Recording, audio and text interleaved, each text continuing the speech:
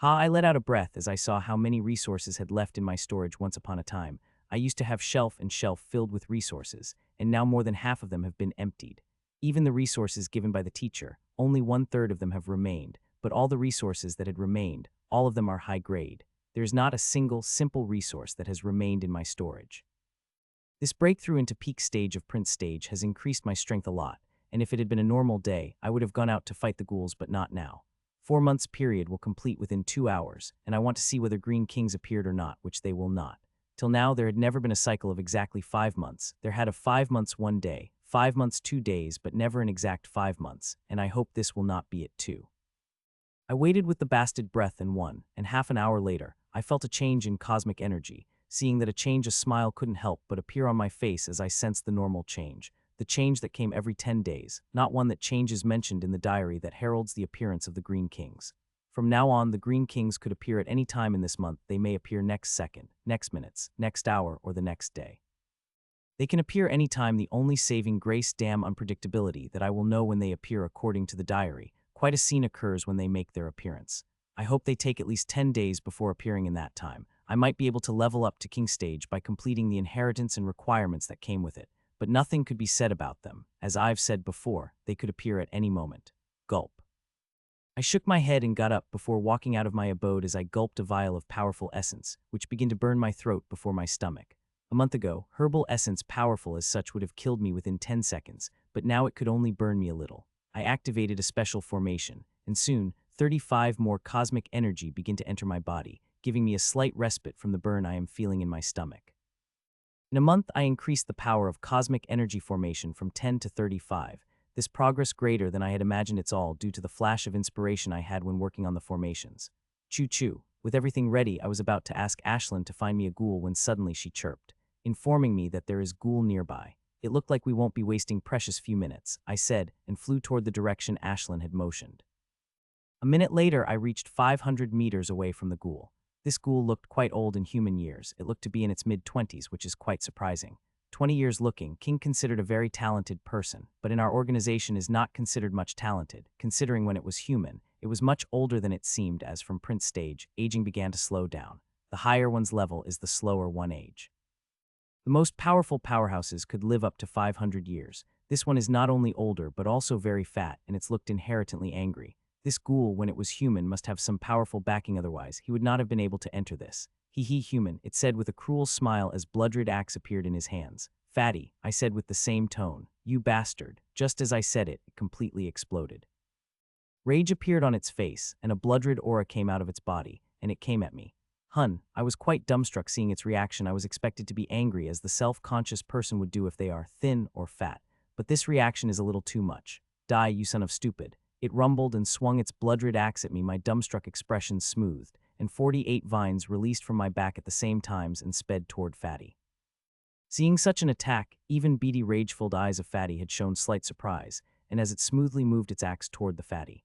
Clang, clang, clang. Metallic sounds began to ring out as my vines attacked Fatty from all the direction, but this Fatty is surprisingly agile and fast as it began to defend against the 48 vines. If it had been 2 hours ago, the 48 vines would have forced a ghoul to use its art immediately, but this Fatty is handling it all without any problem. The power of the ghouls have doubled just now, and it won't be easy to defeat them, but it won't be much hard either. The last month had been very difficult for me, but it is also the month I made the most progress. I've made progress in leaps and bounds, and one thing in which I made the more recognizable progress. I had made tremendous progress in my fighting style. Fighting these ancient bastards and collected data on them have helped me greatly in refining my fighting style. If I had fought with Fatty a month ago, with a similar number of vines having similar strength but no extra experience, I would have had that axe in my chest. These ghouls bastard have really refined their fighting style and styles to unbelievable. If I did not have these moves that I had created myself and knew every part of them, I would not have been able to defeat these ancient bastards. Come in, I said to knock. That sounded on my door. The door opened next second, and Ramsey walked in. Ramsey is a thin, middle-aged man with a scholarly vibe. He is the head overseer of the Black Castle. That held the ruined gate of the Ruin, the only resource site that the Academy held in his hands. Have you got the confirmation? I asked him directly. I had asked Ramsey to come to me when he got the confirmation. Yes, in 30 days, the current cycle of Ruin will complete, and we will be able to open the Ruin gate on the 32nd day when the cosmic energy of the Ruin will reach its lowest. he informed. How sure are you about your prediction? I asked. About 90, he replied. Though most of the time, they can never be fully sure their prediction held, especially when they predict this close to the end cycle. In the previous cycle, the real date of Ruin opening was predicted a month ago, and I had called Mitchell back a month early. A silence downed in the room whenever his name is mentioned. The atmosphere became quite heavy. How is our preparation for the World Championship? I asked Josie. I have given her responsibility for training our selected members for the World Championship. For every organization, the World Championship is a great opportunity to show off and attract talents from all over the central continent and the world. If their organization had a good performance, they wouldn't have to worry about attracting the seeds for at least a decade. They are better than when we had last decade, but not by much. Only Ellie has potential, Josie replied, purposely avoiding the elephant in the room. What do you think her chances would be in the championship? I asked about my daughter, who had gone through great change in the past few months. If I compare her current power with the member that participated in previous World Championship, I would say she would get into top 10, but this time the people that are participating are monsters. She would be lucky if she were to squeeze into top 50, Josie said. Sigh. I couldn't help but sigh hearing that the intel I have received this past few months could be said alarming to the extreme. The seeds of this generation are showing potential never appeared. In my computers, there is a list of more than 20 kings who are able to defeat the emperors. These emperors are not normal. Each of them had some bloodline or apex inheritance.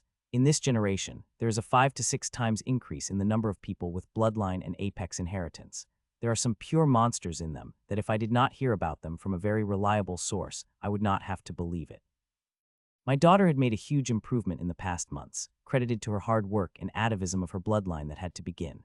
I wish I could help more reach the first stage of her bloodline atavism that way. Her power will explode further, but the resources required to complete that steps are too peculiar and rare. I had tried with all I could, but the resources I was able to gather were not many, and those who have it are not willing to share, even if those resources are no use to them. No, organizations want to strengthen others in these times. If I asked them after the championship is over, they would not have any problem giving them to me. It's not like I could blame them. I am doing the same with some special resources that only we have. You had gone to visit Mitchell's parents yesterday. What did they say? Josie said, mentioning the elephant in the room. Still not worried about him, Josie said, reading the expression. When the ruins connection is broken, the first people I had called were Mitchell's parents, and when I told them about Mitchell's stances, they were shocked and slightly sad but not worried. His father was extremely worried, but his mother was not much, even smiled, saying the ruin will give her son a good chance to grow. I was quite shocked by hearing those words. Yesterday, I visited them. His mother repeated the same words. I don't know what to think about those words. Do you think her confidence came from the battle that happened 26 years ago? Josie asked. I don't know, I said, shaking my head. The battle of 26 years ago was not as simple as people know. Many secrets, deep secrets, were involved in the battle that only higher-ups of Supremes are privy to, and of course, Mitchell's mother, as she is the sole survivor of that battle. I had tried to ask her the reason for confidence, but she evaded the answer with her smile. I chose to believe in his mother and hope that I see my student soon. I said this is the only hope I have about my student, and I chose to believe in it. Josie nodded and began to describe to me the progress of the charges I've handed to her. This Continental Championship is very important for Academy. For the past few decades, the Academy's performance had been abysmal. In the last competition, the Academy's performance had improved, but it is still not enough. This time I had seen huge potential in Mitchell, a potential big enough to shock the world, but then the accident happened. It is very maddening for me not to know whether my student is living or not, and if he is living, how he is doing. Every thought of that felt like torture, and the only thing I could do is hope that he survives in ruin that no one had survived in thousands of years. Blaze, I watched the necrotic core blaze up in my palm, and within a few seconds it had all but disappeared. The price I won after fighting for little more than an hour had disappeared within seconds. It is the 9th day to the 5th month. Until now, the Green Kings have not appeared yet. I hope they will not appear for 2 weeks more. I am far from creating the Diamond Seal or reaching the King stage. I've finished designing my King stage inheritance and was extremely lucky to reach the 4th floor of my refinement tower the day I had fought that fatty ghoul, but that is all progress I had made. I am still far from reaching the required strength needed to equip with my King Stag inheritance and feeling like I had chewed more than I had swallowed. In my overenthusiasm, I created the inheritance with the requirement that is even those with apex constitution like mine have a problem getting, and I am seriously having thoughts of creating lower level option. If I wanted to create a good lower level option, it would take me at least 2 months, but I do patchwork and put in a little more time. I could finish within 2 weeks. Though it will not be perfect, I will have made it perfect in a future upgrade. Currently, I want to reach King Stage as soon as possible, and that is the only way I could survive against the Green Kings. If they appeared before I reached the King Stage, then it would be the death of me. I had just thought that when I felt a sudden change in the ruin, there was no increase in the density of energy or power, but the change I am feeling unmistakable. I had just felt the change when suddenly, I saw the fiery balls of ghostly green fire appearing in the sky. These balls are small, about the size of my head, but they are glowing spookily in the sky.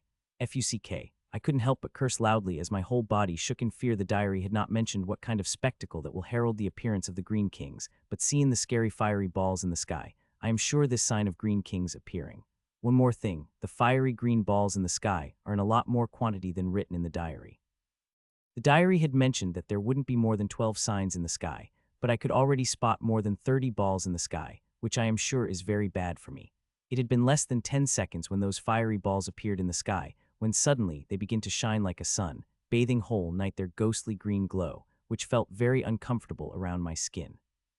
The fiery green balls blazed like a sun for a moment before they fell down like meteors and merged into bodies of the ghouls. My luck was extremely shitty that one fiery ball fell on the ghoul that was little more than kilometers away from me. As ghostly fire's battle merged into that silver ghoul, a huge change began to occur into that ghoul. First, its skin color changed to that of the ghostly green before a green jade armor begins to appear on their body. Within a second, the jade armor of ghostly green shade appeared. Ghostly shade appeared on the ghoul's body, covering every inch of it. In its hand, a greatsword appeared with iron handle and jade blade. The most notable thing that appeared on it was the cloak, which looked like it is made of the ghostly green fire. The change was amazing, but it had also light up the great fire of fear inside me. Just one look at ghoul and I know I am not its match. It had the power to kill me in a single move. Run. An instinct came from deep inside me. My whole self became aware that I could not survive against this being. It screamed at me to run away as fast as can, and I followed that direction without hesitating. Running away so soon, little human. I heard a deep voice and found a ghoul covered beautifully ghostly jade armor and fiery clock in front of me. Its whole body is covered in armor, even its eyes. I can't see what it is feeling, but his voice is enough to tell me he is extremely angry.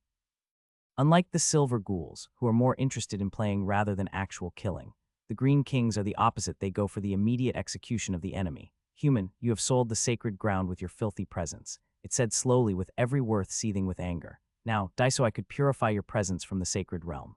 It said and punched toward me. This bastard had not considered me worthy enough to use its blade on me. It had just punched. Seeing the punch of death coming at me, I activated the last move I had. This move I had used very few times. I can use it single time as it used every speck of energy I have.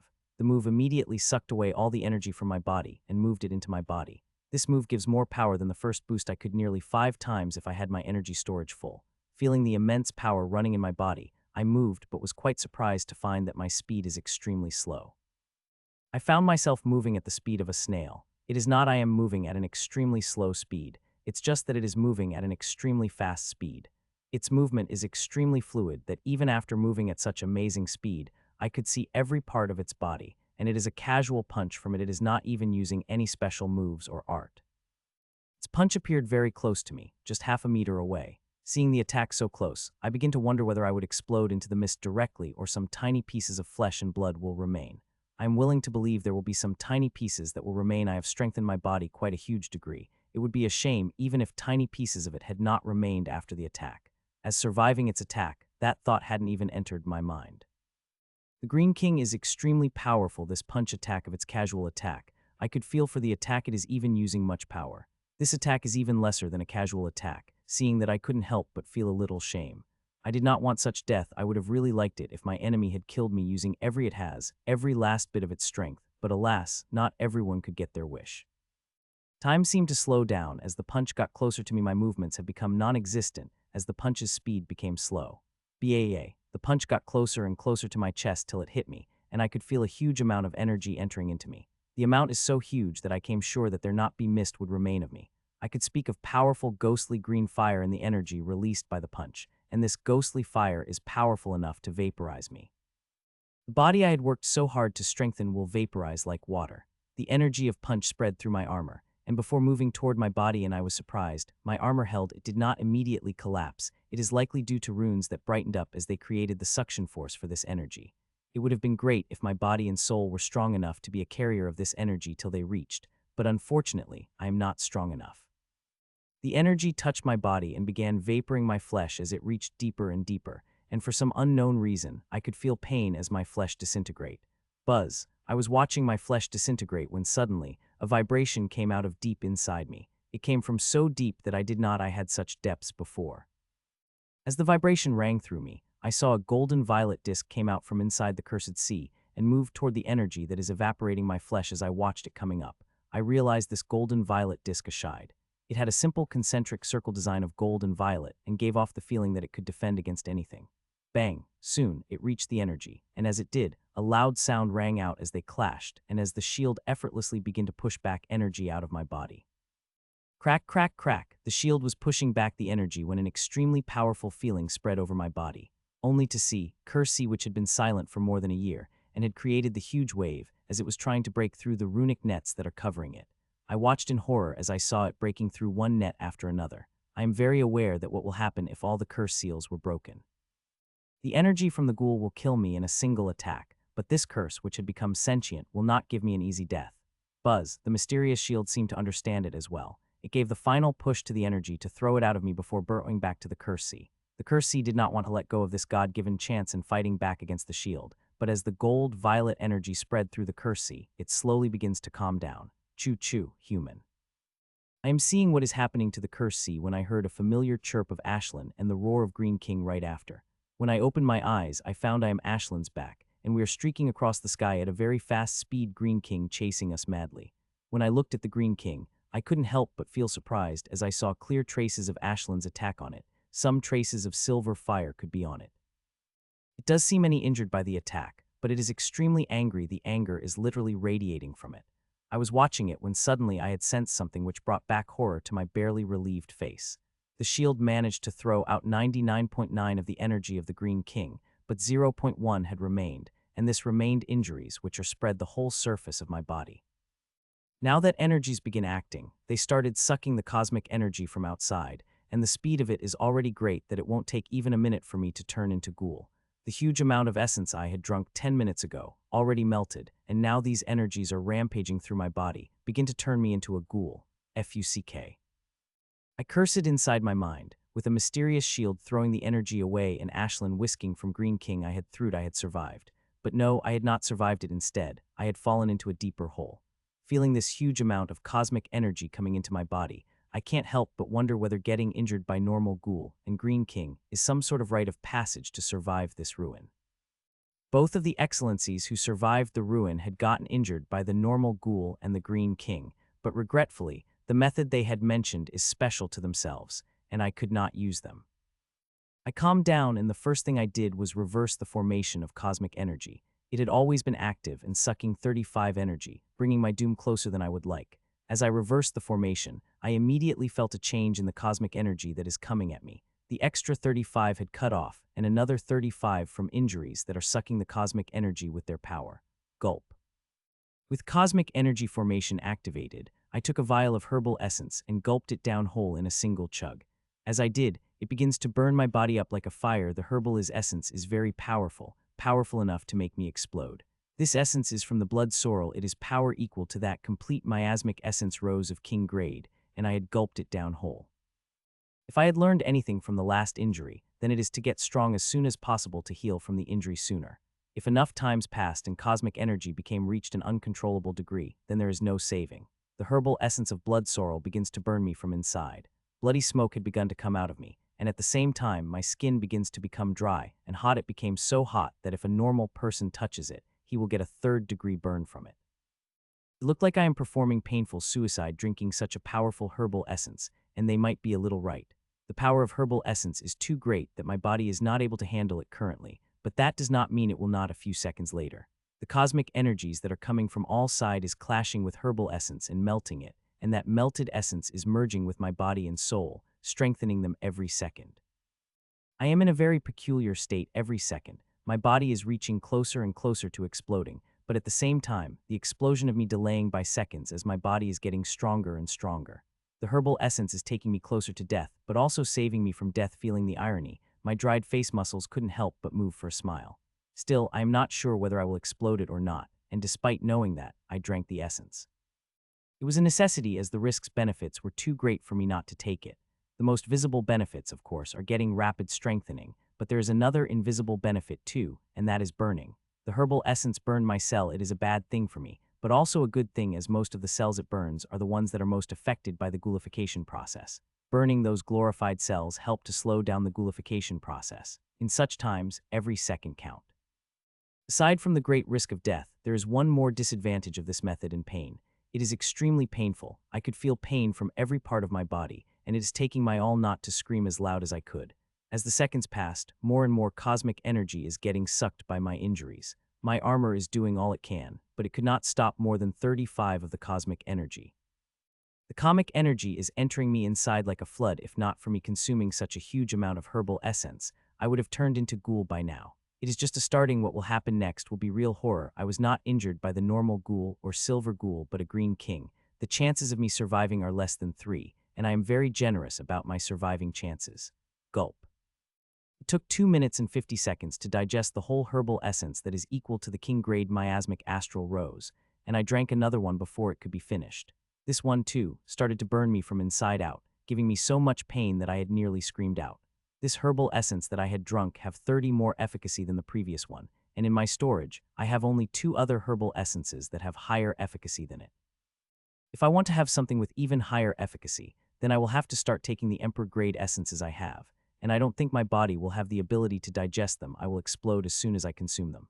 I looked behind me and saw how far we had left the Green King. Ashlyn is very fast that within minutes she had left the Green King far behind, and if not form, we are the same territory. The distance between use would have been even greater. The Green Kings are very territorial. The other Green Kings would not invade the territory of other Green Kings, not matter how enticing the treat is. They will only come inside the other Green King's territory when they are invited. Staying in one territory is the safest option. Each Green King is different, and some even have weird powers. Gulp. 2 more minutes passed, and I drank another bottle of the essence, and it also begins to melt under heavy assault of cosmic energy, strengthening my body further and further. Sigh. A painful sigh couldn't help but escape from my mouth. Seeing that, I could feel my end is near. The quantity of energy increasing by the seconds, which is making the energy melt faster, though the melted energy is merging with the body, strengthening it. It is not enough to stop the assault on cosmic energy in 3 minutes. I will finish with the highest efficacy king-grade essence. That time, I will have to use a similar efficacy essence or use emperor-grade essence. The worst thing is, I could not do anything else other than chug the essences after essence. I wanted to circulate the energy to create seals. Diamond seal will increase the chances of surviving, but I can't circulate the mana. The cosmic energy has obstructed it. The melted energy I could circulate, but its quantity is low, and it quickly merged into the body. If I want to circulate it, I am going to need a huge amount of melted energy, or I have to get a break from the cosmic energy, so my energy would not feel the obstruction. If the diary is right, then I will get a chance at both options, but I will not have time to circulate it as the real process of ghoulification would start that time, having the special flavor of Green King. It won't be long before something else take the place of cosmic energy, and that something else is very vicious and extremely fast in its working. It has the power to turn me into a complete ghoul in less than 5 minutes. That is why I had said that once that thing appeared, my chances of staying alive will plummet to less than 0.1. There is no stopping it. The change I had been expecting had happened. The injuries stopped releasing the cosmic energy into my body and began gathering inside them. They are still sucking the cosmic energy at their ever-increasing pace, but they are not releasing inside me, which begin to burn my body further. There is a sizable quantity of herbal essence in my body, the most powerful king-grade essence, and now there is no cosmic energy to counter it. It had turned on me at full force. It had begun burning me from upside down, my body, my mana veins, everything under its assault, and if no cosmic energy has come to save, then in about 5 minutes, this herbal essence will take my life. It is the moment I was waiting for, the opportunity that will increase my chances of living my 50 than current less than 1. The only thing I have to do is create a diamond seal. And without wasting any more time, I begin to circulate my energy through the veins of supreme combat exercise.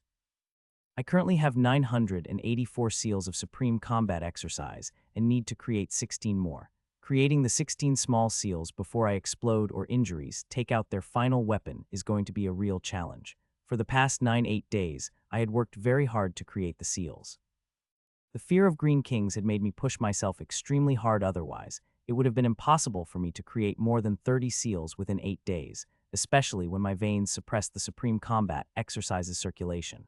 I had just completed the sixth circulation when my veins began to contract, seeing that I pushed the energy even harder as further I go into circulation, the more time it will take me. I pushed energy harder and harder. The pain of my body burning also helped a lot. It helped me negate all obstruction veins produced during circulation. I channeled all the pain I am feeling into the circulation, and its speed increased again, and I had created a seal within 25 seconds, the fastest in the last 8 days. If it had been any other times, I would be proud of such speed, but now I could only curse, slow, and begin to circulating at an even faster speed. I've only have less than 5 minutes, and in it I have to create 16 seals. It is an extremely difficult target, some might say near impossible, but I intend to achieve it, and for it I begin to circulate as if there is no tomorrow. Seal after seal begins to form in my temple, and 2 minutes, 6 seals are created, which begin to spin with other 4 seals to create an amethyst seal. I did not even look at the process and continued circulating, which suddenly became 10 times harder. The veins have contracted so much that a tiny amount of energy passed through them, and even to do that, I had to use every ounce of my willpower. The last 10 seals are extremely hard to create, and I am having even more problems as 50 of my body had been burned away, and it is due to the exorbitant vitality of my body is keeping me alive. A normal human would have died long ago under such damage, but I am surviving. Still, every moment is torturous, and if it is not due to my will to alive, I would have given up under this torture long ago. Seal after the seal is created as I circulated, and as I am doing that, amethyst seal had completed and released its energy, which did not affect my current condition even a bit. I did not even felt its energy. My current condition is way beyond what normal seal or amethyst seal could make any positive change. Only ruby seal could affect my current condition, and diamond seal helped me survive. Sometime during the circulation, I have completely forgotten about anything else. The only thing that remained in mind was circulation. Gasp. My pin price concentration on circulating had broken as I found I could not circulate anymore. When I looked up, I found there are a total of 9 ruby seals, 9 amethyst seals, and 10 normal seals that are spinning to create the 10th amethyst seal. Once the 10th amethyst seal is created, 10 amethyst seals would create the 10th ruby seal, which with the other 9 ruby seals would create a diamond seal. I did it, finally did it. I had created 1,000 seals. It won't be long before I have the diamond seal. Gulp, gulp, gulp. Without wasting any time, I took a palm-sized bottle and poured it all down in my mouth. This bottle contains 100 vials worth of special potion, which provides the energy needed to create the seals. I drank it all, so there would be no time wasted in creating amethyst seal and ruby seal. After that I want to create as soon as possible before my injuries react or I explode, which I am very close. I hope to have a respite from ruby seal if there is no healing energy from ruby seal or the injuries did not react. I will explode within 30 seconds. I don't want to die when I had finally created 1,000 seals of supreme combat. The potion worked like a charm. It immediately transformed into a flood of non-violent energy, and within a second, the circle absorbed, an amethyst seal emerged and began to release its energy. The amethyst seal released the energies for about 5 seconds before moving toward the 9 other amethyst seals and began spinning and started to suck the energy. It took it more than 10 seconds to suck the energy, and to my utter surprise, nearly all energy that 100 vials of potions have produced. Buzz, just as it finished, it begins to release cooling energy, which immediately begins to heal me. It directly overpowered the herbal essence as it begins to heal. The smile had just formed on my face, seeing when it became frozen in its place as my injuries, which were calmly sucking, the cosmic energy till now has finally reacted. My injuries flared up in heat as if they are burning, and the next second small wisp of fire of ghostly green fire released from them. These ghostly green fire wisps looked similar to the green fire that appeared in the sky a while ago. Injuries released these wisps in hundreds of numbers, and now they are moving everywhere in my body. Half of the wisps moved toward the herbal essence, while the other half spread all over my body, kickstarting ghoulification with the increased speed. Seeing it working, I calculated, it won't take it more than 2 minutes to turn me completely into the ghoul. On the other hand, these wisps have totally ignored the energy released from the ruby seal, which is healing my injuries at a tremendous speed, which ghostly wisps are latching on right after. The only saving grace of that the melted essence it is melting at amazing speed. The wisps burrowed into it and began attacking like a frenzy, which increased its melting speed by more than 20 times than before. The melted energy is merging with me, strengthening my body further and further, but I am not happy as every second. The injuries are releasing more and more ghostly wisps, which burrowing in my body and essence. The essence is melting at the visible speed, and now there is less than 20 of it remained, which will be melted within 5 seconds. Seeing that, I have a very big decision to make. whether to consume king-grade herbal essence next or consume emperor-grade. The essence that is melting has the highest medical efficacy in king-grade. If I consume herbal essence of similar efficacy, I will lose my edge to my injuries, and once it gets the upper hand, it won't take even a minute for it turn me into a ghoul. But I drank the emperor-grade herbal essence. Even the lower-grade ones, there is a high chance that I might explode within a second. But if I survive somehow, then I will have at least a minute, which I think will be enough for diamond seal to materialed. Gulp, ahhhhh. Right when the remaining essence in my body is about to be melted, I drank the essence of devil flame saffron and screamed as my body light up in blue, and fiery blue flame came out every part of my body. Crack, crack, crack. Not only that, the cracks begin to form all over my body and smoky blue fire came out of them as I screamed like never before. My eyes ruptured and began to bake while my dry skin begins to melt slowly, not only my bones to begin to soften. I have come extremely close to dying. There quite a great chance that I might die next second. Yes, I had drunk emperor-grade herbal essence, which could make me explode the next second, and I don't regret my choice. If I had chosen between hope and defeat, I would choose hope even if it extremely painful chose and might kill me the next second. As my body reaching close to an explosion, the ruby seal stopped releasing energy and moved toward the other 9 ruby seals, but unlike normal seals and amethyst seals, these 9 ruby seals did not begin to spin. They directly begin to merge. At every merge, they would glow brighter and brighter, and Ruby Red's glow became lighter and lighter. At the same time, the wisps that had burrowed into my body moved toward essence and began to burn in a frenzy, as if sensing it is going to kill the host they are trying to convert into the ghoul. With every ghostly wisp on my body attacking the essence like crazy, the essence began to melt like tap water and begin merging with my body and soul, strengthening them further and further. The essence is merging with my body like never before. Its quantity is so much that I could feel myself getting stronger every second. But this did not make me happy, as I am very close to reaching my limit. My body will reach the limit in less than 10 seconds, and that time, it won't be able to strengthen further, as melted essence would not be able to merge with my body. If that happened, then I would die within 3 seconds. I've consumed a comprehensive strengthening type, emperor-grade essence. It is very powerful and needs more minutes to melt completely, so one can imagine what it will do after my body reached the limit.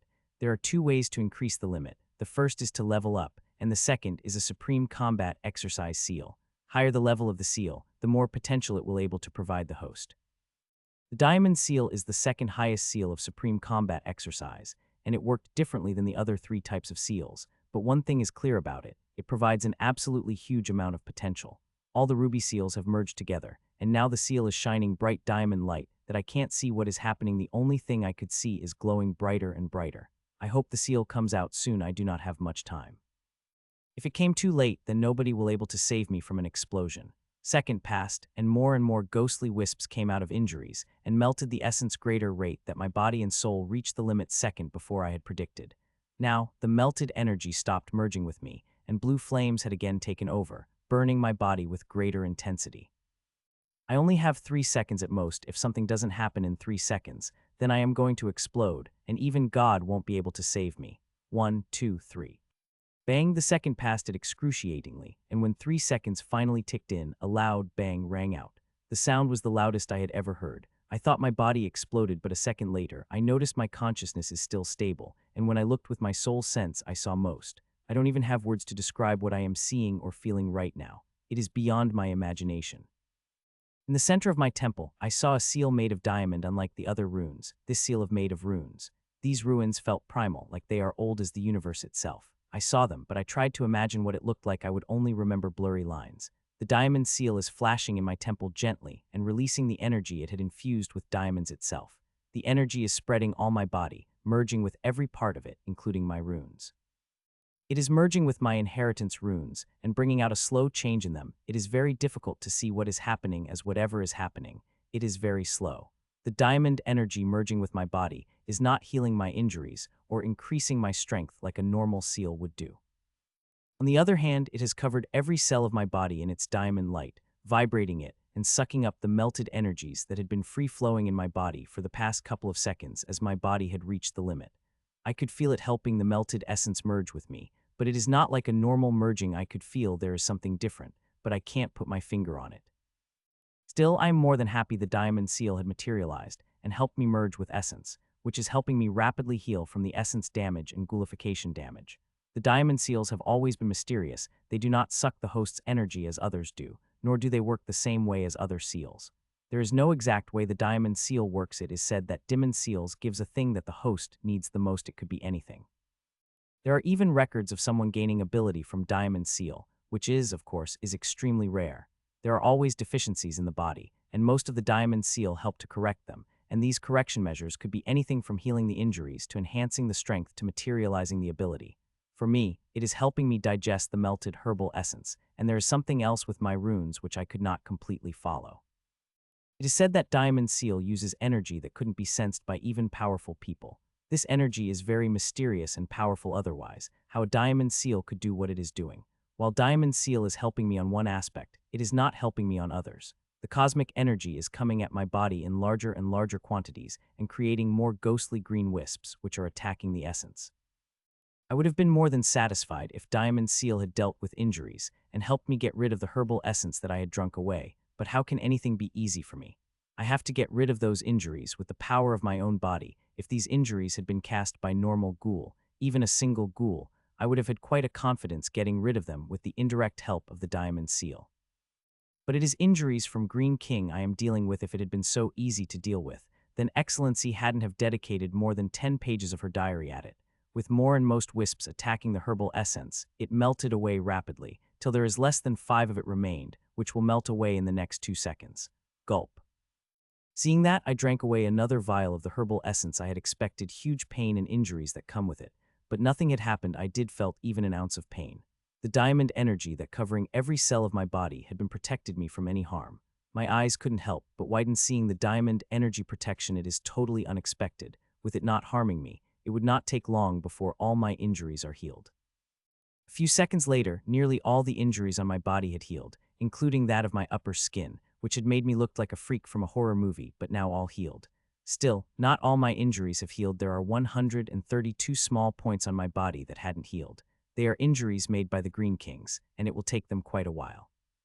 Seconds passed by, and more wisps begin to appear inside my body. Currently, they are attacking the essence, but there will be a time when the number of wisps will increase so much that they will able to finish Emperor-grade essence in a second, and that time they will attack my body in a frenzy, that even Diamond Seal won't be able to protect me. Diamond Seal is powerful, but I don't know whether it will be able to save me against the ever-increasing wisps pouring in. Though I'm getting stronger every second, the number of wisps is increasing as well, and if they go crazy as Diary says they might if they could not covert me to a ghoul soon, then I am really fucked. I just wish that this Diamond Seal had helped me rid of injury and wisp. The increase in strength is shocking, but I have to alive to use it. When these wisp bat shot crazy, then even this unbelievably strong body will not able to save me.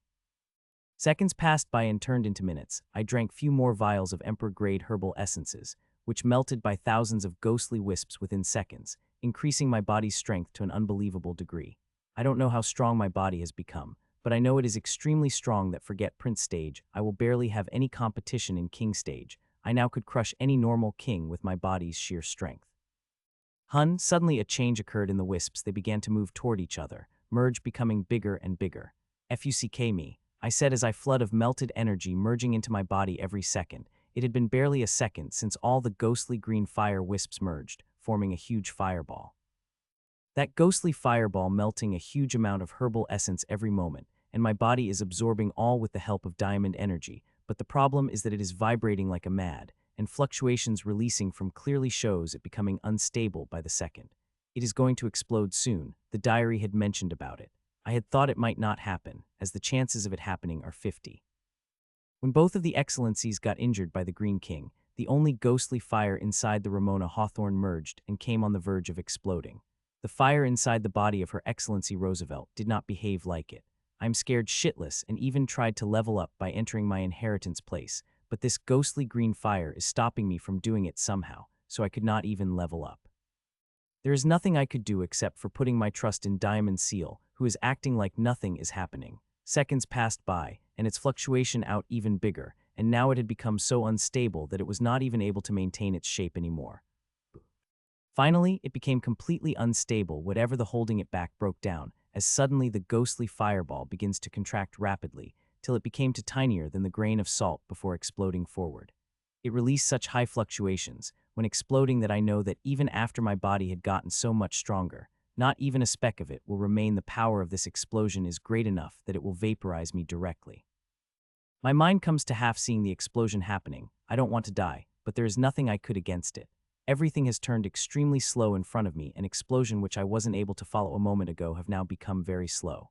I saw an explosion which I was considering to be in green color, is seeing the color of fire is now purple, and as it became bigger and bigger, it melts the essence energy at a greater rate.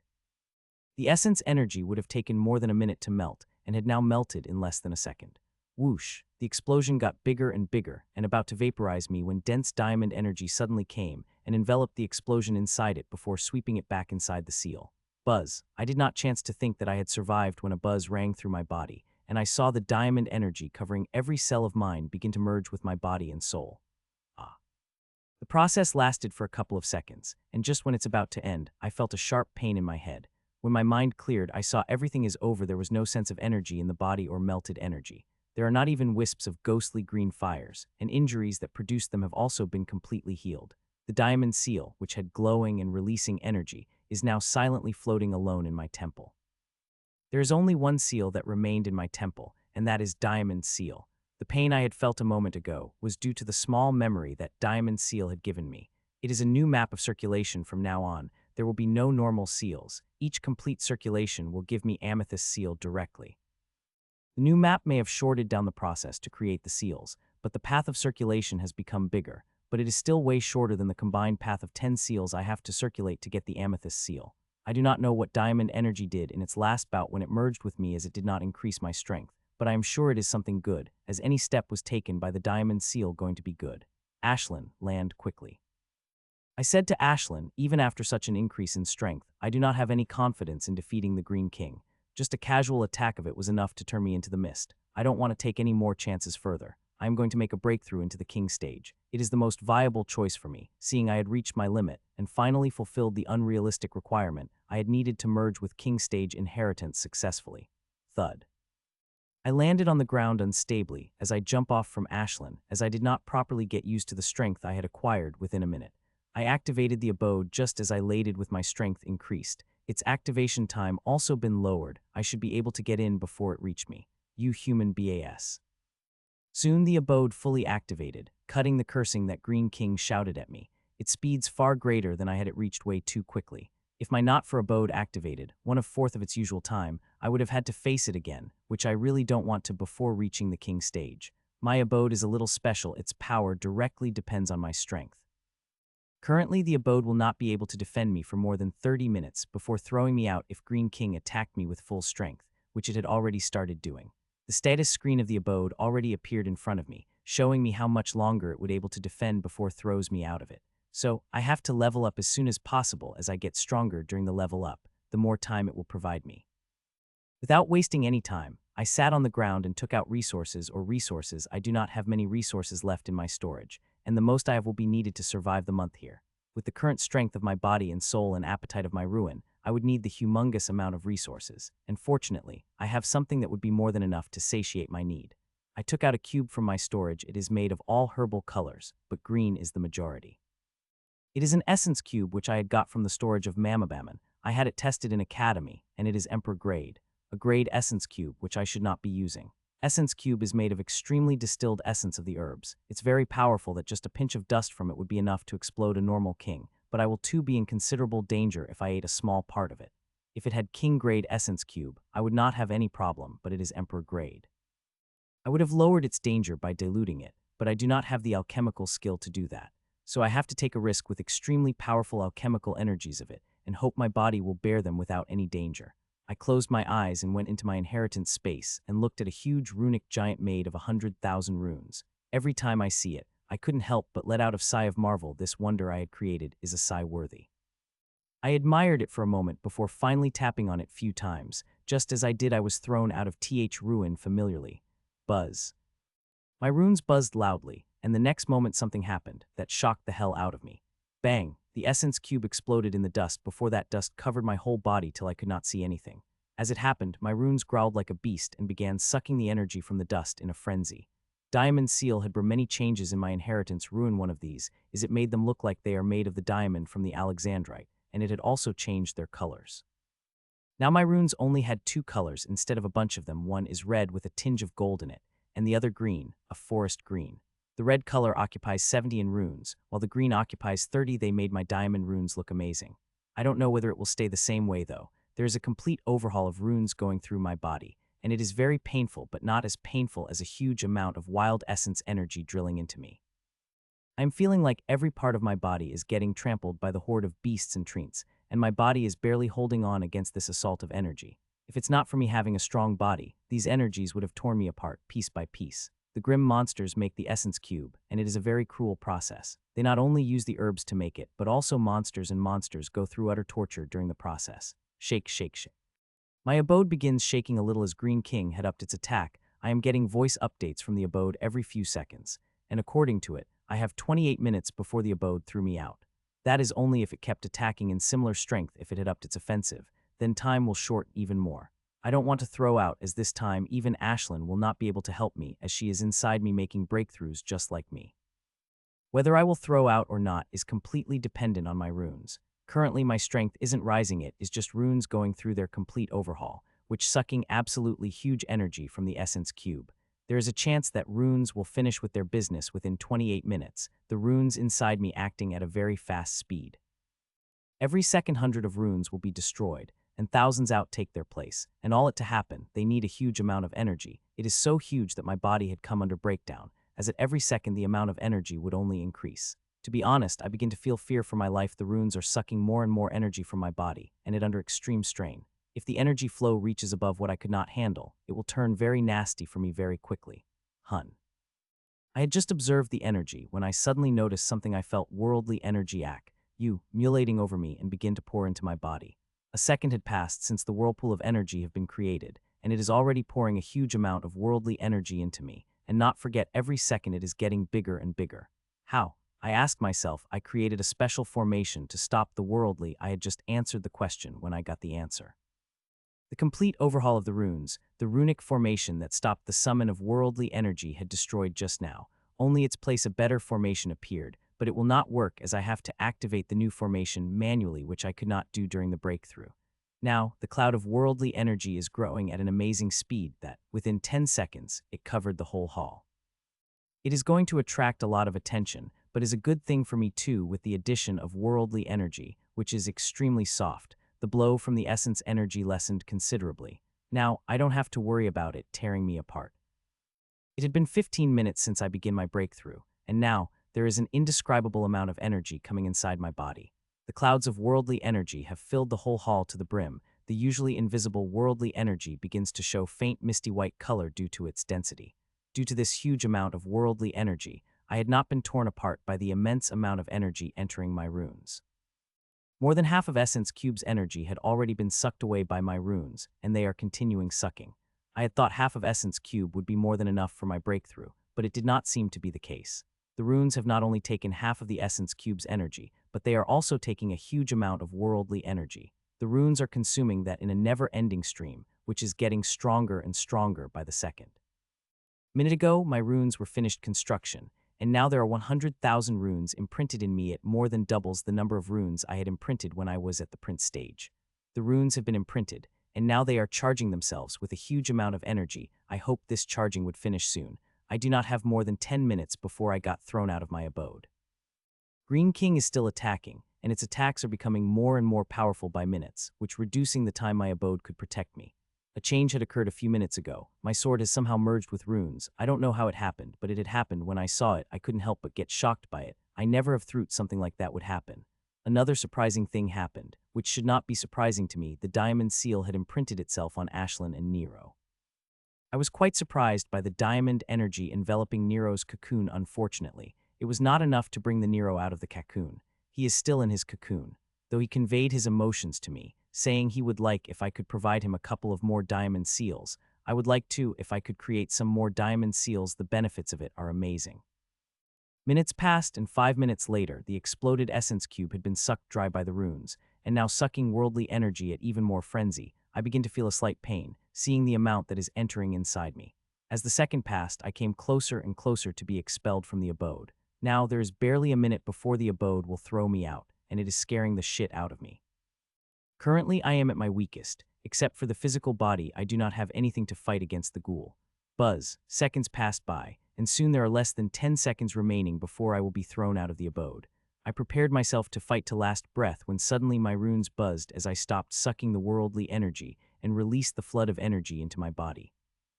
The energy the runes released are red and green color just like them, and it is thick like honey as it spread into every inch of my body and soul, enriching them, making them stronger by moment.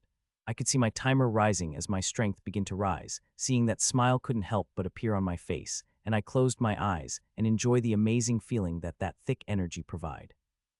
The feeling they provide is too amazing, just like a wonderful organism, and just like it had lasted for a short while, but the strength they have given me is amazing.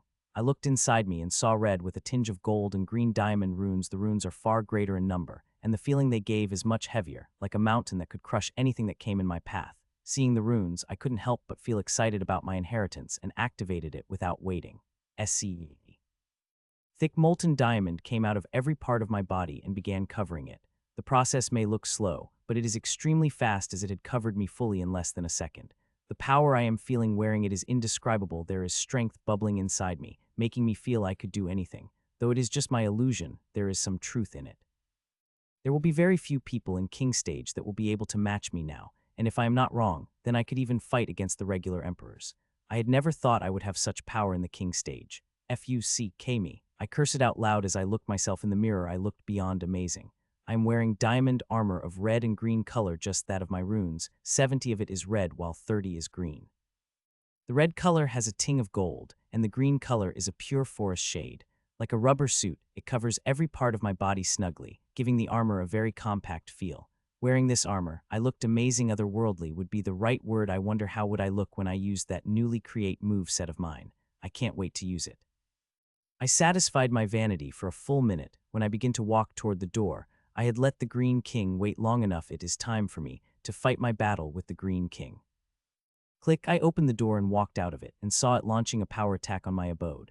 The attack was not targeted at me, but it had hit very close to me that some of its power hit me, and I had to say it's very powerful, so powerful that I would have directly turned into smoke if it had been an hour before, but now it did not even create an itch. After that, it looked at me with eyes that were still covered in ghost jade armor. Its armor is amazing, but mine is even better. I am sorry to keep you waiting, you see. I was a little busy. I said to it. It did not reply, not even a humph. Before it came at a speed which I would have called teleportation before, but now I could see it. It had seemed to gauge my strength, as this time it had brought out the huge greatsword behind its back, or maybe it had brought it out because it wants to kill me in a single attack. I don't know, nor I care. For the reason I want to use the strength that is bubbling inside me, and since it had used its sword, I am going to use mine too, which in this breakthrough had changed as well and made it better. My sword appeared on hand, and it has changed. Dimension-wise it is about the same, but everything else had changed. The blade, my sword, which used to look like it had been carved from rubies, is now looked like it is made of diamond. The blade is fiery red with a tinge of gold, and handles everything is of forest green color, and surprisingly, it did not look like it is made of the diamond but the wood. The wood is very gripable and heavy, perfectly in balance with the blade. The emblem of abomination that is present in the center of the guard is the only place where green and red worked, presenting a tentacles abomination. Aside from the looks, the weight of the sword had also increased by 40, which is great. If the sword had remained of the same weight, it would have felt too light, and I had to use its weight enchantment every time I had to feel something heavy in my hand. The enchantments had remained the same, but there is a big change that had occurred to them. The change in them is really amazing. I lifted my sword and moved toward it. My speed is faster than I had intended. It will take a while to control this sudden increase in strength. Soon we reached next to each other and moved out the sword. Both of our swords are greatsword, with its being slightly bigger, and both of the swords looked as if they are made of the gemstone. Clang, our weapons clashed, and I felt a huge amount of coming down toward. The amount was so immense that it could easily drown a king, and even I felt fear toward it before I realized I could handle it fine. The immense amount of energy came at me, but as it touched my armor, it had immediately disappeared, and the next moment, I got a huge amount of raw energy at my disposal. KRRRR. We had just clashed when the Green King smoothly slid away from its sword and moved its sword toward my neck at immense. The speed of its sword was 3 times more than its attack. Its movement was extremely fine and fast that I was not able to react at all. There was beauty in its movement, which had charmed me, and by the time I had realized what is happening, its sword had reached very close to my neck. Seeing the sword is very close to my neck, my eyes flashed, and a couple of runic formation had lit across me my body, and next moment, I disappeared from my spot as I jumped back at extremely great speed.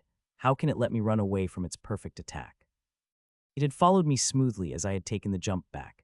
Though it followed me, I had got what I wanted from the jump I took time. Clang! My sword appeared in front of my neck and defended against its attack, and this time I am very careful. The last attack had caught me off guard. Its execution was extremely smooth and felt like art.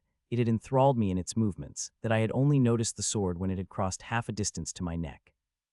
The Green Kings are not like a silver elite. They not only have an upper-level necrotic core, but they also have a huge fighting experience, which is far more than what silver elites have. Every movement, every attack of them is refined to perfection. I would really fall dead if I dared to become complacent even for a second. I have to be careful against it always. Humph, clang, clang, clang. It let out a humph and began its attacks, and this time the speed, power, and technique behind them are far greater than before.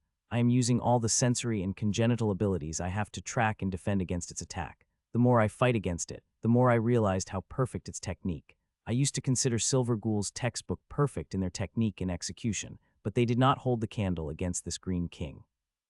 The only reason I am fighting against it in equal terms, because of my inheritance and every part of it that is attuned to me I know, and use everything it had to offer it is the greatest I have being its creator. Not even a holders of powerful bloodline and apex inheritances could compare to me.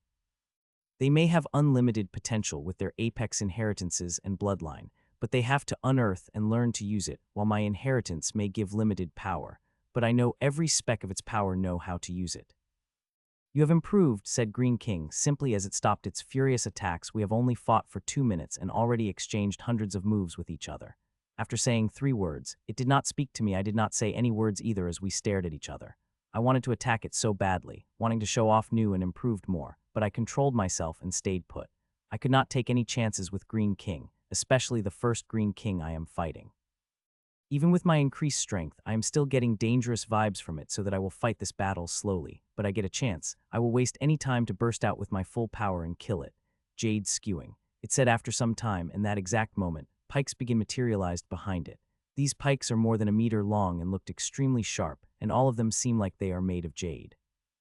Soon, over 1,000 pikes appeared behind it, all of them releasing a powerful aura. I am sure each of these pikes are perfectly capable of piercing through the thick steel plates.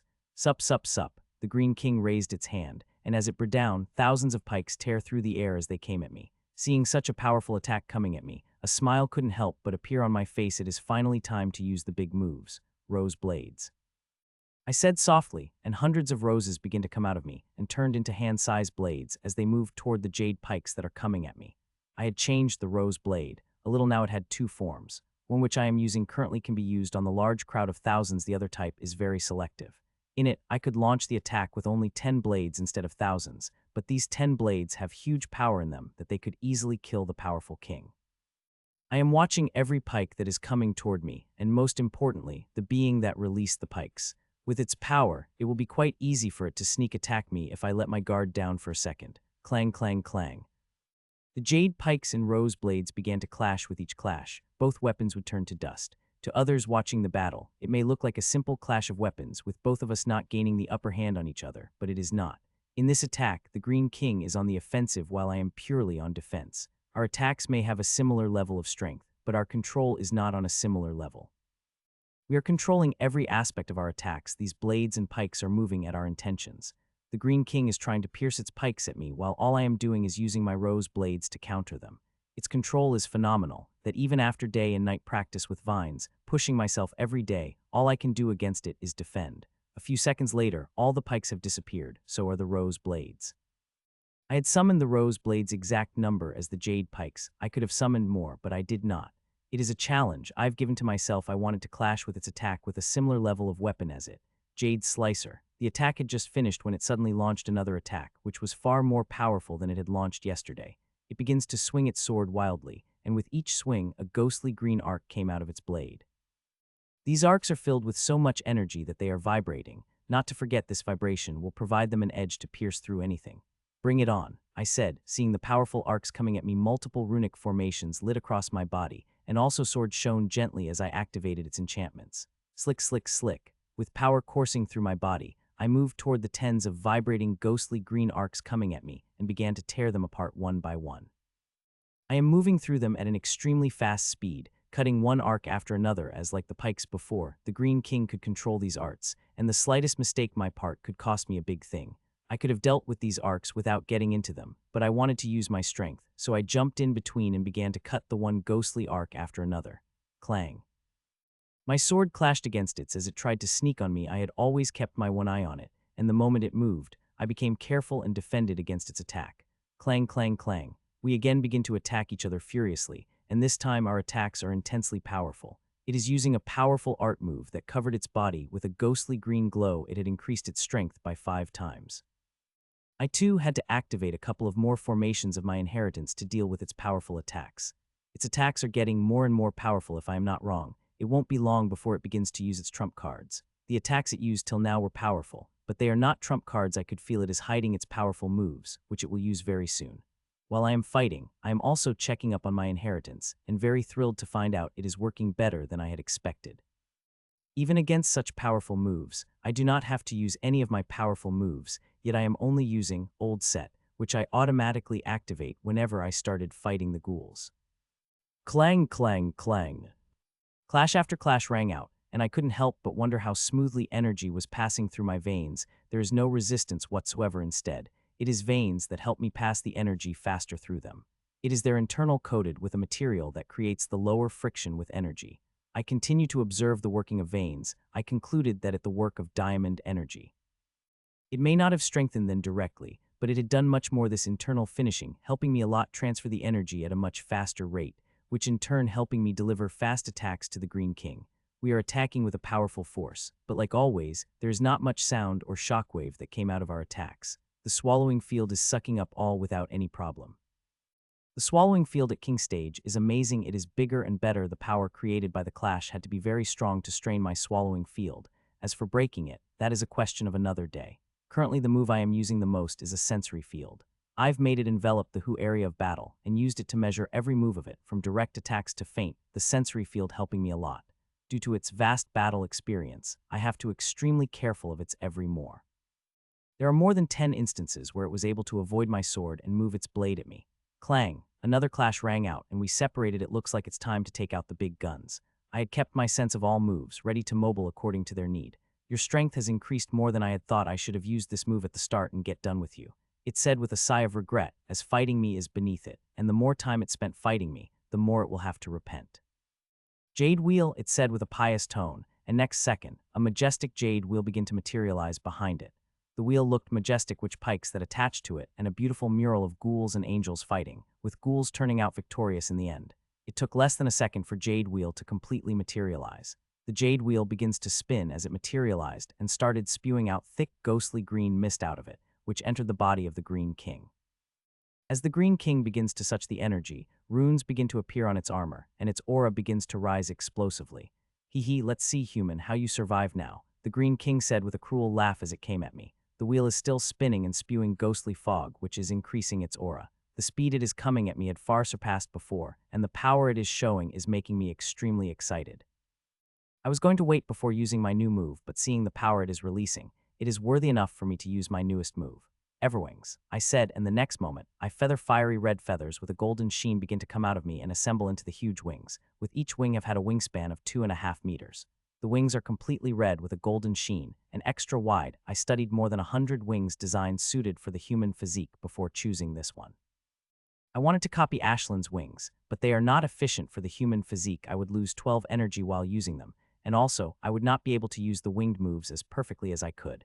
Everwings are the name of my third moved set. It currently has only 2 moves. The name of the first move is Sam at the move set name, and as for the second move, I will reveal it later.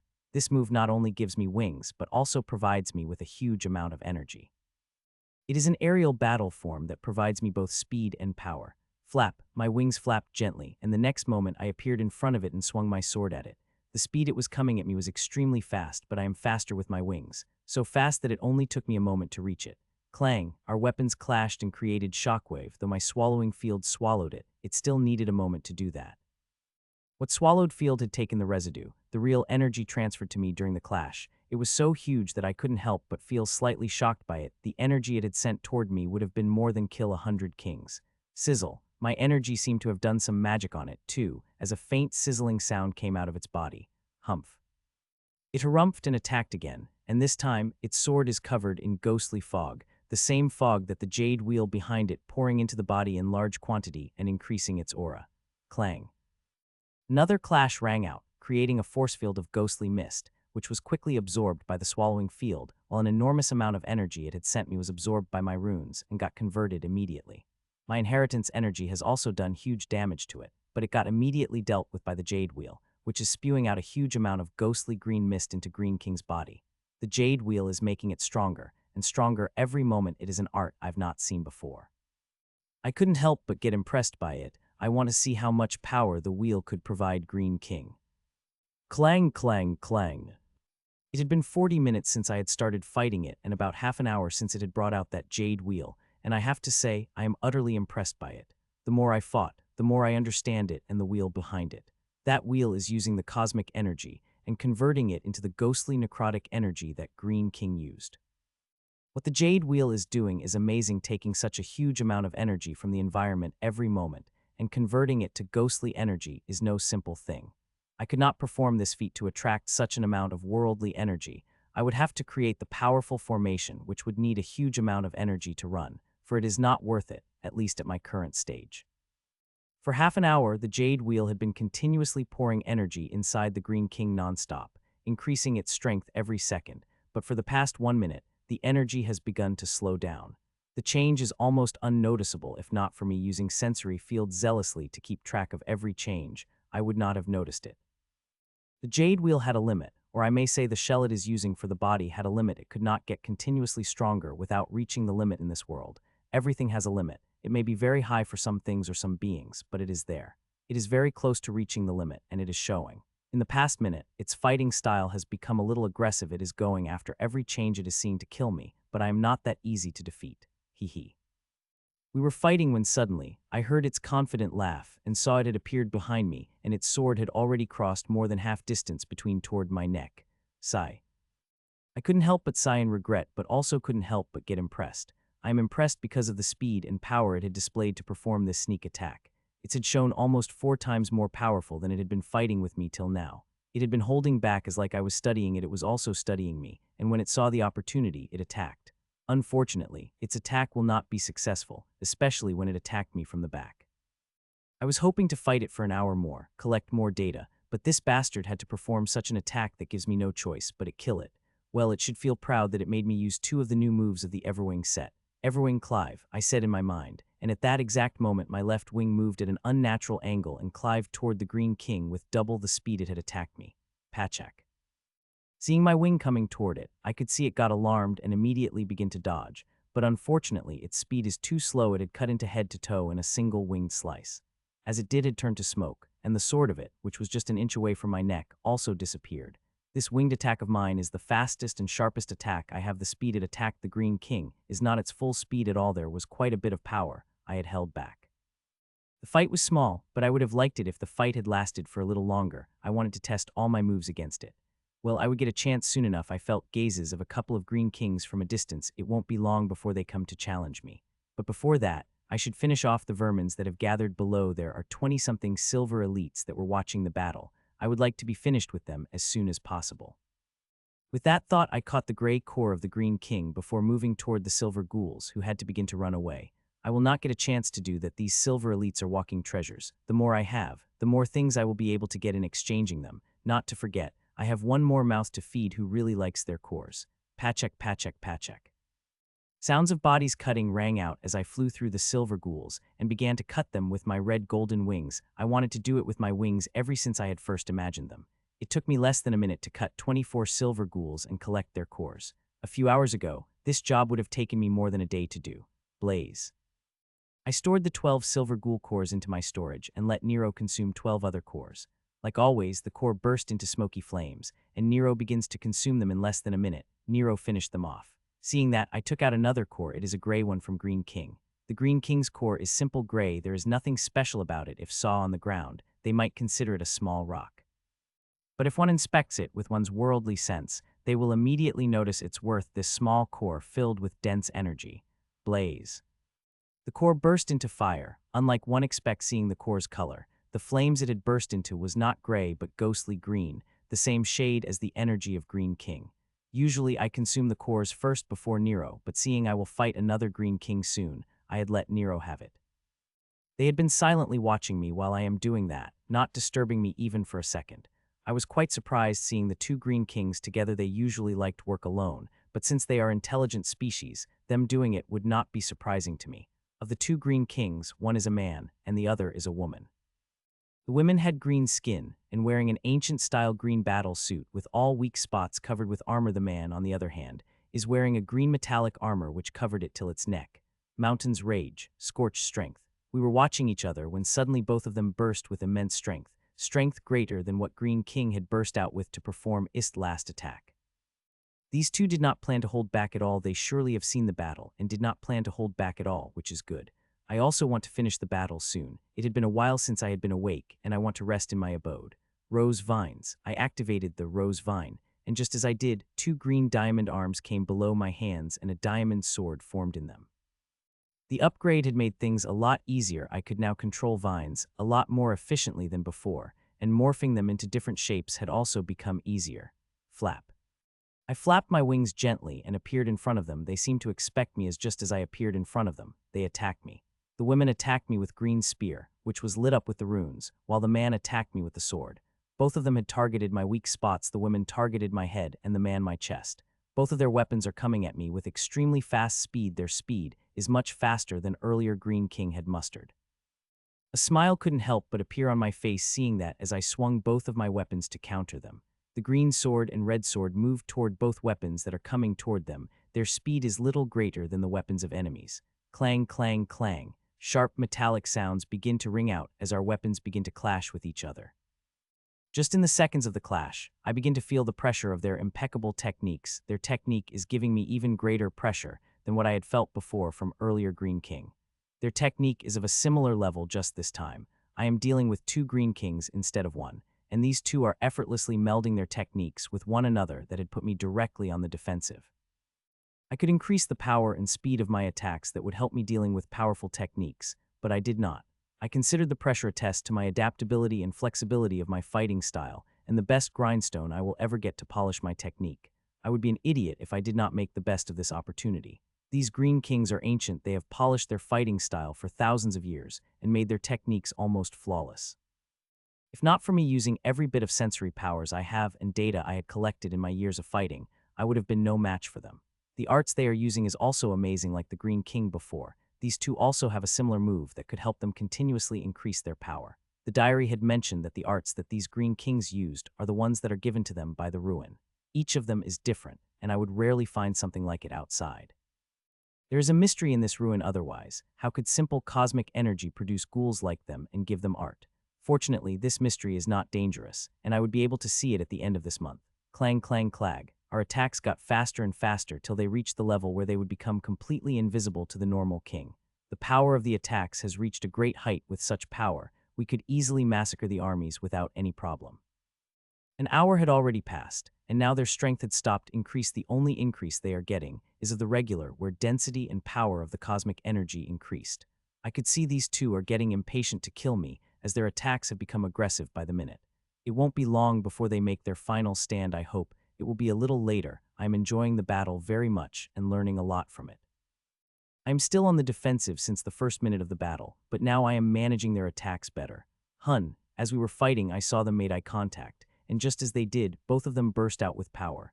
Die human, they shouted in unison as they swung their weapons at me. This attack is filled with power and impeccable technique, and their attacks are coming from the two greatest gaps of my defense. Seeing their attack, a tang of regret flashed into my eyes before two of the face diamond vines' hands turned them into the vines, speedily moved toward the weapons. Pachak pachak. The vine's speed was so great that these two ghouls, with impeccable technique, would not evade as my vines caught their weapons, and the very next moment, moved forward and cut them into two pieces. They may have flawless technique, but I have speed and strength, and in this coming month, I want to as much as possible so I could have a technique as well. I watched their bodies turned into the smoke, and cores appearing out them, which I caught immediately. These two Green Kings were pretty strong. I had fun fighting them. Still, they were not enough to make me fight with all my strength. I could have just killed them directly with my vines. They were fast enough to do that, but I wanted to have practice with vines. Unlike the two movesets, Everwing is a new set, and I could not use it with the same familiarity as the other set. Flap. I stored the two cores inside my storage and flapped my wings as I flew away from my spot. Today and tomorrow I will get little rest, but the day after that I will have to use all my strength to fight against the Green Kings. Today is the 9th day of the month, and tomorrow is the 10th, and when it was over, the power of all ghouls will double, including that of the Green King, and they will become powerful enough that I will have to use every ounce of my strength to defeat them. Hun. I was enjoying flying with my wings busy in my thoughts when I saw a ghostly green fireball in the sky. So it's true, I said, seeing it. The number of Green Kings never decreased. If you kill it, another one will spawn in its place. Their number always stayed the same as they appear for the first time. So I have to be careful when I dealt with the Green Kings. There are quite high chances that I might get ganged up by the Green Kings. It had happened with the Excellencies when they are in ruin. Even if my strength increases tremendously, I am still in immense danger and should not let down my guard, otherwise it won't be long before my head under a sword of Green King. I left behind all the Green Kings that were following me from a distance and found a secret spot to set up an abode. Click. I walked into the abode and stopped. I really want to sleep right now and eat, but before I could do any of that, I have to consume Green King's core. The rule of the 30 still applied, means if I consume it now, then I will be able to consume another one tomorrow end, and another one a few hours after that, as the cosmic energy would be doubled. If I sleep right now and consume Green Source after waking up later, I would not be able to consume the core 1.5 a day later, and will have to consume it after the cosmic energy is doubled. Sigh.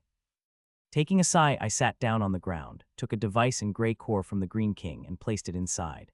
As I did, the device cut the core into two, revealing dense green liquid that seemed to be bubbling with power. This green liquid is the reason why the essence of the necrotic core is called the Green Source, and the diary said the Green Source of Green Kings is different from the Green Source of the other ghouls. Lick. I licked the drop out of the small glass dish, and just as I did, I felt a flood of refreshness tearing the avert part of my body, filling every cell of mine. I couldn't help but let out a moan as refreshing energy spread through me. The energy felt like a reward to the things I had suffered during the day.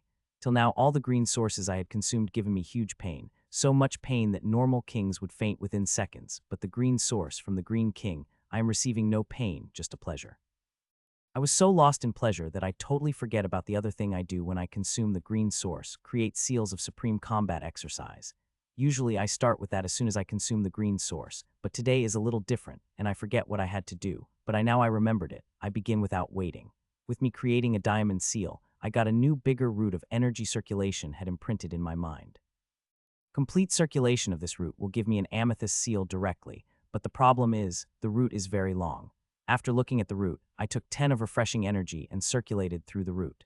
The energy may be refreshing, but it is still extremely wilder than energy from any source I've ever consumed. I can barely control this 10 of energy. For the first few seconds, I circulated the energy without facing many problems from the veins, but as I circulated through more and more veins, the veins begin to create suppression.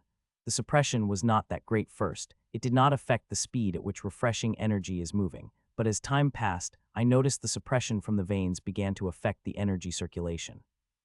The energy flow begins to slow down, its wildness begins to tame, and by the I had finished with half of the long circulation, it had lost all its wildness and the torrential force. Earlier, I only had to divert the energy through the veins without putting any effort to increase its speed as it already had, but now I am moving the energy with my own will, and its speed is disgustingly slow. The 10 I've taken is a huge amount, and more than half of it had already been spent, but half of them remained right now is still a huge amount, and I am using every bit I have to circulate it. If it had been a regular circulation, I would have created a couple of seals by now, but now I am still trying hard to create one which, if I had successfully created, would equal to 10 normal seals. Looks like I will have to try harder next time, I said after the last bit of the energy have disappeared. I have finished about 90 of the circulation, but before I could finish it, all the energy have been merged into my body. It didn't felt good that after putting in all these efforts, I had not succeeded. The sadness lasted for a second, for brightness down on my mood, but second, later expression on my face contorted that of vomiting, as there has been a lot of filth came out of me and it smells very badly. Blaze. I summoned my fire and burned down all the impurities to dust before getting up. Though I had gotten rid of most impurities by burning them, there is still a heavy vomiting smell coming out of me. I quickly walked to the bathroom and let the icy cold water fall on my body. It feels good to feel such soothing water on the skin, through the green source had helped me a lot elevating my stress. I am still feeling a little tired. 15 minutes later, I walked out of the shower and looked myself in the mirror. Unlike before this time, the injury did not make thin a stick. My mistake, the injury did make me thin like a stick. Diamond seal helped me getting back my muscles. Not only that, it had helped me with my blood too. I had seen it merging the huge amount to medicinal essence in my blood, which had helped me increase my stamina and physical strength, and most importantly, made my body completely balanced with my soul. If not for the diamond seal, it would be taking them a couple of days at least for my body and soul to come into the natural balance. I still look slightly thin, but if I continue with my diet, I would be able to gain my former figure in a month without any problem. Just this time, it is going to be very steely. Every muscle on my body is forged in fire. They contain immense power that a simple punch from me could tear through the steel plate. The only problem that Diamond Seal did not fix was hair. Every hair on my body burned away, but I am not worried about it. Within a month, my hair would grow back, and as long as I did not get injured again by the ghouls, I would not have to worry about returning without hair. I satisfied my vanity for a couple of seconds before I wore clothes and went back to the kitchen. I heated the food that I had cooked in the morning and ate it. Seeing the changes I had gone through since the morning, this food I am eating is not even enough to fill the fraction of my energy need, but I still decided to eat it as I am not in the mood to cook. I want to eat till I feel a fool and sleep. I will cook with new materials from tomorrow. Materials that I had not dared to cook with or ate before, as my body would not be able to handle them, but now it will handle them just fine. After eating, I went to my bed and fell asleep after drinking a bottle of essence. I woke up 7 hours later and felt refreshed and rested. There is not a single speck of tiredness remain in my body and soul. After freshening up and shower, I walked out of my bedroom. Yesterday's dinner was satisfying in taste, but not in energy. I could feel my stomach growling loudly for the food. With a stronger body and soul, the energy requirement had also risen explosively, and to maintain the strength, I have to continue eating. If not, my body would start to burn the fat to fulfill its energy need, like it would happen a normal person if he did not eat as required by the body. I begin to place one material after another on the kitchen counter and 70 material I had never used before. These materials I had used before, but not of this grade. They are lower emperor level materials that, even with current strength, I have to be careful when eating. If there had been a mature person in my place, they would have used higher king grade materials, which would have been also enough to provide my energy needs, but I wanted to eat food made of the emperor grade materials. I wanted to try it for a long, but I did not strength to consume them, but now I have not only the strength to consume them, but also to cook them to their greatest. I looked at the 16 types of meat in front of me. I observed them for a while before choosing one and putting 15 back into my storage. Usually I cook 3 to 4 meat dishes, but seeing I am going to eat emperor-grade monsters meat, one small block would be more than enough to eat a couple of times. After choosing what I am going to eat, I begin cooking. This time, I did not use vines. I am only cooking 3 dishes with my speed. I do not need to use vines. Little more than an hour later, I called back my fire on meat dish and let Golem serve us. It feels good to have Ashlyn back even though she had been only sleeping for half a day. I had felt lonely without her active presence. She's what keeps me sane all these months. If not for her, I would have surely gone insane. Choo choo, Ashlyn chirped happily as she tasted the food. It is really great, especially the meat dish, which just melted in the mouth as I tasted. I finished the 3 dishes in less than 5 minutes and opened my mouth to ask for a second when I stopped. I am full. If I take another plate, the blood will begin to come out of all my orifices. After finishing dinner, I did not go out immediately but walked to the couch and sat comfortably for it. It is time for my energy manipulation practice, I said as I took out the tome. I had passed the second big test and learning the recipes above the 200th, and they are notoriously challenging. The skills required to learn them is immense. I have to keep constantly practicing to improve my skills. The skills I've learned here are very helpful to me during my battle. It may not look like it, but my armor requires a high degree of energy manipulation, and in the king stage, these requirements had shot through the roof, especially when I used the moves from the moveset. I practice in the tome for 2 hours before getting into my inheritance space. I am in no hurry to design a new upgrade. Whether it is smaller and bigger, I wanted to fight the opponent outside before I started on that. I'm not working on an upgrade does not mean there is no work. There are tons to do. I have tested and improved many things I've conceptualized and also work on the few formations, see whether I could make them even better. I spent 2 more hours there before I went to the kitchen again and ate my next fill before finally going out of the abode. I spent 8 hours outside, fought 5 green kings, and killed 50-something silver ghouls before coming back and repeating what I had done yesterday. Currently, I am standing on the boulder, feeling the change in cosmic energy that had occurred a little more than an hour ago. The density and power of cosmic energy had increased, and now it is finally time for me to fight these ghouls unrestrainedly. If I can kill the Green Kings in the battle, then I will have a 30% chance of getting out here alive. The strength of the Green Kings has just doubled, and it is the perfect time to test my strength against them. Choo-choo, Ashlyn came back chirping, telling me the direction of the Green King that I had asked her to find. Good girl, I said to her, and gently flew up from the boulder before shooting into the sky like a rocket. In few minutes, I could see the Green King that Ashlyn had given me direction for. It also noticed me with the noise I am making. A couple of silver elites have also noticed me, but they were too slow to catch up with me. Well, I am quite lucky to have humans shown in my territory, the ghoul said as I stood 100 meters in front of it. The Green King is a woman who looked to be around my age and wearing a robe with thorn design and has a 2-meter-long saber in hand, which looked especially sharp. I'm lucky you felt that, I replied, to which she smiled, and the next moment, a terrifying amount of aura burst out of her, and I found her next to with her saber half away with having to cut me into half. My lips curved into the small smile, and my sword moved to intend to counter its saber. Clang! Our weapons clashed. It tried to invade the attack, but I had moved my sword accordingly and stopped it from cutting me into 2 pieces. As our weapons clashed, it had produced a huge amount of energy. The shockwave has released, but it got absorbed before it spread even meters.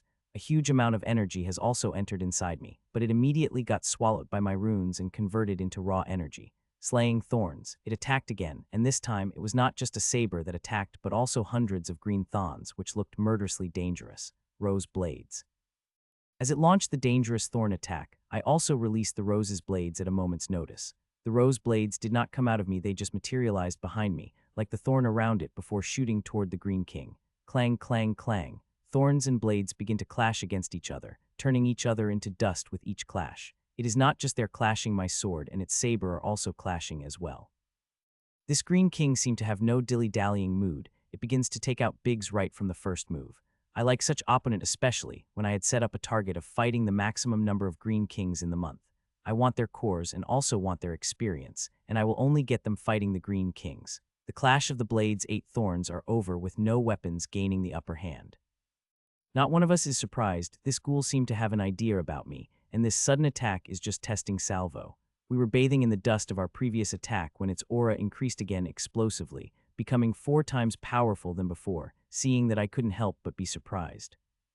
There had been less than 10 seconds our fight had started, and it had also increased its power once at the start of the fight, and it had increased it against. This time it is a very dangerous level that wiped the smile on my face and made my expression serious.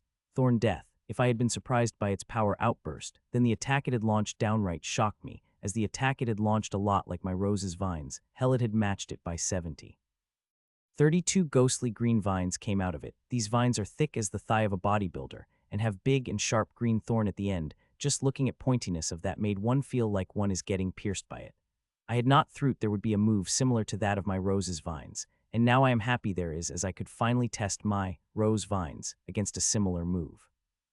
Rose vines, I said, and diamond green vines came out of my back. Glittering in the forest green light, the vines look like they are made of the forest's essence. The Green King looked shocked as if it had not expected such a move coming from me, seeing that smile couldn't help but appear on my face. It is very difficult to shock these Green King bastards. They seldom get shocked, and when they do it was pretty small, but this time, the Green King's eyes have become big as the saucers. Its shock did not stop it from attacking me. It controlled its vines even my finelias came at me with like a group of vipers.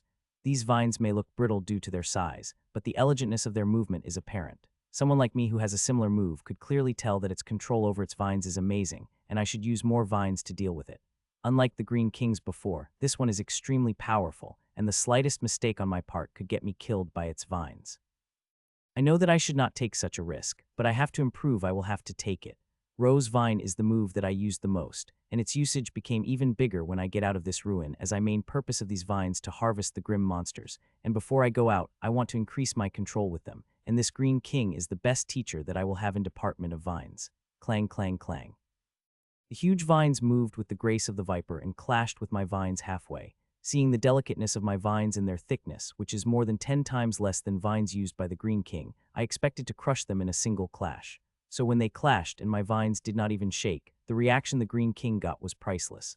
My vines may not have the same grace as them, but in strength and other things they are unmatched. I even dared to say they are even stronger than the vines of Green King. These vines are made from the power of the runes, which have got their power sucking powerful beings and bloodline. not to forget the immense amount of resources that I have poured into them. Their deficiency is because of me, but in this battle I will not let it hold back. I will use the enemy's vines for whittling away all the weakness that my vines have. Clang, clang, clang. Seeing the first clash did not able to do anything against my vines, it made its vines even faster to breach the wall of defense. My vines have created these vines have to breach through my vines' defense to come at me. First, it was slow, but soon the vines have become faster and faster with having energy in each attack. This energy is coming at me, heating me up as it absorbs and converted through my vines. With each second, the vines' movements became faster and faster, and I begin to feel the greater and greater strain that veins begin to show on my forehead. If it had been before, they would have popped under pressure already.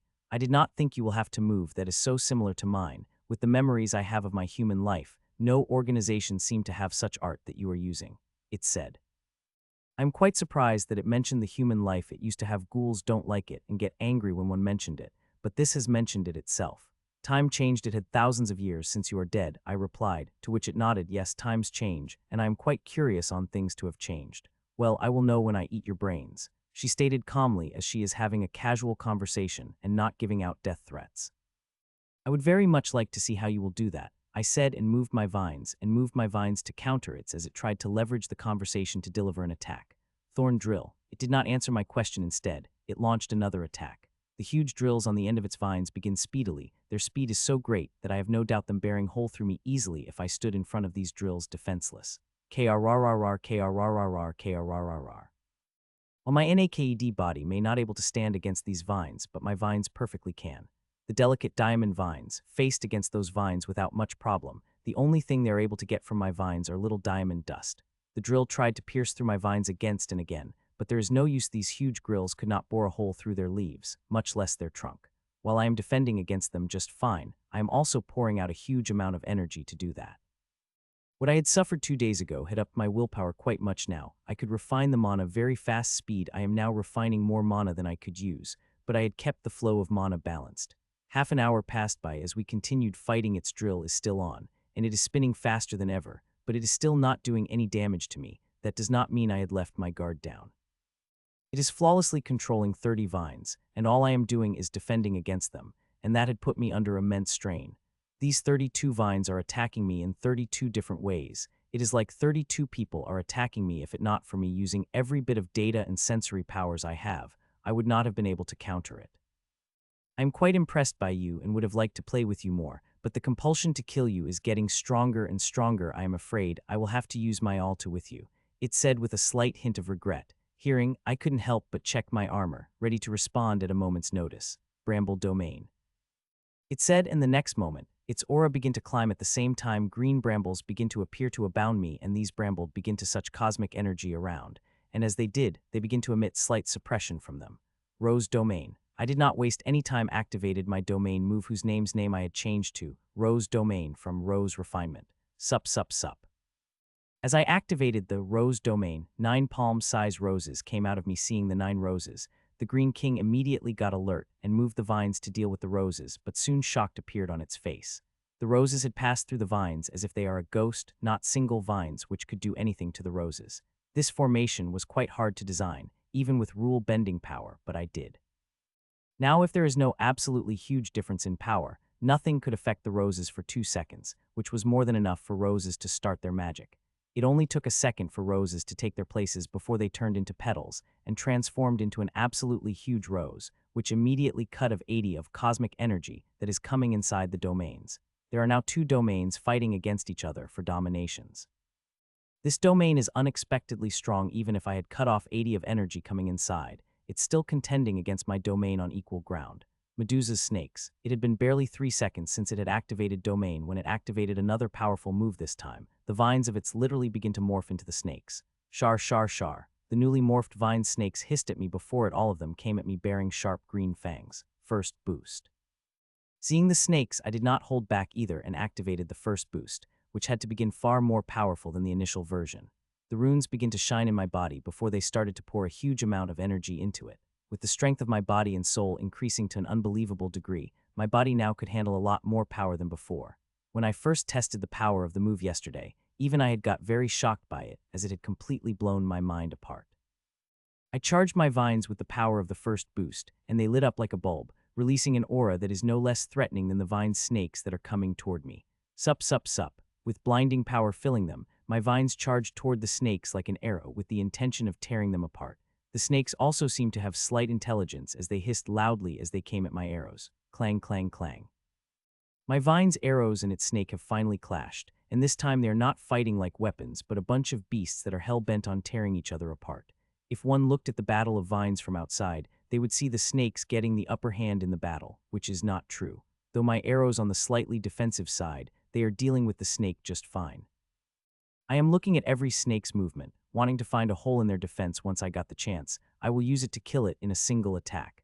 I am not the only one thinking it is also thinking the same. I could tell it by looking into its eyes. We are fighting each other with our strongest attacks here. The slightest mistake could end me for forever. It is regretful that it had a domain-type move, one that is equally powerful to mine.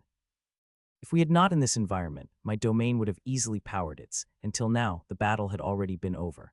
I am using all my strength fighting against it, and there is only one move that I had yet to use, and I do not want to use that move till I am sure I really need it.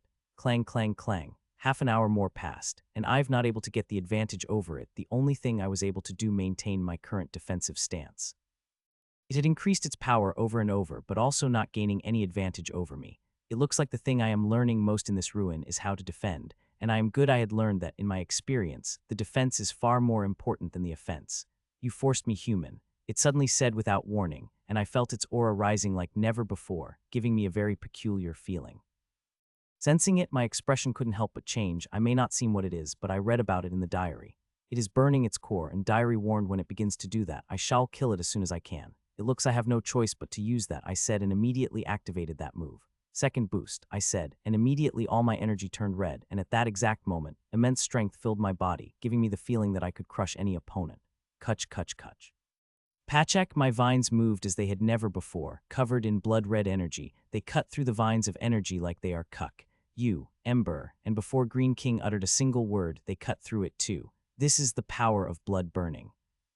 FUCK, they are too much, I said as I dodged multiple powerful attacks and flapped my wings at the greater intensity to run away from the large group of Green Kings. It had been 29 days since Green Kings have appeared, and in less than an hour, they will disappear. The diary was very specific about these Green Kings, staying for only 130 days. The moment Green King disappears, a new cycle will start, and if everything I know and learn from the diary is right, I would be able to return to the academy day after tomorrow.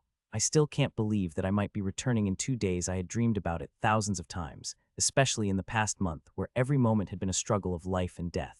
These Green Kings have got more and more powerful each day, and I had given my all to defend against them. Everything, the experience will worth it when I return, but before that, I will have to deal with 13 Green Kings that are chasing me. Yes, 13 Green Kings are chasing me, and they are using all their strength to kill me. The speed Everwing is providing me is unmatched. It is because of them I am alive. If not for it, I would not have lasted for even a minute during the chase, seeing how many Green Kings are chasing me. According to Ashlyn, all the Green Kings in Ruin have divided themselves into 3 groups, with each group having above 12 members, and 3 groups divided the whole Ruin into 3 regions in which they will hunt. As for what they are hunting, it is me. In the last, they have formed groups of hunt me. The human they have not been able to kill for nearly 30 days. If my calculations are right, I would only have to run away from the groups for 10 more minutes.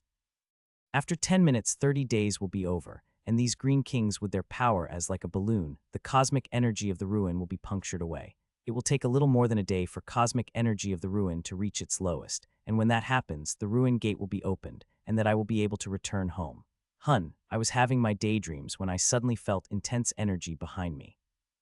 At first, it was only from one Green King, but soon, second, third, fourth, and all Green Kings begin to release then fluctuation. FUCK. It did not take me a moment to realize this fluctuation. I had experienced it many times than I could count in this past month. These bastards have begun to burn their core most of the time. I had killed them as soon as they begin to do that, but 3 days ago, when the 5 Green Kings besieged me, I have become little late and experienced the true terror of their core burning. In that encounter, I was barely able to save my life.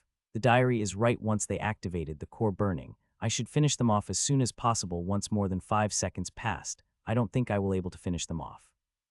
I was going to wait for a few minutes before using it, but since they have begun to burn their core, I have left with no choice. First boost, second boost, pop, pop, pop. I activated 2 boosts, one after another, and just as I did that, veins all over my body begin to burst out as the pressure of power is too great for my body to handle. I've never used two of my strengthening moves together. The Boost and Everwings both are the strengthening moves, and each provides an extraordinary level of power.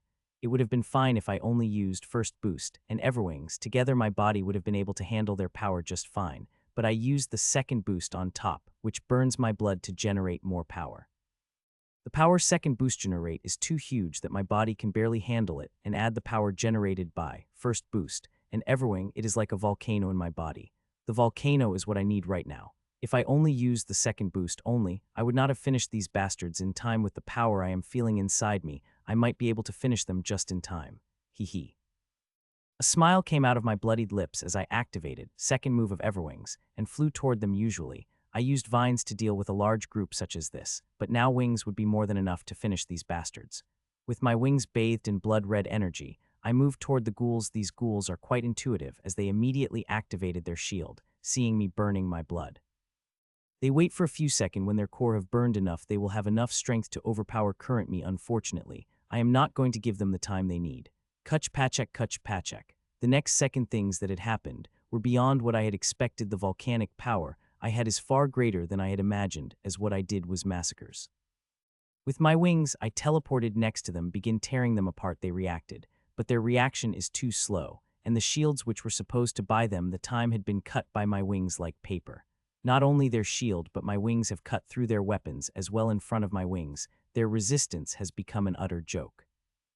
I took a sigh as weakness came over me. I had used the second boost for less than 3 seconds, but I am still feeling quite tired and would need to rest for at least half an hour to went back to my peak condition.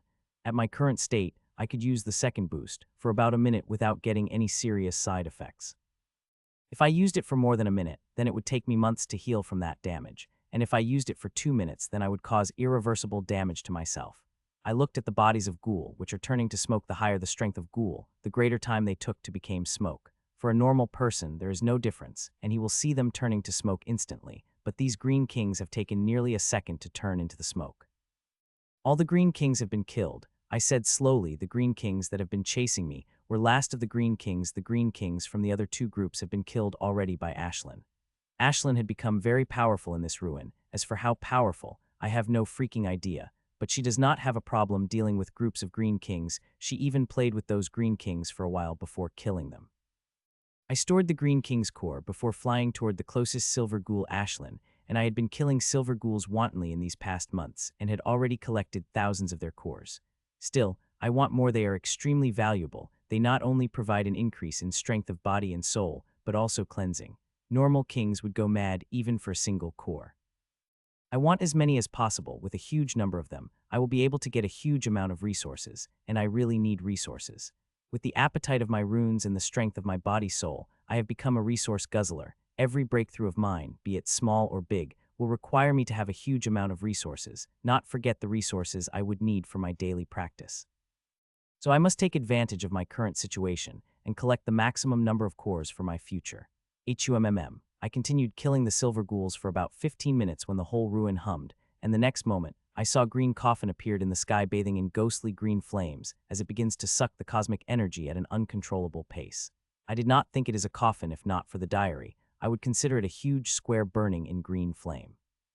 The diary did not mention why they had referred to it as coffin rather than square. Well, they likely wanted to find out myself. The diary did mention that as long as I can bear the flow of energy, I should able to see the reason.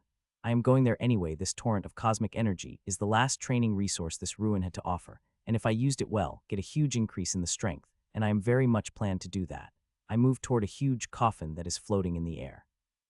As I got closer to it, I got in contact with a torrent of cosmic energy that is moving toward me. As this cosmic energy entered my body, the herbal essence inside me began to melt faster. I kept flying higher and higher, and soon I found the energy that is coming inside is a rate similar to that of injury caused by the Green King.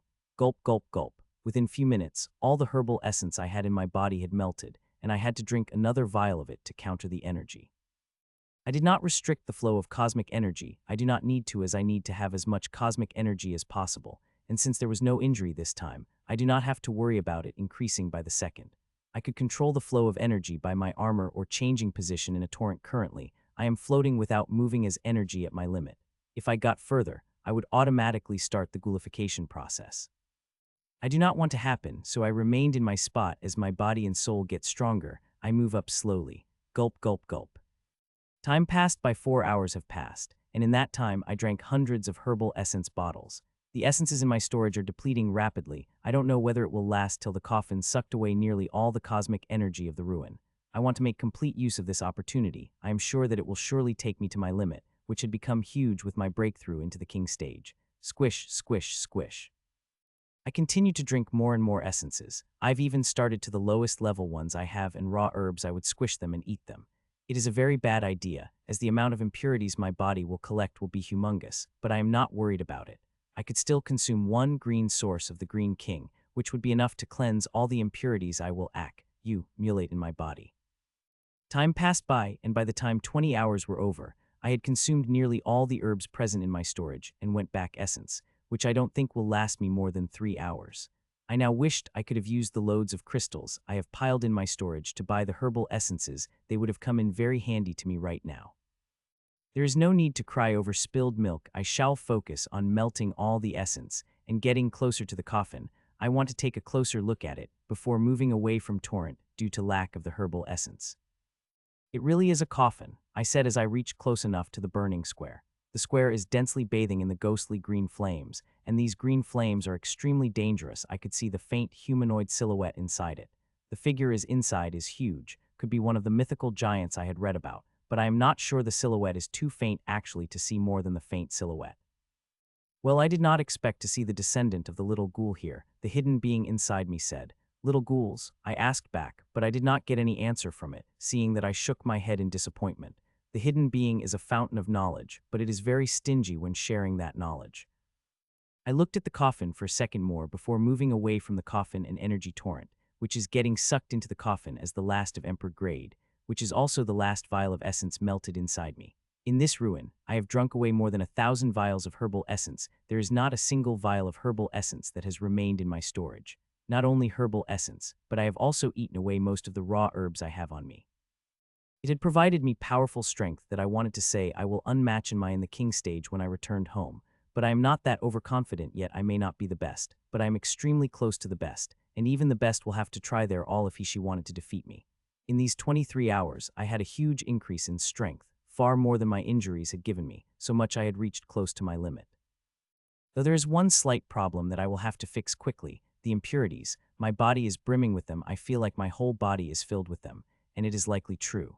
The herbs I ate may be of high quality with minimum impurities, but it is an undeniable fact that they do contain the impurities. The number of raw herbs I ate had filled my body with more impurities than I am comfortable with. I will take a few more hours for the coffin to bring the cosmic energy of the run to a minimum, I said, looking up and taking out the abode. The abode is a normal one, but it is still able to bear the attacks of ghouls. I did take out my space abode. I am very close to getting out of this ruin, and I did want to use anything that will interfere with homing beacon I am wearing. A few seconds later, I wanted into the ruin and took out my clothes before sitting down. I do not want to burn another set. The smell of impurities is very hard to take out from the clothes. I looked at the green pearl carefully as this will be the last green source I will consume. This green source is from the last group of green kings I had killed, the most powerful ones. There are no powerful green kings than them, and the green source of weaker green kings is useless to me. Ah. I let out a moan of pleasure as the refreshing energy spread through me and enjoyed it for a few seconds before I began to divert it toward the veins of supreme combat exercise. The refreshing energy is thick, and it moved through my veins slower compared to the torrent of a month ago, but it had great momentum. It lasted longer against the suppression my veins create. Not to forget its effects are far greater, and the refreshing energy that it provides is overwhelming. I was able to keep my mind together because I had been experiencing for a month. If normal king to experience what I am experiencing right now, he would get completely lost in it, and when he finally found himself, there would be quite a spectacle under his pants. Time passed, and finally all the refreshing energy disappeared from my body, leaving a feeling of lightness and strength. There is even an extremely bad smell, which I want to get rid of as soon as possible. When I opened my eyes, I found myself covered in thick filth. The only time I had seen myself covered in such thick filth when I had completely practiced the body cleansing method. Blaze, I burned all the filth covering me into ash before walking into the shower, where I scrubbed my body till my body began to smell like roses. I dried myself with my fire and looked myself in the mirror. Seeing myself, a smile couldn't help but appear on my face. I had gained my previous figure, but unlike before, now every muscle on my body felt like it is forged from steel. Every movement of holding a power of cannon, at my current physical strength, I could easily crush a thick plate of steel into the ball. I watched myself in the mirror for a while before I wore my clothes and walked out of my abode. The coffin is still floating in the sky, sucking cosmic energy from the ruin. I don't know why it sucked the energy from ruin as every end of a cycle. The Dairy also have no answer for it. We only know that the reason ghouls and strange working of the ruin is directly controlled by the being in the coffin. Till now, it did not revealed any bad intentions. As long as we follow the rules and have enough strength, we could easily get a high increase in strength from this ruin. In 3 hours, the coffin will finish its business, and that time energy of ruin will lowest. If everything worked as I thought it would, then in half a day, I would return home. How much time? I asked again. I must have asked this question more than 10 times in the past hour. Though I know the answer to my question, I couldn't help but as it repeatedly. I am a very calm person. I did not get such tense easily, but today I had been tensest in a long time. It had been nearly half a year since my precious student had got stuck in that ruin, and I don't know whether he is alive or not. His mother has never doubted her son being alive, and I very much want to believe it with the same confidence, but my rationality is not letting me do that. In 3,000 years since the ruin had been our hand, only 2 people have survived this ruin ever, and those 2 people are a legend in the whole world. There had never been anyone who had created legends such as them. I could see people glancing at me sneakily. Some even had a trace of pity in their eyes when they looked at me, believing my student is dead. Not that I could blame them. Everyone know that once you got stuck in the eye ruin, you're good as dead.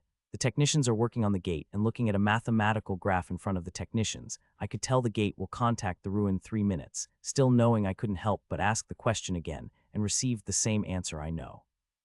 Don't worry, he will find, as his mother said. Josie said as she pressed my hand. She had many responsibilities on her hand with World Championship that will begin in a week later.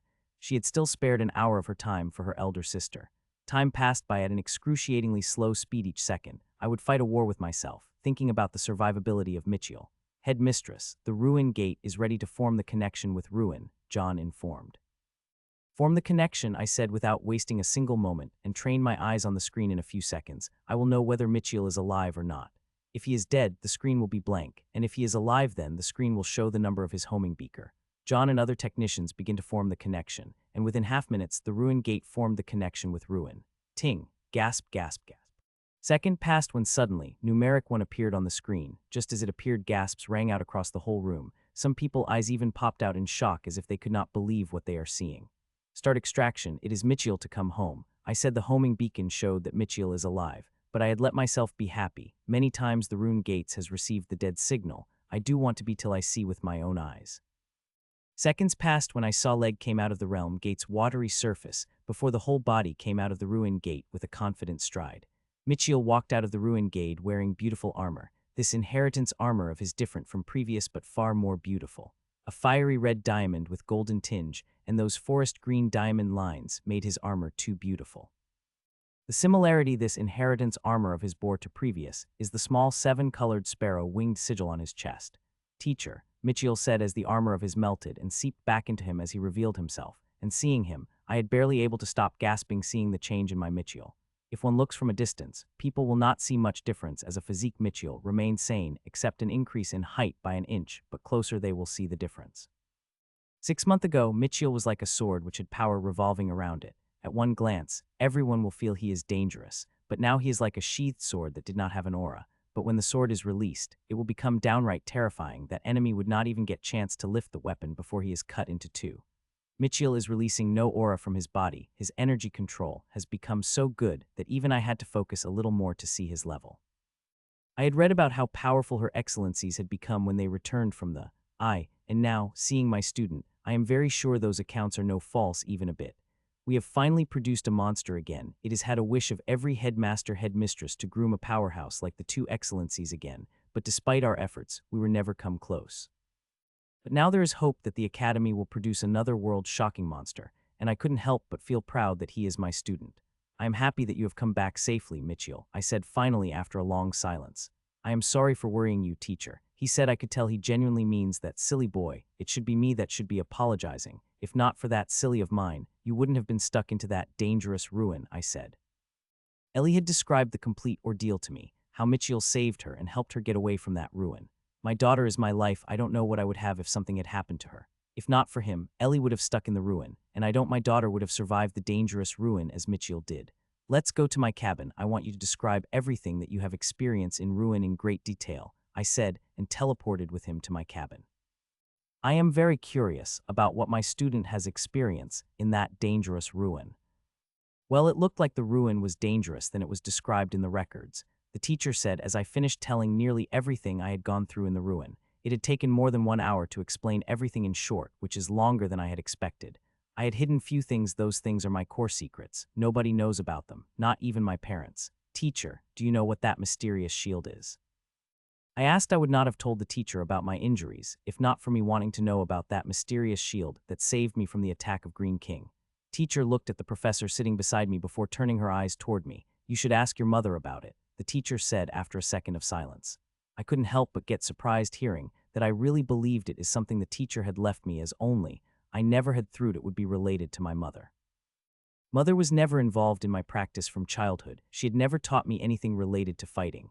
Even now, I sometimes have a hard time believing my mother used to be a tyrant stage powerhouse, a very powerful one at that. Click, we were sitting in silence when the door of the teacher's cabin flung open, and purple-haired girl stormed inside.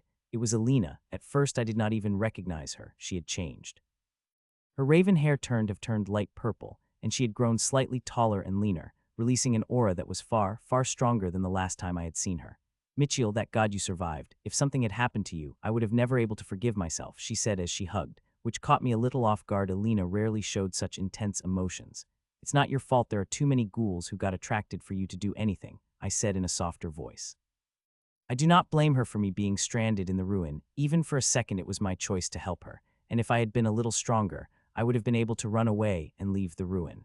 You seem to have progressed a lot. There won't be many people who would be able to beat you in the coming championship, I said as I carefully looked at her aura. She had reached the high stage of king, and the faint aura I could sense from her is enough to tell me how powerful she had become with her strength. It won't be a problem to get into the top 10 of the championship. Haha, all three of them laughed out loud as I said that as if I had said a funny joke. Seeing that, I couldn't help but look at Alina questioningly. Teacher had wanted me to practice Continental Championship, and for that, I had researched about it a little and researching participants before, and comparing their strength to the strength that I am sensing from Alina, she had a very good chance to get into top 10. But looking at the expressions three of them showing, I think I might be wrong. You would have been right in your guess if not for monsters appearing everywhere. I would be lucky if I am even able to get into top 50, Alina said, a mirthless smile before she looked at my eyes directly. You, on the other hand, are a monster that had spent an entire cycle in. I am sure you will be able to challenge those monsters without any problem, she said. She is right. Mitchell, the world had produced monsters like never before, teacher said. She seemed tense when she said it, but when she looked at me, her eyes began to shine as a smile appeared on her face. But with you, now we don't have to worry about getting into top 10 or even higher, the teacher said with her eyes shining like a star. I'll do my best, teacher. I said I did not try to be too humble as I know I will have to participate, and I am even looking forward to. I want to see how I fare against the monsters that our teacher is referring to. Mitchell, you must have got some good things in the ruin, right? Come take them out. We are going to need all help we need to make our academy stronger. It would be great if all members of the academy get a great rank collectively, Professor said as she looked at me with shining eyes. Thud, thud, thud. Two huge chests appeared behind me. One is 3 meters long, while the other is just a meter long. There is also the third chest, which is quite smaller, no bigger than my hand. I could have given them the pouches, but I wanted to create a show, and to see the expression of teacher, professor, and Alina. I have succeeded in getting the reaction I want from them. Click, gasp. Professor clicked open the biggest chest, and a gasp came out of her mouth as she saw the sheer number of the necrotic core that was present there in the biggest case. There are more than 10,000 necrotic cores. These cores are normal cores, collected by me and Ashlyn, mostly Ashlyn. Ashlyn had killed more than 10 times the number of ghouls than me. Though she ate quite many of them and shared some with Nero, there are still some she had given to me. Click, my God, so many silver ghoul cores, Alina said as she opened the second case. There are a little more than 5,000 silver ghoul cores, and like normal cores, most of these cores have also been collected by Ashlyn. Click, 207 gray cores, Professor said breathlessly as she looked at the necrotic cores from the Green Kings. Cores of the Green Kings are the most desirable cores of all, and their value is 10 times more than cores in the two big chests. The core of Green Kings not only provides the biggest benefits, but also can be consumed by anyone. Unlike the normal cores and silver cores, which need strong willpower due to the soul-crushing pain they induced, the cores of Green Kings does not do that. The feeling it gave the opposite of the other two cores. Instead of soul-crushing pain, one will soul-numbing pleasure from it. This is far more resources than I had thought you had brought. Teacher said finally. She had been silent while opening the chests, decided to observe quietly, making calculations inside her mind. What do you want in exchange? Teacher asked directly. Hearing that smile appeared on my face. I will send you the list, I said, and tapped few buttons on my holowatch as I sent her my already prepared resource list. I had thought about it in the ruin and made a comprehensive list. Hopefully, the resources would be enough for me till I reached the Emperor stage. If it's not, I could always demand more from the Academy. I had provided the Academy with new inheritance. I could demand as much as resources I need from them. Sister. Teacher was looking at the list I had provided her when suddenly, a startled voice of Professor rang out across the room. Only Alina, who was beside her, had dense purple fire coming out of her. Not only it, the cores floating toward her on their own, before melting into the purple fire that had covered her wholly, which again making that dense purple fire denser. I couldn't help but feel surprised seeing purple fire coming out of Ellen's body. The last time I had seen something like it in the ruin when she was fighting against the tens of ghouls. As she was taking core after core, I saw half of the cores in 3 of the chests disappear. I do not have to think where these cores went. Teacher had taken them in her storage. She is the mother of Alina, but she is also head mistress the Academy.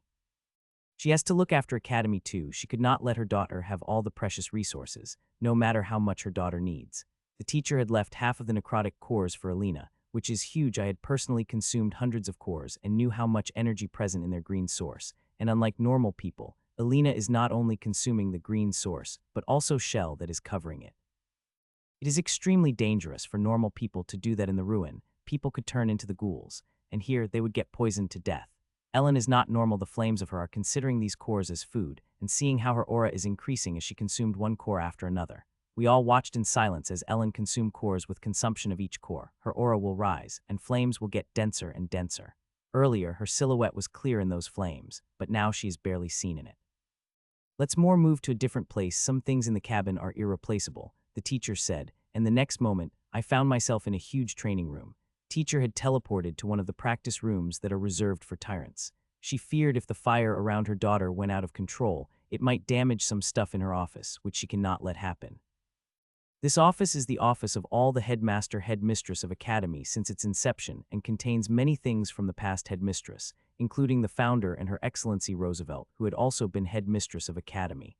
Time passed by, and 15 minutes later, Alina finished consuming half of the cores, and her aura continued rising steadily, making me wonder how high it will reach. Few more minutes passed by as they continued to consume cores when suddenly, a deep aura blasted out from Ellen. As she started to level up to peak level of the king stage at the same, she begins consuming more and more cores. Seeing how speedily she had consuming necrotic cores, I readied myself to give her cores if she needed it. I did not give all the cores to the teacher. I had kept some for my own needs. I do not need the cores, but people close to me did still. If Alina needed it, I could spare some 100 cores to her. More and more began to sweep inside her the purple fire, which had become extremely dense and covered 5 meters area. I could not see what happens inside the fire, but I am not worried. Ellen is going through atavism in this process. Her bloodline will become powerful, and her strength will rise explosively. I couldn't help but feel excited about that prospect. I had never seen bloodline atavism, and now I see it. I couldn't help but feel excited. The bloodlines are an amazing thing. Seeing how quickly Alina's strength is increasing, I couldn't help but feel a pang of jealousy. I crushed down that feeling and observed it with even more focus. I especially focused on her bloodline aura and flames. Observing in few minutes, I could tell it is beast-type bloodline with fire affinity. The beast-type bloodline have untamed ferociousness. One could feel their auras if one concentrate enough. Though I know it is a beast-type bloodline, I don't know what type of beast bloodline it is. There are thousands of fire beast bloodlines that one could not tell unless the phantom of it materialized itself. I won't have to worry about knowing it if what I read about atavism is right. Then by the process ends, the phantom of bloodline's progenitor will appear, and I will know which beast's bloodline she has. As her aura continued to rise, violet botches started to appear on her purple fire. These violet color botches begin to give her aura a deeper and heavier feel, not to forget beautiful. I had also begun to get a familiar feeling from her fire, which made me know that this bloodline is no simple bloodline. The violet botches on dense purple fire make the whole scene beautiful. I wished her fire remained the same as it is looking now. She will look fantastic when she attacks her purple-violet fire. Cry, suddenly the fire stopped taking necrotic cores, and as it did, a large amount of fire moved back, forming a huge silhouette of the majestic bird, which let out a realistic soul-shaking cry. I had become so enthralled in the majesty of the cry that I did notice the effect that cry has on me, nor I can as I looked at the most beautiful creation of the world in front of me. I have never been mesmerized by anything as I am now seeing God's most beautiful creation in front of me. I had become paralyzed hearing the cry, and I got lost in its majesty when I came back to myself. I saw a fire bird burrowing itself into Alina with the rest of purple-violet fire that was covering her. Phoenix, I muttered under my breath. I could not believe Alina had phoenix bloodline, a death phoenix to be accurate. I had sensed death element from the among other things. The bloodline phoenix is extremely powerful and rare in the history of our world. There had not been more than 10 people who had phoenix bloodline, and all of these people very powerful enough to leave a great mark on history. Soon, all the fire seeped back into Alina's body, and her body let out a very powerful aura. Feeling the aura, I couldn't help but get shocked. The aura she is emitting is extremely powerful. This atavism had increased her power more than 10 times. Seeing that, I couldn't help but feel the pang of jealousy rise in my heart. To gain the strength I have, I had to play with the death daily and even nearly suck. Embed to it few times, but Alina, she just had to guzzle up few thousand necrotic cores, and she got that strength. The bloodlines are really the cheats. The atavism had not transformed her strength, she also had quite a transformation. Her hair has gotten a darker shade of purple from the previous light one, and there is a streak of violet streak mixed into them. Her eyes have gotten purple as well, but with violet pupil, and when it all combined with radiant skin she had got, she looked like goddess. The atavism had brought a change in her at every level. "Congratulations, honey," teacher said as she hugged her daughter. Professor and I too congratulated her. It is a big change she had gone through. From now on, her progress will be even faster. Still, I could not believe the resources she had consumed to make such progress. Of the thousands of necrotic cores in 3 chests, only 7 necrotic cores have remained, and these 7 cores are from normal ghouls. With the number of cores she had consumed, hundreds of people would have easily made huge progress. "Mitchell, care for the spar?" Alina asked suddenly. "Honey, no. Mitchell has just returned, let him rest." Teacher objected immediately. "It's fine, teacher, I want to fight her too." I said it had been quite a long since I had fought a fellow human, and not to forget seeing her making huge progress in front of me, my fighting spirit began to rise. "You kids," the teacher said with a sigh, and the next moment, we found ourselves in a huge, empty arena. Alina and I are at the center of the arena, while teacher and professor are sitting comfortably on the viewing platform, and they are not alone, a couple of men and women teleporting beside them. It looks like the teacher wants to make this spar an exhibition, otherwise she would not have called the council members to watch the spar. "Are you ready?" I asked Alina. "More than ready," she replied with a laugh as the dense purple-violet fire came out of her, forming a beautiful, otherworldly armor around her. Seeing her do that, molten diamond armor came out of me, forming a red-green armor around like her. I had kept my neck and head open. It is a spar, not a real battle where we will need to protect every part of our body. "Careful, Mitchell, I am coming," said Alina as she came at me, holding a spear that is blazing in the purple-violet fire. Boom. A booming sound rang out as she came at me. Her speed is like a rocket. Against such speed, the normal king might die without knowing how, but to me, responding to her speed is not much problem.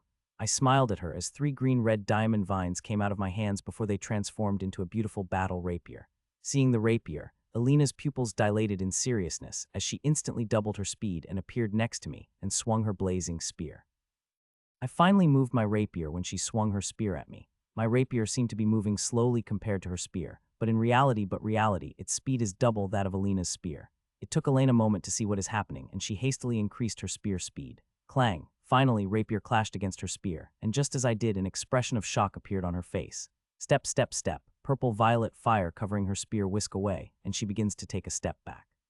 She is only able to stop herself after taking 3 steps back. "You are more powerful than I had thought," Alina said as she schooled her expression to that. I just smiled. This attack may seem simple, but it is an amalgamation of what I had learned after fighting the ghouls for 6 months. Those thousands of years, monsters have perfected their techniques to the peak, and I had learned a lot from them. It is because of my technique, Alina was not able to gauge the power behind my attack and had to take a step back. "Don't be smug, Mitchell, I will not make a similar mistake again," she said, and I felt her soul sense covering me mixed with some kind of sensory rule power. She has utilized the same move as my sensory field, and seeing how sophisticated it is, I know this move is from her bloodline. As she activated her sensory move, she came at me, and this time her spear is blazing at a greater intensity and emitting an aura that is a lot more intense than before. It only took her an instant to appear in front of me and swing her blazing spear at me. This time she is a lot more careful, with her soul sense even minute movement I make. I swung my rapier with the same grace as before, but those who are watching the Kennet held a lot more power than before. Clang! Our weapons clashed again, and this time her fire held on, and she just shook a little as a force of my attack and intense energy clashed against her. I have to say her bloodline energy is very powerful, far more powerful than any bloodline energy I've ever experienced. Hell, it is more powerful than any inheritance energy and other energies I've experienced. Phoenix's bloodline energy is the most perfect energy I've ever seen. It automatically strikes at the weakest part 1, and having the greatest lethality that I've seen in any energy, it would be easily able to strike against even those who are stronger. Still, the energy is not able to affect me at all. I've created my inheritance in mind that it will able to handle all type of energy, including the ones that are as powerful as the Phoenix bloodline energy. Clang, clang, clang. Alina begins to launch attack after attack, and I've counter all of them. I'm in no hurry to attacks. I want to see what Alina has in store for me, and on the way she is attacking me, she seemed to have quite a lot in store for me. In the past 6 months, Alina had progressed a lot. It could be clearly seen in her fight. Her techniques are clear and crisp and aim to strike at the heart of the weakness, and if I had fought with thousands of years old monsters for months, I would have easily be swept in the web she is trying to weave. Alina always had the best technique. If not for my sensory powers and experience, I would not have been able to compete against her when it comes to technique. Hell, 99.99 of this world couldn't compare to her. Not everyone has the privilege of having tyrant relatives and trained by them. Technically, my mother is also tyrant, and I have tyrant relatives, but it did not count as I did not learn anything from them. I've always been a little jealous of that fact, and also slightly angry at my mother when I came to know she is a tyrant. If she wanted to, she could have taught me many things that would have made my life much easier, but she did not. Though I understand why she did not teach me anything, I still couldn't help but get slightly angry at the fact of her not teaching me anything combat-related. Minutes passed by as Alina continued attacking me, and I passively defend. I could tell she is getting angry that she couldn't make any headway with me, and it wouldn't be long before she began to use her real moves. I couldn't help but feel excited at the prospect of her using her real moves. They would be real amazing seeing what bloodline she has. Mitchell, it looked like normal moves won't work on you. I will have to use my real moves if I want to have any chance of defeating you, she said as she stopped attacking me. I'm very much looking forward to them, I said with a smile. Bear the feather embrace then, she said, and the next moment hundreds of purple-violet feathers materialized before her before they came at me. I am surprised seeing the way feathers are coming toward. I thought they would strike me like deathly arrows, but they are coming to me like a gentle wind. It looks like gentle wind bringing them toward me. It is an illusion that I did not fall, for the feathers may look slow, but they are faster than arrows, and if I did not do anything right the next instant, I am going to regret it very much. Seeing that, I immediately activated the old set. Till now, I had not activated the single move fighting her. I was fighting with average power, but now I am finally activating the old set. In the ruin, I had to activate the old set the moment the fight started, but here I do not need to. The ruin had made powerful enough that I could kill above average king without activating the single move. The ruins inside me lit up, and power begins coursing through my body. As the power flowed through me, my rapier moved, radiating the intent to crush through anything. Clang, clang, clang. A metallic sound rang out as my rapier began to clash against the feathers at an extremely fast speed, crushing them one after another. To the inexperienced eyes, my moves may seem simple, as other kings could do this too if it is safe enough, but these feathers are anything but safe. Each of these feathers contains the power to kill a king, and as my rapier clashed against them, they are transferring all their power to my rapier to vaporize me from inside, but the power they are holding is enough to do that. Clang! I finished off the last feather. Now, except for faint energy traces, nothing had remained except for fluctuations of the powerful attack. This time, there was no surprise on Alina's face, as she had expected something like that to happen. Phoenix rage, she said as her aura began to rise speedily. At the same time, thick purple-violet fire came out her swirl around her. Seeing how easily I dealt had with her first attack, she had directly taken of the big guns. Watch out for this, Mitchell, she said, and the next moment she disappeared from her spot. Numerous formations light up across my body armor, providing a boost in every category. The attacks of her from now on going to be very powerful. I will have to use some power of my armor to deal with them.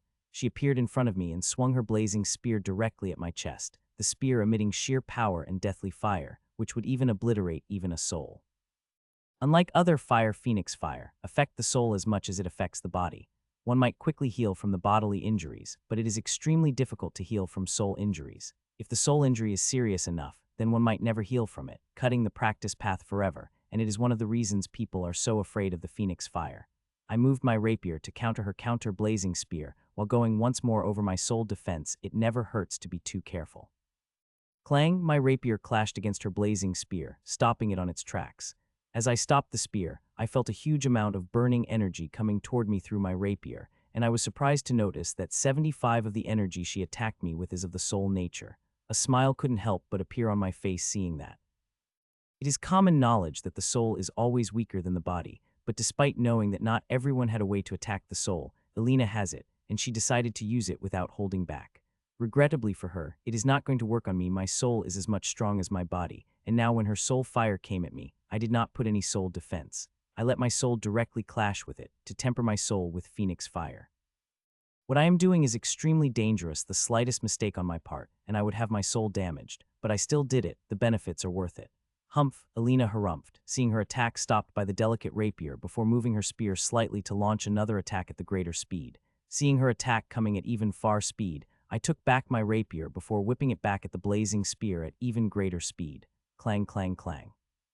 All of a sudden, her attacks became faster, sharper, and accurate. It is not just a change power of her attacks that increased, but her technique has also become a lot better. I was confused by the big change in her, but the next second I understood it all when I looked at her eyes. Well, isn't she luckiest little miss, I said. First, she got that huge power-up by consuming thousands of necrotic cores, and now she is going through an epiphany that is advancing her technique and battle sense at rocket speed. Epiphanies are extremely rare. Since I had begun practicing, I had only gone through the 3 epiphanies, which is a lot considering some people never go through it in their whole life. I had heard that people with bloodlines go through a lot more epiphanies than normal people. I had never believed that theory, but seeing Alina having epiphany, and during the battle at that, seemed enough proof. Battle epiphanies are extremely rare usually. Epiphanies come when the mind is calmest, not when it is tensest during the battle. Seeing today being her lucky, I decided to make it even luckier. I slowly begin to increase the power of my attacks. The increment behind the power of my attacks are extremely smooth. I am using all the experience I had to make it smooth as possible. Any sudden increase in my attacks could break her out of her epiphany. I don't want that. Getting an epiphany is extremely rare, and I want my friend to take full advantage of that. Time passed by. I smoothly continuously increased the power behind my attacks, and Aline, who is epiphany, continued to absorb it all. I could tell how she is learning from my techniques, melding them according to her style. She's making enough progress by the minutes that I took a day to make while fighting a life and death battle against the silver ghouls. If I had a similar level of strength as her, even with all my techniques, she would have finished me within a minute. As I continue to fight her, I notice she's getting stronger. Not only her techniques are improving at a visible rate, but she also begins to harvest more power from her bloodline. It is very clear as the bloodline energy in her aura is faintly getting stronger by the second. I had noticed it first since I am not using my sensory field, but when that bloodline aura got thick enough, I had noticed it immediately. It made me immediately believe that her epiphany is bloodline-induced. Now that I had noticed it, I especially focused on it. It is a rare chance to collect data on bloodline, a phoenix bloodline at that. If I can collect enough data, it will surely help me optimizing my inheritance further. Time passed by, and 6 minutes passed since Alina went into the epiphany, and in these 6 minutes, she had made absurdly huge progress that shocked me from my core. Suddenly, her bloodline aura thickened, not like the slow change that is happening for the past 13 minutes. The bloodline aura thickened 3 times within a moment. Phoenix Requiem. I was just reeling from the surprise of a sudden increase in her bloodline aura when her aura exploded like never before and muttered, Phoenix Requiem, in a strange, deep-layered voice. Waves of purple-violet fire begun to release from her and spread around her area, and at the same time, dense fiery wings erupted from her back, and the crown of fire appeared on her head. A second later, I found myself in the world of purple-violet fire that is suppressing me in every way, and at the same time, I found myself stared at by Alina, which seemed to be not Alina. She stared at me for a moment before she came at me, and I only had a moment to the activated full power of the old set. Clang, I countered her extremely fast attack. If I had not activated the full power of the old set on time, I would not have been able to counter such a powerful attack. Clang. Alina did not stop for a second to launch the second attack before launching the third one. She continued to attack me at an extremely fast speed, with each of her attacks targeting my weak spot. It looks like her bloodline is acting up, providing her with more power and knowledge. While doing that, it also influences her personality. How you may consider it, disadvantage or advantage, the bloodlines are known to affect the personalities. Most of the time, the effect is minor, but sometimes it is major, especially in the powerful bloodlines. What she is having now is just a simple epiphany anymore. It is much more not to forget the move she is using is making me all king of her uncomfortable. Usually I suppressed my enemies through my powerful domain, but now it is this move of Alina that is suppressing me, and it is comprehensive suppressing. I am getting suppressed from every point, from my attacks to my soul. There is one more damning thing about this domain effect of her more. It is a little better than my domain. I don't want to accept it, but it is the truth. It may be bitter truth, but it's a good thing I have come across such domain, as seeing this domain had given me a chance to see the flaws in my domain which I hadn't known existed. But before I go collecting the data, I should increase my power. Getting no challenge from me, I am seeing signs of Alina getting out of her epiphany. I could not have that, not unless I finish observing her domain at her strongest, and the current domain is far from the strongest. First boost. I said, and a trickle of thick, powerful energy begins flowing inside me unlike before. I could now control the amount of energy generated through the first boost, and thus could use it for as long as much I want. The only condition I have to follow is refining enough energy through my refinement tower.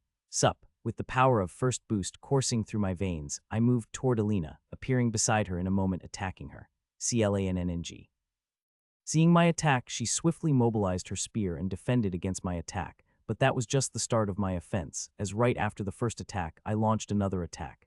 CLANNNG, CLANNNG, CLANNNG. I did not give her a second of rest and continued attacking her this time. I had kept tighter pressure on her, barely giving her any chance to defend. She had entered deep into the epiphany now. I do not have to be as careful as before as take some liberty with my attacks.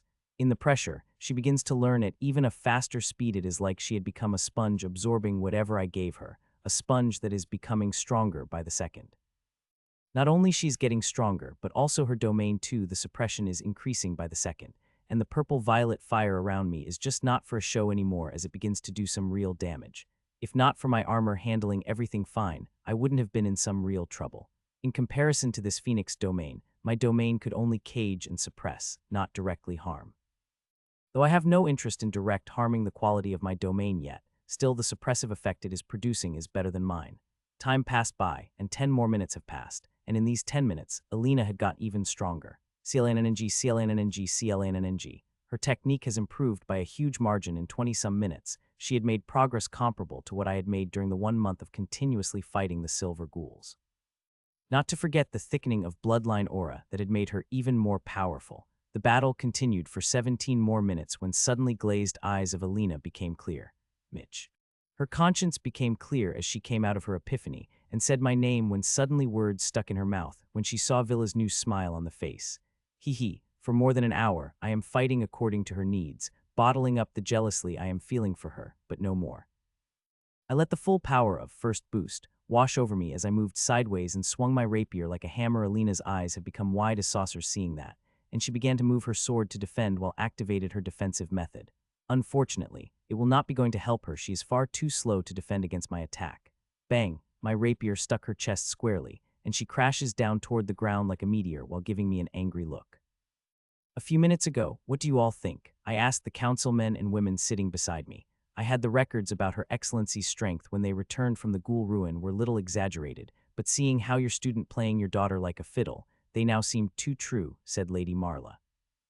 I was quite surprised seeing her praise Mitchell. Getting praise from this woman especially hard. In my more than 15 years of headmistressship, this woman did not say something positive to me more than 5 times, and I have done many great things in the past 15 years.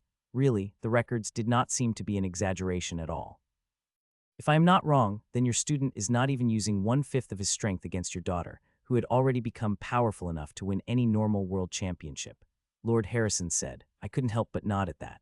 When Mitchell returned from the ruin, there was an obvious change in him. Even without emitting any aura I had known, he had become very powerful, but I am still quite shocked to see how powerful he had become. Alina has Phoenix bloodline, and the training she had put herself through ever since she had returned from the ruin had made great changes in her strength, and after consumption of thousands of cores, her strength had even greater change. Still, I did not doubt my daughter losing the spar. The record left behind the excellencies has never let me forget that. But when the battle began, Mitchell started dealing with her as if she child, especially when she had begun her epiphany. Marina, you should have informed the council about your daughter having a Phoenix bloodline. This is unbecoming of you as headmistress, quipped Lady Marla. This woman, She never forgets to strike. When there is a mistake, it is my luck that other council members decided to ignore my little rule breaking. We should now think about how to deal with those bastards Wisdom Tower and Hawthorne Sea, especially Wisdom Tower. Once they know what kind of inheritance Mitchell possesses, they will become hounds on blood, Lord Matthew said, bringing out worry that everyone had in their mind.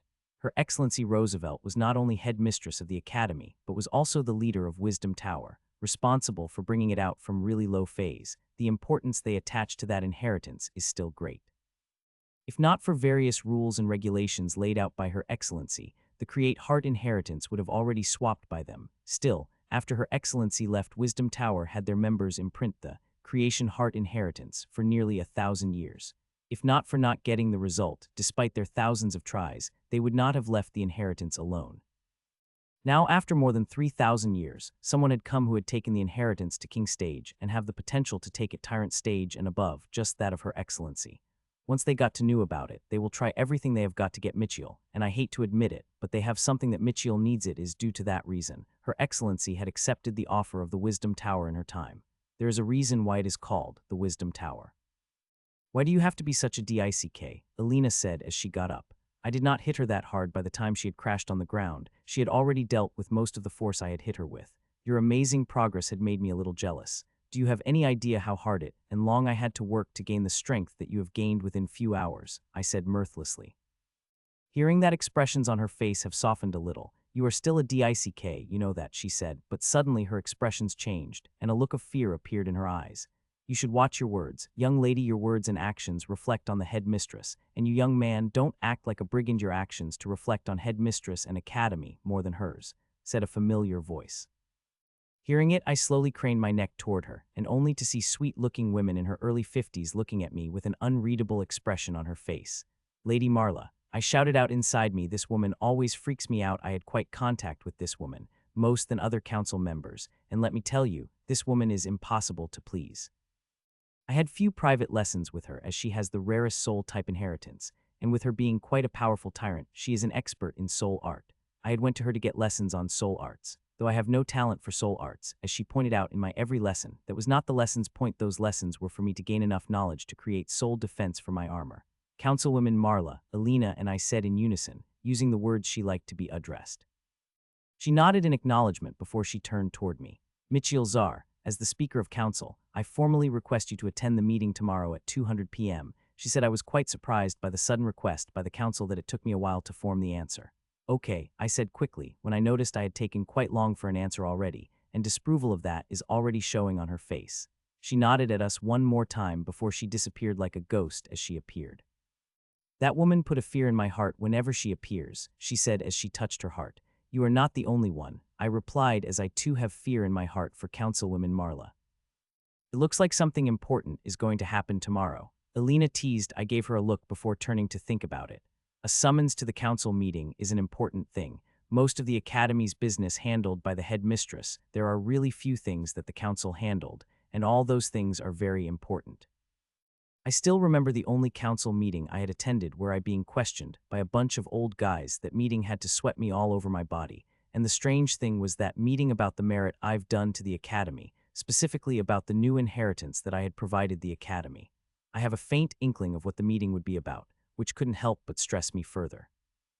Mitchell, you should go rest. You must not have had a safe sleep in these past 6 months, the teacher said as she comes toward me. She did not mention anything about council business. I don't think she's been invited. There is nothing unusual about, in most council meetings, the headmistress is not invited. Okay, I said and walked out of the arena. The early morning light bathed on me as I walked out arena. It was a late night when I had returned from the ruin. On the way to the lake house, I glanced through the mails. Many of them have made me emotional that tears couldn't help but well up in my eyes. Thud, I landed on the porch of lake house, and when in my house is the same as I left it 6 months ago. Not the slightest change could be seen in it. I sat on the couch and called my parents. It is time I should give them the news of my return. Teacher had said she had kept the opening of ruin gate super secret, so they should not get the news about me returning. Tring tring tr Mitchell, you have returned, mother said, shocking the hell out of me. I thought she would be in shock or surprise hearing my voice, but I found none of that emotion in her voice. All I found was surety. It is like I had gone on a week-long holiday and returned at the exact hour I had told her I would return, and there is no surprise to my return. You did not sound surprised, Mom, I said. Why would I?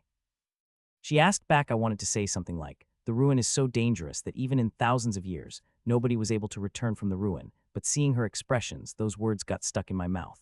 Michiel, thank God you have returned. We have been worried sick about you. Though your mother said you would be fine, I could not stop worrying about you, my father said as he appeared beside my mother. I am fine, father. As mom had said, nothing had happened to me, I said, seeing how worried my father looked.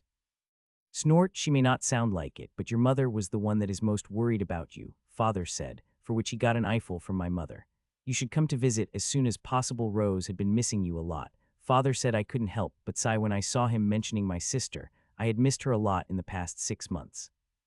Even if I did not go to visit my family, I would always call them once or twice a week at least. Not talking to her for the half year had left a huge hole in my heart. She must have been sleeping right now, otherwise she would have come running hearing my voice. You are coming to Orca's city, right? Mother asked suddenly. Yes, we will leave for it in a week, I replied. Orca's city is a place where the world championship being held for the past 2,500 years, and I will leave for it, or I might say, we will teleport there with the Academy's entourage in a week. We will meet you there, then it will be quite a reunion with a lot of familiar faces, Mom said, hearing that smile couldn't help but appear on my face. Yes, it will be quite a reunion. I will see the faces that I haven't seen in the years. Some of these people I used to think were dead. I talked with my parents for an hour more before hanging up with a promise to call a few hours later when Rose wakes up. After hanging up the call with my parents, I called Myra as I missed her very much this past half year, but her call directly went recorded message saying she is busy in training and I should call her a few hours later. Feeling disappointed, I had called a few of my friends, but I got the same answer from them as I got from Myra. Looks like all of them are rigorously training for the World Championship, I thought as I closed my holowatch. I looked around my house before walking into the shower. After I finished with my shower, I went kitchen and began to cook myself something delicious and nutritious. I am feeling very hungry right now. It is the price of getting such a strong body. With greater physical strength, I get hungry a lot, and if I had to eat like regular people at a regular time, then I had to cook something very nutritious. On the question of getting hungry, I have to stockpile the food again. All the food I have is gone, except 2 carcasses of emperor-grade monsters and few jars of spices and herbs. Nothing many eatables had left in my storage.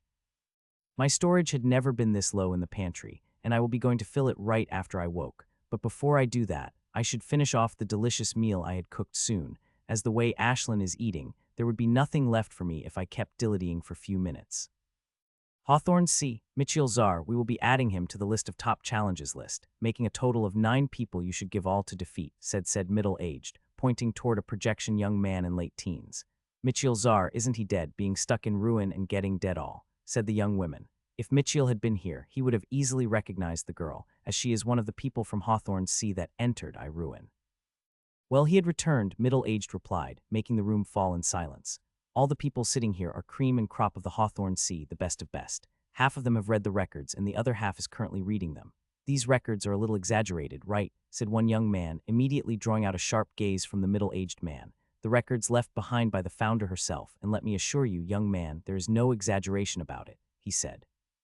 The Hawthorne C is most liberal in its working as it is the newest supreme, but there are some things they would not tolerate, and one of them is questioning their founder. If we consider this Michiel having returned with enormous physical and soul strength as the Her Excellency, then it will be difficult for any of us to defeat him. Only Jillian in our whole organization will able to defeat him, a young woman said, bringing out the that everyone is having. Not quite, the middle-aged man shaking his head. He may have grown powerful in that ghoul ruin, but you guys did not much pale in front of him.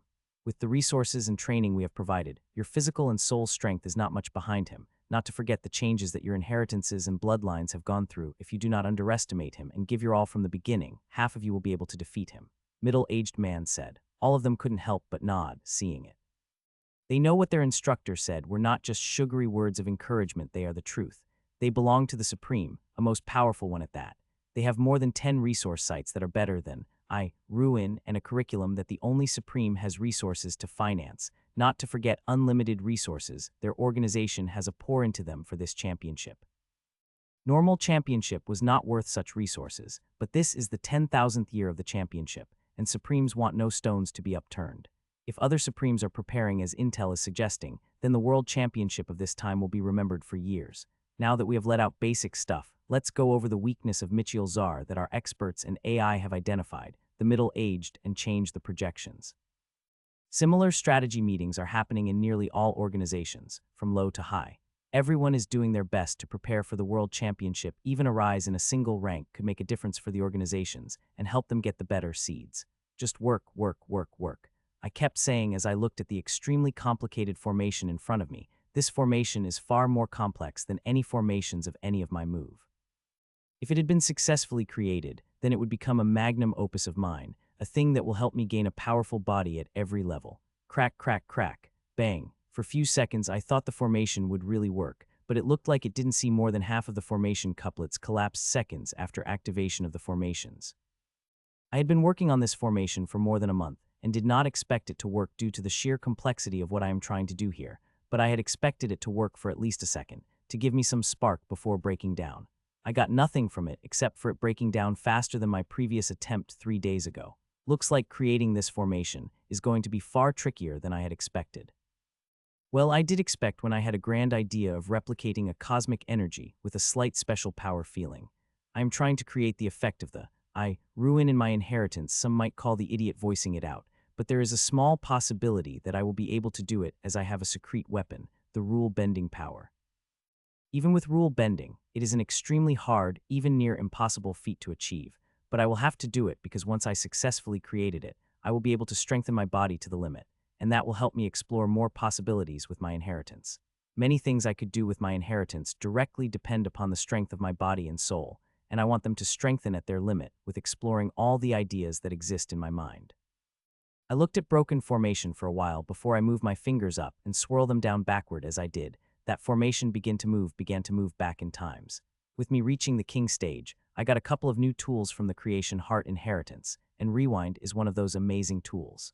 I stopped the rewind when I reached the beginning stage of activation of formation and slowed the motion in 3,000 frames per second. I want to look at each and every formation to see which had collapsed first and what made them collapse, with all the data collected during the process with help me optimize the formation. I continued working in my inheritance space for a few hours before coming out. I can't spend too much time in my inheritance space, especially today, as we leave for Orca's city today. It had already been 8 days since I had returned from ruin. In these 8 days, nearly all time went into attending one meeting after another about the battle strategy and comprehensively studying the opponents I will face during the competitions. There was one meeting that was different than other meetings I had in the past 8 days. The council meeting had taken most of the day in it. I had to sign multiple documents and take a series of oaths, and when I returned from the meeting, there was a lot more weight on my heart than before.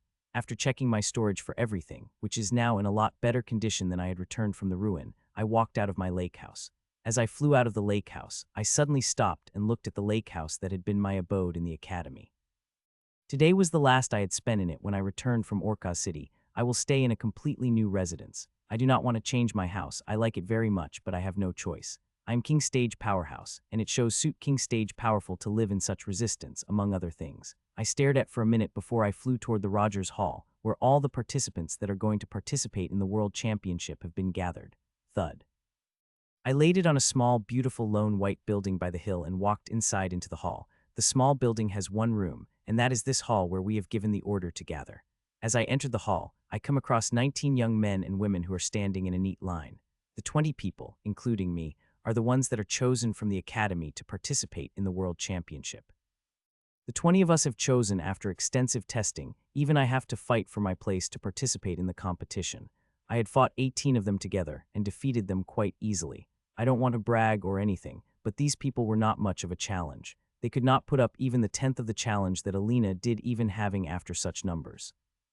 Well, I couldn't blame them. They are very powerful, but when one compared to Alina's standard, they are nothing. She alone could kill hundreds of them in a minute without breaking a sweat.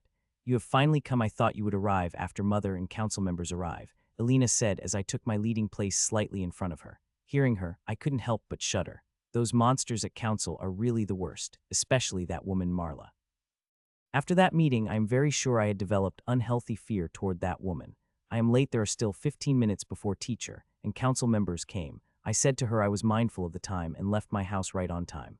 Time passed by, and after 10 minutes, professors begin to come in. All these professors are tyrant stage. Unlike many organizations, the academy's send-off is low-key. It is a tradition that we have been following for thousands of years. Soon, 15 minutes passed, and 9 people have appeared. The teacher and 8 council members were wearing formal white councilman robes, and the teacher was wearing a beautiful formal red gown. I looked at the teacher before looking at the professor, whom I should really stop calling her that as she had become a member of the council 4 months ago. I was quite surprised when I come to know about it in the council meeting. We have had little more than 100 tyrants, including or hidden tyrants, but only 8 were able to become council members. The conditions to become a council member is really hard. Even some retired headmaster's headmistress couldn't become one, even after advantage compared to other members. I knew the professor is powerful, but not this powerful. All these council members may look like they are in their 50s and 60s, but they are above 100 years old, 2 are even above 200 years old. They have fought hundreds of wars and have huge battle experience. They could kill normal tyrant like a defenseless chicken. So, it was quite a surprise to see the professor joining their ranks when she is not even 35 years old. I couldn't help but feel immensely proud seeing you all standing here in front of me, wearing the mark of academy. Teacher said as she looked at all of us. The hard work you have put in is commendable, that whether you win or lose, get a better rank or not, the whole academy and I will always be proud of you, she said, and applause broke among us. Teacher words have been short, and it was not much of blood-boiling speech that one might expect, but it was still able to reach the heart of every one of us. You will all go the Orca's city in the lead of councilwomen Charleston and professors here, and while you were in Orca's city, I expect you all to remain in your best behavior. I don't want you to do something that will tarnish the reputation academy, teacher said with a smile, but this time there was a faint trace of the threat present in her voice. She looked at all of us in the eyes before she turned to the professor. Councilwoman Charleston, please. Teacher said as she motioned toward the professor to take center stage. I know them enough to know by now to notice how these sisters felt while addressing each other so formally. They never address each other in such a way. Professor sometimes even teased, calling her headmistress when she wants to irk the teacher. Stand still on your place and don't move if you don't want to cut by the space waves. I will initiate mass teleportation in 3 seconds, Professor said as the look of concentration appeared on her face. Second later, I found myself covered in soft but steely energy. The spatial energy has covered nearly all the people from the hall. I was just observing the spatial energy that Professor had released when I found the scenery around myself disappearing, and the next second, I found myself standing on the white platform with others. Professor has teleported all 25 of us, including 5 tyrants outside of the Orca's city in a mere few seconds. The average tyrant could not perform this feat. We have teleported outside of Orca's city like anyone who wants to enter the city. Even Supremes have to teleport out before entering inside through one of its gates. In front of me is a huge coppery-colored energy dome, covering a large swath of area, letting out powerful fluctuations that warned everyone to stay the hell away from it. Orca's city is the most well-protected city in the whole world. It houses so many tyrants that it will put even Supremes to shames. Well, it is the center of the human world, a place to make a last stand if everyone fell. Let's go, Professor said, bringing us toward the entrance. We are not the only group that is moving toward the entrance. There is a couple of more groups from the tyrant grade organizations also walking toward the gate. They made small talk with Professor and looked at us, especially me. Nearly every group looked at me and eyed me with the gaze that wanted to gobble me up. News seemed to travel fast.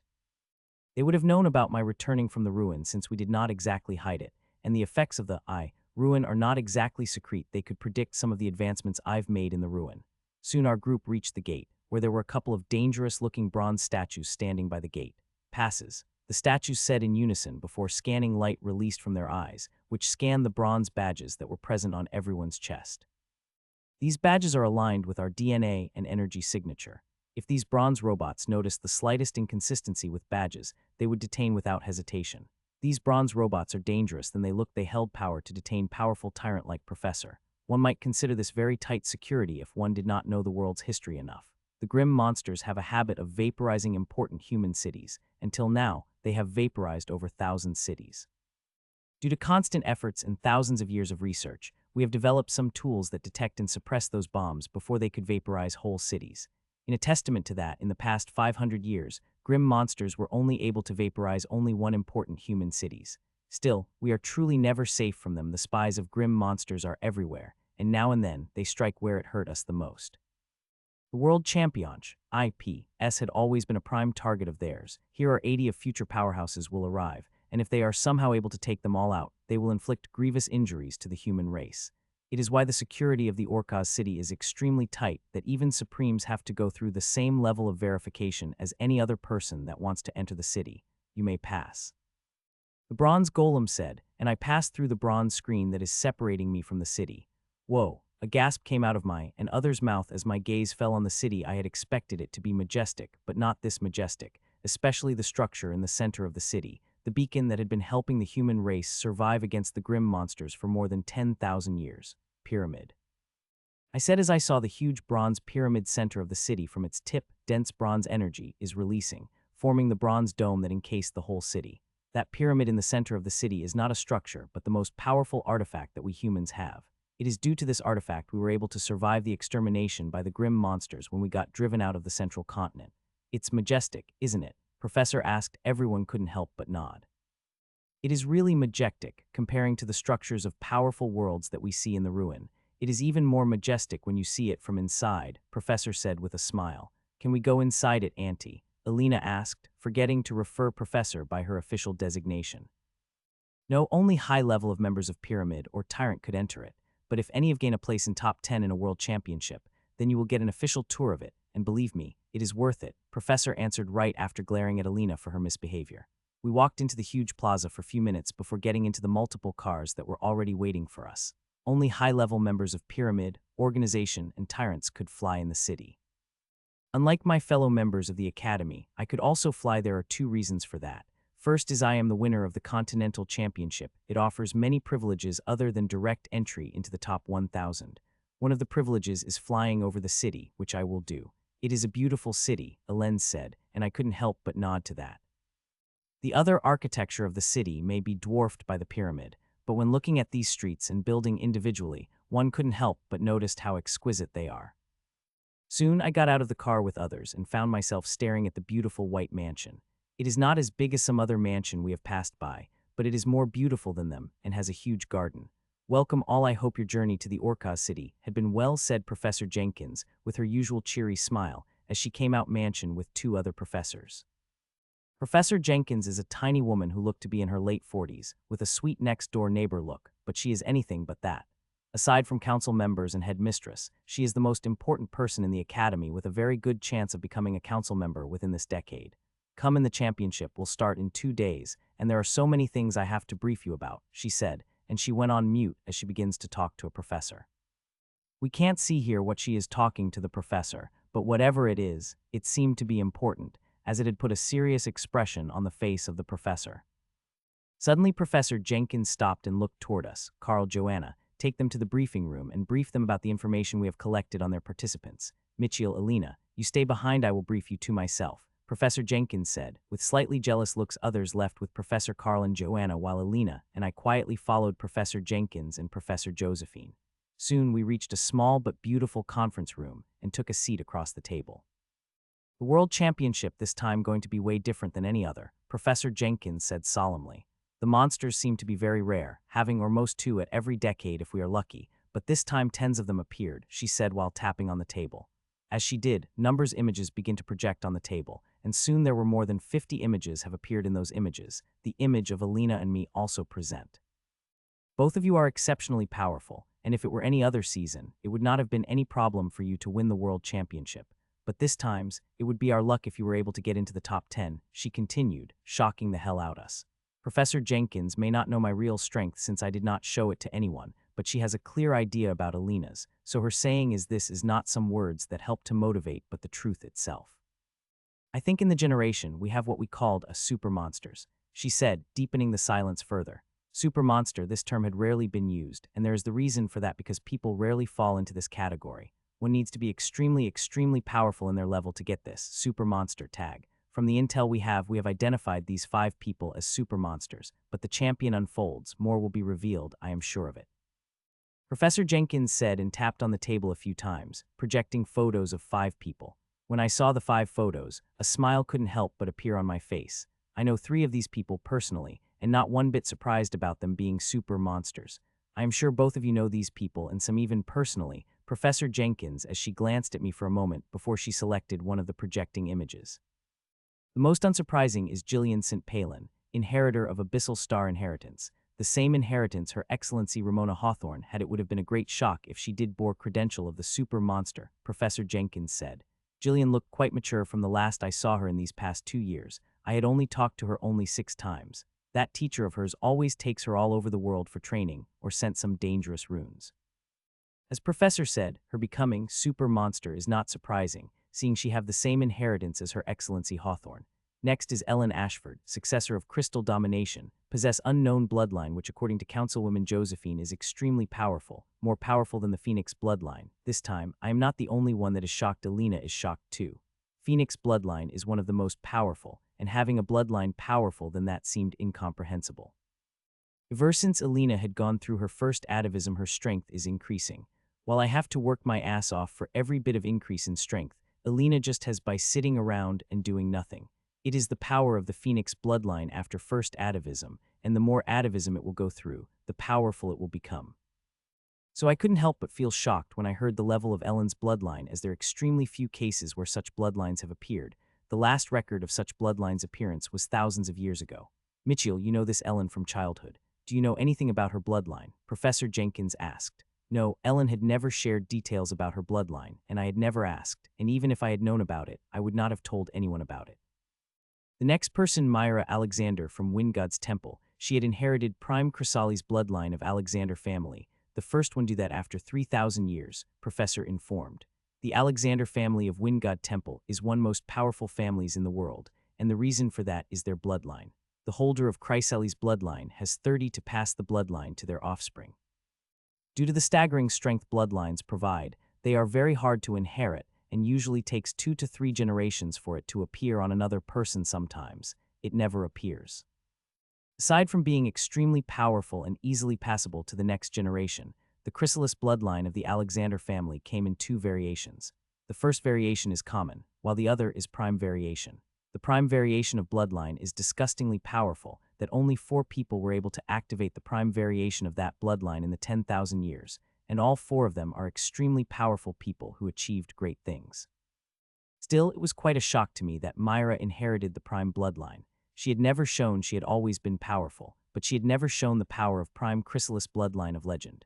Not that I could blame her. If I had been in her place, I would have kept it hidden for as long as possible. Once it is known, the grim monsters will do anything to kill her. They would even go as far as sacrificing their most well-placed spies to it. They have done it many times. It is very worth it. A very small price to uproot future trouble that would kill their powerhouses by millions. I assume you did not know about your girlfriend, prime chrysalis bloodline, Professor Jenkins asked. To that, I shook my head. I did not have even the slightest idea about it. I could detect a slightly sharp tone of her voice, but I did not take it at heart. Anyone at her place would expect me to know some secrets about my girlfriend, but regretfully I did not. We have not mixed practice with a relationship, and now that I think about it, it is also one biggest reasons we clicked so perfectly. We both had our secrets that we won't tell others, and to enforce that, we used to practice at our place, which helped keep our secret to ourselves. The only time we have spent very close was on the airship on the way returning home. That time too we barely practiced. Most of the time had been spent in each other's company. Moving on to the next is Jonathan Pearson from Silverstone Academy. His inheritance is extremely powerful, and we have intel of him fighting against 6 well-known emperors of his organization and beating them all in less than 10 minutes. She informed, expanding the image of a thin brown boy. He has looked like an average person you will walking on the street. One would not see anything special about him unless they see his eyes. Those blue eyes of his really something even in projection. They seem to be radiating the sharpness. The last one is Jonah Simon from Bloodsun, Professor said and stopped for a moment, which she never did between 4 other introductions, which made me very curious about him. He is the rare case with both bloodline and inheritance. Professor Jenkins said, hearing that I couldn't help but frown. It is rare for one to have both bloodline and inheritance, but not unheard of. Usually, these people had to seal up one as the bloodline and interferes with each other working. Even if the bloodline and inheritance are of the same type and element, they still create interference with each other. This interference usually come in the form of slow practice speed, but sometimes it goes extreme. People have exploded due to interference between the 2 forces, so those with bloodline usually refrain from taking inheritance, and even if they want to, their bloodline won't let them imprint the inheritance. The inheritance and bloodline of his are different type, but work seamlessly and even increase each other's power by many folds. She informed people, I had talked to theorize that he had some kind constitution that helped him balance out the bloodline and inheritance. She added hesitatingly as if she does not fully agree with conjecture. While she may not fully agree with it, I fully agree with that conjecture. I have a special constitution and know how many things I am able to do with it. Having a special that was able to create the balance between inheritance and bloodline is not strange for me. Regrettably, we have no recent battle recording of these 5. We will have to work on old ones to find their strength and weakness, she said as she opened all the battle recordings of the Jonah. Except for Jonah, we have also studied the battle recordings of the other 4. They are in the top 100 people we have to look for in the competition. Only Jonah had been remained unknown till now. Time passed by as we watched battle after fight. We watched from oldest to newest, watching his progress, what area he progressed the most and in what he had progressed the least, summarizing all that to find the most exploitable points in its fighting style. It is not easy as it looked, but it became a little easier when 2 powerful experts helped. Still, both professors are helping very little, making us do most of the work, which is fine. The little help they give is already more than enough to decode all the moves and fighting style. I have to remember the latest footage we are viewing is a year old, and these people would have advanced by leaps and bounds by now. Still, there is huge information we could glean from it. We will stop for now. I am sure you don't want to be bogged down by too much studying, Professor Jenkins said. That couldn't help but make Alina roll her eyes at her. We have been studying one person for the past 6 hours, without taking a second break. It is very hard to get away when Professor Jenkins is sitting in front of you. She reminded me of my sharp eyes teachers who would take control of the rowdy class in few words, and that class would behave till the teacher say otherwise. We are like that in front of Professor Jenkins. So are you going to go meet your girlfriend? Alina asked as the door of the conference room closed behind us. How do you know? I asked back. Yes, I am going to meet Myra and I already a little later. Humph, the way you were fidgeting for past half an hour and sneakily looking at your holowatch every few minutes, it was very clear you have somewhere very important to go, she replied. I couldn't help but feel a little embarrassed hearing that. If Alina beside me could notice it, I am sure that Professor Jenkins would have noticed it too. No wonder that woman was focusing on me too much past hour. Still, it's a good thing you have fidgeted around it, had helped us leave the discussion early. Professor Jenkins tends to go for hours, she supplied. I gave her muted smile. Being one of the most important people in the academy, I wanted to make a great impression on her on our first meeting, and I did well in the first few hours. With this small blunder, I will have another opportunity to make a great impression on her. I will leave you them. I am already half an hour late. If I am more late, Myra will chew me alive, I said apologetically. Go meet your girlfriend. You deserved it after what you have been gone through in the past half a year, Alina said with a smile as she patted on my back lightly. I wish I could go faster, but there is a limit to the speed at which I could fly. If I had been a tyrant, I would have been able to fly at as much speed I can. Thud. It's a good thing this city is quite small, and I was able to reach the place within 10 minutes. The cafe is very beautiful with only a 1-story building. It has big glass windows and expensive high-grade plants that produced wonderful lights, making the cafe look quite vibrant and enchanting. Michiel Zar, said the hostess when I was about to introduce myself when she called my name. The hostess is a beautiful woman in her late 20s wearing a long shimmery black dress that hugged her body well. What surprised me, her strength. She is a peak king, and powerful one at that, if aura around her is any proof. Yes, I asked. Miss Alexander is waiting for you, she said and began to lead me upstairs toward the roof. Soon we reached the roof, where there are a lot fewer tables than below, only 20. I did not look at the other tables. The one I was looking for was already waiting for me. I saw Myra sitting at the corner table with the great view, staring at the entrance. As she saw me, her face stilled before she appeared in front of me, and I found my lips on hers, kissing her passionately. We did not have to say anything. All we have to say is getting said between the kiss, which is very painful to me as I could feel her pain she had felt when she comes to know I had disappeared. What you have put me in this past half year is simply unforgivable, she said as she broke the kiss. I am sorry. It is the only thing I could say as I wiped the tears away from her eyes. The hostess has already disappeared, but not that we need her. As we walked toward our table, I, like a gentleman, pulled her chair before sitting on mine before beginning to observe her. The past half year has changed her. She looked even more mature, and red dress she is wearing. She had also reached peak king from high stage of king she was half a year ago. This progress is not surprising if not for she being suppressing herself at king stage for nearly years. She would have been at least a high emperor by now. While her level changed, her aura did not. She still possesses that distinctive aura of Chrysali's bloodline. It is not much different from other Chrysalic bloodline holders I sensed before. If not having solid intelligence that she had prime Chrysali's bloodline rather than normal Chrysali's bloodline, I would have definitely doubted. You know, I had never thought I would be studying my girlfriend such a way that I am studying in the past week. I said I did not say anything about prime as it is still a secret and should not be said out in public. Really, what did you learn with all the studying? She asked back with a teasing smile. Many things, I said mysteriously. Then I hoped those things would surely help you last more than 5 minutes against me, as what I got from studying you won't be able to last even a minute, she said with having a sweet smile on her face. Don't worry, I can definitely last more than a minute against you. Surely you know, I said with a teasing smile which brought faint blush on her face. I had missed you very much. It couldn't help but come out of my mouth. Only after seeing her, I had realized how much I had missed her. The empty feeling I had been feeling for quite a had healed itself minutes after talking to her. I missed you too. I had come to your academy. You know, she said. I know, and you have no idea how bad I feel about worrying you, I said. Teacher had told me about her coming to the academy just 2 days after I had been stuck into the ruin. She had not only come to the academy, she had even spent a week there before leaving.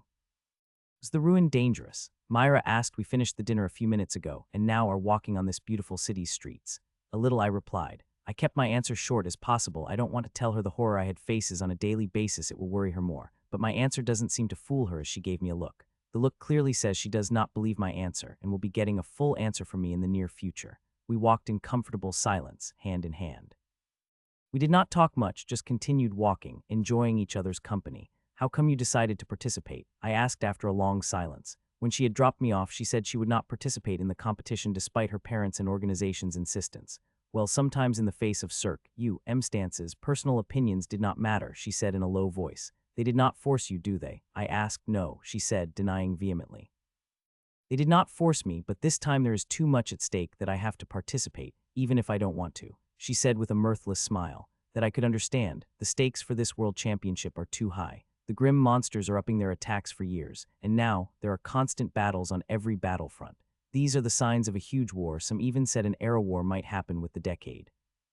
When such wars happen, many organizations fall. Even supremes have fallen in the past 10,000 years. Forget the normal organization.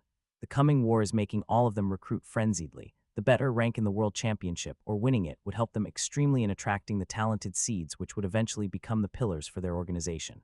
2 hours passed by, and we stood in front of an extremely opulent mansion, which is bigger than the mansion we are staying in. It is the mansion of the Alexander family, and it really does show their glory. The Orca city is quite small, and that makes every inch of land here priceless. To acquire huge property, one only needs to huge wealth but also great connection. Without it, even wealth would not help in buying such property. This is it then, I said, seeing the mansion in front of me. I really wish we would be in miasmic paradise there. I would have been able to spend the night with her without any problem, but here I could not do that. Yes, Myra said reluctantly as she gripped my hand tighter. Goodbye was about to say goodbye when I stopped as I felt a dangerous presence behind me. Little sister, aren't you going to introduce your boyfriend to me? Said a male voice in a confident tone. When I looked back, my gaze fell on the handsome man who looked to be in his early 20s. He is also peak emperor, a powerful one at that, as he is intentionally suppressing me with a fine, controlled, very thin thread of aura which he had wrapped around me, to which I did not react as if I have not sensed it. The aura thread is harmless. I could destroy the moment I want without any problem. Myron, what are you doing here? Shouldn't you be at your party? Myra asked back, ignoring his earlier question.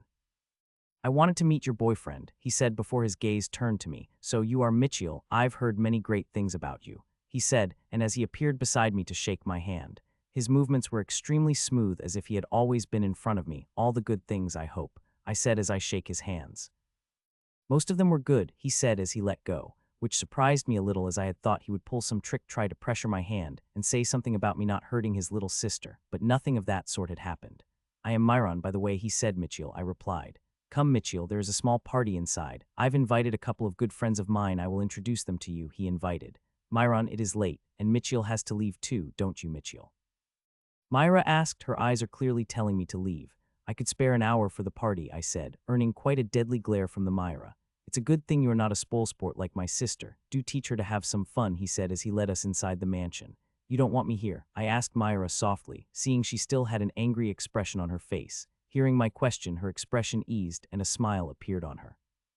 It's not that I don't want you here, but my brother likes to play tricks, and I don't want you to reveal anything here unconsciously that you would not like to reveal before the championship starts, she said with a sigh. Seeing her worry about me, a smile couldn't help but appear on my face. Don't worry, your brother won't be able to force me into revealing something that I did not want to do, I said and gave her a small peck on her cheeks. Soon we entered the mansion, which is even more beautiful than the outside, having a Spartan kind of interior. We passed by a hallway, and soon we come across a huge hall where a crowd of hundred-something people is present. All of them are young, releasing the aura of powerful kings and emperors. Currently, all of them have surrounded something, watching while discussing it animatedly.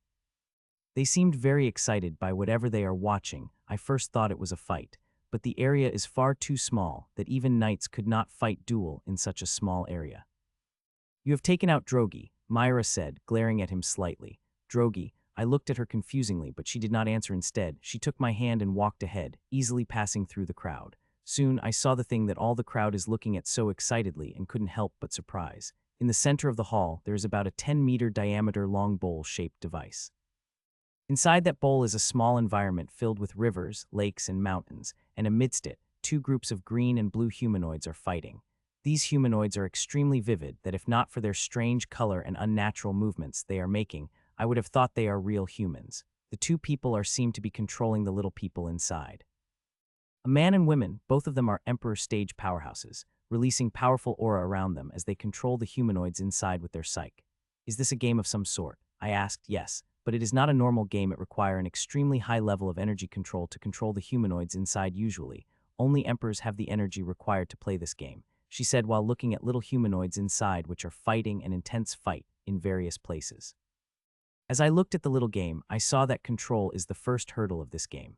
To win it, one needs to have a strategy and able to project their fighting techniques on the humanoids to fight. The power of all the humanoids is the same, so it all comes down to control skill and strategy. The one with all three things better will win this game, and currently, it is women that seem to be winning. I don't know at what number they had started, but currently women have 29 humanoids left while the man has only 20, and he had spread them all over a disc. Currently, he had spread them all over the disc and making them run away while the humanoids of the women are chasing them, hunting them with her force of archers and warriors. Where do you guys got this game? It is amazing, I said to Myra.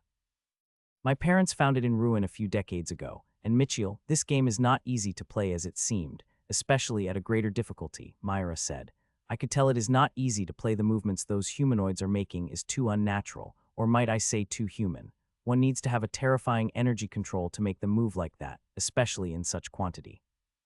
Minutes passed by and the women kept crushing the man as she destroyed his one humanoid after another, till she no green human had remained standing. She had destroyed him completely, but to win she also pays a high price as only 11 of her humanoids have remained. Here is said to be a great win, but if it had been a real battle, the casualties would too much to be called a joyous win. Hilda, Hilda, Hilda. People begin to cheer for women who just women. Both of them were quite good. It is not easy to move humanoids like that in grade 5 difficulty. Myra said I could only nod since what grade 5 difficulty entails.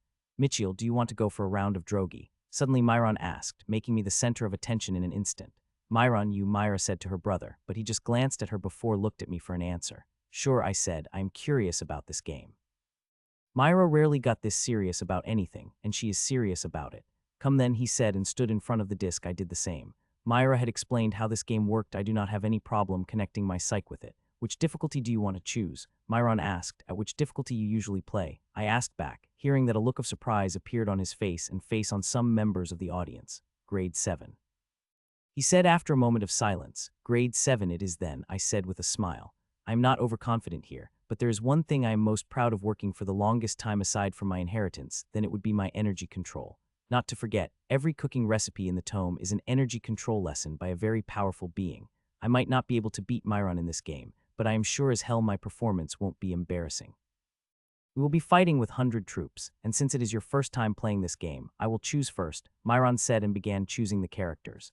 Those who choose the second have the advantage, so I can see what my opponent had chosen and chose humanoids that counter his. Within a minute, he finished choosing 100 humanoids. He chose 20 warriors, 20 knights, 20 healers, 20 assassins, 10 bards, and 10 archers.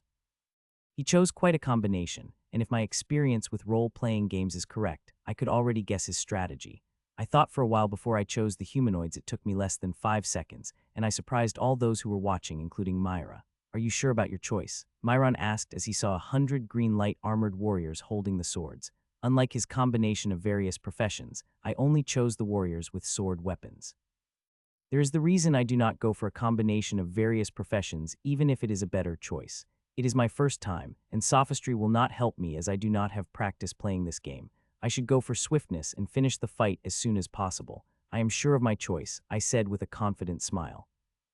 Let's start then, Myron said, and I nodded. The humanoids that were projecting the above disc disappeared, and before appeared inside the disc, and this time they are real. They looked like real humans.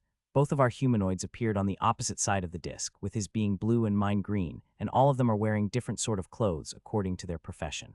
As his humanoids appeared, they begin to move, and soon they formed 20 groups of 5. 10 groups have warrior, knight, healer, assassin, and bard, while while the other 10 groups have warrior, knight, healer, assassin, and archer. 4 professionals of each group are the same, only 10 groups have archer while 10 have bard. The 20 groups begin to move toward me, and if not wrong, they are moving spread net formation. Each group may see distance from each other, but they are not. It only takes a matter of few minutes for these 20 groups to gather, capture the enemy into their net. Once one got captured, it will be very difficult to survive. I watch his movements before I begin to move my humanoids, and when I did, I shocked the hell out of all those watching, including Myra and Myron. The light smirk that was on Myron's face also vanished. My humanoids moved, and they moved with grace on the humanoids. All the 100 humans begin to climb down from the tallest cliff without falling before moving into the forest with the grace of the leopard. The difficulty of this game depends up controlling points that increased with the grade of difficulty. Consider these humanoids as puppets, and control points are the strings. Grade 1 difficulty has only 12 controlling points, Grade 2 had 24 controlling points, Grade 3 had 36, and so on. With each grade, controlling points increase by 12, though the increase in controlling increases the difficulty of controlling them. If one manages to it, then one would be able to control this humanoid more finely. In Grade 7, each humanoid had 4 control points, and I am controlling 100 humanoids together. When Myra mentioned how difficult it is to control them after Grade 5, I had been expecting something very challenging, but seeing 8 humanoids had only 84 controlling points, I wanted to laugh. When the teacher started to train me with healing arts, she had made me control a single humanoid doll that had 1,200 control points. It was extremely hard, and even then, with my energy control that time, which was amazing for my age, I needed 3 months before I could control that doll perfectly. That was just a start, as in the next 3 months I had to learn 2 more dolls. Teacher wanted to have fine control over 3 dolls in 3 months. It was very hard, and I had worked my ass off to do that. More than a year ago, I was good enough to control these grade 700 humanoids. In the year, many things happened, like me finding the tome and practicing the recipes, me practicing with my vines, which is much harder than it looks. To control each vine, I had put 3 times more efforts than I need to control the single humanoid. All my humanoids have climbed down the mountain, and now they are moving through the forest with the grace of the leopard. Seeing my humans coming toward him with such grace and power, Myron had immediately changed his strategy. He begins to merge the groups soon. 20 groups became 10, with each group having 10 members. Instantly, his humanoids became powerful as now he all professional he had chosen in each group. Each group now has 2 warriors, 2 knights, 2 healers, 2 assassins, 1 archer, and 1 bard. It is great groups with healers, a balanced fighter like warriors, power fighters like knights, agility and stealth fighters like assassins, long-range archers, and power buffer like a bard. Such groups are very hard to deal with, especially when someone like me who had only chosen the warriors can still not fear him. He may have made the best group to contend against me, but that does not mean he will be able to. I am controlling the humanoids to a far better degree than him, and thus will be able to control them to a far greater degree. Seeing him forming the groups, I also begin to form the groups. Mine are smaller compared to his. I've made 25 groups of 4 warriors, and these groups are rapidly closing toward the 10 groups of Myron. Second, I passed by as my warriors, crossed through the rivers and lakes, and climbed the small mountains. Unlike me, who is pushing all my warriors toward his group, Myron's groups have already found the spots and placed themselves strategically. He will use the defense-offense strategy and try to kill my warriors through the usage of the terrain and strategy. Which is great. I want to see how long he will last against me. I am not overconfident or anything, but any expert seeing the movements between our humanoids will see the difference between us. His humanoids looked like extremely well-controlled puppets, and mine looked like humans will human soul. Their movements were extremely similar to that of the humans, so smooth that one would guess whether someone had outfitted them with the soul. Another minute passed, and soon all my humanoids have reached near his groups. His groups are all over the circle. Some are the hills, some on the mountain, some on small islands on the lake. They are in the perfect place in which they could defend, and I want to see how long he will be able to defend. I had already decided to crush him without holding anything back. Only this way I will be able to impress Myra's brother and also take small revenge for him playing his tricks on me. It's time, I said, and suddenly the speed of my warriors I am controlling increased by 5 times.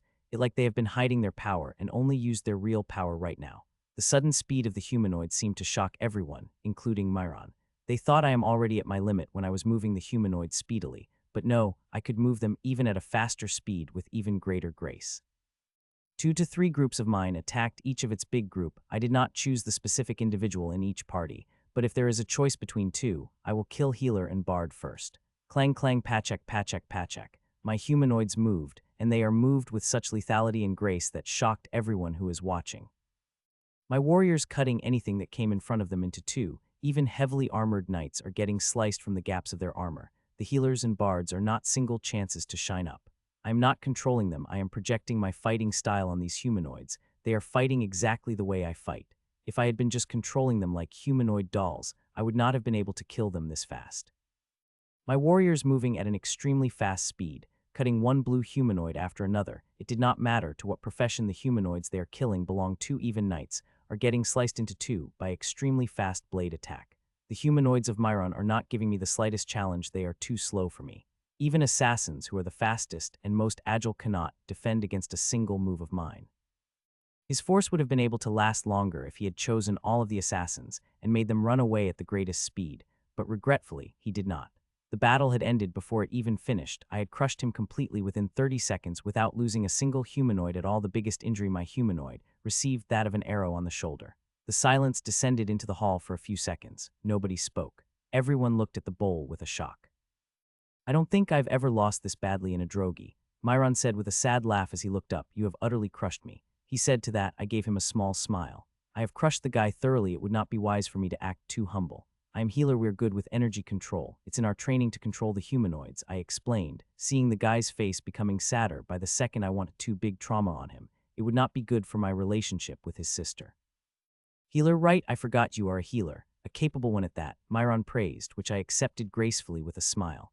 Now that you had your fun, Myron, give me some alone time with my boyfriend, Myra said, and before I could say anything, she dragged me out of the hall, under the eyes of Myron, who began to look at me with pity for some strange reason. We walked through the hallways of the mansion before walking out it into the beautiful garden. I did not know you had such fine energy control, Myra said finally. Healer, remember, I said with a smile. Snort, I had played drogi with best king stage and emperor stage healers of my organization, and they do not have half of the energy control that you have, she said and looked at me, demanding to know the real answer. They do not have Marina Charleston as their teacher, I replied with a smile, hearing that slight surprise appeared on her lips. Your teacher? I thought your wooded is your mother that trained you in energy control, she said. Hearing that, a smile on my face couldn't help but freeze for a moment. Mother had never taught me anything related to practice, I said with a sad laugh. It came out of my mouth before I could stop it. She opened her mouth to say something but closed it, seeing the expressions on my face. Still, it is quite hard to believe you have gained such energy control from healing practice, she said after some time. I had always focused on improving energy control. Even when I am knight, I had great energy control that helped me create superb ability armor, and under teacher's tutelage, my energy control sharpens even further, I said. I wanted to stay silent, but seeing the earnest expression on her face, I decided to answer her as what I am going to tell is not much of secret, some things she already knows by studying the intel about me. My brother and I had been playing drogi for years at first. He used to have the upper hand due to him having more than a year advantage of practice. But as years passed, I began to improve faster, and in the last 2.5 years, I had won most of the games we have played, she said, giving a piece of important information about her. From her word, it's as each to conclude that her energy control is at either grade 7 or grade 8, likely grade 8. The way you crushed my brother, I am sure you would have no problem in playing in grade 10, right? She had asked me in her sweetest smile. I could not understand why her brother was looking at me with pity. She is simply the devil. She is slowly making me let my guard down with her sweet smile and soft words. Baby, it had got quite late if I did not return soon. Professor Jenkins would not let me hear the end of it, I said, directly deflating her question. She continued to look at me with a sweet smile, wanting to melt my resolve, which I am trying very hard to maintain.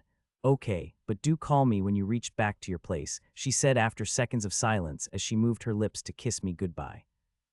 The World Championship will begin tomorrow. I could already feel the city vibrating with the powerhouse's energy. Everywhere I look, I see powerhouses. The streets are filled with kings. Those below the kings are found in the same numbers as the emperor stage powerhouses, which is crazy on the outside. It is very hard to such numbers of emperors. My parents came to the city 3 hours ago, and I am going over to their place to meet them. I would have gone there early if not for stuck under the meeting with Professor Jenkins.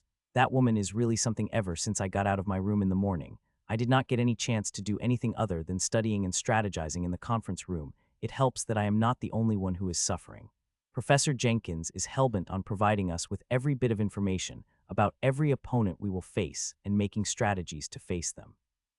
It may not seem like it, but that woman is excited about the championship, and I can understand why. In the past 1,000 years, the performance of the academy had been abyssal. It had improved now and then, but there is no huge progress. In the past 1,000 years, the 100 World Championship (IP)s that had been held, only 3 times any member of Academy get into top 100. There had never been someone who was able to get into the top 50. It is very hard to believe that Academy had once upon a time had won the competition, and many times its members had been the runner-ups. Those were the good old times, and there was not much hope of bringing them back till Alina and I appeared. Our performance has given some hope to Academy, and they are trying to provide us all the help they could so we could perform at our best. Thud. Soon, I landed in front of a mansion that is no less than of the Alexander family. It is a mansion of the Michelson family. A few hundred years ago, Michelson family of the Mistsan was no less powerful than the Alexander family of the Wind God Temple.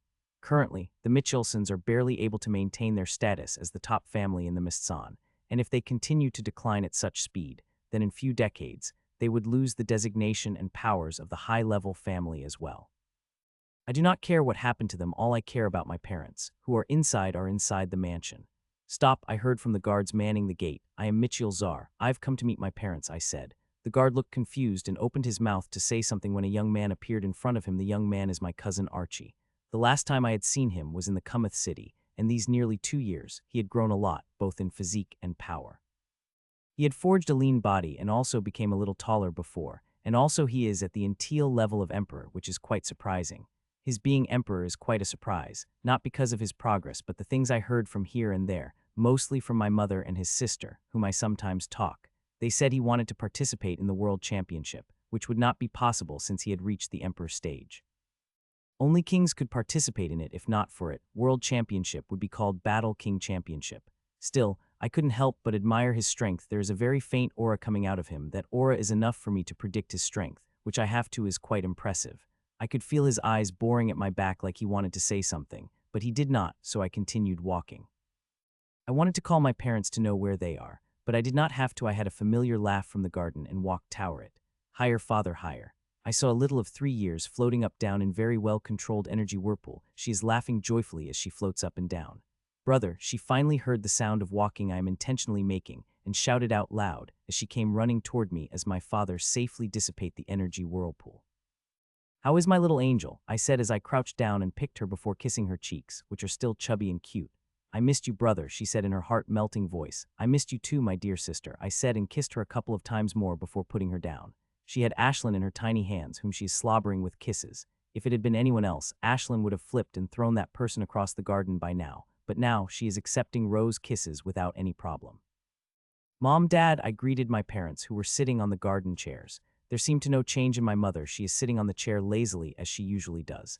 On the other hand, my father had great change. He not only looks quite younger than before, but also emitting the strength of peak prince, which is quite great considering last time I had seen him, he was only knight. There is one surprising thing about the aura that my father is emitting. It is quite weak. It is even below that of average princes.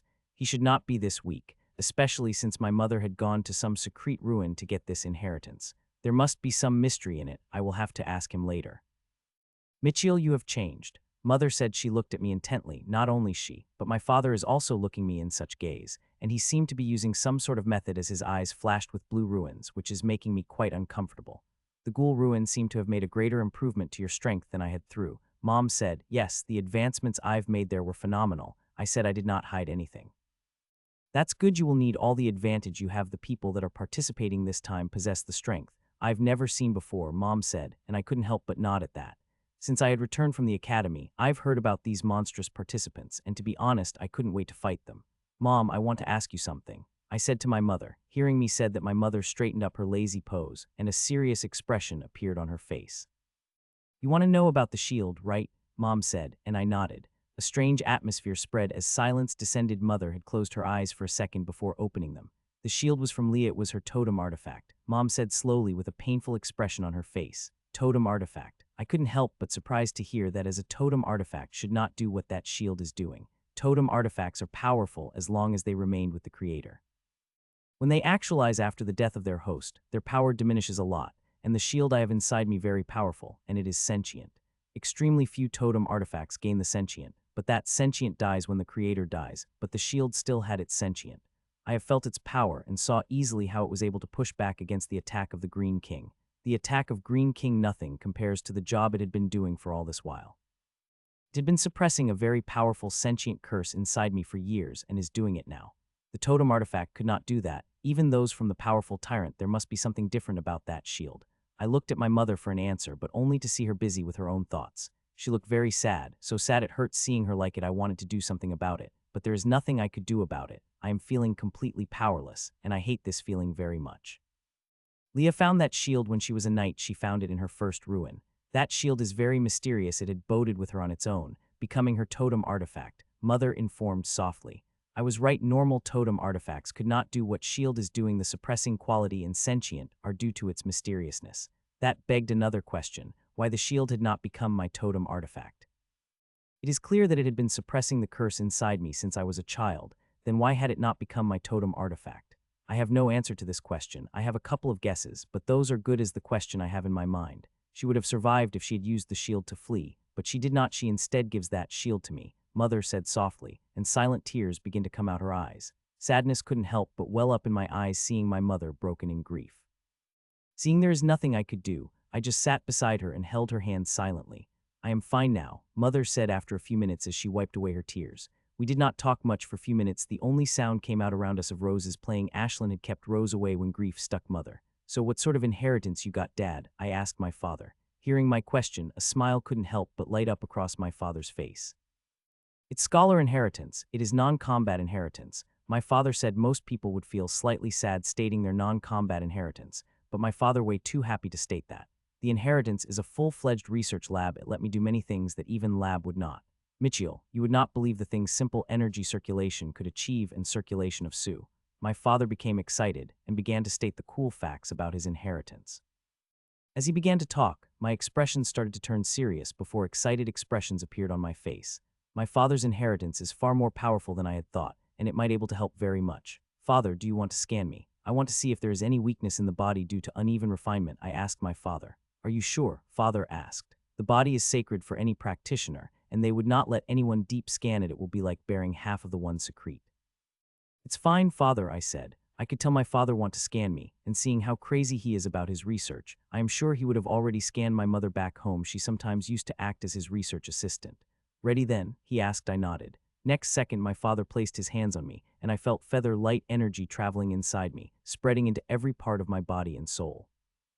I had hidden my runes and turned off all instinctive resistance toward foreign energy to keep the pressure on my father minimum, but it looked like he is still having some problem.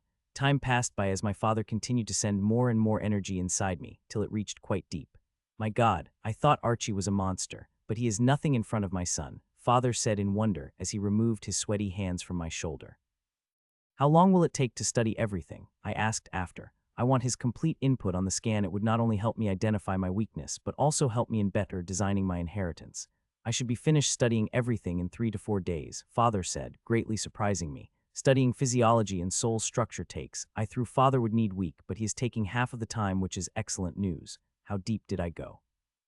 Father asked suddenly. Hearing his question, my expression froze for a moment before a smile appeared on it. Quite deep, about 70, 10 more, and you would have been able to see the curse, I replied to Father. It is not easy to fully scan others' bodies. There is instinctive resistance one has to cross, among other things. Father was able to 70 deep inside me, already quite surprising.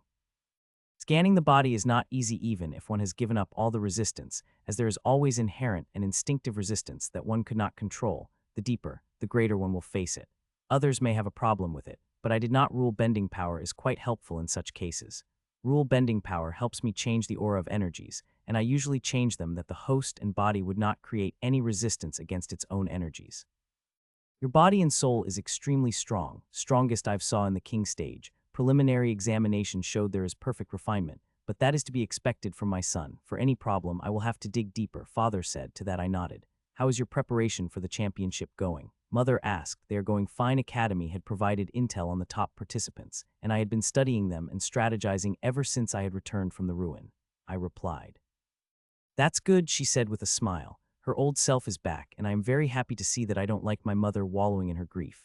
Time passed, and few hours passed by, and soon it is my time to go. I wanted to stay for longer, but if I am already getting late for the evening meeting I had with Professor Jenkins, if I am more late than I am right now, that woman would never let me hear the end of it.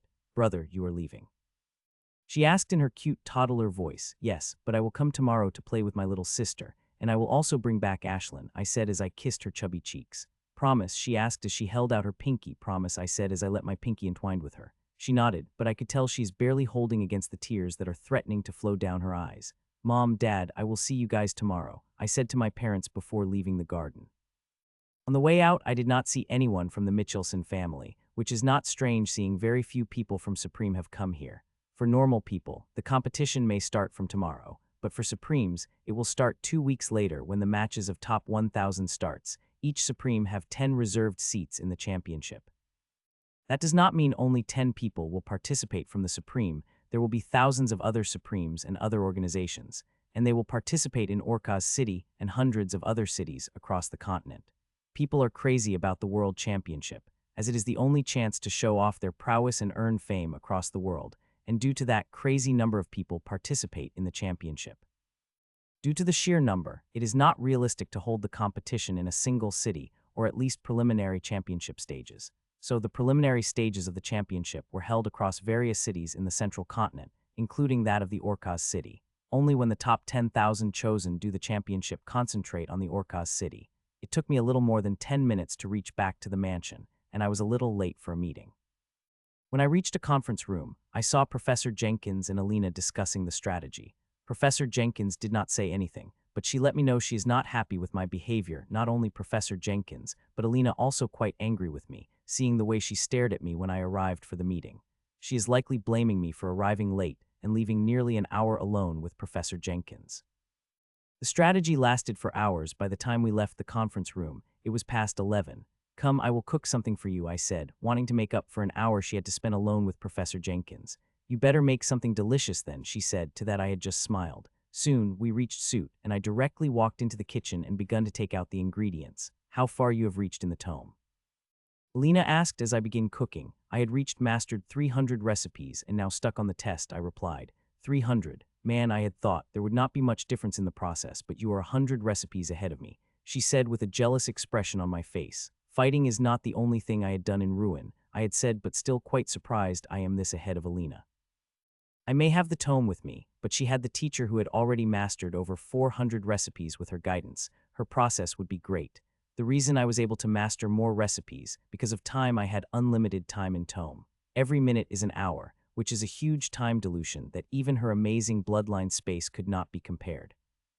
It took me nearly an hour to cook the dinner after I am done, and the golem set the table for the three of us, and we ate till our bodies began to boil with the energy. The day of the championship had arrived. From today the world champions begin in the hundreds of cities across the continent. I had woke up early today, done my sword practice, and now ready to head toward the grand arena. I wish I could fight today like Alina and rest. Every day for the next 10 days, they will have to fight tens of fights. The numbers could reach even 100 if the number of participants increases. These 10 days will not only be a test of their fighting power, but also will be a test of their will and stamina. Only those who were able to give their all will be selected in top 10,000 and top 1,000 later on. For the small powers and individuals from the small organization, getting into the top 1,000 is a big glory. 80 of people the spots in the top 1,000 are from the Supremes. The rest 18 are from Tyrant and Emperor grade organizations. Only less than 2 people are from the small organization. The difference between small and big organizations is too great. The members of big organizations not only have the best inheritances, but also get a huge amount of resources and guidance from powerful experts. Due to the huge difference between these three things, rarely a small organization able to produce someone that matched the big organization. Even the Academy, which is one of the finest organizations in the whole continent, could not be compared to the Supremes.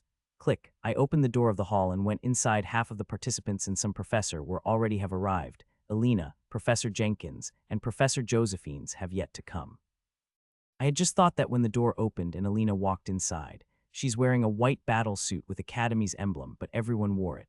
The battle suits worn by the others are black, only Alina's is white. You look quite good, I said to her, seeing her looking slightly nervous wearing it. Really? She asked back, to which I nodded, and the slight nervousness on her face disappeared, and only confidence has remained.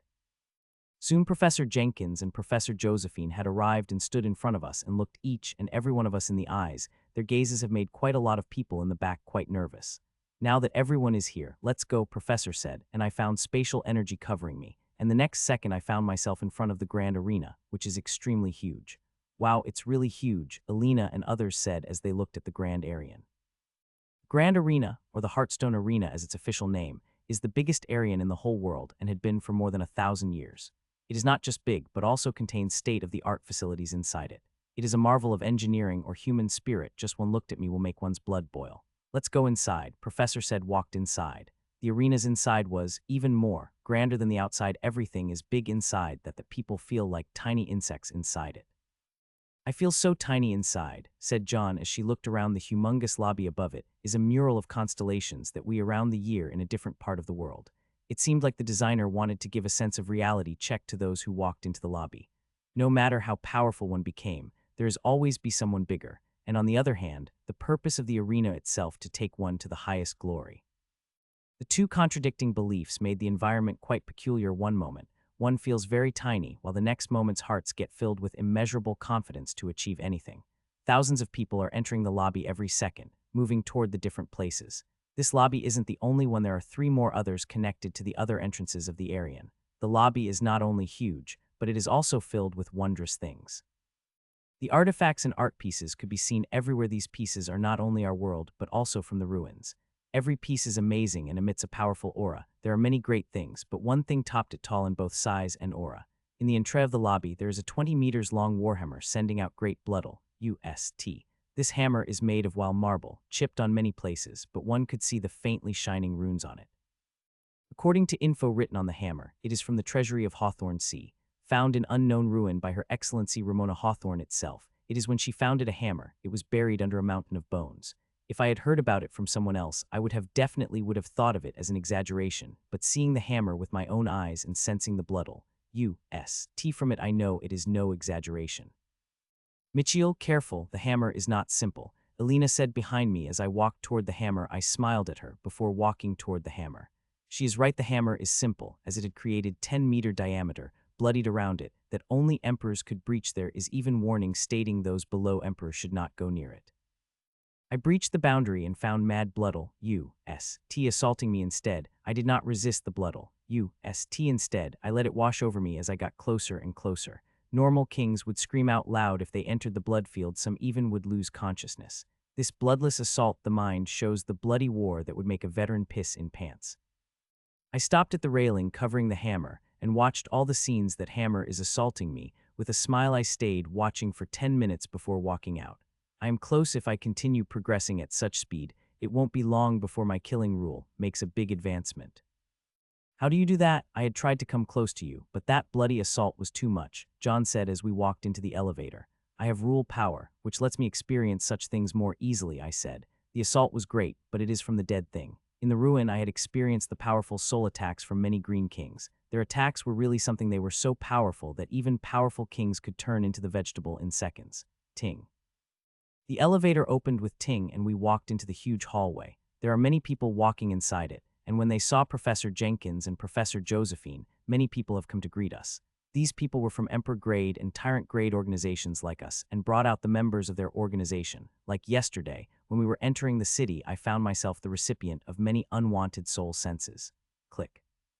A few minutes later, the professor opened the door, and we had entered the luxurious box. It is quiet and has a big chair on which one could sit comfortably and watch the battles that happen down below. One look at arena down below, and one would know this box is not for a normal person. The distance between fighting arena and box is too great. All they would see ants. Normal people could not be able to watch the matches. What will happen will too fast for them to catch. Even princes who were watching will have quite a problem in watching the fight when kings reveal they are true power. The arena. This box is amazing, and it had cost Academy quite a money. When I had come to know the box's price, I was quite shocked, as it is enough to fund resources one needs to become king from the normal person. We took our seats and watched in silence as one seat after another area got filled by people. By the time there are 5 minutes till the start of the championship, there is not a single seat that remained empty. Boom, boom, boom. Time passed, and soon 10 minutes are over, and it did. The fireworks begin to explode in the sky. Even if it is morning, the fireworks are extremely clear across the sky. As the fireworks exploded, an extremely beautiful woman appeared in the center of the arena. She had exotic brown skin and dark raven hair, and she is wearing a shimmery black gown, which seemed to attract the gaze of every sitting on the arena. "Welcome, I'm Martha Cloud. Welcome you all in 10,000th World Championship," said the women. Marth Cloud from Crystal Domination, the winner of the last World Championship. I had seen the clips of the last championship, and I couldn't help admire this woman. She extremely powerful and very fast. Martha was not the strongest participant of the last championship, but she was by far the fastest. She was extremely fast. They had calculated her speed and found her fastest among all the championship participants in the last 300 years. It is a great honor to become the host of the World Championship, and the winner of the previous championship could become host if the winner declined. Then the offer is given to the runner-up. There is another condition that the host has to be tyrant, but this condition is easiest to fulfill. Any winner of the World Championship or the runner-up of it is talented enough to become tyrant within 10 years if the grim monsters do not assassinate them. Without wasting any time, I, with the authority of Pyramid, give permission to all selected 212 arenas to start the battles of World Championship formally. Marth said, "Cheer, cheer, cheer." A loud cheer rang out through the arena, not only from this area but other 212 arenas. I could see their projection all around the grand arena. As you can see, there are 300 rings around the arena. The participants will fight there, and they will have a total of 3 minutes to finish the fight. If they are not able to do it, it will be considered loose for both, Marth said as she begins to explain the rules. I know the rules already, so I focused on small floating rings that are spreading all around the arena. In my home continent, doing something like that would not be possible. It is not a problem for us to produce the floating rings. The main problem is making them bear King Stage Powerhouse's force. These rings may look delicate, but they are extremely powerful, so powerful that even a full power attack from me would not be able to make a scratch on them. And the most wonderful thing about them that these rings were made by us humans of this world. They are not trinkets bound down from the other worlds. Now, the rules have been said. It is time to start the battles, Marth said, bringing out another bout of huge cheer from the audience. Participants, please enter the rings if your names are flashed on the rings, she said, and right that moment, numerous names begin to appear on the ring with their photo. Ting. I watched the names popping over the rings when I heard the notification sound. The sound had not come from my holowatch, but from that of Alina's holowatch. Looks like I will be fighting the first, Alina said with a smile as she got up from her chair. On which ring are you? I asked as I could still not find her name on the ring. 135th, she said, and as she walked out the box. Nobody said, good luck, as they know she would not need it. Her strength has reached the extreme height, and unless she unluckily found someone of her caliber, which only come in special spots of Supremes, she would not have any challenger till she reached top 1000, and even then she will win most of her fights easily. One day after another passed, and though I know I will not find much excitement before matches of top 1000 begin, I was still a little disappointed by fights I've on the rings. In the days of battles, there are barely 2-3 battles that had interested me, and those interested me have ended too soon as matches lasted only for 3 minutes. The battles they are quick and fought in limited space. It is a little disadvantage against those who need big space to fight or need a large space, as such attacks take longer time to charge. Still, some fights interest me, and I watch them sometimes, but most of the time I remained with my eyes closed, working on my inheritance zealously. It had been more than a week since my father had handed me the complete report on my physique and soul, and the report is mind-blowing, far more detailed than I had expected. The report also created a small fear inside me about the scholar-type inheritances, and how I should not let any scholar that I would trust completely scan my body. The report that my father handed me is way too detailed. There is so much information that even I could not see when I scanned myself. Reading the report, I one more time let father scan me, and the scan went deeper as I helped father with rule bending. I had received that report 2 days ago and studied it, and due to it, I prolonged my breakthrough into the mid-level of King Stage with the information. I want to make some changes. Following the information that my father had provided will help me a lot. Not to forget, it will help me create an even more perfect base. Mitchell opened your eyes. An interesting fight is starting in ring 23, Alina said. Hearing that, I opened my eyes a second later, and I looked at ring number 23, where 2 names are flashing. Agnes Bayad vs. Harry Barlow. Alina is right, it is an interesting battle. Both of them supremes. Until now their performance is very good. Both of them have ended their fights in a single attack. But this battle will not be quick. Their battle was on today's 100 battles to watch list, and most of the battle on the list is quite good. Soon both of them have flown to the ring, and a second later their match started. The fight started with a bang, not a single one held back as they began to launch the attack after attack toward each other. Seconds passed and their furious attacks continued. In the first minute, nobody gained the upper hand over the others, but as the second minute rolled, Agnes gained the upper hand, increased her advantage ferociously. Interesting, I muttered as I saw Harry going on complete defense in the third minutes, and I have to say, his defensive methods are better than his offense. The way he is defending It does not seem like he is defending against such powerful attacks. He seemed to have a talent for defense, Alina commented, and I couldn't help but nod at that. Harry is really good at defending. It is not easy to defend against such powerful attacks. It also helps the type of defensive method he had. It is very mobile, helps him defend as flexibly as he wants. Seconds passed, and Agnes did not hold back in attacks, with each of her attacks stronger than previous. In front of those storm of attacks, Harry is like a candle that could whisk away any moment. Everyone thought it is a matter of seconds before Harry got thrown out of the ring, but he held on till the bell on the ring rang out, stopping the fight. The fight tie means both will not get points, but they do not need to both of them have women enough matches that they could comfortably ride into the top 10,000. As their fight finished, the audience cheered even though there is no definite win. The audience enjoyed their fight and cheered for them loudly. After their fights, I watched a couple of more fights before closed my eyes and went to my inheritance space and began working on my inheritance and new ideas I have, especially that idea which is not giving me any result despite me trying nearly 100 times. Still, I am not giving up on that. There is too much depend on that idea for me to give up on it. Today, the first phase of the World Championship is over. The top 10,000 have been chosen, Marla announced as the fights in all the rings are over. Cheer, cheer, cheer. Hearing her announcements, loud cheers rang out across the arena. The first phase has lasted for 10 days, and hundreds of thousands of kings have participated across the continents in hundreds of cities to get into the top 10,000. The second phase will begin in the day after tomorrow in this Orca's city, Marla said, bringing even more cheers, but these cheers came from the projection of hundreds of arenas, where also top 10,000 selection finished. All those who got selected into the top 10,000 will be brought to Orca's city through the hundreds of teleportation gates. The second phase of the competition will select top 1,000, who will fight from the top place in the third phase. I wished I had not won the Continental Championship. That way, I had been fighting the battle like others from my organization who all, fortunately, entered the second phase of the championship. I will have to wait a little more than a week before I could unsheath my sword and fight. The wait will worth it. From the intel I've read and matches I watched, there will be a fierce competition and I can't wait fight them, especially the super monsters I've heard so much about. Mr. Mitchell, there are 2 women at the gates asking for you, said Chance, one of the guards manning the door. 2 women. I don't have any meetings with anyone, and aside from Myra and my parents, none of my friends have arrived at the Orca city yet. Can you ask them their name, Chance? I asked him. They said their name is Sophia and Renee, he said, hearing that my whole body shook. Ever since I had come to the central continent, I had only talked to Sophia and Reina once, and that is only when I had forced the teacher to pull some strings. Their organization was secretive about their whole business.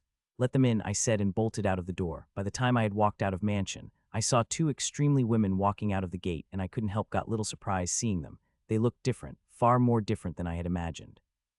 It had been 3 years since I had last seen them. They left the native continent a year before the Continental Championship.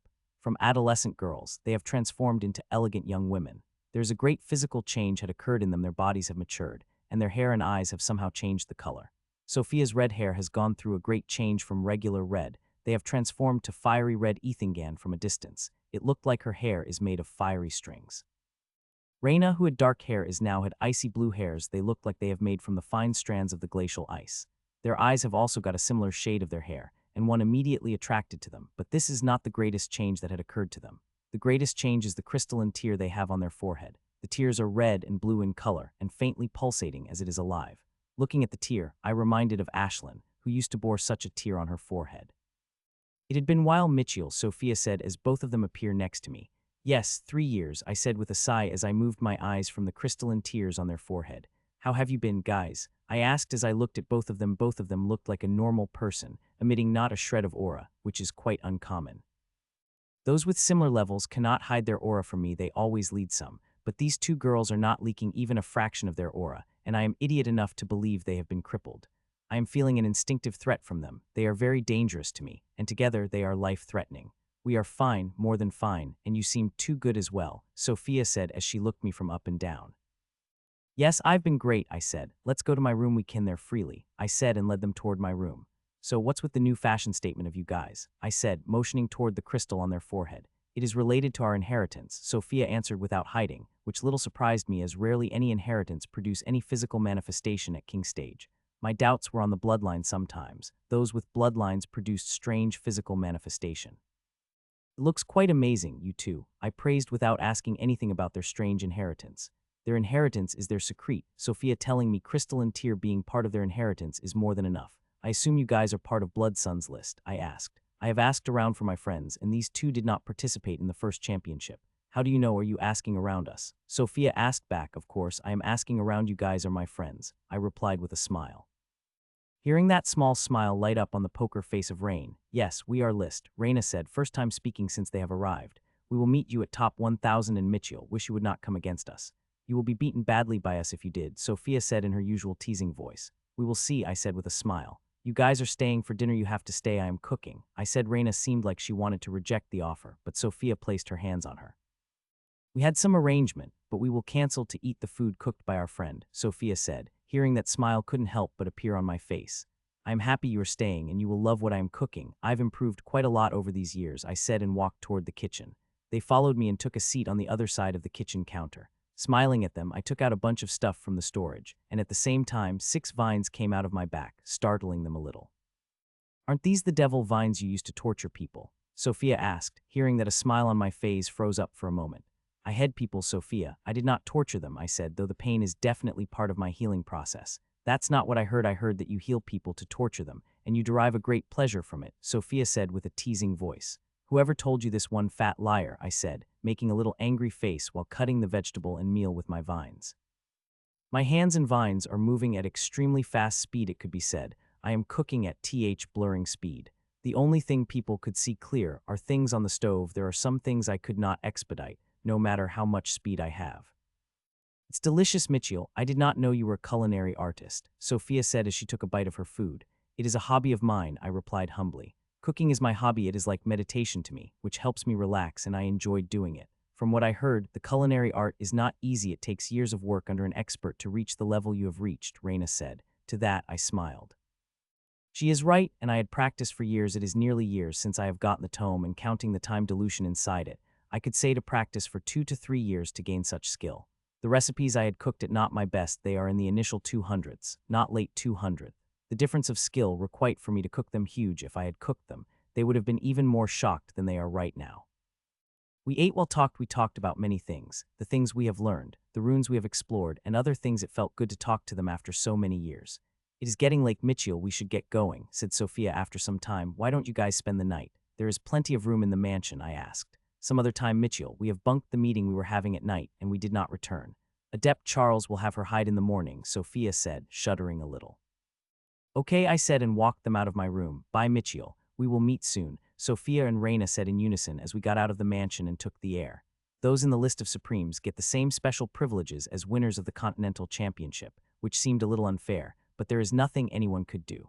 I watched them till they disappeared from my view before walking back into the mansion and slept right after. When I woke up the next morning, I freshened up, showered, and cooked breakfast for Ashlyn and me. After I finished eating, I walked into the practice room and summoned out my sword. I looked at my diamond wood sword before charging its weight enchantment till my hands began to shake. The enchantment has grown very powerful even with all my physical strength. I could lift it at its full power. With enchantment to the limit of what I could hold, I begin to swing my sword. My movements are extremely, as in this practice, I am not going for the speed but the fluidity. I've seen how fluid the Silver Ghouls and Green King's movements were, and I want to gain their fluidity. I have to practice non-stop and gain some success with it. Most of it could be attributed to the thousands of battles I've fought against the ghouls. Time passed by, and before I know it, 3 hours had passed. I've been completely sweaty. There is not a single part of me where sweat isn't coming. The sweat had wetted my hair and clothes I am wearing.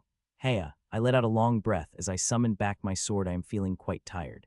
The sheer physical exertion have put on my body was too much during the practice. I had continued increasing the weight of my sword, always keeping at my limit. I had to keep practicing such heavily if I want to control my physical strength better. I need to practice. I am not a narcissist or anything, but I have one of the greatest physical strength king stage humans. It is a powerful blade, and like blades of metal, I have to use it continuously and sharpened it so it would not lose its edge. I rested for a minute before taking out the tub and filling it with water and unloading the alchemical solution bottle before getting in. As I did, I began to circulate the supreme combat exercise. After coming back from the ruin, I went back to my old way of refining, which I found slow if I were to calculate. It is about 30 to 35 times slow, which terribly slow compared to my progress in the ruin. Still, I found a silver lining, the supreme combat exercise.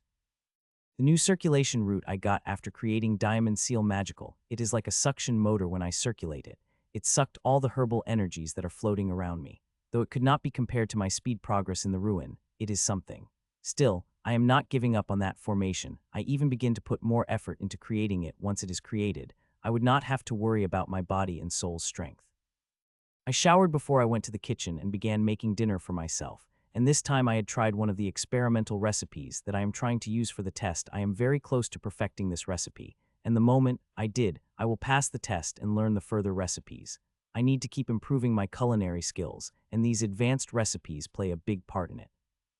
The advanced recipes not only introduce me to the delicious dishes, but also keep improving my energy control, which is absolutely necessary for controlling my inheritance. An hour later, I finished cooking my lunch and ate with Ashlyn before laying on my bed comfortably and entering my inheritance space. Today there are no meetings and no spars for me. There were supposed to be some meetings, but I declined all of them, saying I have to practice, and I do have to practice, especially work on my inheritance. To increase my chances of winning the championship, I like to level up soon, which is not easy seeing the changes I am making, but I believe I could do it before matches for top 10 begin. I may seem overconfident, but with my current strength, I have full confidence in getting into the top 10. Days passed by and the second phase of the competition started. In the second phase, there is no weak king. Each and every participant was powerful, some even shone like the brightest stars. Most of these brightest stars were known, but some were completely unknown, and there are many more who hadn't revealed a sliver of their power. These people hide well till it's time for them to reveal their real strength.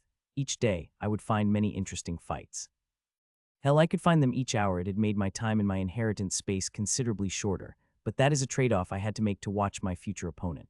Still, I have not seen anyone who could pose a real threat to me. While it is true they are powerful, they are still not powerful enough to shake my confidence. Hell, I did not find anyone whose strength has come relatively close to Alina, who has finished all her fights in a single attack. Speaking of Alina, I am quite surprised by the speed she is progressing every day. Her aura would become powerful. It is like she is practicing every waking moment, which is not the case. With all the time she spent fighting the matches of championship and studying the opponents, she barely gets 4 hours to practice, which is not enough for normal people to make the progress she is making, but Alina is anything but normal. She has the bloodline of Phoenix, and since its first atavism, it begins to show its real power. If what I've read is right, then Alina will continue making progress at such speed, and the more atavism she goes through, the greater progress speed she will have. It is one of the reasons why people are so jealous of those with bloodline. They are even better than the inheritance when compared to the strength they provide, but not all hearts and roses with bloodlines. They have faults, and sometimes these faults make one an abomination or kill one by providing more strength than they could handle. There are other ways to bloodline make things difficult, but after thousands of years of dealing with bloodlines, we have developed ways to deal with minor side effects. It is the bloodline's major side effects that make most people worried. 8 days had passed by since Sophia and Reina had come to meet me. The second phase of the competition is over. The 900 have been chosen through the combat, while the rest of the 100 will be from special seats. Most special participants came from the Supreme, while a minor part of them was occupied by people who had won the Continental Championship and some other competition. Of the 20 people that Academy had sent, 11 were able to get into the top 1,000, which is very high numbers usually. We considered ourselves lucky if 2 or 3 of our members could enter the top 1,000. This was the easiest part for them. The first will the real challenge. It would be extremely lucky if any of them except for Alina could enter the top 100. Welcome you all to the final phase of the World Championship, Marla said, and the audience let out a huge cheer. They had been waiting for this moment since the World Championship had started. All the fights till now were restricted, but from now, those restrictions have loosened very much. All top 1,000 participants, please enter the arena and let the world have a clear look at their champions, Marla said, calling us to the huge stage. Let's go, Alina said beside me. I and others got up and walked out of the box, and as we got out, we flew toward Marla, who was floating in the center of the arena. Hundreds of people came out multiple entrances of the arena, and I know every one of them. I had a whole day yesterday to study the participants, though I would have liked to study them in detail still. Basic information is fine as well. The real challenges are the special list of participants of the Supremes and people suggested by the pyramid. However, some challenges may come from the hidden gems that are a rarity. I begin to spot friends too whom I had not seen in a long while. The first one I saw, Ellen. She had become even more magnificent than before and emitting some sort of holiness that everyone can sense. I've read about very detailedly, and this holiness of her is extremely dangerous with the help of it. She had defeated the enemies without lifting the weapon. She seemed to have sensed me and looked at me as our eyes met. A smile appeared on our faces. I had talked to her yesterday, and we had planned to meet today after our matches are over. We even make a friendly bet. I smiled at her before turning toward my other good friend. She had the biggest transformation. Jill had changed would not be the right word. There is not much change in her physically, except for becoming mature and more beautiful than before. One could not see the traces of the cute girl she used to be once upon a time.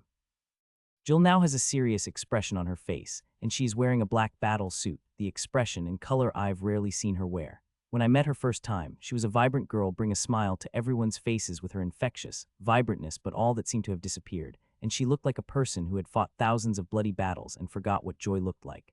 I looked at her and her brother, who is flying beside her, when I sensed someone appearing behind me.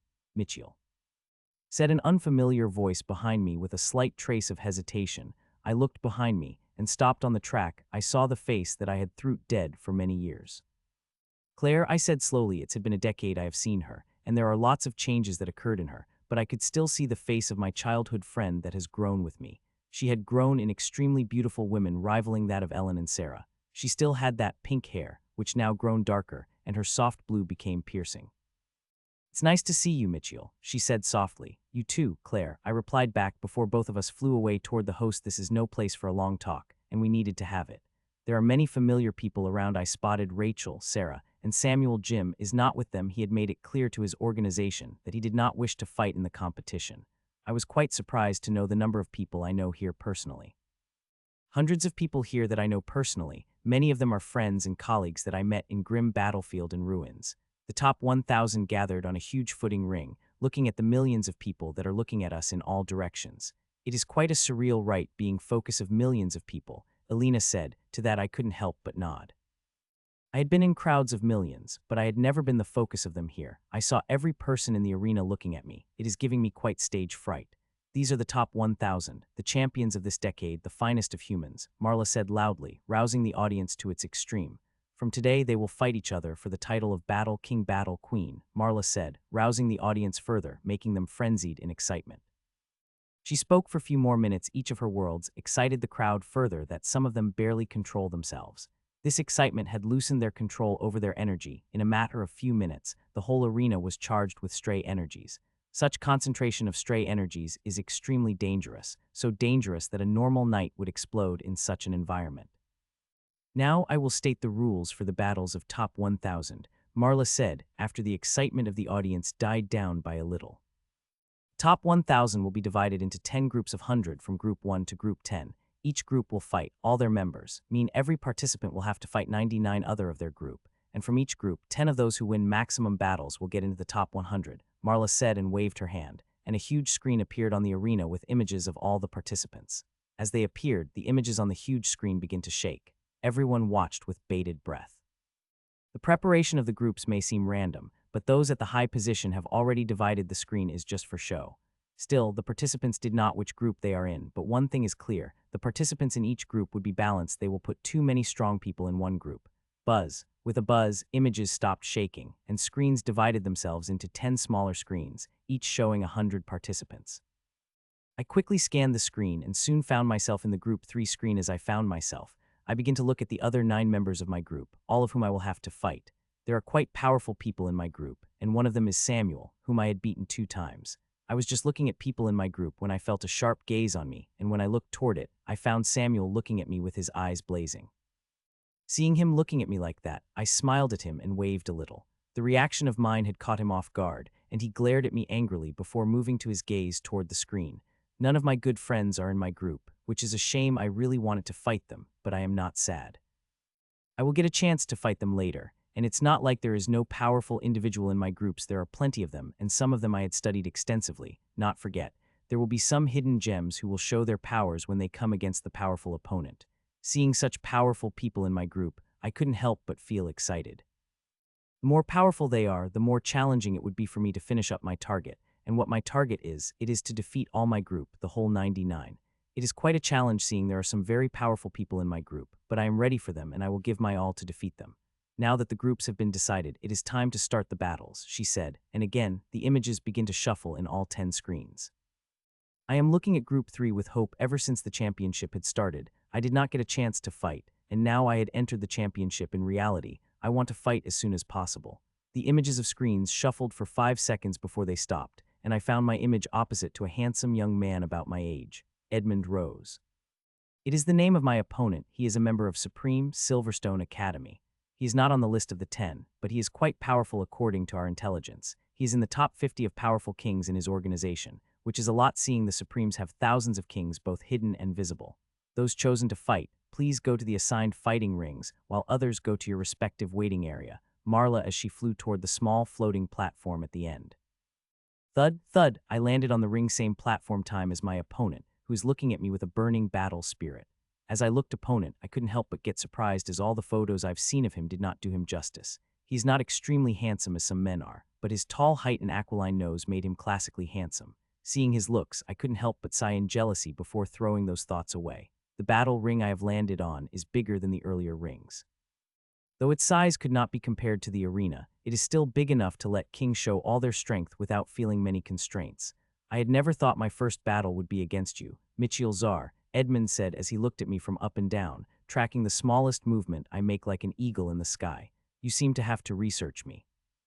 I asked with a smile. Yes, not anyone could return from the ghoul ruin after spending a whole cycle in it. Professors have advised us to treat you as a monster. He said, greatly surprised me. My going and coming out of ghoul ruin is public knowledge, and I know many organizations are treating me seriously and warn their members against me, but I had never thought they would treat me as monster. It is huge. From what I had gathered from my friends, many Supremes and other organizations have considered me a serious threat, but they did not give me the designation of monsters. The designation is very important, and barely anyone get in a decade.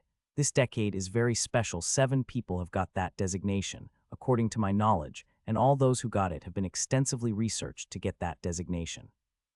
My record before me going to ruin is great, but it is far from enough to give me a monster designation. The only notable thing I did was surviving the ruin, and coming out of it I did not show real power, even when I sparred. I am honored to have Silverstone Academy through of me that high, I said, bowing ever so slightly. Even if you are a monster, I will defeat you, he said, and I sensed a very powerful aura coming out of him. I was about to say something when the countdown of battle from 3, 3, 2, 1. The first fight countdown started at the same time, and the audience counted with it. The sound audience is making is defeating a normal person has his ears bleeding at such sound within seconds. Fight, the audience said sound loud as the countdown finished, and at the same time I saw Edmund coming toward me. He's very fast, so fast that normal kings could not be able to catch his movements, and as he came at me, the armor of steel and holding an unadorned steel longsword with an extremely sharp blade. He is using a powerful speed method, and the way his armor glowing as he is coming toward me, I could guess he is charging another method, a very powerful one if I were guessed by aura. Seeing him coming at me without holding, a small smile couldn't help but appear on my face. It is a good thing he is using all his strength. If not, I would have thrown him off the ring without giving him any chance to launch a single attack. I did not. The only thing I did was to call the single diamond red vines, which transformed into delicate viney repair. He seemed shocked and angry at me making an ability blade, not using my totem artifact, much less the summoning out my inheritance armor as his aura boiled again and his speed increased. 100 steely cuts. He appeared in front of me and swung his sword while shouting the name of his art. His blade begins to shine and increase in power as it came at me. I did not move my rapier, seeing his attack coming toward me. His attack is too slow for me. I will move when his sword is close enough for me. His sword comes closer and closer to me, and I did not move. I let it come closer to me. This seemed to have surprised him quite a lot as I could feel his soul energy covering me, seeing if everything is right with me. I let his sword come close to me, and when it was just about half a meter away from me, and my rapier moved. It looked like my rapier is moving slowly. It did not look like a weapon is moving, but a wind itself. It is slow and gentle, just like a night wind that one experienced while standing on the hill. Clang! My rapier appeared in front of the blade of Edmund and stopped it effortless. I could feel the shock that runs through the audience and Edmund itself. They had thought me mad, seeing my blade moving so slowly. But my blade was not slow at all, it was fast. Very fast. The reason it seemed slow because of its fluid movements. Making movements fluid, as this is very hard, one needs experience and practice. The fluidity of movements is one of the applications of control. As long as one has enough control over the body, soul, and energy, they could see many shocking things. Second cut, clang. Edmund recovered very quickly from his shock and launched another attack. It held double the power of the first, but like the first attack, I had easily defended against it. third cut clang, fourth cut clang, fifth cut clang. He launched another attack and then another, each being more powerful than the other. Still, my rapier defended against the attack of his as smoothly as it defended against its first attack. 100th cut, clang, my rapier flashed against its most powerful attack yet, and he looked at me with shock. His whole body, covered in steel armor, but I know he is in shock. He is shocked how easily I was able to deal with a powerful attack without much using my inheritance strength. Monster, Edmund said as our blades remained locked. I did not move, nor did he, but I could feel he is preparing for an attack, and this one is going to be more powerful than the previous. Steel storm, he said, and steely blades began out of him, and at the same time he whipped back his sword and attack. As he attacked, the steely blades behind him began to move as well. There are hundreds of them, and they are coming at me like a strong storm that could cut me into pieces.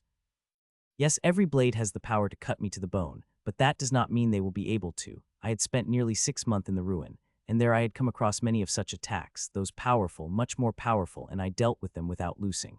I will work with these blades well, without much using my inheritance power.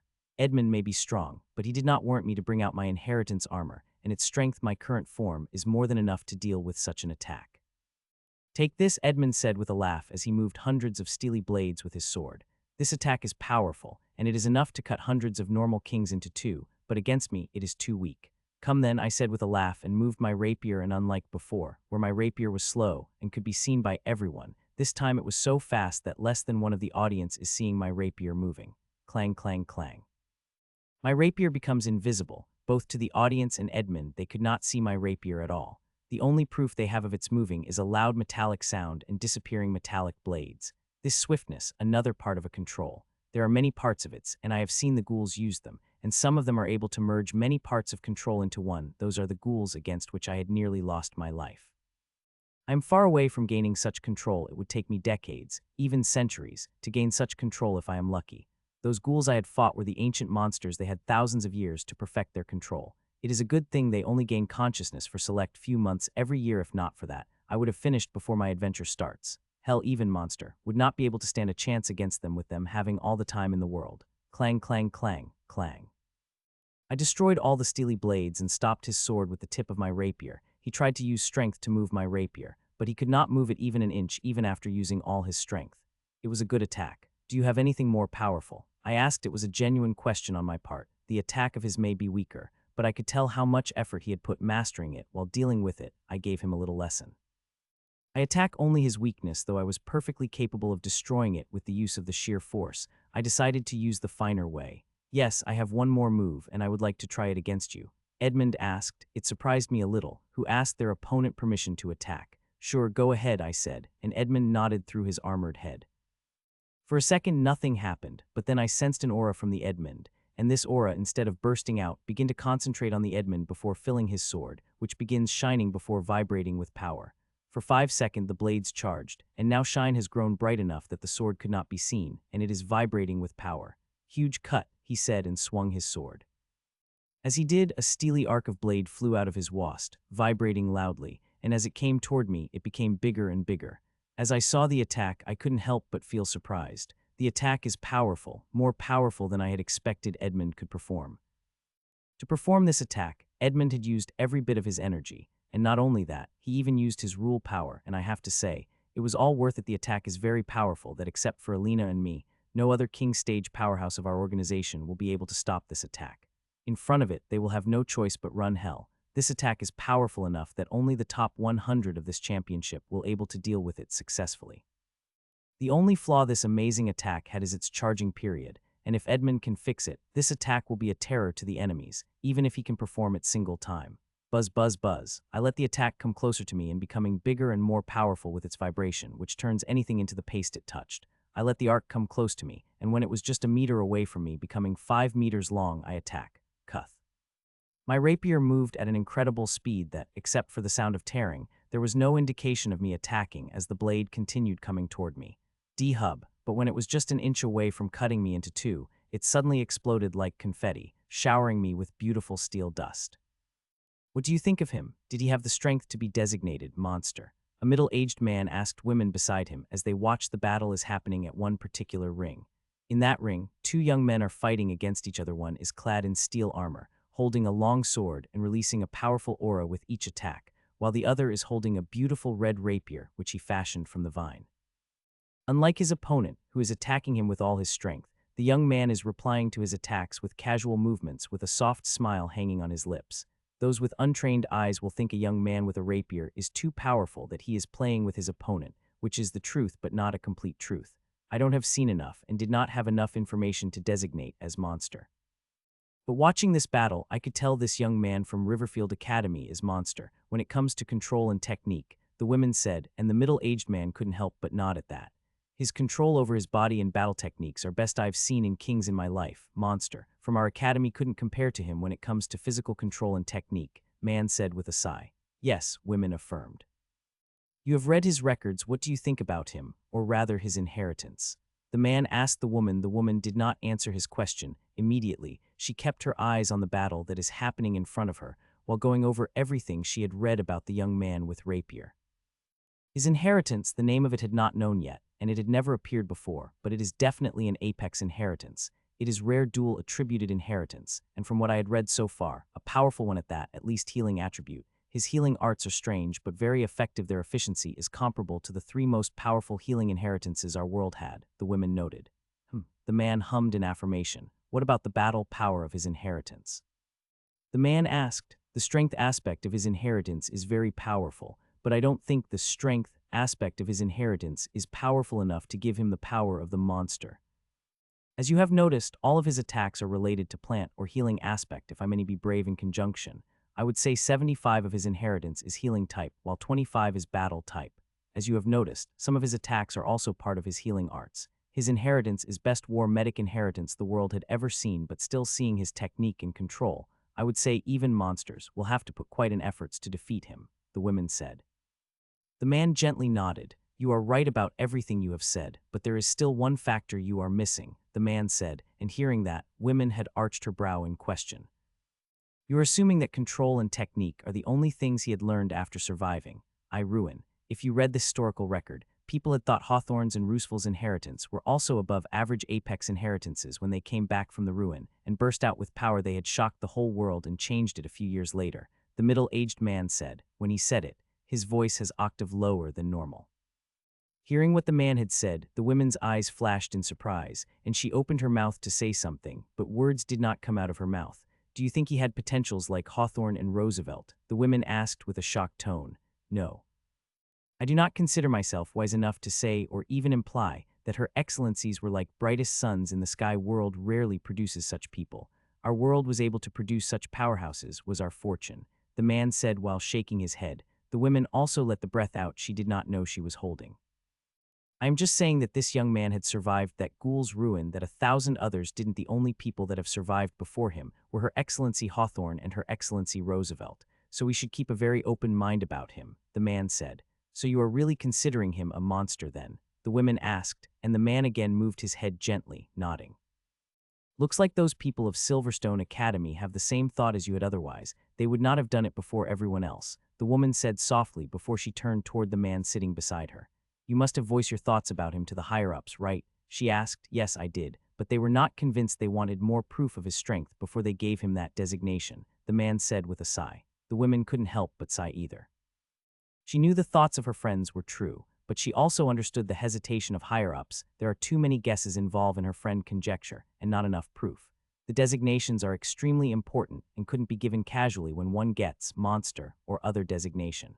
A certain amount of resources were allowed to keep track of these designated individuals, and the number of resources allowed on a person depends on their designation. The monster designation is a pretty heavy one, as Supreme will keep an eye on them till they die. I have to say those from Riverfield Academy are extremely smart. They sealed everything about him the moment he returned from the ruin.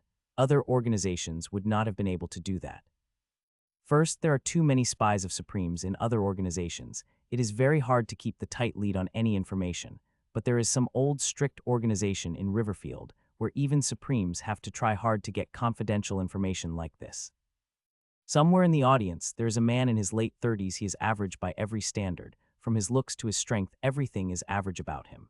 He had the face of an average person that one sees every day and forget about the very next second. There is nothing notable about him, except for the multicolored rings he is wearing. All of his fingers had rings, and each of them is embedded with gems, and now one of a ring in his left pinky is glowing. Seeing the bright orange ring with a blue gem on it glowing, and that had shocked the man. He works for a very secretive spy organization, and he got an assignment to wear the rings.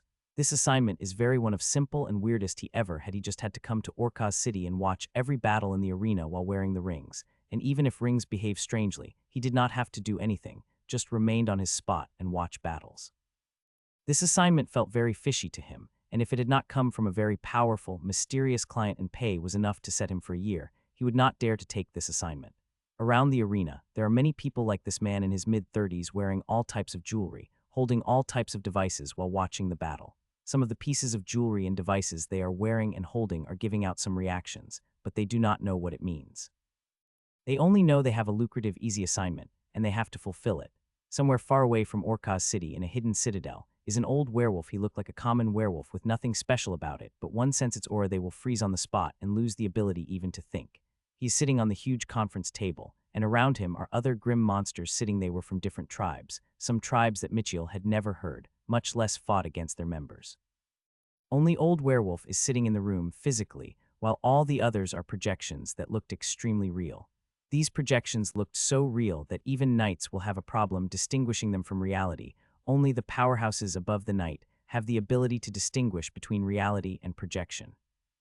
"I am sure you all have got the signal," said the old werewolf slowly in a deep voice. "Yes, we have got the signal." The celestial inheritance appeared again, and this time someone had able to reach the king level with it, said the being with the eagle beak with an equally serious voice. "Celestial inheritance, the scourge of grim race. In the many small worlds, they have uprooted and exterminated the forces of our noble grim race," said the being with elephant head, and this voice was surprisingly feminine despite being very rough. "We can't let a host of celestial inheritance grow. We had already suffered deeply 3,000 years ago. We cannot make that mistake again," said the being with a deer head. He had a surprisingly delicate body. "Yes, we can't. We have to kill it before it grows big enough to threaten us," said the being with a huge red lion head. Riverfield Field Academy had produced another threat that had potential to become another Hawthorne or Roosevelt, but this time, "We will not make the mistake that we had made thousands of years ago. We will cut off its head before it grows its head, and we have to before we commence the epical war to wipe out the humans for good," said the feminine voice from Foxman tribe. "Yes, we will have finished that human before we start the epical war. We do not want any unpredictable variable during the war," said a being with green mouse head.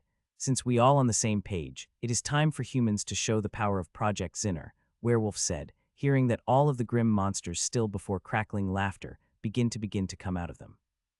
"Yes, it will be good for humans to give the trailer of our power before we begin the epical war," a being with an eagle head said ecstatically.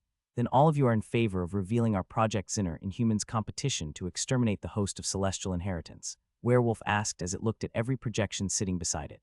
Aye. Every one of them has affirmed. Some of them were a little hesitant approving it, as they are revealing this weapon earlier than they had planned to. "With all your approval, I initiate Project Zinner," Werewolf said and placed its clam on a table. The other grim monsters did the same. Buzz. A loud buzz rang out as all the grim monsters removed their hands from the table. "Zinner 3442 had been activated," the werewolf said as it looked at all the grim monsters sitting around it. "We may be using this weapon earlier than we had planned, but this is right movement. It had been a while since we were able to something to little competition of humans. This time we'll kill their champion, and all the humans will see in despair. It will be a perfect moment to crush the morale of the humans," Werewolf said as it banged the table, and with it, others did the same. "Using their weapon in the most protected city of humans will cost them a lot, but it will very much worth it. In any war, the enemy's morale is very important, and if one can crush their morale before the war even starts, then the war is half won, and since they are using their secret weapon, they had very much planned to win this war. They have prepared for the coming war for thousands of years, and it is going to biggest, far more destructive than any war that had been fought in this world." "Tink, I've lost," Edmund said with a sigh as my rapier gently touched his steel armor, producing the metallic sound. "Mitchell Czar winner," a voice rang through the whole area, and as it did, a loud cheer comes from the audience. The crowd is very intimidating, especially when it is directed at me. Still, despite being intimidated, I maintained a smile on my face and flew off the ring. Click. A minute later, I opened the door of the box and went in. There is a huge waiting room for the participants, but barely anyone uses it. Most prefer to sit in the reserved boxes of their organization.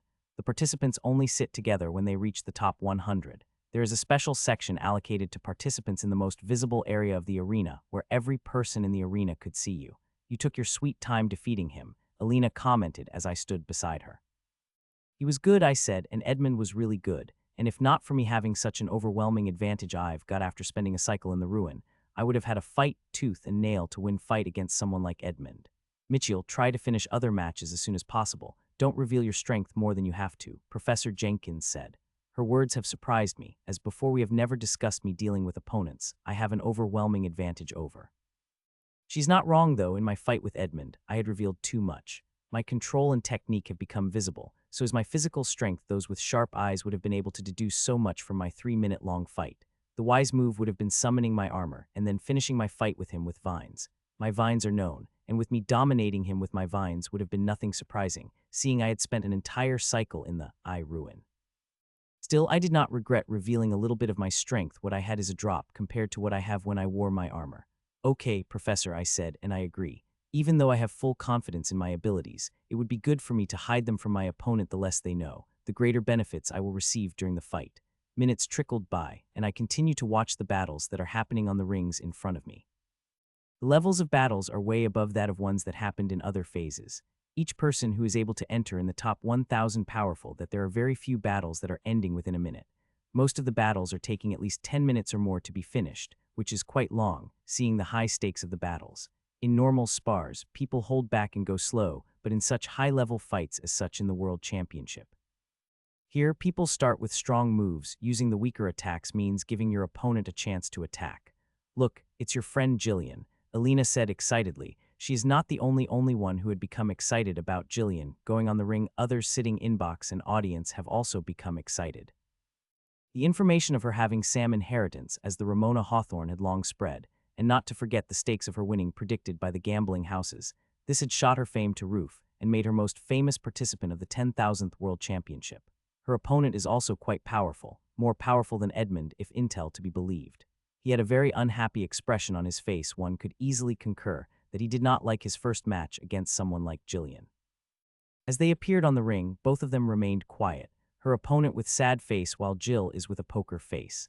Seconds passed and the countdown started, and when the countdown reached 1, Jill moved, and she moved with such speed that shocked the audience and made me smile appeared on my face.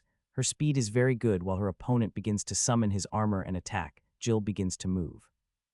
As she moved toward her opponent, it seemed like the time had slowed down in front of Jill. Her opponent seemed too slow. He seemed like he is moving at snail speed, while Jill is a car at full speed.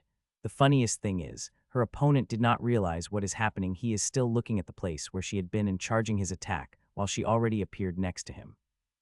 As she appeared next to him, a small streak of black fire appeared like a small sword, and she moved it toward its neck and stopped when the fire was hair breadth away from his armored neck. It took him a moment to realize she had appeared next to me, him and her fiery sword at his neck. It had greatly shocked him, and if not for his great self-control, he would have jumped in shock and injured himself. This injury would not have been this light. It is not normal fire, but abyssal fire, the most powerful fire that our world had seen. We have a very detailed record of the abyssal fire of Ramona Hawthorne since she was a student of our academy, and I was able to read some of the records with my position in the academy. Those records have shocked the hell out of me. The abyssal fire is extremely dangerous, not before of its firepower, but its ability to harness. Due to this harness ability of her abyssal fire, she was once hunted across the world. Professor, can you tell me how powerful her abyssal fire is? I asked Professor Josephine, who is already concentratedly looking at Jill. One could not employ the soul sense in the arena, especially on those who are fighting in the ring. There is a powerful artifact that even stopped tyrants from doing that, even powerful tyrants like a professor. While she may not be able to use her soul sense, she could still use her optical arts and see fire reacting to the air and energies around it, which would give a pretty accurate guess about the fire strength. The professor did not reply to my question for a second before she opened her mouth. Her fire is extremely powerful, more powerful than yours and Alina's fire. This abyssal fire had the ability to swallow energies around it and grow. A direct confrontation against this fire would not be wise, Professor replied. Just like the record states, I said, and Professor nodded. Silence descended, and I continued to watch the battle. Each battle is interesting than the other. I wish I could have more eyes this way. I would have been able to watch all the battles that are going around me. All of them are really interesting.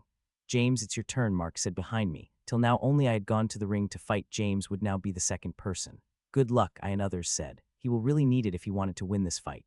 His opponent is Francesca Moore, a powerful participant from Wisdom Tower. James walked out of the box, and minutes later, he landed on the ring. Francesca appeared a few seconds later and licked her lips, seeing James, which made him visibly shudder. She's going to eat him alive in battle. She is already winning the psychological battle. Alina said with a sigh. Yes, he will have to give his all if he wants to have a slight chance in defeating her, I said with the same tone. I am not underestimating James. He is one of the most powerful kings of the group we have brought, but Francesca very powerful. She could be counted as the 10 most powerful people in her group. A few seconds later, the battle started, and Francesca attacked at lightning speed. Hundreds of water arrows shot from her spear, forcing James on defensive, and he remained defensive throughout the battle. She kept launching one attack after another, not giving him any chance to launch any attack. Hell, he was able to defend against her attacks, that it came to no surprise when he was blasted out of the ring 2 minutes later, sealing his defeat.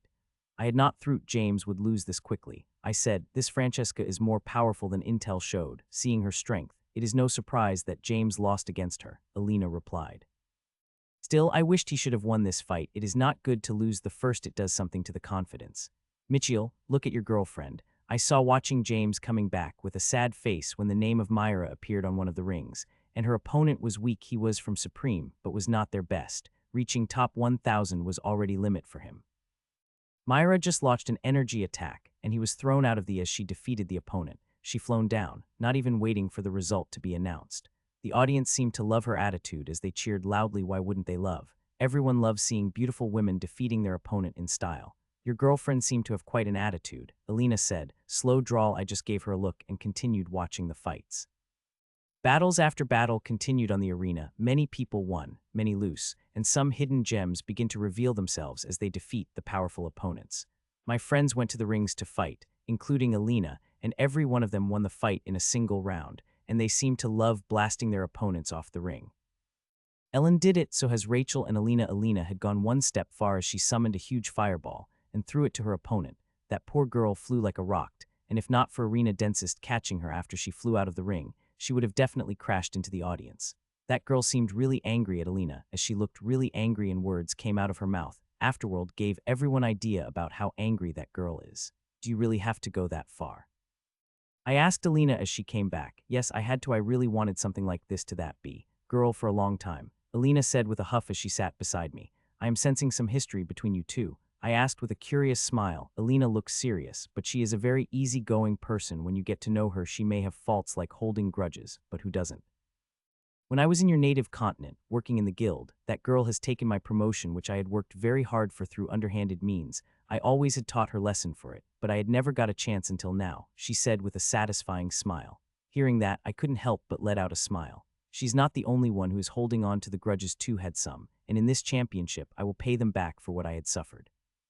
I had suffered much, nearly died by their plans. If not for Professor saving me that time, I wouldn't be sitting here. It is a little regretful that those bastards had not come to my group, but there is still a chance for me. I have read their info and know they have the strength to enter the top 100 there. I will fight them.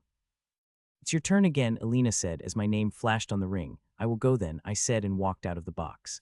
It had been little more than 2 hours since I fought my first battle, and now I am fighting second compared to others. It is a little slow as everyone in my box had already fought at least 2 battles, and Mark had fought 3. These group battles will last about 7 to 10 days every day, when we'll have to fight at least 10 battles. Fighting 10 battles is not an easy thing, especially for the mid and low-level championship participants, as most of the participants are at that level, which makes their fights longer and gives them less time to rest. Even with all my strength, I would have a problem fighting 10 battles back-to-back if my opponent had a similar level of strength as me. Each of such fights will be challenging, and I would not be able to fight more than 5 of them before getting tired. Thud. Soon I landed on the ring where my opponent was already waiting for me. Robert Cruz, a member of Supreme from Wind God Temple, exactly. He is a tall, beefy young man who uses an axe as a weapon. Looking at him, people may think he is a strength-type practitioner, but they would be very wrong to think that. Like most Wind God Temple members, he is a speed specialist with physical strength as a second specialty. It is quite a powerful combination that helps him deal with people more powerful than him, especially those who specialize in elemental attacks, but still, compared to me, is not much. According to Public Ranking and Ranking Academy compiled of top 1000 from Intel, his strength is not much. He is at the same level Edmund, or just slightly powerful. He did not say anything when I landed in the rink. He just looked at me while gripping his axe tightly as he waited for the countdown to start. 3, 2. A few seconds later, the countdown started, and with each second, the grip of Robert became tighter and tighter on his axe. 1. Die. As the 1 resounded, Robert screamed loudly as he summoned his inheritance and came at me. He used his strongest speed skill, Breath of Al. 2 came at me and also began to charge his attack. His speed is quite good, greater than Edmund able to produce in the last battle still. This speed is far from enough to scratch me, much less defeat me. As he came at me, I summoned the vine, turned it into the rapier, and waited for him to come closer to me, which he did not take long. Throttling gale, he shouted as he appeared next to me in attack. A fine thread of faint green wind began to cover his axe. These strings around his axe looked quite delicate, so fine that they looked like the creation of Arachne, but I do not doubt these delicate threads cutting into if I gave them a chance. I let the axe come closer to me, and when it was about half a meter away, I moved. I disappeared from my spot and appeared beside Robert with my sword on his neck. Hun, a surprised gasp came out of Robert when he realizes what had appeared before the sadness dawned on his face. I had thought I would at least be able to fight against you half a minute, but I did not last a second, he said and flew out of the arena as the winner is declared. I too flew out of the arena, and this time there is no happiness in my heart like the first battle. I was happy in the first battle because it was the first battle, but this is the second battle with my opponent having a similar strength as the first. I long for the challenge if not one with similar strength, then I want to fight someone who would at least make me summon out my inheritance the least, and regretfully, there are very few people in the group who had the strength to do that. According to the intelligence of my group, there are only 3 people who had the capability of forcing me to use my inheritance. Samuel is one of them. When I had read the intel on him, I was quite shocked. The progress he made in a short time was quite shocking when I had fought him last time. His strength was average among the apex inheritance holders. If I am not generous in my estimation, then it was below average, but in just a year that had changed. If what I had read about him is correct, then his strength had grown exponentially in the past year. I would not have been shocked it was Rachel or Sarah, especially Sarah, who is snotty and arrogant, but she worked hard enough to justify her negative qualities. But Samuel, on the other hand, was completely lazy, riding on power than his inheritance given him, never actively trying to harness more power from it. But that had changed over the year. He had grown stronger. Without hard work, it would not have been possible to gain such strength. Not only hard work, but also resources. His organization must have taken out some rare resources from their renowned treasury. I now just wished that I could fight against him or the other 2 powerful people of my group. There is no joy in fighting the small fries, but it is not up to me. Soon I reached the box and continued to watch the fights. About every hour or 2 hours I would go to the arena to fight, where I finished up all my opponents in a single attack. There was not a single opponent that was able to light up the spark of excitement in me. 4 days passed since the last phase of the championship had begun, and battles have become more intense. People have started to give their 200, revealing the strength that shocked all those who are watching. Alina's group is quite powerful as she begins to summon her bloodline power from the end of the first day. She is fighting, challenging opponents, and winning every battle. The same couldn't be said about the other members of our academy, who are losing more battles than they are winning. The Supremes are finally showing their power, defeating those from lower-level organizations without much problem. There are very few from the lower-level organization like Alina and me who are challenging the Supremes' might. While Alina is very happy with the participants she is fighting, I felt the opposite. This is the evening of the 5th day, and I had fought 3 battles till now, and regretfully I had finished them all in a single attack. The only battle in which I had faced more than 10-second fighting was my first battle, but that did not count since I was entertaining him. Cheer up, you will find a challenging opponent soon, Alina said, sensing my mood. It is easy for you to say, who is enjoying quite good fights, I said, showing her the jealousy I am feeling toward her. Don't be so grumpy, you will soon fight with Tyson, Reagent, Samuel, or some hidden gem, she said, hearing that I couldn't help but sigh. I hope her words held true. Nearly 5 days had passed, and I did not find someone good. It is a good thing I am not the only one who has such a dry spell. Rachel, Ellen, Jill, Sarah, all of them have finished their battle in a single attack. Ellen has called earlier complaining about finding no challenge. I had made big plans to meet my friends, but seeing the championship schedule that starts in the morning and ends at midnight, forget meeting my friends, I barely have time for training.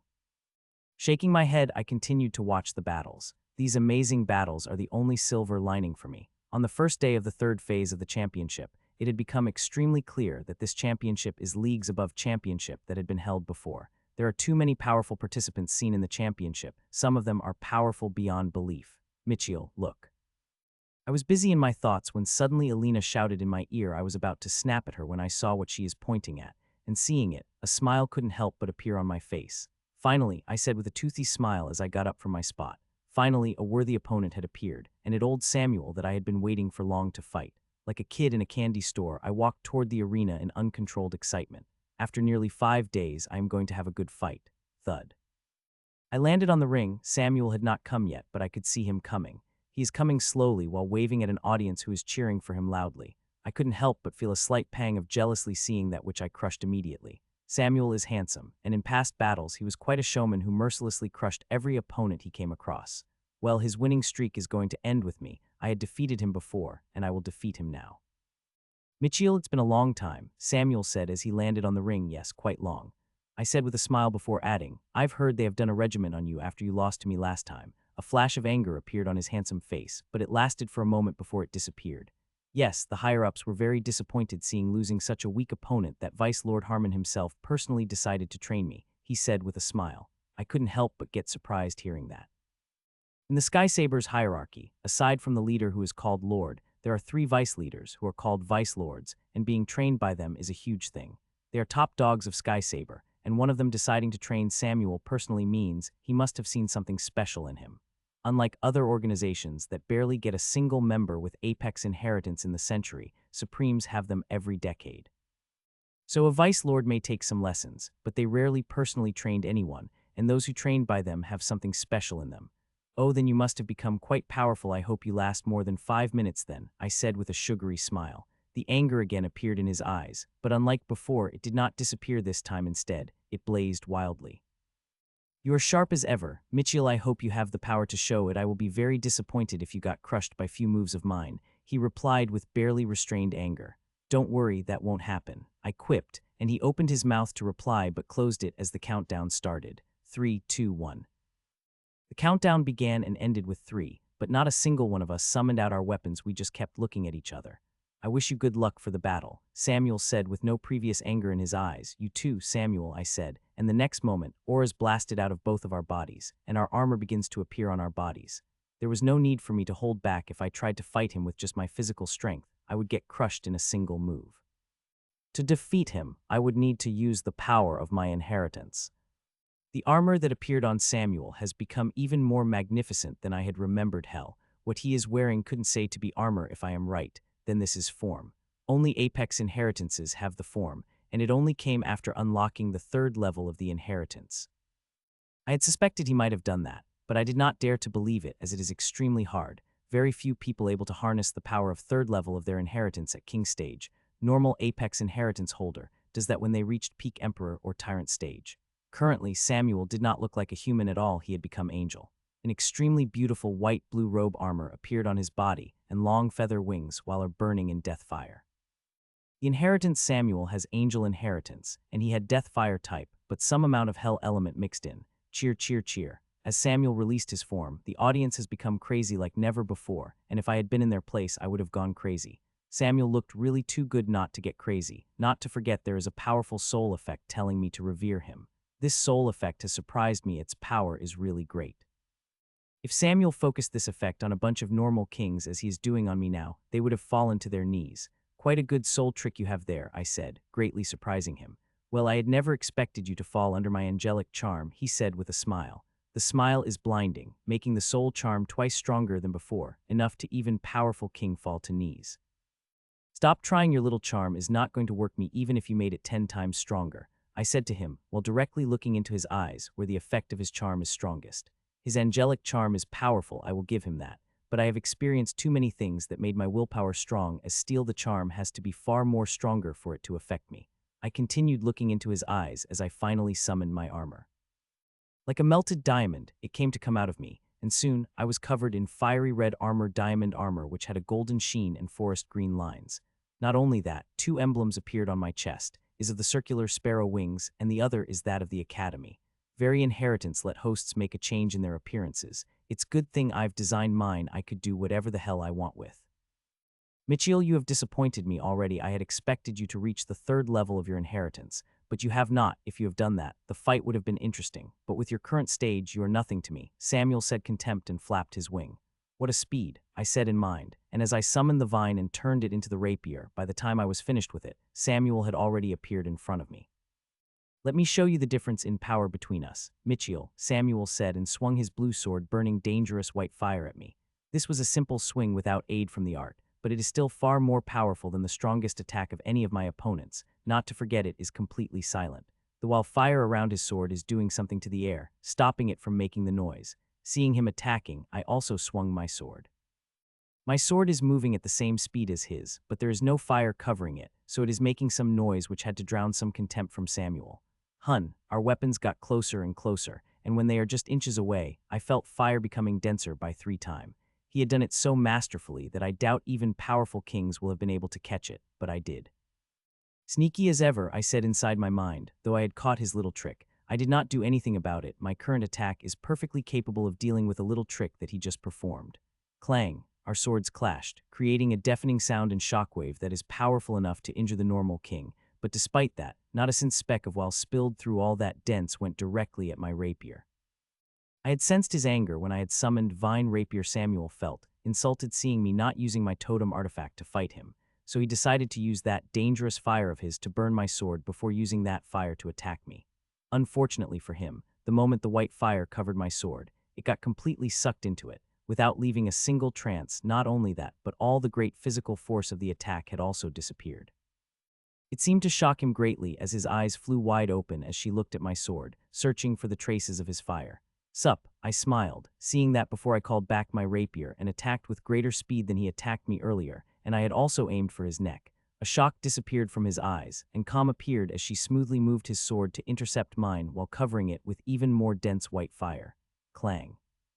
He stopped my rapier before it got close to it and looked directly into my eyes. It looks like I had underestimated you again, he said, and a peculiar aura released from him. He is going to launch an attack, and it is going to be quite powerful enough to threaten me, so I should not underestimate it. Death Angel's blade, he said and attacked. The white fire blazed across his blade before suddenly started melting, and covering the blue sword, more and more fire began to come out and melt on the blade, forming layer after layer of this compressed fire. The fire is not melting, but it is getting compressed to such a degree that it looked like it is melting. His death fire is already powerful, and now he is compressing it layer by layer on his blade. I couldn't help but marvel at this move of him. It is going to be very powerful, and I will have to use little something to deal with it. Old set, I said inside me, and strength begins to fill every part of me. The power is amazing. I still remember the shock I got when I first experienced the power of old set after I reached the king stage. As the power of the old set coursed through me, I swung my rapier at him. Unlike his attack, there is no flash in my attack. It looked like a simple sword swing. The fact is there is nothing simple about this attack. My rapier is brimming with my concentrated inheritance energy. Not to forget it is striking toward his weakest spot of his attack. Clang! A huge shockwave came out as our weapons clashed, and with it came the defeating shock, but it is a thing that compared to the thick white-hot energy released from his sword. The energy is intense, so intense that it would able to turn to burn the normal king to ash even when he is using his most powerful defensive method. Ever since I had come back, I had only experienced an attack of this caliber at once when I was sparring against Alina. The 60-something opponents I had fought before were not even able to a fifth of such power, and this is just a star. Try something better, Samuel. This attack was not even able to tickle me. I taunt Samuel on his shocked face. He had expected something from his all-powerful attack, but there was no reaction from me. I treated it just like its previous attack. Humph, Samuel harumphed angrily, and before launching another attack, it is the same attack but with a lot more power. In an earlier attack, there were only 5 coatings of the compressed fire, but this time there are 10 coatings. It had more than doubled the power of the attack in a similar strength opponent. This would spell in 1 death. Thankfully, I am quite powerful and will be able to deal with an attack without much problem. Clang, clang, clang. Attack after attack came from Samuel, and I countered them just as easily. This move of him quite powerful, and that is making him angry as it was not able to affect me even a bit. There was not much shaking on my part even when, with every move, the power of his attack had increased. Currently, he is fighting me with the power of 100 compressed fire coatings. The power of 100 coatings is quite impressive. If I had not designed such powerful inheritance, I would have been incinerated by it. This move had seemed to have reached its limit for the last minute. He had not able to increase the numbers of fiery coating on his sword. Samuel, this move of yours, harmless as water, try something stronger, I said while continuing to counter his attack after attack. Intense anger appeared on his face, hearing my taunt, and he looked at me as if he wanted to eat alive, but he did not give in to his anger attack. He remained calm as he tried to breach my inner sphere of defense that I had never let his sword get too close. "You are right, it is time for me to show you the real power of the angel inheritance," he said calmly. The anger that was burning in his eyes a moment ago all but disappeared. Plums of Death, Song of Azlesel. He activated two moves one after another. As he did, beautiful feather plums begin to release from his wings, and at the same time very faint fire covered his body. The white fire covering is faint enough for people to mistake it for a while smoke. "Let's see how long you last," Samuel said and came at me. And this time, his speed is really good as he flapped his wings and appeared in front of me, bringing the plums were releasing from his wings. "Take this, Mitchell," he said and swung his sword, aiming for my head. The attack of his is very simple, it is a common slash, but as he came toward me, I have suddenly begun to hear the song. The song is very faint and is an unknown language, but despite that, I was able to understand what it wants to convey. It is a song about the journey of an angel named Azlesel who traveled to hell to bring back his mortal lover. The song is making me visualize the journey of Azlesel, making me see the trials and tribulations he faces on the way.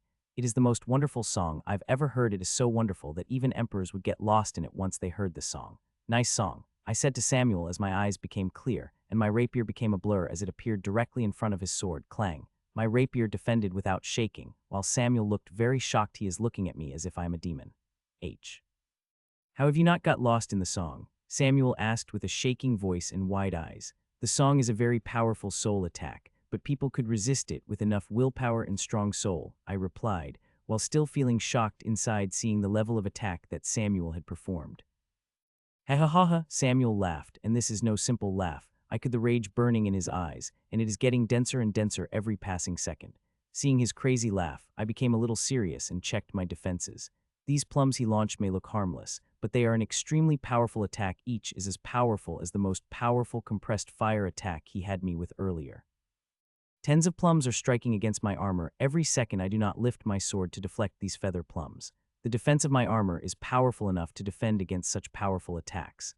"Sarah was right," she said. "I would have to use my everything if I wanted to defeat you." I did not believe it, but it looks like I will really have to use my all to defeat you, Samuel said as he stopped laughing crazily.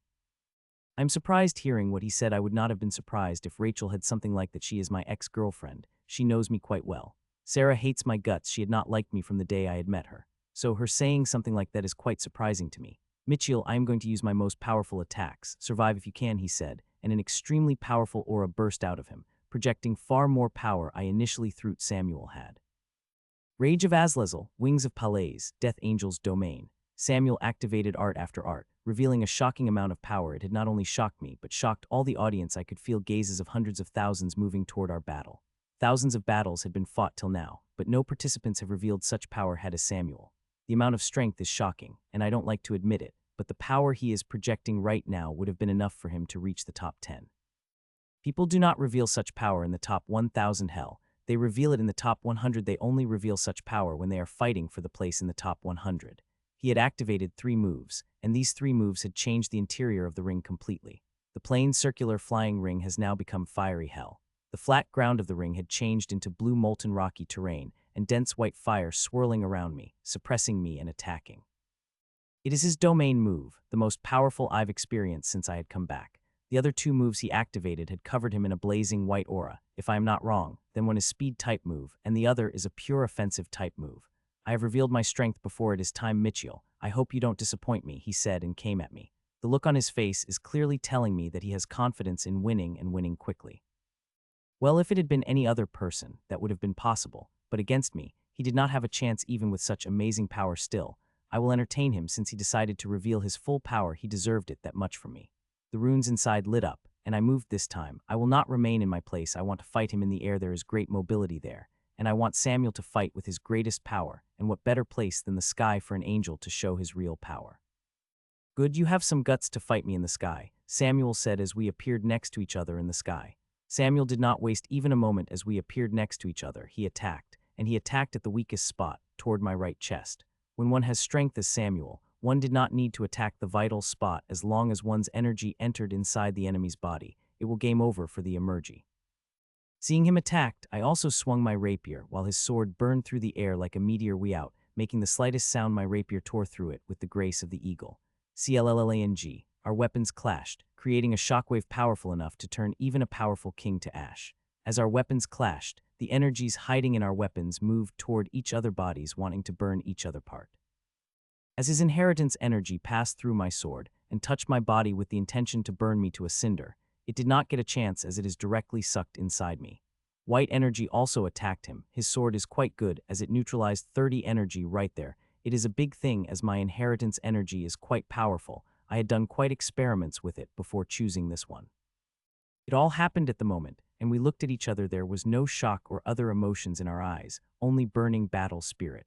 "Take this, Mitchell," Samuel said and disappeared at the same moment. I saw his sword coming at me from behind. Cllang, cllang, cllang. I turned slightly and swung my rapier, effectively stopping his attack just as I did. He disappeared and attacked me again by appearing left side of me with more power, and I again swung my sword to counter. Attack after attack came at me with amazing speed that even normal king would not be able to see any of the attacks. They could only hear the deafening sounds of clash that rang out through the arena. Seeing such a powerful clash, the cheering audience have fell silent. They are watching the whole fight with wide open eyes, not daring to even blink for a single second, in fear of missing an important moment in the battle.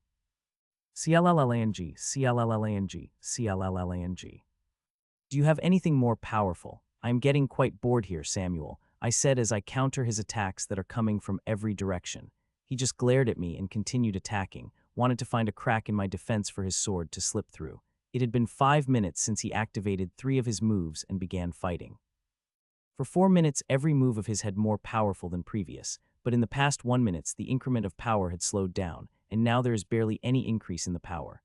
With no increase in the power of his attacks, I have been feeling less and less excited, as I am basically predicting where his attacks are coming from. If the power of his attacks did not increase in the next minute, I am going to finish the battle.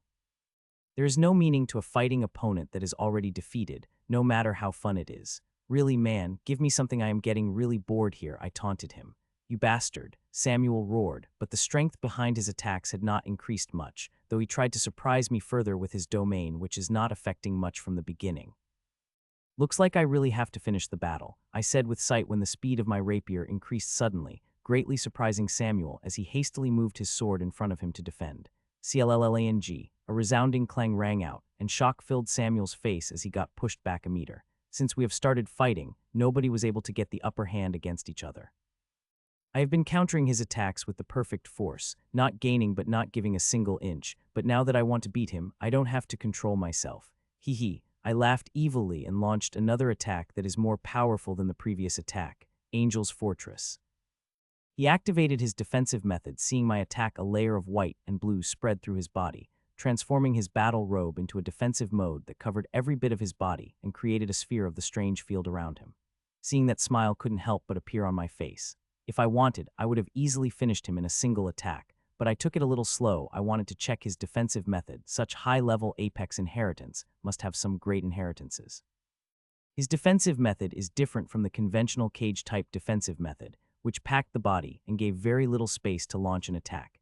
It is an offense-defense type defensive method. It provides powerful defense without sacrificing the offense. My sword moved toward it, and just as my sword entered the field around him, I felt a powerful torrential force that wants to move away from my sword, away from my intended target. I have to say this defensive method is quite amazing, one of the best I've contended against, and that is something those green kings I've fought have very powerful, very strange defensive methods. As I felt the torrential force of the field, I applied more pressure to my sword that it cut through the force. It had quite surprised him as Samuel hastily moved his sword to defend. Cllang, Samuel countered, another of my attack, albeit barely. I smiled seeing that, and attacked again with more power than before. My attack is powerful enough that the defensive method he is using is inadequate to defend against it. I want to see what he used next. My sword again pierced through the strange field and cut through it as Samuel looked at it with great seriousness. Wing Aegis, he roared, and his white wing folded at swift steep and appeared on the front of my sword. These wings are big enough that when they are folded, they are able to cover her fully. Cllang, another deafening metallic sound rang out, and this time I got surprised, not because he was able to defend against me but because a metallic sound was produced when my sword clashed against his wings. These beautiful give an impression they are divine feathers, and their feel is the world's softest, but instead they are metallic that looked like feathers. Cllang, cllang, cllang. Smiling, I launched another attack, and this time too he defended, but unlike before, he got pushed a few inches back, Laughing, I launched another attack and then another, pushing him back further and further. It is time to finish this battle, I thought, seeing him getting pushed back repeatedly without activating another defensive method. It was a good battle, Samuel, I said and disappeared from my spot. Faint panic appeared in his eyes, and as he begins to search for me, seeing my speed, he knows he only has a moment to find me and counter the coming attack. In the final moment, he spared nothing. I felt a huge amount of soul energy released from the soul energy is so dense that even a particle of dust could not escape his senses. Since I had taken no precaution against his sensory move, he found me just as he used the move and moved his sword to attack, but stopped a moment after as he finally released my sword at his next with me at his right. Samuel opened his mouth to say something but closed it. His sword disappeared, so as his wings and robe he had accepted the defeat. Seeing that, I also removed my rapier from his neck. I lost, Samuel said softly as he looked at me. Lost look in his eyes. He is looking at me, but his thoughts are somewhere else. He continued to look at me for a few seconds before flying out of the ring with the same lost look in his eyes. Mitchell Czar winner, the voice announced, and the whole arena that had been silent for the past few minutes let out a deafening cheers.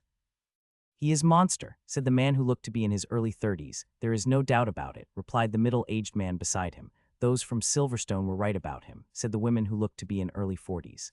Has the higher-ups upgraded his designation? Old man asked. Yes, a few seconds ago. Not our organization, but other Supremes too did that. It won't be long before Pyramid does too, middle-aged women replied.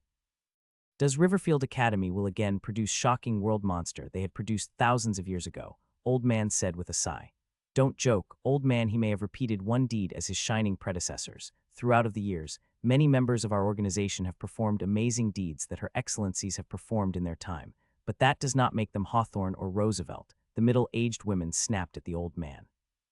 The old man did not get angry at being snapped. He just lightly smiled at women. I am getting quite a feeling from this young man. I am very sure we might get quite surprised from him, the old man. The middle-aged woman wanted to snap at the old man again, but she held back. This old man's inheritance is something special. It is battle inheritance, but he was able to harvest an extremely rare diviner-type move from it through this move. He gets the feeling that most of the time. It makes him a precious resource of their organization usually. He stayed in the organization for his safety, but came out during the important event. The championship is an important event, and the old man had a feeling about it, saying something big will happen during the championship. Old man, you must have read about the latest intelligence, right? There is a whisper of them doing something in the championship, a middle-aged man asked. Snort, we are in the safest place in the world, Klaus. If grim monsters are able to attack here, then we would not be safe anywhere, said the women. Edna, don't forget grim monster has struck the pyramid in the past. They had not tried in few hundred years does not mean they will not try again, and this time chances seemed high, seeing how whispers of epic war are coming from the grim monsters. Middle-aged man named Claus cautioned. Edna wanted to reply, but she knew her colleague is right. There had been news of the epic war from the grim monsters' side, and she really hopes something like that does not happen. There had been only 2 epic wars since the invasion of the grim monsters, and the death and destruction they brought each time is shuddering. Whispers of them came at very centuries, and in their place only small wars happened, but these wars are also very dangerous. She still remembers the last war, 110 years ago. She was mere a king that time, like these children who are fighting in rings. In the grand her she was nothing. She remembers teleportation gates popping everywhere in Airsh, IPs of grim monsters crowding every battlefield, dumpings millions of grim monsters in a single day. She had fought in the war and lost family and friends. It still hurts whenever she remembers their faces. What do you think, old man? Will there is any war? I asked softly. The old man had high reach and privy to high-level intel them, not to forget he had diviner-type art. The old man did not answer my question immediately. He gently touched the green ring he is wearing that produced field around them that even she barely able to sense. Yes, it is time for war to happen. We usually have some small wars every half-century, but for 110 years, there was nothing except for big battles, old man said. Chances are there will be war in this decade, and it will be bigger than the previous one, old man said with a sigh. In the past few years, she had heard chances of war, and she desperately hopes there won't be any. She had seen the death and destruction it brought, and she did not wish her family to get implicated in it. She had children and grandchildren. She did not want to lose them as she did her parents and siblings during the war. No one wished the war, Edna, but we have no choice but to fight one. Losing it will mean extermination and enslavement of all the humans, the old man said with a sigh. At every war, even at the smallest, millions of lives were lost. If grim monsters could occupy more territory, then the loss is even greater. At last war, the grim monsters were able to stretch their territories further. Clap, clap, clap. As I entered the box, I heard the claps from the fellow members of my academy. It had caught me quite off guard. Mitchell, you have fought the good battle, Professor said, first time commenting anything about my battle. You have perfect textbook style. It was a little insidious, but you did not reveal more than you had to, Professor Jenkins said. I will keep that in mind, Professor, I said. It may not look like it, but I did not reveal more strength than I had to. I was very careful of using my strength.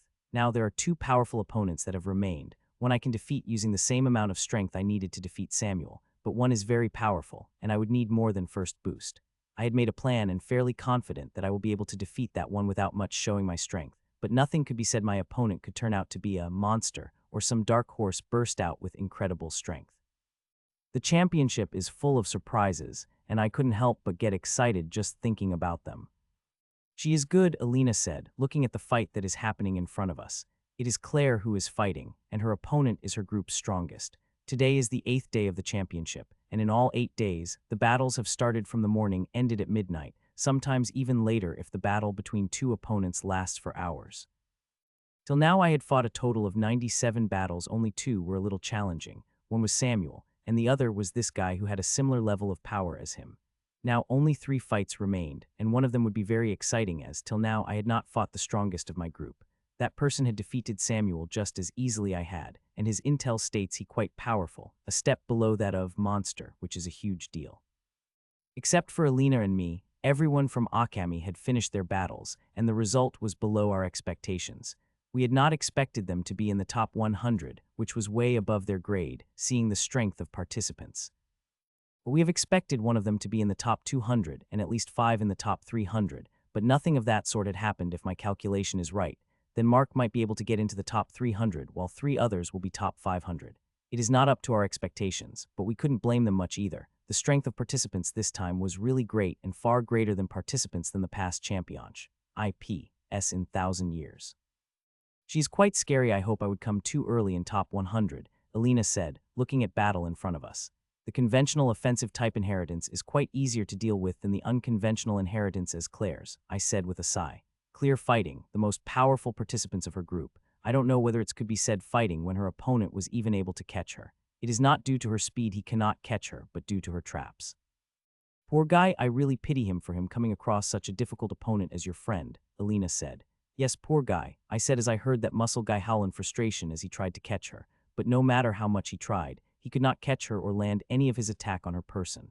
Claire had one of the very rare sealings type inheritances, the same inheritance her mother has which she used in sealing the curse I've had inside me. In the ring, they are fighting. There are runic circles are everywhere. Most of these runic circles are some kind of traps that makes one stuck in his position or slow down the movement or seal the ones. These runic moving at very fast speed and striking at slightest chance get. The muscle guy is very powerful and has quite good speed, but despite that, he was not much able to deal with those runic circles. In more than 90 battles Claire had fought, she had finished them with the single move. Only in this battle did she reveal her strength and begin playing with her opponent. She is a monster. I have received intel about her. When I had the first time read about her exploits, I was quite shocked. She is unbelievably powerful, and 3 months ago, she was able to wipe our team of 100 kings. These were not normal grim monsters kings, they were linking, type, a very rare grim monsters which could link to each other to create a phantasm. Even average strength 100 grim monster kings could create phantasm that have power equal to that of the monster. It is a good thing that linking grim monsters is extremely rare. Even for the grim monster, linking consciousness and energy of tens of people is an extremely hard thing, and grim monsters needed to have a special talent and raise together. I am not surprised Claire was able to come across the linking grim monsters. Those are very protected and rarely came about before reaching the tyrant stage, where they gain the power to bring true terror. If you were in place of hands, how would you deal with it? Alina asked, seeing struggling muscle man. Her runic circle hard, but there are the several ways to deal with effective. The foremost are speed and strength. With the speed, you could avoid them, and with strength, you could simply crush them. These runic circles are powerful, but they could be destroyed, I said.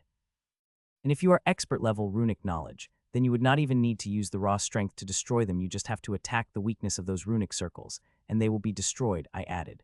Snort, the only bookworm like you have can expert-level runic knowledge. Alina said. She lightly hit me across the shoulder while giving me a look. Alina is one of few people who know the truth of my inheritance, and to take my inheritance where I am, expert-level knowledge is a must. Hell, to design king-level inheritance, one needs of master, runic knowledge which barely few tyrants have. Even a master's is runic knowledge, though what she knows is far greater than me. I am confident I could catch up to her. I was not much good at runes a few years ago. I had needed more than a year to barely understood something from the first runic book I found, but when I started designing my inheritance, my knowledge deepened at speed at unbelievable. I was quite lucky that I had a huge amount of material to study. Without it, I would not have been able to gain the knowledge I have. The battle lasted for quite a while. Claire had kept playing with her opponent till he finally admitted defeat in frustration an hour later. "You did good," I said to her as Alina sat beside me with a sad smile on her face.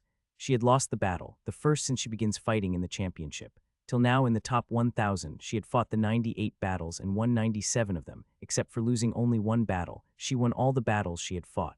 "I feel like if I had given my all, I would have won against him," Alina said softly. "It is a strategic defeat. Fighting with all the strength would have given all the intelligence they need, and that would help them against you in the next round," Professor Jenkins said. Alina softly nodded and looked ahead. Seeing her like that, I couldn't help but sigh. She had fought her opponent for 40 minutes. Fighting him, she used quite a bit of her power, but not all. When it became imminent for her that it would be hard to win the battle, she begins losing. Though there are chances that she might able to win the battle, she decided not to take the risk. With her winning the 97 battle, her entry into the top 100 is fixed. She did not need to reveal more than she needed. In the top 100, she will have to give her all to advance, unlike the top 1,000. In the top 100, you can't afford to lose any battle. Losing means thrown out of the championship. Her decision was sound. Revealing too much would have helped her opponent of 100. If I had been in her place, I would have made the same decision. "Remember our real target," I said and took her hands into mine. Her sad face brightened up little, and she nodded. Buzz. The box remained silent for a few minutes when suddenly everyone's eyes light up, especially mine, as it is time for me to fight my last battle of top 100 against the most powerful participant of my group, Reagin Hartford. "Mitchell, accept defeat if defeating means revealing too much," Professor Jenkins advised. "Okay," I said and walked out of the box. Professor did not advise this to Alina, not trusting me to accept defeat when it is time. I can't say I could blame her. When the battle is tough, I have a hard time giving it up. I've already decided that I have to win the championship, and to do that, I will have to make some hard decisions. I flew toward the ring under the gazes of millions of audience. Even after doing this for 100 times, I still feel intimidated by such a huge crowd, but I have become a lot better at controlling my nerves. Thud, I landed on the ring opposite my opponent, who had already reached the ring a few seconds earlier. She's now looking at with her intense brown eyes. Reagin is a tall black woman with a lithe figure. She is as tall as me. She is from Bloodsun and belongs to the Hartford family, a family of swordsmen, duelists to be exact. There is one amazing thing about Reagin, that she is the only person in Special of Supremes that does not have apex inheritance or bloodline. She has normal inheritance, but this inheritance is quite special. It is designed by the ancestor who once been a leader of Bloodsun. This inheritance is quite special as it only worked on the Hartford family, and it gives them similar power akin to apex inheritance. "Mitchell," she said, white, nodding her head. "Reagin," I said and nodded back. "There is no need to say much. We both know what we want and will try our hardest to get it." 32. The contain down started, but we looked at each other, tracking the slightest moment of each other. 1. As one rang out, both of us lunged, while at the same time our inheritance armor begins to appear on our body. Liquid diamond came out of my body, and soon, red-green armor had covered my body. On Reagin, an exquisite while armor appeared on her body. The armor is very slim but looked extremely strong. In her hand is elegant gem-laden rapier. The rapier is exquisite, but it is not delicate. It is war rapier, perfect for stabbing and hacking thousands of enemies with elegance. Red vine came out of my hand and transformed into rapier, which is equally elegant as hers. Her eyes have become sharp seeing the rapier, and I could see a flash of anger appearing in her eyes. Like Samuel, she is angry that I am using a conjured sword instead of my totem artifact. I am intentionally using rapier, not to irk but test my sword skills against her. Hartford family are famous duelers. Very few could match them. I just want to use my sword against her to test how good I am. She appeared in front of me and stabbed her rapier toward my chest. It looked like a simple dueling move, but it is anything. But I could see her control and technique and couldn't help but became impressed by it. She had impeccable control for her stage, far greater than Samuel, who she defeated in 3 moves. It was a very quick battle, finished in mere 3 seconds. Her stab is very flexible. Those who do not have enough skill and strength would get stabbed by her before they even know how. I moved my sword a moment later, compared to her attack, which is filled with grace and technique, which her family honed for thousands of years, and she trained since she could hold a sword. Seeing my sword, her eyes have become serious, and she increased the speed of her rapier and changed its direction smoothly that now is coming toward my neck instead of my heart. Other people would have caught off guard by such abrupt change and had their neck pierced before they could do anything, but not I. Clang, her sword clashed against mine despite her many tries to stab her rapier at my neck. She may be classically trained in the dueling since she was a child, but I had learned through thousands of life and death battles. Krrrr. As our weapons clashed, she tried to slide her rapier through mine and approach my head, but I did not let that happen and moved my rapier according to hers, keeping her rapier locked with mine. I have to say, she is the very talented swordsman I've ever fought in my world. Though the ghouls in the ruin were quite talented, they have thousands of years to perfect their art, while Reagent did not have even 20. Seeing her attempts are becoming futile, Reagent took back her rapier and attacked again, and this time it is blurring slash. The dueling rapier is not slashing weapons due to their thin build and range, but war rapier is good for slashing as they are for stabbing, and they also little greater range than the dueling rapier. Clang. I stopped her slash as I had her stab this time too. She had tried to play tricks, but I had easily dealt with it. Hee, you are quite good, Reagent said, smiling for the first time since the battle started. You are not much bad either, I shot back in a smile. Well, let's get serious then, she said, and a sharp metallic aura blasted out her. But this aura is very controlled like the rapier in hand. Blight of the Fencer, she said solemnly, and her rapier in her hand shone gently as she came at me like a bullet. Old set. She had activated a very powerful move, is not much flashy and very controlled, but those with experienced eyes would be easily able to see. The strength hid behind the move she had activated. The runic formations of the first boost activated, filling every part of my body with strength, giving me a feeling of drunkenness for a moment. She appeared in front of me and slashed, and her target is my neck. Seeing how experienced her move seemed, I am sure she would have decapitated lots of grim monsters. Not backing down, even for a moment, I moved my rapier, and it went for her chest with double speed than her rapier. Her eyes got alarmed for a moment before she flawlessly moved her sword to block mine. Clang, her rapier blocked my attack, but it was just a start, and as I whipped back my rapier and attacked again at an even faster speed and with more skill, which she immediately noticed and moved her sword according to it. Clang. Our weapons clashed, and a large host of sharp energy tore into my rapier. This inheritance energy is very sharp. When it touched my skin, I felt like I had been attacked by thousands of tiny swords. The energy attack of her very powerful, but just as it touched my armor, all of it got sucked by my runes and converted into raw energy for me to use. Just weapons clashed. I moved my rapier backed up before whipping out another attack at Reagent. Usually I stayed passive in the battle, get to know every move my opponent, move before launching my own attacks, but seeing the skills of Reagent, I took the lead in the battle. There are very few people who are as talented swordsmen as Reagent, and now that I had come across her, I wanted to test my skill against her. Clang, clang, clang. A defeating sound and huge shockwaves spread through the ring every second as we begin fighting in earnest. There are no flashy moves that filled the whole ring, no. We are just two swordsmen who are testing our skills against each other. Battle or fight would be the wrong term on what we are doing. It is a duel truest sense, as we are not using flashing moves, we are dueling with our rapiers. I continued to launch the attack after attack, not giving her a single chance to launch the attack of her own. While I am leading the battle, she is not at much disadvantage. She is easily countering every attack I am throwing at her. She's a classically trained fencer. Every move she uses is honed to perfection through the thousands of years of work.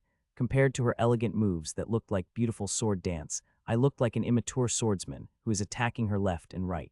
It is quite fun fighting when your opponent is such talented.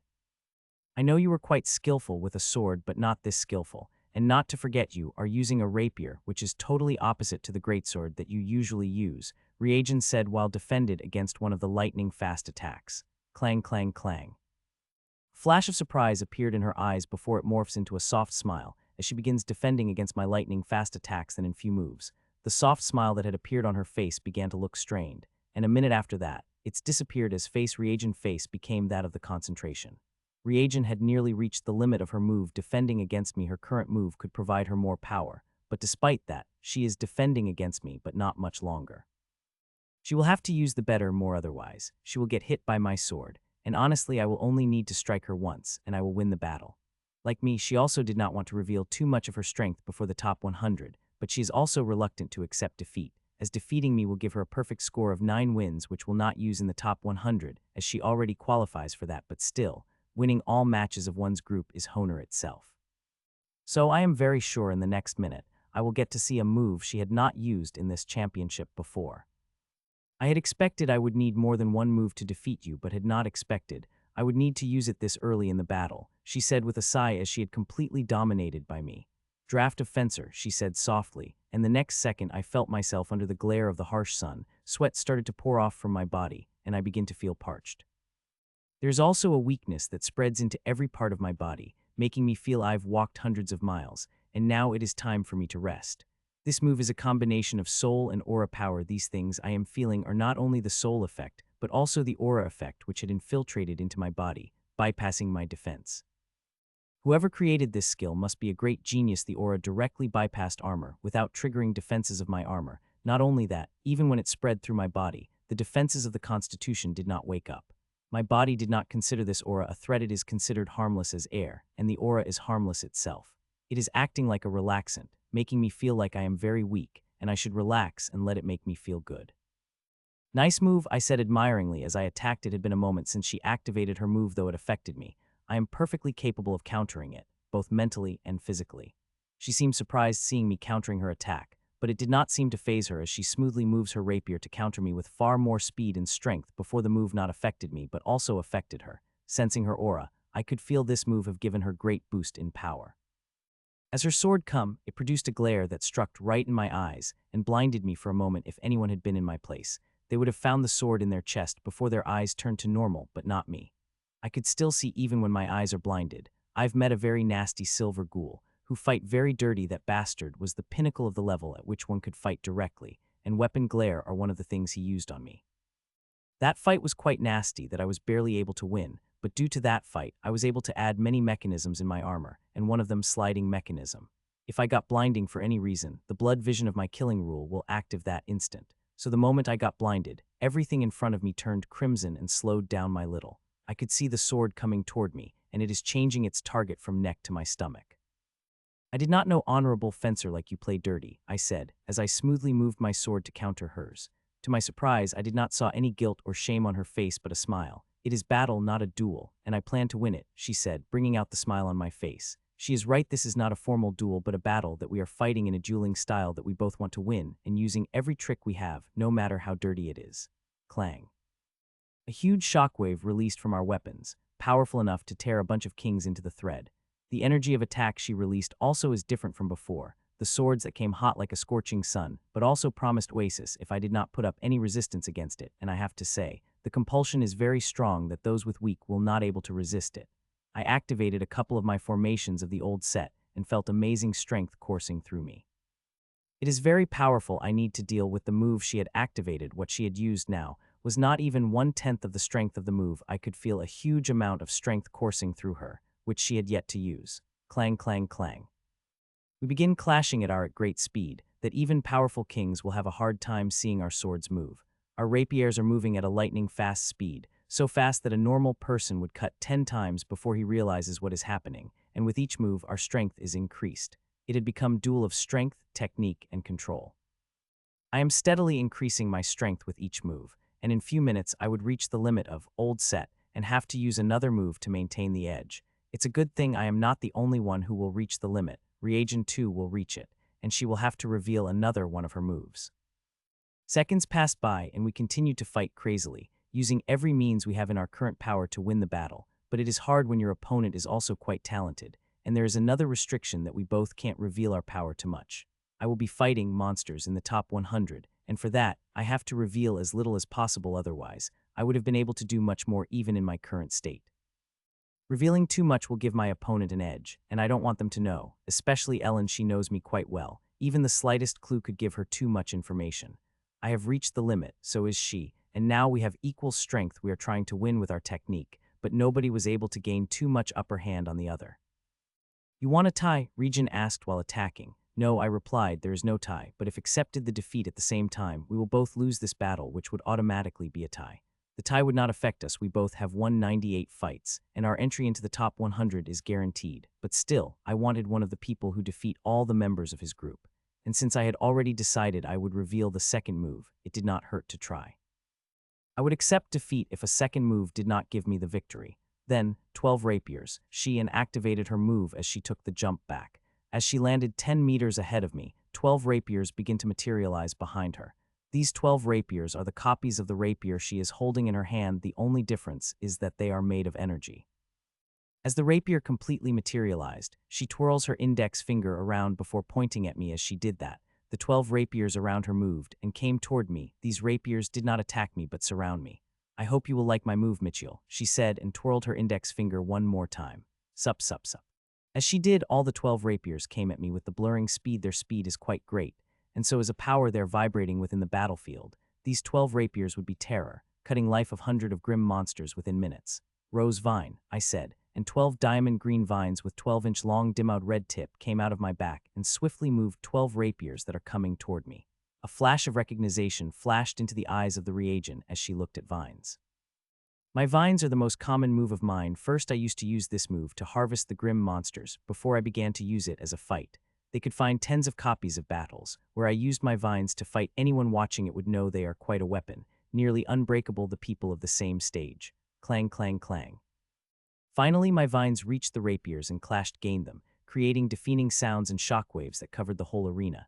Each of the clashes is more powerful than the most powerful clash we had with our rapiers. My vines have always been stronger than my hands, and now after going through so many changes in ruin, they have become even stronger. There is probably no king in the world that could break through my vines, including the grim monster.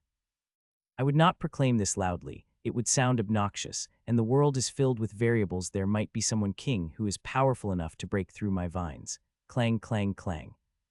After the first clash, the rapier and vines begin to clash against each other in earnest. It is a true battle of control and technique. The strength we both are projecting is the same. The winner will be the one who has the best technique and control over their movements. I have to say Reagent is quite good. The way she is controlling the vines is amazing. The only person I have found who has better control over energy than Reagent is Alina. All my nearly 100 opponents who create, and a crop of their organization couldn't come close to having such control. Seeing the teacher profession, which needs a high degree of control, a teacher had trained Alina in energy control ever since she started. If not for that, she would not control the power of Phoenix to such a degree. Though the tome had helped grandly in her energy control, it is also true that she had great control over her energies from the beginning, and training in tome had just improved it by the leaps of bound. She is good, I said in my mind, as I increased the pressure by upping the level of technique and control over my vines. She countered by doing the same, seeing that smile couldn't help but appear on my face. Reagent is different from the normal opponents I've faced so far. She must have to work really hard to gain such technique and control. Most inheritances focused on energy, as it most destructive. There are few inheritances that are pure weapon type as that of Reagent. This family inheritance is a lot weakened than the apex inheritances, but if its host worked hard enough on its control and technique, it could burst with power that is comparable to the powerful apex inheritance, and Reagent is a great example of that. Though I know there must be some secret to having non-apex inheritance having such power, as only those with inheritance creators' blood could use it and others. Still, the power Regon was able to display marvel, and there is a lot more she isn't showing. Let's how much she is willing to show, I said in my mind, and upped the technique and controlled over my vines. This had clearly caught her by surprise, but she responded in time. Clang, clang, clang. Seeing her responding in kind, I again upped the technique a minute and a minute after that. Every minute, I continued to increase the level of technique and control I am using. 5 minutes later, I found Reagent is glaring at me angrily, probably cursing me for forcing her to reveal this much. I had reached the limit, or closer to limit, what she is a willing reveal at this stage. I smiled at glaring eyes and again upped the technique and control, and this time her glare became intense, but I just smiled at her and began to dominate her 12 rapiers as she stopped cupping technique and control. She had reached her limit. She will not display more, which means it is time to finish this battle. I did not waste any time and make my next move. My vines, which had been fighting against the rapiers, moved with the grace and flexibility of the snake and began to wrap around the rapiers. The rapiers tried to move away, cut the vines, but that did not do anything. My vines effectively began to wrap themselves against the rapiers without feeling much resistance. As my vines wrapping against rapier, I sensed the Reagent coming toward me. Her speed is very great, with her target being me. During the rapier and vines fights, she moved a few steps closer, though the distance was a meter. It is important, as it will save us precious microseconds in reaching me. I let her come close to me, and when she was just 5 meters away from me, I made my move. The rapier I was holding my hand flew away from my hand. It is a vine which I had shaped like a rapier, and now it is moving toward Reagent with double speed than vines had every display. A surprise flashed across Reagent's face before it disappeared, and deep calculating expressions appeared in eyes, thinking about whether to reveal more power or not. She decided in an instant and moved her sword. There is no increase in power or a new move. It looks like she had decided against revealing any more of her power. clang, step, step. Despite having less speed and strength than my rapier, she managed to defend against it easily, though she had to take 2 steps back, and when she had just stabilized, she got another surprise. All the 12 of my vines came at her. Her rapiers are still there, bound in the vines, but that did not affect the vines as they moved at her. Clang, clang, clang, clang. Reagent eyes hardened as she saw the vines and moved her sword. She did not use the extra bit of strength or technique, but she can still counter 4 of my vines before 8 of them have bound her. They had bound her completely, except for her head. There is no part of her that is opened. Even the rapier that she is holding had been bound by my vines.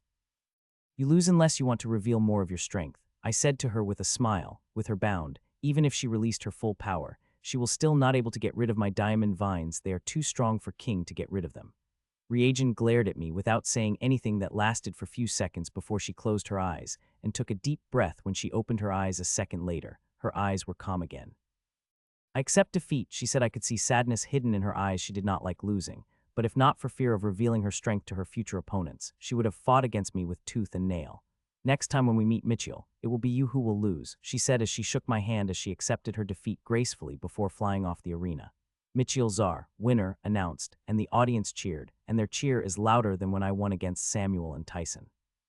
I did not respond. I just kept light smite on my face and flew down the ring, and minutes later entered the box. Clap, clap, clap, clap. I was again welcomed with claps, while others looked happy. Professor Jenkins and Professor Josephine had a different expression in their eyes. It has been 1120 years since someone from the academy managed to win all the fights of their group and entered top 100, Professor Jenkins said in a slightly emotional voice. I couldn't help but get surprised. I am not surprised about the only person academy who was able to defeat all in a group in the past 1,000 years. I know that I got surprised due to seeing a hint of emotions in Professor Jenkins's voice. Professor Jenkins rarely shows her emotions. Most of the time, her face remained blank, and her voice is without emotion. Sometimes I wonder if she is practicing it intentionally, seeing half of the members of council are like her, and if nothing drastic happened, Professor Jenkins would also become council member within a decade. Good duel, Alina said with a hint of sarcasm. It would have been great if she had used all her strength to fight me, I said with a sigh. Would you have revealed more strength if she had revealed all her strength or accepted a defeat? Alina asked, and I smiled instead of answering. I was enjoying the fight too much, and despite telling myself of forfeiting, if I had revealed more power, I would have continued fighting, especially against Reagent. There are very few people like her in this championship. Would I be able to win against her if I had fought her? Alina said suddenly. I did not answer a question immediately. You have great energy control, and with your full power, there are quite high chances you would be able to win against her, I said, hearing that beaming smile that appeared on Alina's face. Alina had Phoenix bloodline, and it is extremely powerful if they both fight. Alina will not any problem defeating Reagent as long as she uses her full power. Alina is very powerful with her strength. It would not be hard for her to win the last world champion, but the participants of this championship are too strong. Just to have a chance to enter top 1-0, she will have to fight with tooth and nail. They are monsters in the championship. Some of them have shown themselves, while others are still hiding. All of it will be revealed when championship reaches the top 100, where losing a single battle means getting out of the championship. Everyone will fight with tooth and nail to advance ahead. 98 wins, very good, I said to as I came back, defeating her last opponent now. Except for one lose, she had won all the fights of her group. Yes, but not 99. You are one of the 4 people who had already won all the battles in their group, she said. 6 groups have finished their battles, and in them there are 4 people who won all their battle. Me, Jonah, Simon, Ellen, and Myra. The 3 of them are monsters who had finished their battle in 3 moves. The 4 groups have remained to finish their battles. They will be finished in 2 to 3 hours, and the top 100 will be decided. Many battles are being fought across the rings. These battles are going very intensely. Some are fighting for fun, while most are fighting to get into top. To get into the top 100, one has to win at least 90 battles. One has to be very powerful to win so many battles. Those who are able to enter the top 1,000 are the cream and crop of their world. Few minutes passed, and soon, Jill also finished her fight, becoming 5th to win all the fights of her groups. The last fights are the greatest fight here, people at the edge, and they give their all in a fight without holding back to make a cut. I saw many new styles being played and many new moves being used. Some of the moves are quite amazing, which makes me wish I had designed something like that. I watch these fights and think about how I will deal with them if I come across them. It is important to have a strategy in the championship. There are many people who held on inspiring strength. If I want to beat them all, I will need to be prepared.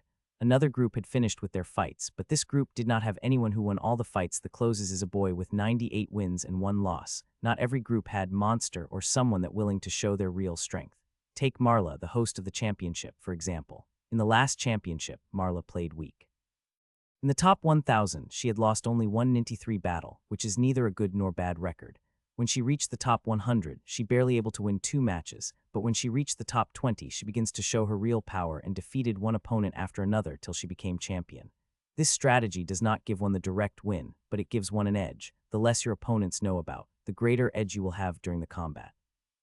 I had never controlled myself in revealing my strength as I did during my fights in championship, and regretfully, I will have to continue doing that for the edge against my opponent.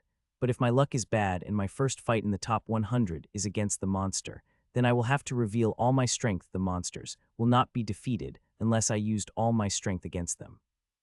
An hour passed by and another group had fished fight. The second group had the person who had won all the matches. His name is Victor Madden. He is from Blazing Sphere. All the fights he had fought have ended within a minute.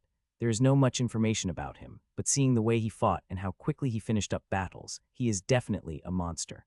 I wonder what kind of bloodline he has. The strength he had shown could not be harnessed by the normal bloodline. Only one group had remained. 29 fights have remained in that group, and all of them were fighting in the floating ring. The fights should be finished within an hour or two. The fights on the rings are quite intense, even though their power is not much, but in the spirit it is commendable. This fighting spirit has captured the gazes of millions of audiences. One by one, the battles finished, till an hour later, only one battle had remained. 2 people are fighting intensely. Both of their bodies have bloodied, but they refuse to give up. This battle is too important to them. Both of them needed to win to get a place in the top 100, and losing is not acceptable to any of them. That is, they are fighting even after every inch of their body has become bloody. Who do you think will win? Alina asked, looking at 2 bloody women fighting. It's hard to say, seeing both of them have a similar level of strength. They have already used up all their moves. They are now just fighting, I said before turning to Alina. Who do you bet on? I asked. Alina had picked up the habit of betting these last few days, and she is betting on every interesting fight. Marcia Jacob, this girl's seriously good. She did not fear getting injuries, Alina said, mentioning toward the girl holding falchion, who is much more bloody than the other girl. Marcia is good, but she had quite a reckless way of fighting. She is getting injury for injury, going after weakness her opponent shows, and it had cost her quite a injuries, as many times her opponent have faked the weakness to bait her, but after few tries, her opponent stops doing that. Marcia is reckless, but she is also very smart. She is able to exploit the baits her opponents threw at her, that her opponent stops throwing them. It is a lesson for all those who are watching. Don't throw baits if you're not confident in defending yourself. Then throw away the baits. They will bite you in the ass if your opponent is smart. Yes, minutes passed, and the battle continued when suddenly, Alina let out a huge cheer. Marcia won. She was able to land a fatal blow on her opponent. She traded injury for injury, but the injury she had given to her opponent bigger what she got, thus winning the battle. The top 1,000 are finished now. I can't wait for top 100, Alina said as we begin to walk out of the box. Tomorrow is a break. After that, matches will start again, and they will continue for 4 days till the winner of the championship will emerge.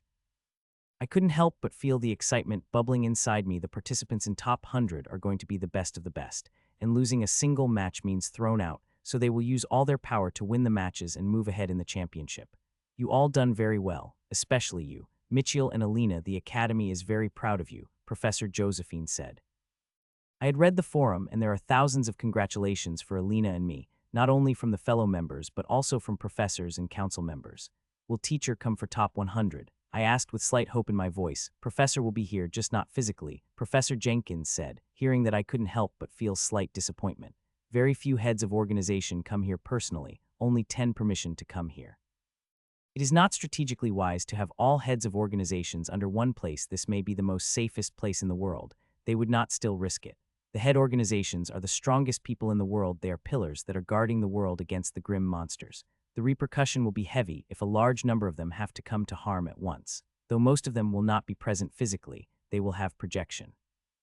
The arena is a state-of-the-art. It could create the projection that looked real enough that they could fool the normal person. Ting, the elevator stopped, and we walked into the lobby. It is not much crowded. While all the crowd had already left the arena 10 minutes ago, we have waited some time before coming out. I have just walked few steps when suddenly my eyes fell on the group. Some people in the group seemed to have noticed me, feeling my gaze, and looked toward me. Mitchell, Rashiel, and Jim said in unison. As they spotted me, I nodded at them before moving my gaze toward 2 other members of the group. and my eyes blazed in vengeance. Herman Miranda, I said as I looked at the two people who I hated most in the world. They had tried to kill me multiple times, and nearly succeeded one time by meddling in the homing back and sending me into the space sea. If not for the timely arrival of the professor, they would have succeeded killing me. Both of them were looking at me, still holding the smug look they had when I met them for the first time, and seeing their smug look, a smile appeared on my face. I desperately wished that any one of them come across me. In the top 1,000, they were not the group, but there is hope. Both of them have entered the top 100, and their score is also good, winning 97 battles each. I have read the info, and there is quite a detail about them. Especially Herman, he did not care to hide his abilities even before the championship started. Their luck seemed to be extremely good last year. They found something that increased their strength abnormally. From the above average, they went near the monster level. It is said that even monsters will have a hard difficult beating them. Well, I don't care how powerful they have become. I only wish they fight me in the championship. I will defeat them in the most embarrassing and shameful way that they will not be able to show they face in front of the world. The palpable tension seemed to sensed by both of the groups as they stopped and looked toward us. Councilwoman Josephine, I must congratulate you on your academy's fortune. 2 members of your academy were able to enter the top 100, and this young man, even able to every member of his group, said the red-hair middle-aged man leading the group of Sky Saber. His voice held power as he was easily able to break the intense charge that is me and those two. We are just lucky, Registrar Alder, Professor Josephine said and looked at his charges. I must congratulate the Sky Saber for exemplary performance. 9 members of your organization have entered the top 100. Yes, the children have worked hard for it, he said, but a soft smile appeared on his expressionless face. It is clear that he is very happy with his performance of his charges. The 9 may seem small numbers for Supreme, seeing thousands of their members participate in championship, and since all of them from the Supreme, they are very powerful. But this is World Championship. It involves the whole world, and many people in the world go through many lucky encounters in the world or ruins they entered which give them the ability to match the members of Supremes. Still, Supremes are Supremes, 60 of their people able to enter the top 100. It is a huge number when compared them to all participants of the world. Goodbye, then, Councilwoman Josephine. There are many things we have to prepare for the next phase of the championship, said the middle-aged, and begin to walk without waiting for a reply. Those two are still looking at me with a smug face, but soon, their expression suddenly changed when Rachel hit them at lightning-fast speed before waving her hands at me. Let's go, Professor said, and we begin to walk again. As we begin to walk, fellow members of the academy begin to give inquisitive looks, wanting to know what had just happened. The tension was so clear in the air that even those who are 10 meters distance from us could sense it. I noted their looks but did not reply. It is my personal matter that I will solve personally. Click. I walked into my room and closed it behind me. Today was really satisfying. I had a good fight, and I get to meet my enemies. My only wish is that I could meet them in an arena with my current strength. The arena is the only place where I could take a little bit of revenge. Shaking my head of those thoughts, I walked into my bedroom and removed my clothes before entering the shower. ZLLL. I vaporized ice-cold water off my body and wore new clothes before walking into my training room and take out my sword and began practicing. All the top 100 are powerful, but most of them are not my match. There are 10 people who are really a challenge to me, and I will have to give my all to defeat them, and I am not confident that I will able to defeat some of them. Ellen and Jill have barely used their power. They have finished all their battles in 3 moves. They needed less than 10 seconds to finish up their fights, and the opponent they face was powerful, reagent powerful. The only thing I could do right now is train and prepared myself to face any opponent. I will be fighting both friends and enemies, and just thought of that couldn't help but make me excited. It had been years since I had last fought with Ellen. Oh, Jill, the last time I had fought with Ellen, she had beaten me very badly. The difference of strength between us too large at that time. The last phase of the championship will begin the day after tomorrow and will last for 4 days. The whole world will be watching the 4 days with wide eyes. This championship is like never before. One can see from the sheer number of bets that had been placed and their amount. It is 70 times greater than the previous championship, and by the time finale, it will surely go past 100 times. The sweat began to flow from my body. The sword I am swinging is too heavy.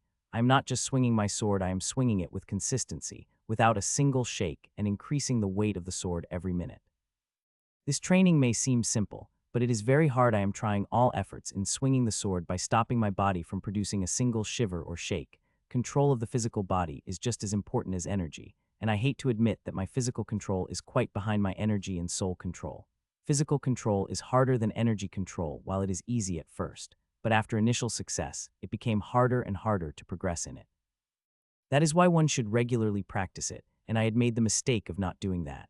In the ruin, when my physical strength rapidly increased, I understood how weak my physical control was. I am still not where I want to be in my physical control, and would need the constant practice of at least a year before it reached a similar level of my energy control.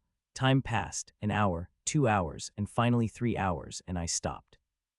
I am feeling very tired. It feels like I had fought battle for a day. My hands are aching, and sweat is coming down from every part of me. I am completely drenched in sweat. I put down my sword and dried myself with my ability. I would have liked to shower first, but there is one more important has remained. As every drop of sweat dried from my body, I sat down and closed my eyes to enter my inheritance place. The upgrade is nearly finished. I would now need to make few small changes that would be finished in 3 days. If I am lucky, I will try to work the whole day tomorrow on my inheritance. The inheritance humanoid is now lying in thousands of pieces. Some pieces are small while others are big. All these pieces are formations. I am now looking through each formation and checking its efficiency and working. It is very important to check that and test their strain in extremely working, and Creation Heart let me do that. I had performed this test one time already. I am doing this again while some tiny changes. I stayed in my inheritance space for more than 2 hours before I opened my eyes and walked into the shower. The dried sweat feels too lucky. I could not sleep with it on my body. 10 minutes later, I walked out of the shower and wore my sleep clothes before laying on the bed. I did not sleep immediately despite feeling tired. Instead, I opened my holowatch and began surfing. 11th, really. I said when I said odds, I couldn't help but get a little angry. I had defeated the whole group, one of 7 people, to do that, but I was still not on the list of 10 people who could win the championship. What is more infuriating is Herman is on the list. He is on the 10th number. They think he had better chances of a win than me despite winning only 97 battles in his group. They think he is hiding a great amount of power, and if he wished, he could have easily defeated all his group. They had made this conjecture by the power he displayed in the past year. There another hidden reason behind it. Politics. All the lists that published probable winners, all the participants they have in them, at least till top 10, belong to Supreme. It had not only happened in this championship, but previous championship, IPS as well. Though the thing worth noting that nearly all the championship, IPS, won by the members of Supreme. Still, let them underestimate me. I will show them the cost of doing that by winning the damn championship. The next day I started it by waking up late after freshening up. I made the breakfast and ate it with Ashlyn. Yesterday, I had told Professor Jenkins that I would not attend the meeting, that I want the whole day for practice. I could tell she did not like my decision, but she accepted it without a word. After finishing the breakfast, I opened the new intel on the participants that Professor Jenkins sent in the morning. As championship reached its last phase, more and more information on the participants began to come out, not only about their battle strength but personal information as well. Some nasty people like to use it during the battle.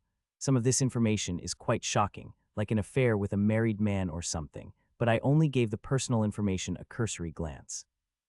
Personal information is no use to me no matter how juicy it and how I could use it during the fight. I will not stoop that low to win the fight.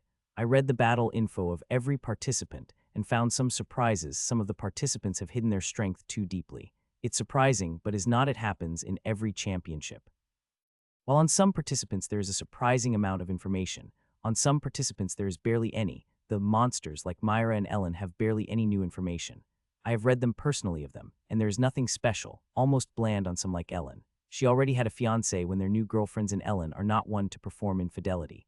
Myra's personal information is also quite bland. Aside from the list of boyfriends she had in the past, there is nothing. The ones that did not have much information, personal or otherwise, are twins. Both of them have very little information. It is like the past 3 years of they had no life. If not for me talking to them and sensing their power, I would have thought their organization had confined them for 3 years. Speaking of hiding, those two are hiding really deep. They have only 194 battles, barely enough to enter the top 100. The twins are strong, very strong. The feeling I get from them tells me that I will have to try hard if I want to defeat them. It took me a little more than 2 hours to finish reading all the info. After I finished with it, I cooked myself and Ashlyn a good lunch before I again laid on the bed and went to my inheritance place to work on my inheritance. There I worked till evening. On the outside, it was just 6 hours, but inside, it was the whole day, and when I came out I was feeling tired, but there was a smile on my face. I have got close, and in 2 days I will be able to make a breakthrough into the mid-level of night. I will not be late, I said as I looked at my holowatch. I have to go meet Claire. Due to the schedule of the championship, I did not get a chance to meet her. Today I will have a chat with the old friend before going to my parents if there is some time. With that thought in mind, I went to shower, wore new clothes before walking out of my room. On the way, I saw Professor Josephine and Alina walk. They saw me, but did not ask where I am going. They already know where I am going. That is why Alina had winked at me. Giving her a smile, I walked into the garden before shooting into the sky and flew toward the restaurant we decided to meet. Thud. 15 minutes later, I landed in front of a restaurant named Crystal, which is wholly made of very rare Parian crystals. They are very expensive, and now someone has constructed a restaurant from it. This most high-end restaurant has I've seen. After admiring the beautiful pink crystal it is made of, I walked inside the restaurant. "Michiel Zar, please," said the host as she saw me and took me toward my table. This restaurant is quite big. There must be around 50 tables, and people sitting there are of importance. I had already sensed more than 10 tyrants and 15 some participants that entered the top 100. As I walked inside, I felt many gazes on me, some even scanning me with soul sense heavily, trying to get a feel of my aura. These idiots, they will not gain anything from me before coming here. The teacher had deeply cleaned all the residual aura from my body, and since then, I had never used my full power, so there, not much for them to sense. As for leakage, there is next to nothing. I had made my inheritance airtight. Even when I am using my inheritance, the energy never leaked from my body, as all the energy that is supposed to leak was sucked by the runes. I couldn't help but smile inside me when I feel attempts of soul probe. Some of these people must be intentionally here to gather information. The price of any new information on the participants is very expensive. Even tyrants could be set for life if they gather very important information on the top participants. Smiling at their attempts, I follow the host, and soon I spot the pink-haired girl. She is already at the table waiting. "Michiel," she said as we reached the table and stood up to hug me. "Claire," I said as I hugged her back, albeit with little awkwardness. When we were children, we were quite good friends, but now, after nearly a decade, it's all awkward, but I am sure we will gain that friendship back which we once had. "It's quite awkward after all these years, right?" she said as she let go of the hug. "Yes," I replied with a small smile and took a seat beside her. "You look nice," I said. She has her signature pink hair cut to her shoulder and a white spaghetti dress that looked beautiful on her. "You are not bad yourself," she replied, and little awkward silence filled the table. "So how have you been?" she asked after a minute of silence. "Good," I replied in one word as no other word came into my mouth. I wanted to talk, but no word is coming out of my mouth. There is not just awkwardness, but also a decade of distance, which is hard to overcome in just a few minutes. "I have read your information. The things you accomplished are really amazing, and you did that without getting any help from your mother," she said. To that, I smiled. She's one of the few people who knew about my mother not teaching me anything about fighting. Most people reason all my accomplishments before joining the academy to my mother. Annabelle Charleston was quite famous before that accident of the 2.5 decade before. The championship had laid bare my personal life in front of everyone, and seeing who my mother is, they thought much of what I had accomplished is due to her, which is true in one perspective, but on the other. My mother did not teach me anything related to fighting, but the value she taught me made me the person I am today, which is far greater than anything battle-related she would have taught me. "Well, my life is quite open for everyone to see, but yours is like a closed book. Even with the money we offered, we could get more than snippets about you," I said to her, hearing that a smile appeared on her face. "There is no much about me after we left you. Mother had accepted the offer from the pyramid, and I has been mostly training in their facilities and ruins since then," she said. "They must be quite amazing to give you such strength," I said, and bringing out the real smile on her face. "You are the one to talk. You have survived the ruin for a whole cycle. I've read about it. Pyramid's archive know how dangerous it is. Nobody had survived there in the past 3,000 years, except for you," she said while eyeing intensely. I wanted to say something light about my experience there, but I found my tongue stuck. What I had experienced there is nothing less than hell there, and my heart would not let me make a light out of it. The appearance of the waiter saved me from the answer. It took few minutes for us to choose what we wanted. The list was too long and very expensive, really expensive, but I could afford it. "The academy will pay for all my expenses." "Your father is quite an illusionist. I had nightmares about it for quite a while," I said as I waiter left. First, Claire did not understand, but soon she did, and the expression on her face changed greatly. "I am sorry for my father. He sometimes tends to go extreme," she apologized for her father. "You know, I had no idea about the real strength of my parents. I used to think they are just regular bank workers. When I entered the central continent and come to know the real strength of my parents, it was quite a shock," she said. "Really?" I asked back, though I had expected her not to know everything about her parents. We were quite close as children, and children have a hard time keeping secrets, especially from their good friends. It's quite surprised me that she did not have any idea about her parents' real powers or the place they are from. "What do you expect my parents to tell me everything? My parents were in quite a dive when they had accepted your mother's offers. It is not only your mother who is hiding from the central continent," Claire said back. "She is right. My mother had told me her parents were hiding from something big when she had made a request to seal the poison inside me." I had asked a teacher about it, but she did not tell me anything. She just said it is fixed since they accepted the job from the pyramid. Soon, the waiter came back, bringing the food, and it smells heavenly, a level above my mind. Seeing the food, we both stopped talking and took a bite of our food. A sound couldn't help but escape from my mouth. It's really good. I will have to reach the 400th recipe to reach this level. Only professor and teacher had reached that level. Teacher surpassed the 500th recipe 2 days ago. She had told me herself 2 days ago. The recipes above 500ths are on a completely different level. She told me recipes till 500ths are most basic ones. The real challenge start when one reached above 500ths. She described the process 500 first recipe, and I got completely by just hearing the description. The level of recipes is far above mine. It requires a very high level of physical, soul, and energy control, and not everyone could cook it. The below 500 recipes could be learned by anyone as long as one is above knight, but those 500ths above require one to be emperor. Teacher said I have enough soul power to match the emperors, so I should be able to learn them while I am a king. I don't think so. I would be able to learn them while I am a king.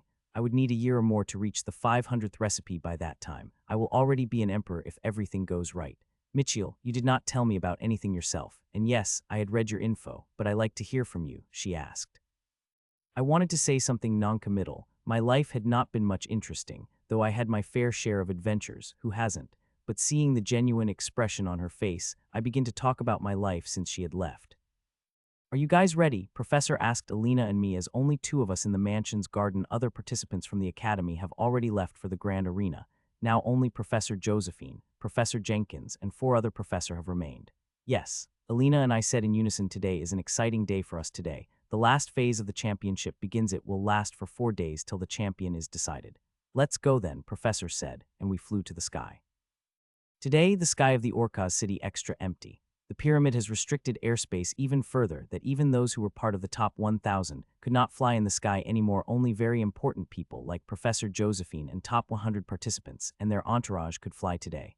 I could see many down below, pointing at us, holding cameras that able to capture us with perfect clarity, and it is being projected across the feeds of the world. If I were not known before, I would be known from today. Not only to humans but also to the grim monsters, and for that reason, I will never be able to show my real face in the world till I became sufficiently powerful to protect myself. Though there are things like protective amulets, they are not perfect. They don't work in all areas. In places like miasmic paradise, and I ruin, the protection amulets are pretty much useless. Grim monsters have spies and assassins, and they are very good every decade. They are able to kill few people, tens of people from top 1,000 and some from top 100 too, and if they are especially lucky, they even manage to kill someone from top 10. For this reason, some of the powerful people did not participate in the championship. Still, despite knowing the risks, many organizations, including Supremes, nearly force their members to participate. The reason for it is simple: fear and motivation. Once you become a hot target grim monster, you have to improve, and if not, they will have to live the rest of life in fear, which is a great motivation for improvement. That is why more than 95 of people from the top 100 became tyrants as long as they survive enough years. Soon, we reached the grand arena, and there I saw the largest amount of crowd I've ever seen in my life. They have completely filled the while, without leaving a single space. If not for tyrants' force raining down on them, thousands of people would have flown toward us like hungry beasts. Elina, Micheal. As the crowd noticed, they became wild and started cheering loudly. I stiffened while Alina brought out her brightest smile, and the crowd went crazy as they began shouting at her like crazy. At least smile, Mitchell, it is free publicity for the academy, Alina said without opening her mouth. Hearing her, I put a light smile on my face. Though such a crowd terrifies me, I at least force myself to put up a smile on my face. Thud. A minute later, we landed near the entrance of the Grand Aryan, and I came face to face with a hungry crow, the only thing that is stopping her very powerful energy shield that even Tyrant will need few seconds to breach. As we landed, the reporters ahead began to take the pictures and ask questions after another. They are worse than the crowd, asking every type of question from very personal to my actual battle strength. Few even asked if I dumped Myra, and whether I am dating Claire. The pictures of us appeared the feed the moment I step out restaurant with her last night. I am only smiling and barely answering any questions. On the other hand, Alina is at the top of her game. She is not only answering the question that is being directed at her, but she is also answering the questions that are being directed at me. In these few days, I have gotten quite good at dealing with a crowd, but today's crowd is too much, and these 100-some reporters are equal to a crowd of millions. If this had been an army of millions or tens of millions, and even if their gaze is directed at me, I would have felt nothing. Battles are my element, but this crowd is something else. They're looking at me like my sister looks at her candies. Alina, are you Mitchell? And you are in a relationship? A reporter asked. Alina appeared in front of her. No, Catherine. We are not dating. Mitchell would be like dating your own brother. Alina answered with a smile before effortlessly moved toward another group of reporters. Many reporters asked such a question, but Alina replied unfazed, never falling into their traps even when questions were not so pleasant. Seeing her effortlessly dealing with the reporters, I begin to wonder whether she had taken some kind of training and that I will have to ask her that later when we are alone. Finally, I said as we entered inside the grand arena, away from the crowd. Stop stressing, Mitchell, they are not that bad, Alina said as she clapped on my shoulders, laughing. It is for you to say, I said. I glared at her, against she gave me her sweetest smile.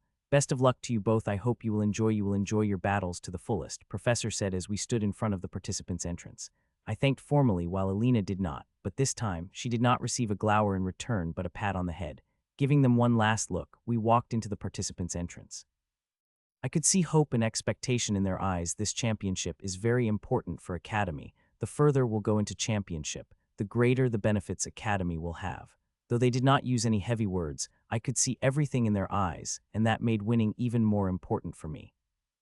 There is a huge hall, the biggest hall in the grand arena. In this hall, people have begun to teleport one by one onto their stations.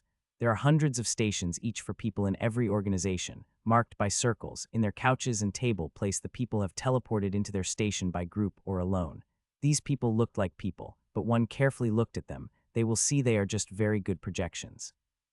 But there are not only projections here, but also real people. If Mitchell had been here, he would have noticed his teacher's arrival with 3 council members, and Professor Josephine and Professor Jenkins walking toward their projections.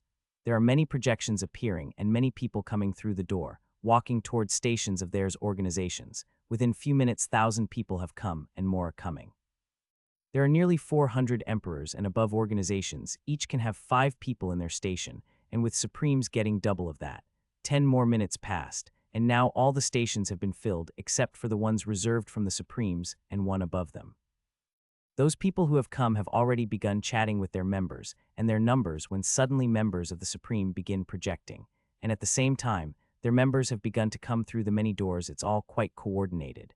In just a few minutes, all the Supreme stations also filled, and a look of shock appeared on the people of below stations seeing the members of Supremes that have come.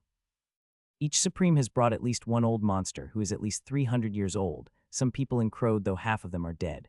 Very powerful tyrants could live up 500 years, but they seldom do so with constant conflict with grim monsters and huge wars that happened in every century or twice a century. Such old monsters never deign themselves in championship. It wasn't worth their time. All of them reside in very strategic places, keeping eyes on the movements of grim monsters. Them appearing here even in projection is a big thing, and people couldn't help but think of a reason for it.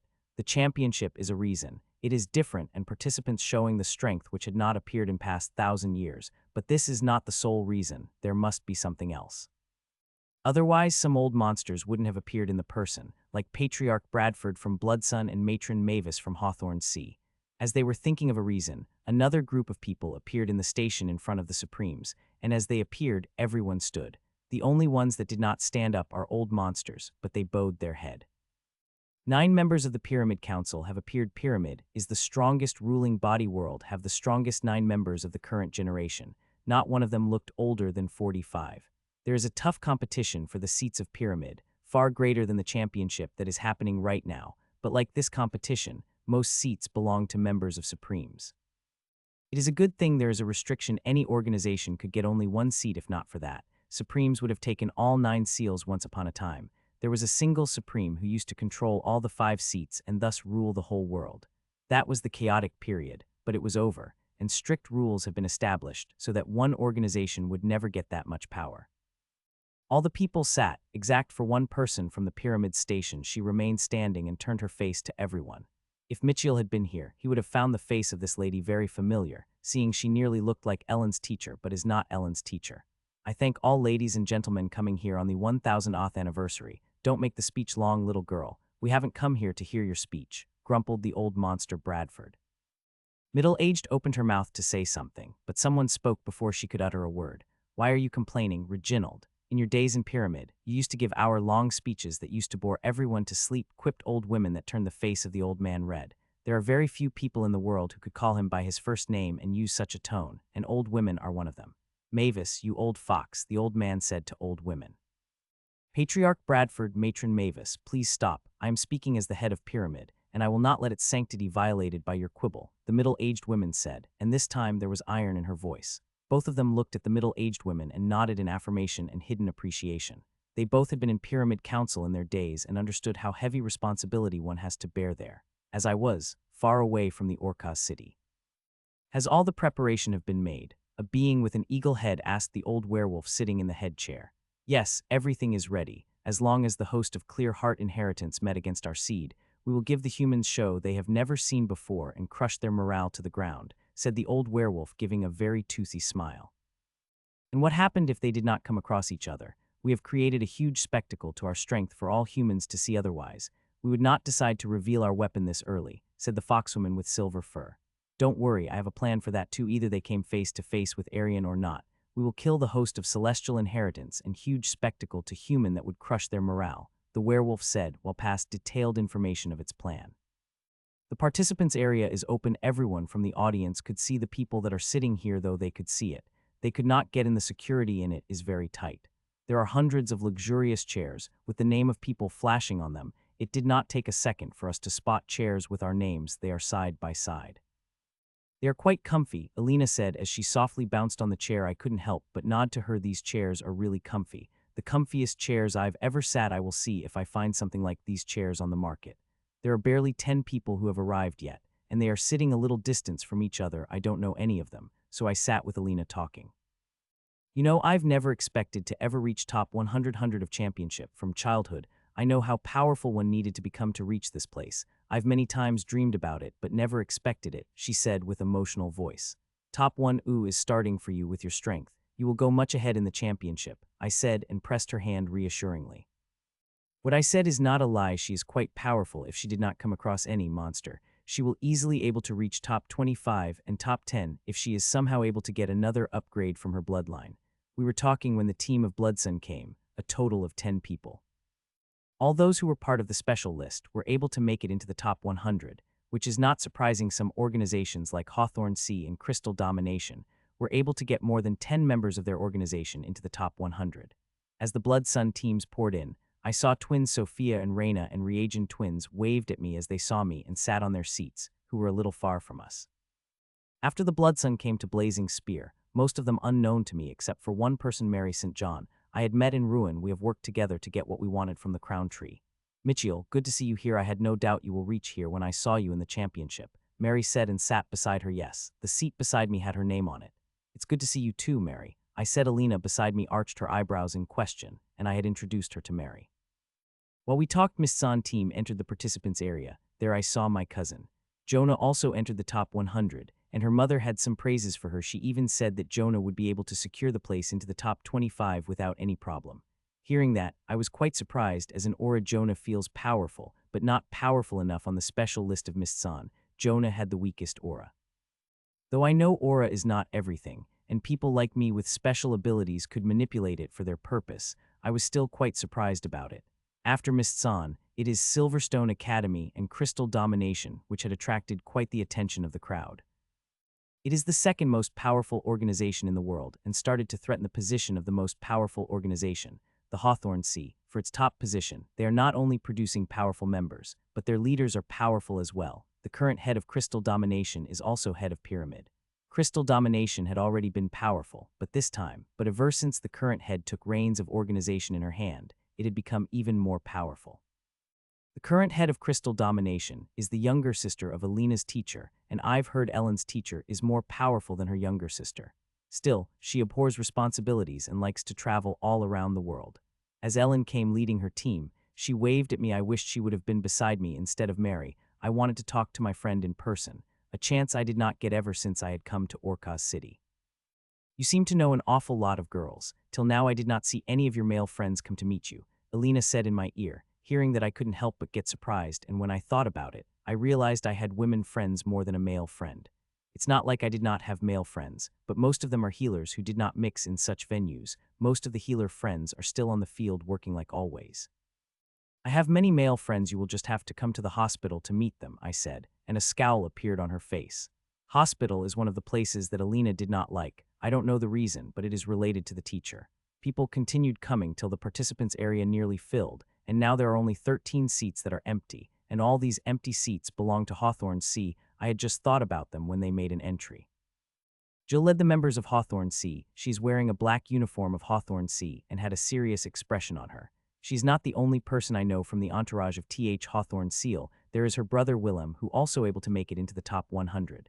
As they saw me, both of them waved, and even a smile appeared on Jill's serious face, which bring off some of that cuteness she used to have.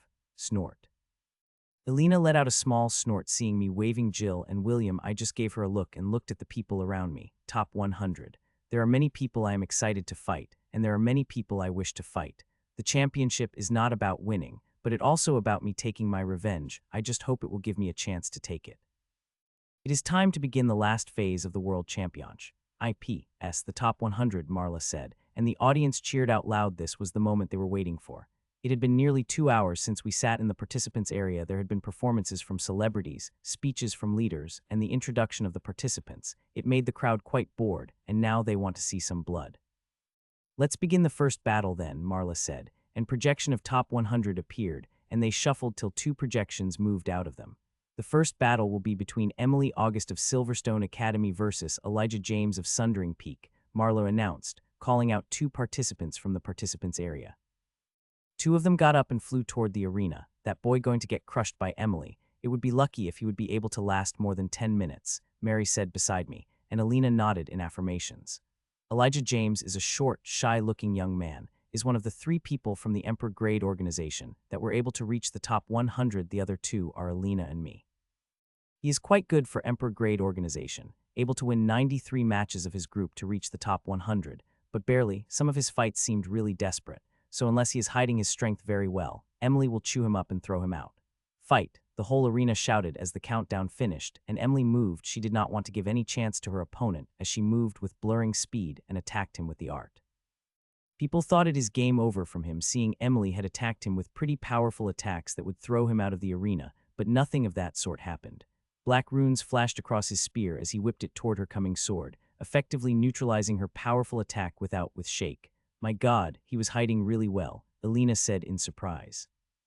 The attack of Emily was the most powerful attack he had faced in the championship, but seeing how easily he had countered it, it became very clear that he is hiding his power.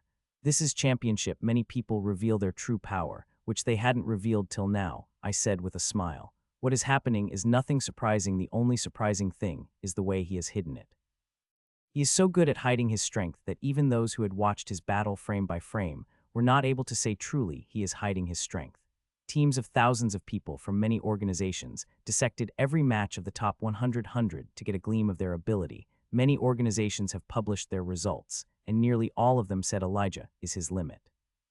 He able to fool them all means his control over his body and energy is really good, and Emily will have to work really hard to defeat him.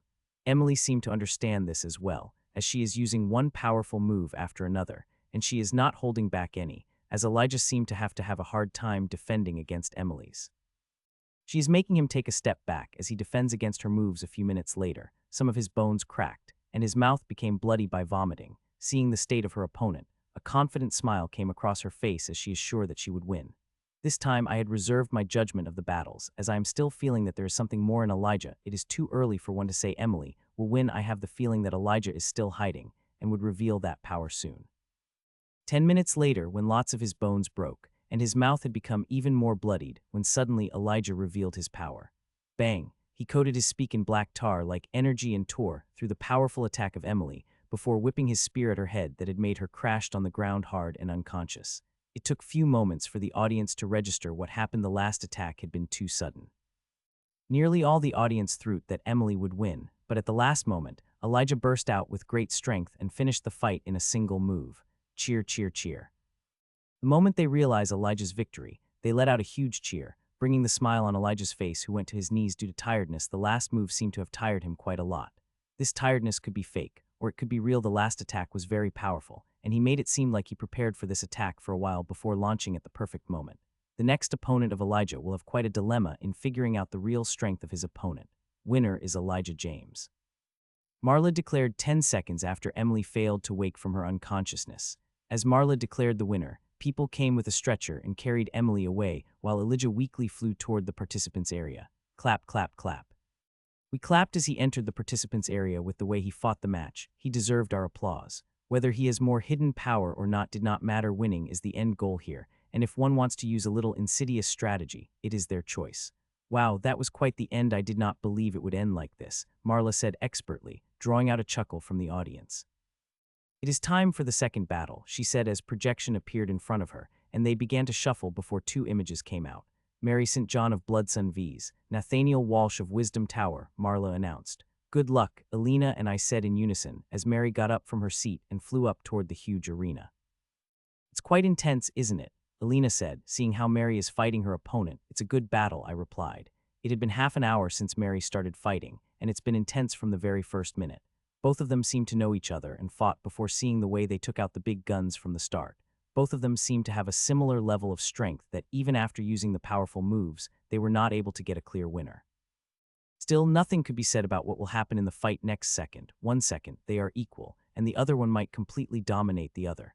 Everyone is hiding some of their power, and it will burst out when it is needed. Seeing how none is getting the upper hand, someone will reveal their hidden cards if they have any. Till now, they have used many cards that they have not used before, and there may be some they are hiding. Few more minutes passed, and they continued fighting on equal terms when suddenly Mary's opponent burst with power and used a powerful move, and a moment after that, Mary did the same. Boom! As they clashed with their powerful auras, Mary came out stronger and began pushing back her opponent till she was able to throw her opponent at force fields surrounded the arena. Her opponent is not injured and still in fighting condition, but he lost touching force field means losing. Mary used a clever trick and thrown her opponent of similar strength across the force field. The winner is Mary St. John, Marla announced amidst crowd's cheers. The battle had been intense, and the crowd enjoyed it immensely, which they are showing through their cheers. You guys have enjoyed the battle, right? I hope you will enjoy the next even more, she said, and projection of participants appeared in front of her and they began to shuffle. The next battle is between Herman Kiev of Sky Saber V's, Michiel Czar of Riverfield Academy, Marla said hearing her announcement. I blanked out for a moment. Michiel, I heard my voice and sharp pinch at my waist from Alina. The pinch was quite painful, but it had brought me back to myself. I looked at the image of Herman and me floating in the arena and still could not believe we are going to fighting against each other. I had wished for this to happen thousands of times and knew how difficult it would be to happen. The probability was in 1,000, but it still happened. It seemed like some god finally heard my desperate wish and decided to grant it. Michiel, I had gotten up when I heard Alina said my name softly. She did not say anything other than my name, but the words she wanted to say conveyed to me, and I nodded at her affirmatively. I am not going to kill him, nor I could. Powerful tyrants are watching who could easily stop any life-threatening attack. Hell, I am not even going to show the slightest bit of killing intent as I am dealing with a member of Supreme, which could crush me like an ant, but I would still collect the interest of my revenge from him. As I flew up, I saw Herman looking at me with the same condescending smirk he looked at me all those years ago, when he froze me on the spot all those years ago. Michiel, have little mercy on him. Don't get lost in your revenge too much. I had just flown out of participants' arena when I heard a familiar voice in my head. It is from Rachel. She somehow telepathically speak into my head. This had really shocked me. Telepathy is a very high-level soul-type ability that very few tyrants could master, but she is able to master it while being a king. Scared little Michiel, admit defeat and save yourself some embarrassment, Herman said suddenly, bringing me out of my thousands. Admitting defeat is the last thing I have in mind. Herman, you should start to worry about how you will face the world after this, I said with that wiped out the smirk on his face and made a scowl appear. I was planning to show little mercy on you, as higher-up said, but now I will etch this battle so deep into your mind that you will remember it for every waking moment you are alive, he said as he landed on the arena. You thief, you stole my thoughts, I said accusingly, making the scowl on Herman's face bigger and drawing out a huge chuckle from the audience.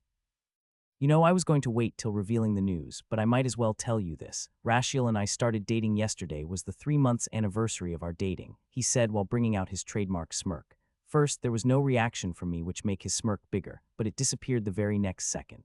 Ha ha ha ha ha ha. I began to laugh madly as I had heard the world's biggest joke. My laughing was so hard that tears began to come out of my eyes seeing me laughing madly. Scowl couldn't help but appear back on his face, and there was anger in his eyes. Stop daydreaming. Rashiel and I may have been together for a brief period of time, but I know her enough that she will eat loads of dust instead of ever dating a crap like you, I said as I wiped the tears from my eyes.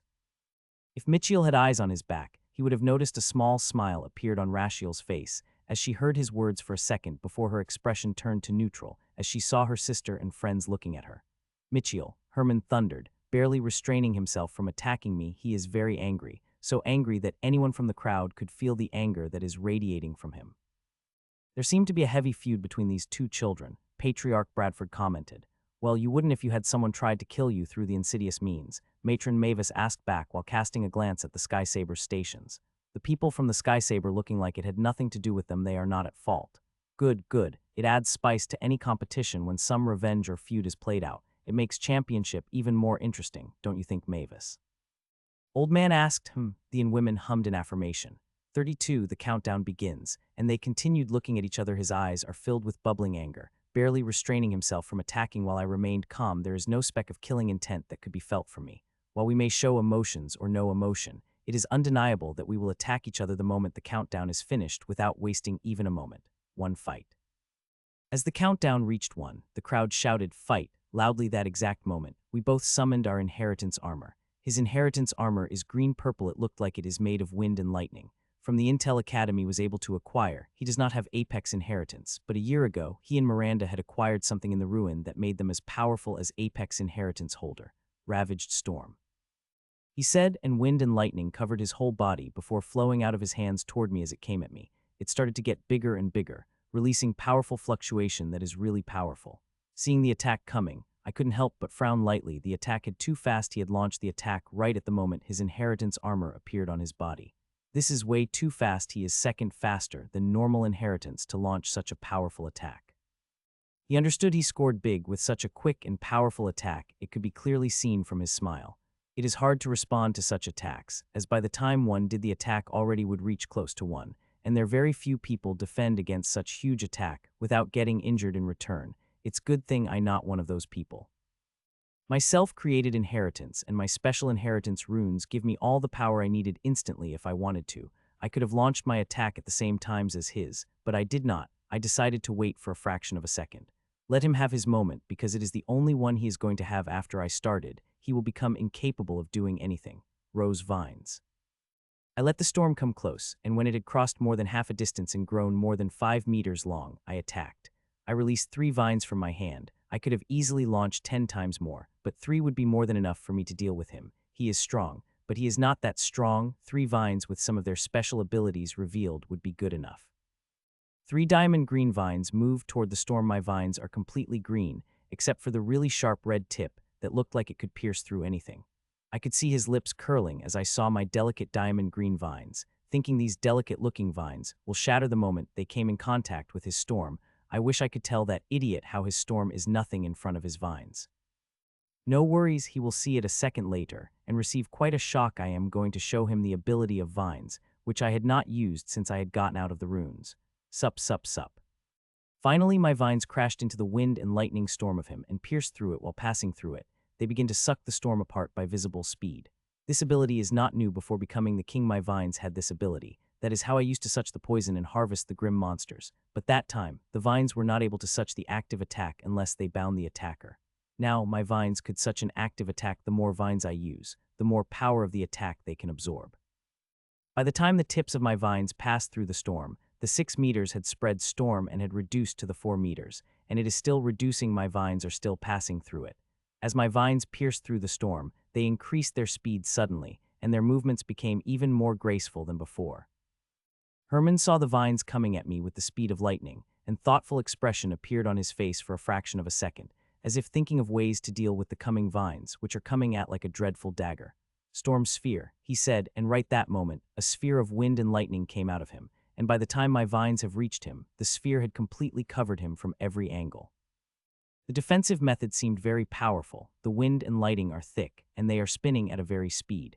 It is similar to my rose cover, a very hard-to-deal defensive method. Though it is harder to deal with, my vines are very capable of dealing with defensive methods. Zzzzrrrrrr. The small red tip of the vines began to spin at a very fast speed and tore through the defensive method of Herman.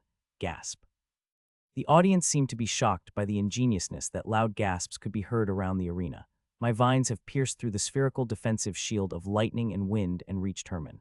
As they reached him, they did not attack him as he expected, but flowed around his body and bound him.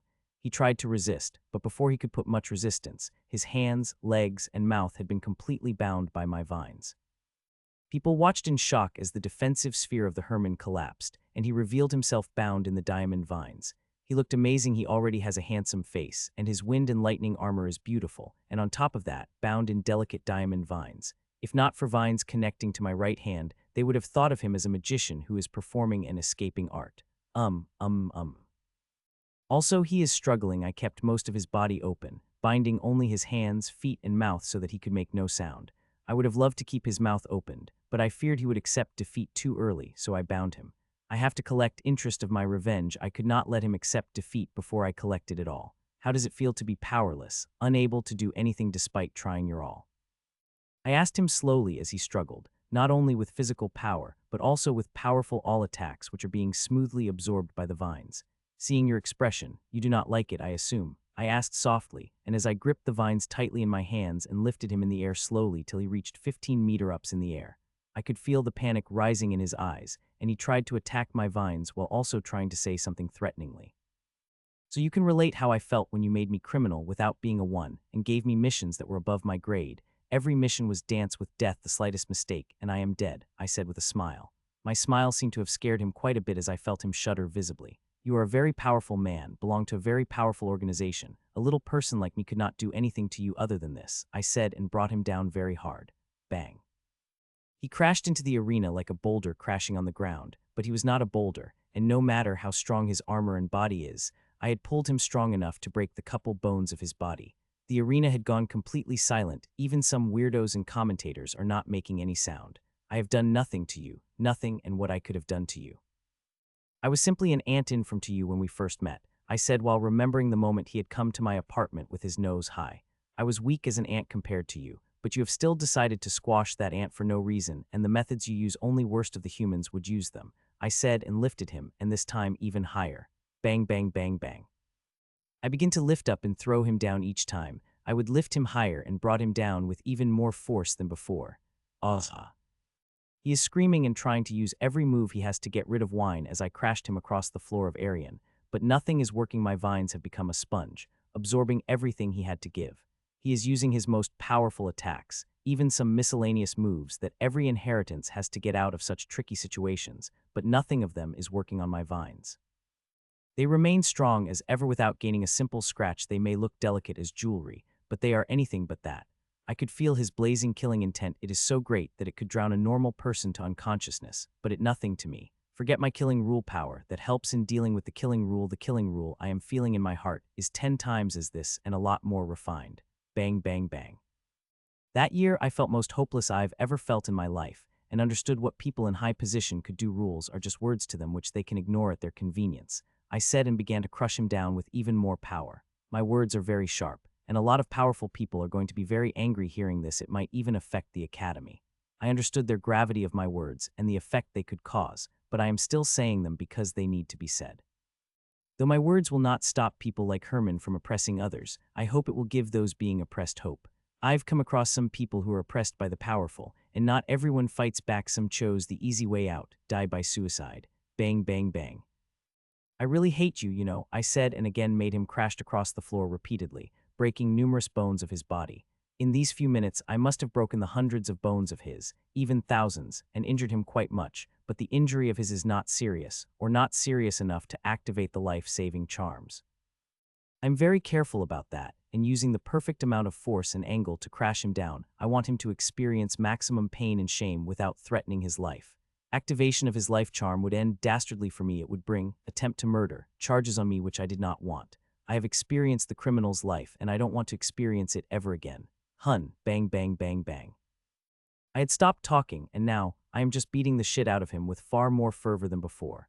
There is something strange in him. Just a second ago, I had felt a huge amount of energy coming from deep inside of him, and begin healing his injuries at a very fast speed. Now, I want to see how long this strange energy could keep healing him, because I am beating the shit out of him without holding anything back. Bang, bang, bangs. This young man is quite spirited. Don't you think? Mavis, Patriarch Bradford, he watched Kid from the Skysaber beaten down to every inch of his life in the most humiliating way. He deserved it. Using the power of one's organization to oppress those who are without any backing is worst of what we humans could do, Matron Mavis said before she turned and directly looked into the eyes of the leader of the Skysaber into the eyes. It should be us Supremes who should set a good example in front of others, not show them how to use our authority to oppress others, she said, and this time her voice as hard as iron. Due to the way their founder grew and the rules laid down by her, Hawthorne Sea abhors those oppress the other, and they have the strictest punishment for them. They have many times expelled their members when they found them using authority in an unjust way. There was even a famous case of expelling the successor when they found out how he was misusing his authority. They had not only expelled him, but also sealed his power. He died a month later by suicide. Matron Mavis, this matter was years past us. We have punished him for what he did, and even sent big remuneration. One vice lord sitting beside the leader defended. If I cut some of your limbs, will the remuneration would be enough to calm the anger of your organization? Matron Mavis asked while putting a wizened smile on her face. Seeing her smile, many people from the Skysaber shuddered visibly. Matron Mavis is another name, Smiling Mavis. It is Matron Mavis' only smile on two occasions, one when she was happy to line normal person, and other time when she was feeling urged to kill. She had slaughtered hundreds of enemy tyrants in the last war while having the same smile on her face. Snort. A couple of snorting voices rang out across the multiple stations of Supremes. Everyone knows how shameless Skysaber is. It is most shameless Supreme. Change your thinking. Young man, such thinking has brought ruins to many organizations, including a Supreme, said Patriarch Bradford before Matron Mavis could say anything. The leader of Skysaber opened his mouth to say something but closed it and looked at the station of the Riverfield Academy and looked at their headmistress in the eyes and felt surprised in the heart. He is one of the most powerful men in the world. So powerful that he could slaughter other tyrants like chickens, and when he looked at the eyes of Riverfield Academy's mistress' eyes, he expected her to flinch away or at least show some fear. Nothing of that sort happened. The weak little headmistress of the Riverfield Academy looked at him directly in the eyes, without showing any fear. He even saw the pride that was hidden in those eyes. He looked at her for a couple of seconds before looking away. He notes down everything that is happening. He is not a person who forgets the insults done to him or his organization. The little bastard dared to insult his organization on the world stage. He dared to insult a Supreme, and for that, he will pay the price. Not only he but Riverfield Academy will also pay the price, including that headmistress of it, which is showing pride for her student. Last time he did not take action with respect for Hawthorne Sea and Wisdom Tower, but this time he will take action. It will not matter even if Hawthorne Sea and Wisdom Tower protecting it from behind it will be a little bit of manipulation with few people dying. The deed will be done before the Wisdom Tower, and others could know what happened. Bang, bang, bang. I kept banging him across the floor, injuring him before the strange power could heal him. I have to say that strange power that came from deep within him has surprised me greatly. Its healing efficacy, greater than I had imagined it, is healing his injury at a lot faster speed than I had imagined it to be.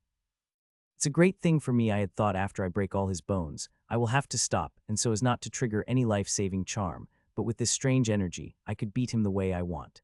Seeing how much power I am using to crash him repeatedly on a flood like a ragdoll, it must be torturous for him, even I who had experienced all type of pain. When I think about the pain he must be feeling.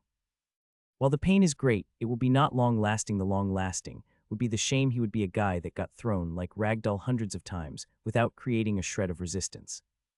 It is not like he is not resistant. He is heavily resisting even now. He's screaming through the bondage while attacking my vines with powerful attacks, but they are not working as my vines like sponges sucking all the power from the attack.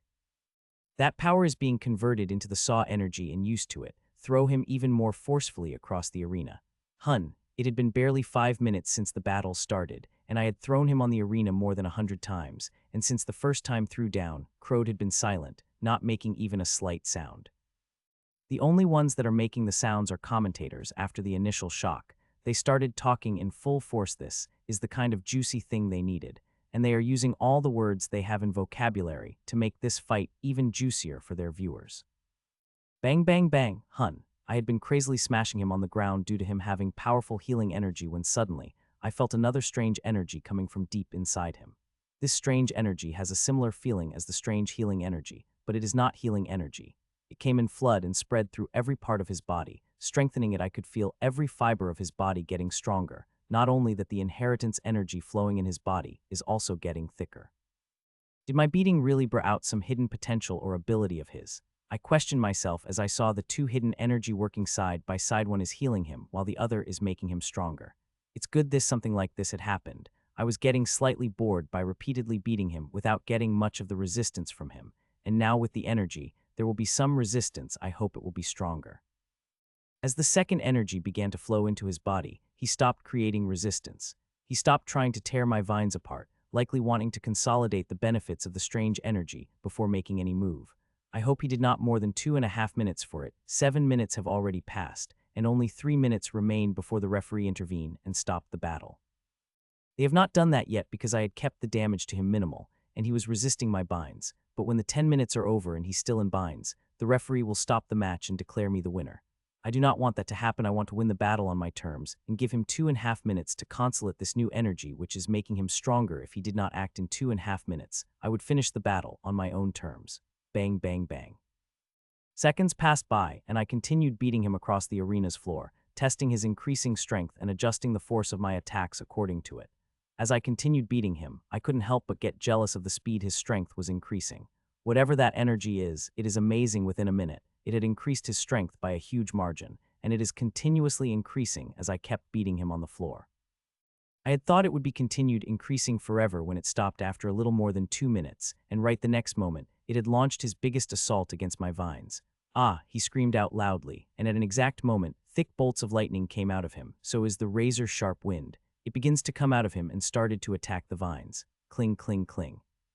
Sharp, glassy sounds begin to ring out across my vines as he attacked it, but even the dangerous-looking thick lightning was not able to do anything against my vines. They are not even able to make a scratch across it. Instead, whatever lightning bolt and wind arc attacked got sucked into my vines. Cling, cling, cling. But Herman is not the one who will accept the defeat quickly when he finally saw the chance to get out of the binding. So he attacked and attacked furiously, making each attack of his stronger than previous. In just a few seconds, 5 meters area around him got covered in wind and lightning bolts that are trying their everything to tear my vines apart, but instead got sucked by it, strengthening it further. Few more seconds passed, and when suddenly he had something unexpected. He launched an attack at me, sending thigh-long lightning bolts and huge sharp winds arcs at me. Good, I muttered, and the next moment, a red vine released from my hand and flicked toward coming lightning and wind. Cling, cling, cling. My vines crashed against the wind, and lighting like a poisonous viper, stooping them before they could cover even half a distance at me. The speed the vine is flicking at is really great. It is destroying all the winds and lighting that are coming toward me. More and more attacks came, but my vines have dealt with all of them effectively. While it is attacking me, it is reserving most of his attack power at the vines that are binding him. The sphere of wind and lighting had grown too big, and even when I stormed it across the floor repeatedly with Herman, it did not break, which is quite amazing seeing how hard I am pushing against him. Time passed, and finally, only 30 seconds remained before the 10 minutes over since I binded him. It is time to finish him off. You disappointed me, Herman.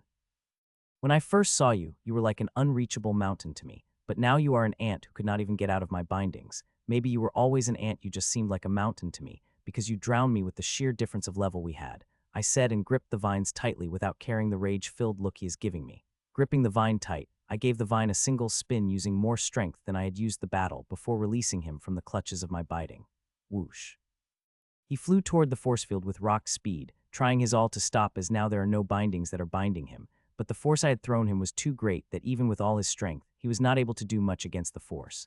Boom. Finally, he reached near the force field and crashed on it. He looked like a tomato that spattered across the floor, and it took him few seconds to fall down, and when he did, he was completely unconscious. Winner is Michiel Czar. Marla announced. Her voice did not have the usual enthusiasm. The words felt like forced. Cheer, cheer, cheer. While Marla may not have liked the way I win that she did not bother to fake the enthusiasm the crowd, on the other hand, loved my performance. They loved it so much that they brought out the biggest cheer the arena had produced in this championship. There is a crowd meter projecting on the west side of the arena. It shows how loud the crowd had cheered, and they cheered 30 louder than the loudest cheer they had made till now. I first time wanted to wave at the crowd, but I did not. It is not the battle I am proud of, though I had taken some of my revenge and felt quite good about it. I am not proud of it. If not for me taking revenge, I would not have fought this way. Soon, I entered the participants' area and found Myra appearing in front of me and hugging me. I am sorry, I did not try to know your past, she said softly in my ears as she hugged me. It's okay, you did not know, I said back. She soon let go of the hug, and after giving me a look that said we would talk later, she went back to her place. The audience loved to see the romantic moments in the arena in Championship, as they loved to see the revenge battles as they cheered for me even more loudly than before. While the audience had cheered for me, I did not get any applause from the participants area. Most of the participants are looking at me angrily, especially those from the Sky Saber. They are looking at me like they want to murder me. Only Rashiel, Sarah, and Samuel looking at me with different gazes. I could even see the shame in Rachel's eyes as she looked at me apologetically. Seeing her looking at me like that, I smiled at her. It is not her fault I've suffered. It is due to thinking of small people who had too big of an ego. I smiled back at my friends who were giving me encouraging smiles and went back to my seat. Your words have hit the Sky Saber's heart, and given their personality, they will not let this go lightly. They will not only try something against you, but also against your organization as well, Mary said beside me. I know, but those words needed to be said, I replied, and she nodded in understanding. My words were not only for Sky Saber, but against other supremes and powerful organizations as well. As for what Sky Saber will do, I will see what happens. If they succeeded in killing me, then it will be my mistake of not being careful enough or progress fast. As for what they will do to the Academy, unfortunately, their options are limited. The Academy is protected by the accords that were signed more than 3,000 years ago, which legally binds Wisdom Tower and Hawthorne Sea to protect it, and that protection extends to the headmistress and council members. If they tried something on headmistress and Academy, there would be hell to pay even for Sky Saber. So before doing something like that, they will have to think about it hundreds of times. While their options are limited, there are still many things they could do, holding back resources that they trade with the Academy or veto the invitation to important meetings and other things. The effect of this thing is small, as Academy is always prepared for such things, but as time passed, the effects of these things will be bigger. If the Sky Saber does act, then the Academy will have about a decade before the Academy will start to feel the pinch, because it will not be only Sky Saber that will act against us but others. Half of the Supremes will try their hand in the background, trying to get as many benefits from Academy, siphon off as much talent as possible, so the Academy had a decade at most, and if they with more force in the name of making example than half-decade. In the 5 years, Academy will have to do something that will make the Supreme back off from its advances, which is easier said than done, could be said an extremely difficult thing to do. And since it is who I put the Academy in such a position, it should be me who would have to do this extremely important thing. It is quite a pressure, but I accept it. I was very much aware of my words, and I will accept the responsibility for them. After my battle, other battles started. It is between members of two Supremes which had lasted for nearly an hour. The battle had happened after that was of Myra, who had finished her battle within 5 minutes. Her opponent is that of Herman's caliber. It did not take her many efforts for her to defeat him. If she wanted, she could have defeated her opponent quite quickly, but she decided to play with her opponent for a while. 2 fights after that were Battle of Sarah, who went to arena, and it took her less than half a minute to finish up the fight. She just launched 3 attacks back of the back and thrown her opponent at the force field. That poor girl from Wisdom Tower had fallen unconscious when she fell off the floor. After Sarah, it twins Sophia and Reina battled back-to-back. One had blasted away her opponent at the force field while the other one froze it. Both of them used a single attack to win their battles. It had quite shocked both the crowd and the participants. Till now the performance of twins had been average in all top 100. It is the first time they have shown their real power, and they did with style. Good luck, I said to Alina as she got up to the battle. Her opponent is from Sky Saber, and the way he is looking at Alina, she seemed to want to copy me, defeating in a way that she would feel shame about it for a long while. Stupid, you will pay for what that bastard Mitchell did, he said as he landed on the arena. You are joking, right? I would have been a little worried if it had been Rachel or Sarah who had said that, but with your puny strength saying it is making me laugh, Alina asked back with a smile. You stupid, just you wait for the battle to start, he said angrily. 3, 2, 1. A few seconds later, the countdown started, and the crowd begins chanting excitedly, waiting for another revenge battle. Fight, the crowd shouted, and next moment, both of them burst out of great power. Both of them are fire elements. It's just that Alina had Phoenix bloodline while Camden, her opponent, had Apex inheritance of metallic fire element. In their first clash, it had become very clear that Alina held the upper hand in the battle, as she pushed him back for more than 5 steps backs, and began to attack him furiously that he could only defend. Camden is now looking like he had swallowed the fly as Alina attacked, she also taunting him before bashing him with the powerful attacks. She had reduced him to only defending. Her attacks are so fast that he can barely defend against them, much less launch the attack of his own. I looked at the people of the Sky Saber who are watching the battle with wide eyes, hoping Camden to win, but there is no way he will win. If it had Rachel or Sarah, there would have been some hope, but Camden is nothing in front of the power of Phoenix. In just short of the month, Alina's power had grown exponentially. If she had 2 more months, or at least a month, her power would have been equal to that of the monster. Phoenix's bloodline is not any common bloodline. Every host of Phoenix's bloodline who is able to reach the tyrant stage is shockingly powerful, and they are very hard to kill. They are dubbed as undying monsters sometimes. Alina just had begun harnessing the power of her bloodline. There is so much power for her to unearth from it. I have to say the defensive methods of the members of Sky Saber are quite good. Samuel had Wings type defensive method, which was very quick and flexible despite not looking like it. On the other hand, Herman had a defensive method that used centrifugal force to ward off any attacks that touched the surface, just like my defensive method, but my defensive method is a lot better. Now, this Camden had a lot of defensive methods. He likely had defensive methods for every type of attack, and his defensive methods are quite good. If there has not been such a power difference between the two, Alina would have had a very hard time dominating her opponent. She would have already won the battle if not for her unwillingness to reveal more of her strength. She would have finished the fight sooner. This way is also good. It gives her something of the challenge to finish off her opponent in limited strength. Currently, she is cornering her opponent by constantly attacking, not giving him a single chance to attack or run away. Slowly and surely, he is moving toward the force field, the direction in which he did not want to move but have no choice but to do that. A minute had passed by, and there is only a meter's distance from the Camden and the force field that is covering the arena when he decided to use the speed method to run away. He timed the moment perfectly, and if Alina had used the same amount of strength she had been using in the past attacks, there would have been an 80 chance that he would have been able to get away. Unfortunately, that did not happen as instantly Alina doubled the power behind her attack. Bang. He crashed across the force field and fell down bloodily. He is very much conscious and now looking out at Alina with hate. The winner is Alina Charleston Salazar, Marlo announced, and Crowd cheered for her loudly. Alina waved at the crowd before walked into the participants' arena, where she welcomed back with applause. Even some members of Sky Sabers clapped for her. After Alina finished her fight, few more people of Supremes fought in them. The shortest battle lasted for less than minutes, while the longest was more than an hour. By the time evening rolled, Jill's name was announced. Her opponent is from the Silverstone Academy, a quite powerful one, but as he stood in front of her, he began sweating and gripped his weapons tightly. The battle started and ended the very next second with a bang sound as her opponent crashed on the force field.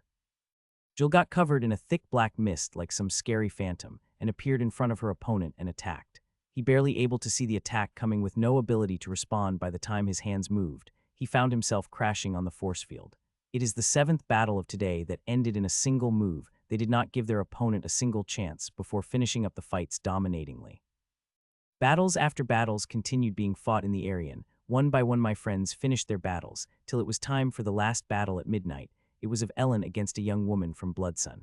Ellen crushed that young woman, became the 13th person to finish the fight in a single move. Her opponent only saw holy light covering her, and the next second she found herself splattered on the force field. I have to win today and I will get one step closer to my goal, Alina said to herself and me as we walked toward the participant area. It is the next day, and today, the top 50 will fight for the place into the top 25, and if the fights finished early, the top 25 would fight for the place in the top 10. Don't worry, you will win the next battle, I said reassuringly as we walked into the participants' area, which is big as yesterday with only half a chair, and these chairs different than the chair we sat on yesterday. Where did they got these chairs? I asked as I sat. The chair of today is very good, far better than of yesterday. I could feel a very powerful vibration coming off from it, and it is relaxing every strain my body is feeling. Seeing the wonderful function of the chair, I looked around. A minute later, I became very sure that this chair is not from our world, though we could make something like it. The design and runic configuration on its part is too different for it to be from our world. I sat on it comfortably as Alina did and wait for other participants to arrive. They trickle in slowly, members of an organization after another. The members of these Supremes have dwindled a lot. There is not a single Supreme that was able to maintain all their members. Even powerful organization as Hawthorne Sea and Crystal Domination had found numbers of their members cut into half. In this stage of the championship, everyone is elite. There is no one who had able to reach here by blind luck. Everyone had arrived, and like yesterday, Mary is sitting at my right, and unlike yesterday, she is quite nervous, except for monsters. Battles of today going to be very hard for everyone. Welcome top 50. Marla greeted amidst loud cheers. Today, the 50 of you will fight each other for the 20 places, and if time has, we will commence the matches of top 25 to get our top 10. Without further ado, let's start the battles of top 50, Marla announced, and a screen appeared, displaying the projection of all 50 of us, which began to shuffle, and seconds later, the 2 images came out. The first battle will be of Ellen Ashford versus Mac Keaton. Marlowe announced, and Crowd cheered. Some even shouted Ellen's name loudly. On the forum, there were even bets about whether she will able to finish this battle in a single move like all her previous battles. Seeing the good odds, I dumped a lot of money in the bet. Mac is powerful. If not, he would not have reached here, but I feel Ellen will able to finish her battle, and finished it with a single move. When I had met her briefly a few days ago, she had tried to blast me up with her aura. Though she was not able to do that, I was able to get a feel of her aura. It is vast. It felt vast as the sea. For one moment, I felt Ellen holds unlimited power, and I was no match for her. I knew it is soul compulsion talking, but it still gave me an idea about her strength, and if I am right, then this Mac is no match for her. She is monster among monsters, a super monster. The only people who could make her use more than one move are the monsters, and Mac is not one.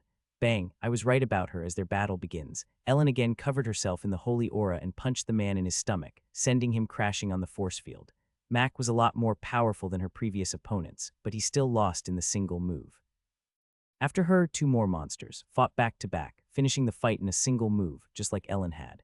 The next battle is between Alina Charleston Salazar of Riverfield Academy versus Harper Ryan of Crystal Domination, Marla announced. Time for Alina's battle came, and this time it is a very tough opponent. Harper is very powerful. I might say he is as powerful as Alina. Good luck, I said, and this time, she might really need it. She nodded at me one last time and flew toward the arena. Fight. The battle started a second later. It started with the bang. Harper had signature apex inheritance of the crystal domination called Crydal Dominion. It is an extremely powerful apex inheritance, counted as one of the top 5 apex inheritances of the world. Both of their armor and weapons are beautiful. Harper had beautiful blue, while armor and blade and whole Alina had her purple-violet phoenix armor. Both of them have similar strengths, as none of them were able to push back the other. They clashed equally. Half an hour passed, and in this half hour, the plain arena transformed into the world of fire and crystal. Harper's is launching thousands of crystalline shards at her, and Alina is replaying in kind with the thousands of purple-violet wisps, which somehow able to neutralize the shards of the crystal. Their battle continued, and I had thought this battle would continue for hours without seeing any result when suddenly, little more than an hour later, Alina began to get an edge. Her fire had become slightly darker, and she begins to push back Harper. Harper had tried to deal with the powerful assault of Alina using a mix of offensive defense methods, and it worked for a while before she begins to push him back again, and this time harder than before. Minutes passed, and Alina continued pushing back when half an hour later, she was finally able to push him back enough till his leg touched the force field, thus making him lose the battle. The battle seemed to tax her a lot. As the announcement of her winning was made, she fell on her knees weakly. She was only able to get up a minute later. Battles after battles are being fought, and believe it or even at this stage, 11 people had finished their battle in a single move. The difference between monster and non-monster has become apparently clear in the battles. 23 battles have been finished, and now only 2 battles have remained. Only me, Sophia, and the other 2 people have remained. There's a quite high chance that I might fight against her, and that prospect couldn't help but make me happy. It had been quite a while since I had the last fight against my friend, and seeing the way she is looking at me, she also feels that we fight. The next battle will be of Mitchell Czar of Riverfield Academy and Zach Summerfield of Mistsan, Marla announced, and disappointed expressions couldn't help but flash in my and Sophia's eyes. We really wanted to fight each other. Well, Zach is not bad either. He is from Mistsan, but belongs to the faction of enemies of my mother, so I could not treat him as I would treat my cousin, who very surprisingly won her match earlier, though the opponent she was quite weakest. Thud, I landed on the ring at the same time as him, and found him looking at me intensely. Mitchell Czar, I really wanted to fight you. I couldn't believe my wish of fighting you have come true, he said while giving me a canine smile. Yeah. I asked back. He looked slightly angry by my short reply, but got over it very quickly. Higher-ups wanted me to test your abilities, see how you fare against me, he said, confident laugh. Is this guy delusional or something? He clearly saw me beating the crap out of Herman but still believing he could defeat me. While it's true this guy is powerful as Alina, but it's still not enough to face me. Or maybe it is my mistake. Till now I had shown 2 moves of mine, in which more than any monster did, and now they might be having second thoughts, believing whether I am truly a monster. I shook my head of those thoughts and let him believe whatever he wants. I will finish him in a single move and go back. I am still feeling quite disappointed that I did not get to fight Sophia. 321. Fight. The countdown finished, and the audience let out a loud fight. Just as they did that, we both summoned our armor, Vaporous of B. Our inheritance armor appeared on our body, and it did not waste any time and begin launching an attack. But before he could launch it, he found vines coming toward him. Seeing that, he immediately abandoned the attack and began to summon the defensive method. Kutch, the cancellation of the attack cost him dearly by the time his defensive shield began forming. My vine had already reached him and broke through his defense, and began wrapping itself around him. He tried to fight off my vines and even shouted my names, but I did not listen to it the moment the vine had finished wrapping around him. I lifted him up and threw him across the force field hard. Bang! He tried to stop the momentum, but it was futile. The distance is too short, and the force I threw him is too big. By the time he started to affect the momentum, he already crashed on the force field. The winner is Michiel Czar. Marla announced with the enthusiasm that was not present when I beat the Herman that time. Her voice was very bland, and there is even some faint shaking. Cheer, cheer, cheer. The audience cheered loudly like last time, and this time I waved at them, making their cheers even louder. And when I came back to the participants area, some people even clapped, not all of them, just my friends and my cousin, despite getting glares from her colleagues. Nice throw, it was faster than the previous one, Alina commented as I sat back on my seat. Herman was a little weak, I had to be a little careful not to trigger any protection amulet of his. While Zach was quite powerful, I could take some liberties with him, I replied. While we were talking, the next match got announced, and minuted later it was finished. Sophia had blasted her opponent like rocked. When he crashed against the force field, he fell directly unconscious. A stretcher had to come to take him to the infirmary. The top 25 had been decided, and now the top 25 will fight for the place in the top 10, Marla said, bringing out a cheer from the audience. The power difference between the monsters and non-monsters was too great. Half of the battles had finished in less than a minute. The longest battle that had been fought is 2 hours long, it of Alina. With the most battles being finished quickly, the matches for top 50 finished by evening, giving ample time to finish off the battles of top 25 to select the top 10. The rules of top 25 will be different, Marla said. Very few people got surprised by it, as most of them know the rules of selecting the top 10. It had been the same for thousands of years. The 25 participants will get divided into 5 groups, and each group of 5 will fight battle royal till there are only 2 people remain standing in the group, Marla added. From each group, 2 people will move into the top 10, which makes 10 people from the 5 groups. Now that the rules have been stated, let's find out the people of the first group, who will battle first, Marla said, and projection of 25 people appeared, and it begins to shuffle till 5 images came out of it. 2 monsters, I muttered as I saw the name of the 2 monsters in the first group, and there is also my cousin Jonah in it. The members of the first group are Milo Jackson of Wisdom Tower, Arnold Roshan of Mistsan, Jules Watts of Gilded Palace, Miriam Watson of Silverstone Academy, and Jonah Mitchelson of Mistsan. Marla called out the name. Sigh, I couldn't help but sigh at the luck of my cousin. Till now she had displayed the average strength, but luckily she had won every match, but it seemed like her lucky streak will come to an end at this battle. There are 2 monsters in her group, Milo Jackson of Wisdom Tower and Arnold Roshan of the Mistsan, who belong to the same organization as her, but it will not help her even she had a good relationship with him, which she did not. This Arnold Roshan also belonged to the enemy faction, the Augustus family, and I am sure he will try to eliminate her as soon as possible. Your cousin is really unlucky. It will not take more than a minute for a battle to finish, she said.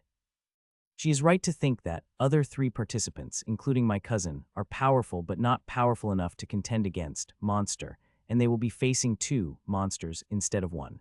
The battle will take few seconds to finish if 2 monsters acted together, and they will act together if the looks they are giving each other is any proof.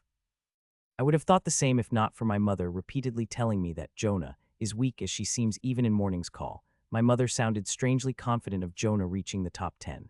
Her defeat is not set in stone. She might surprise you and everyone, I said with a smile, feeling quite excited about seeing the reason for my mother's strange confidence in Jonah. The 5 of them landed on the markers on the arena. These start markers have put them at an equal distance from each other. They have put the markers so no participants could get the slightest advantage. 321. A few seconds later, the countdown started, 5 of them looking at each other, making alliances with just glances. Milo and Arnold smiling at each other, not even trying to hide the fact that they are planning on cooperating with each other in the battle. Fight, sundering slashes, ice cleaving. As the audience shouted, all of them summoned their inheritance armor. Just as inheritance armor appeared on Milo and Arnold's body, both of them launched an attack. Both of them released 3 slashes at once. Milo's attack is yellow in color, giving a powerful head, while Arnold's attack is the opposite, it is cold.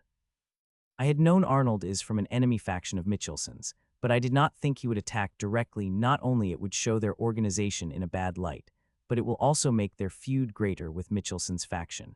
But seeing the direct attack from Leonard, it looked like Mitchelson faction have become too weak, and they want to crush it in front of the whole world. Mitchelson family is one of the founding family of Mistsan, with a history of nearly 10,000 years. Until the century ago, they were quite powerful, but in last Great War, they have taken a huge hit that they have nearly destroyed. The hope came in the face of my mother, who had the power to revive the faction to its former glory, but a stab in the back had destroyed it, and now Mitchell family have become so weak that the head of the family, my grandfather, did not get an invite to sit in the grand hall. He's sitting in one of the boxes that they have brought with their own money. It is quite a mockery of a once illustrious family, but they have gotten used to it, as in the championship, grandfather had sat in the box. I do not know much feeling for the Mitchelson family. It is due to them, my mother in her current state, but still, I hate Augustus family more, who is actually responsible for the current state of my mother. The 6 slashes from Milo and Arnold went toward the 3 people, including my cousin. These slashes were too fast. They have reached them before they could even activate the defensive method. Bam bam. The slashes across from 3 of them and produced, bam, sound rang out as Jules and Miriam flew toward the force field like the rockets in the bloodied state, while the last 2 slashes went through Jonah's body. Gasp, loud gasps could be heard through the arena, and the expression of Milo and Arnold also changed as this should not have happened. The slashes are meant for cutting through the body, but they have made it such a way that slashes would throw the enemy back ragdoll rather than cutting through it. Even if they had made a mistake, there should be overseeing Supreme who would have stopped the attack, not to forget the life-saving charms that should have activated when Jonah cut through it. Mitchelson family had fallen, but they are still super rich. Their treasury is filled with many powerful life-saving charms, and they would have surely invested them in their last remaining descendants. As everyone was watching in horror when suddenly some expressions of monsters changed, and both turned back and swung their swords. Clang clang, sounds of clashing rang out as both Milo and Arnold's blades clashed against a very faint misty arcs. These misty arcs are not very visible, only a select few could see them, while other people have to concentrate hard to see them.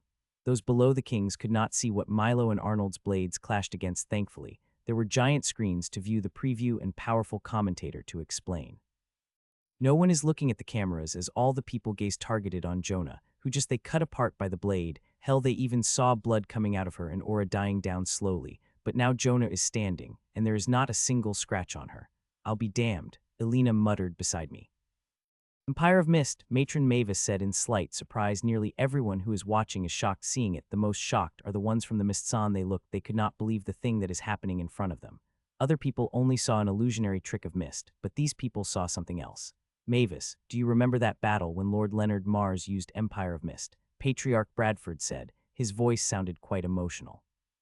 Others got quite surprised hearing his emotional voice. As usually, it is neutral. There is also a respectable tone in his voice when he said, Lord Mars. He is one of the most powerful men of the world, more powerful than leaders of Supremes and Pyramid, whom he called little boy, little girl, without much respect.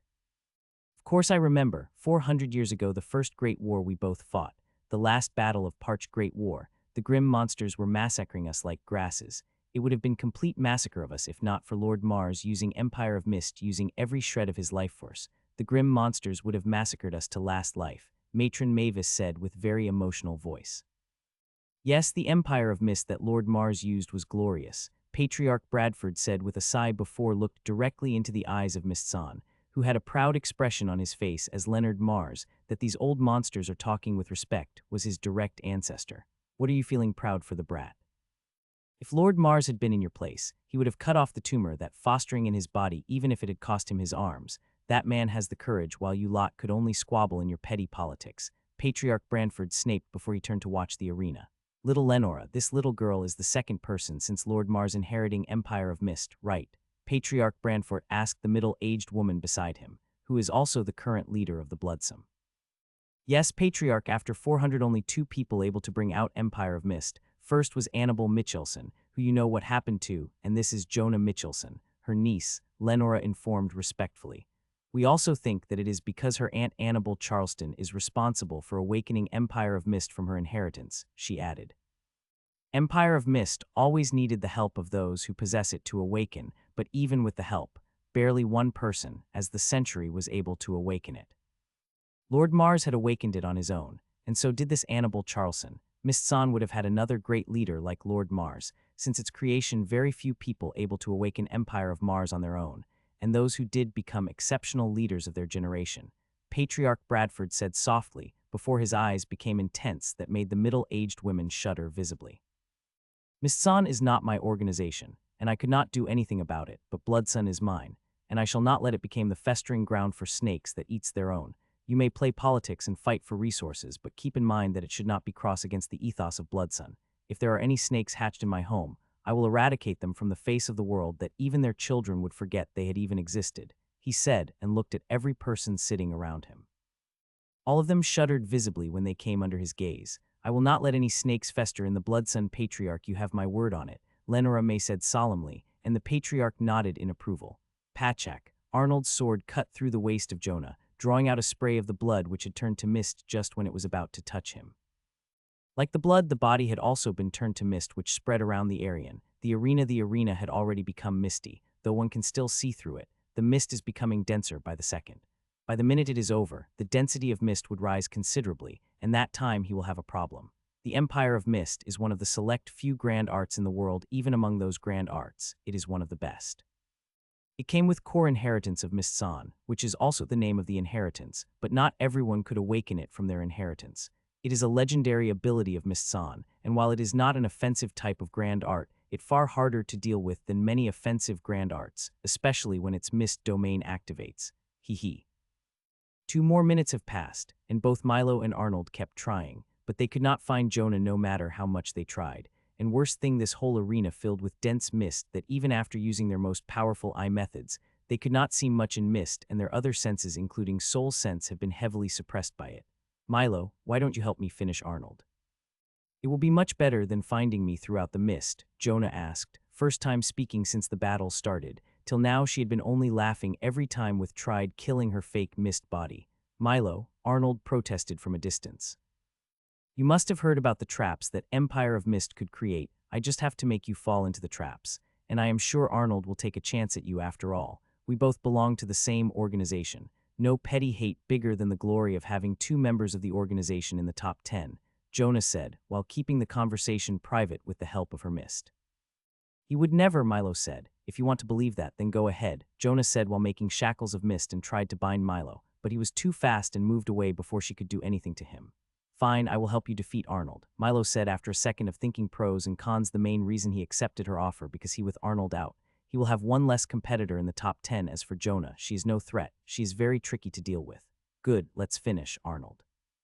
Jonah said, and next second Milo could see everything, and suppression on his other senses and strength is also gone, though it is still there. It is not affecting him.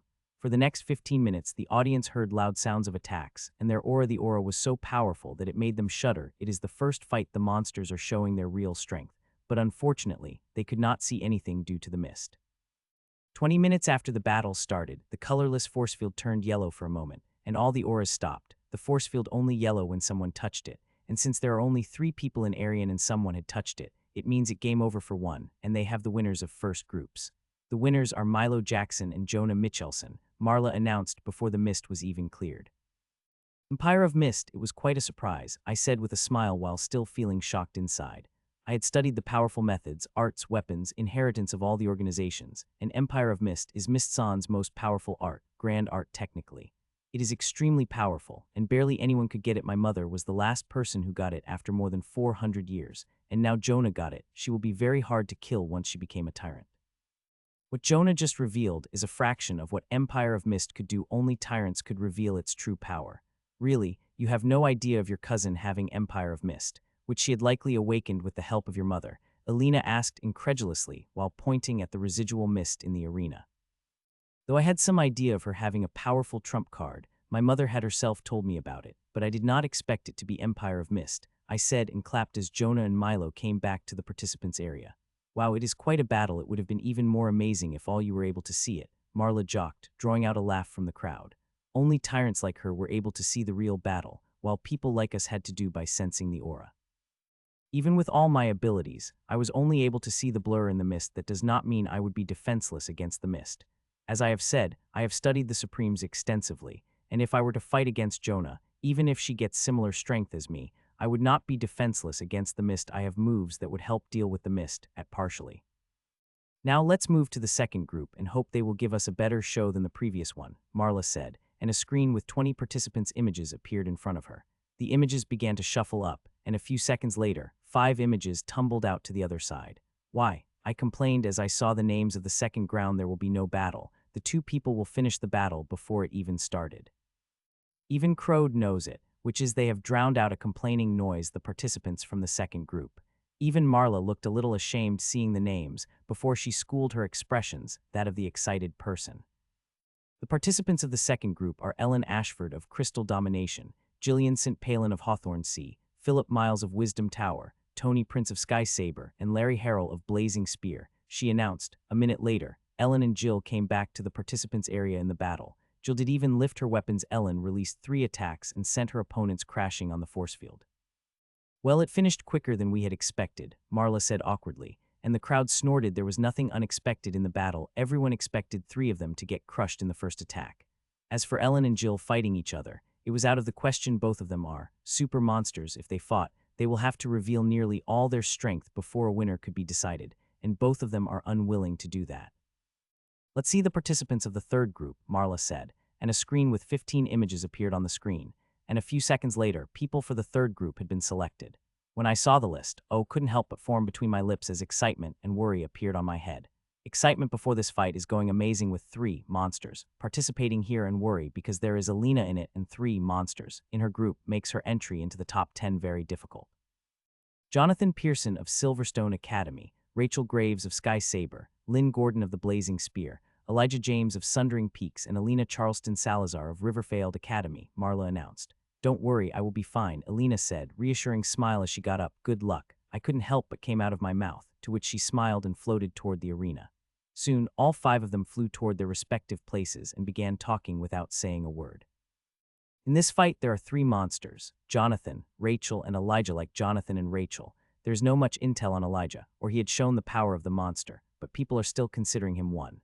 The way he fights and finishes them is making people consider him a monster in almost all fights. He barely wins, and he even falls to his knees weakly. He acted as such that even Tyrant considers him at his limit before he burst with newfound power on the next battle, shocking people more.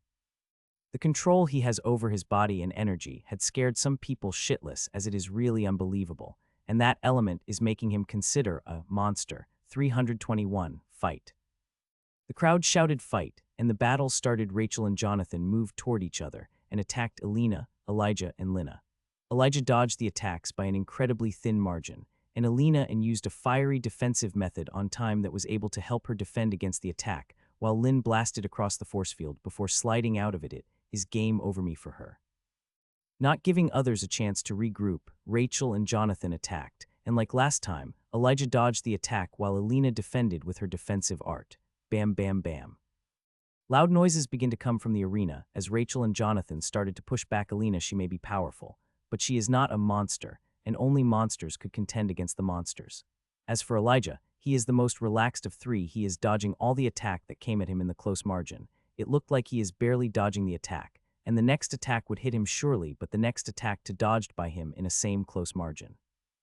It is an infuriating way of a fight. He could easily dodge the attack, but he is not doing it. He is mocking his attackers with such close dodging, and that is why he is the end of their wrath. Rachel and Jonathan are focusing most of their attacks on Elijah, but despite that, he is dodging their attack without any problem, while even Alina is even less focused, barely able to defend against their attack. Still, it is quite remarkable that she is defending against the monster's attack without blasting at the force field. Very few could do that. Alina has an amazing bloodline. If she had a month more, she would not have been struggling thins much. She could have easily fought against Rachel and Jonathan on equal terms. Bam! Ellen flew back and barely able to stop herself from the 5 meters away from the force field. Rachel and Jonathan had taken out the big guns, and now they want to finish the fight as soon as possible. While they are dealing with Alina just fine, Elijah is just as troublesome as before. Since the battle started, he did not launch even a single attack. He is just dodging them very closely, at centimeter distance sometimes. His speed is unbelievable, despite being attacked by the 2 monsters. Not a single attack was able to touch him, which is incredible.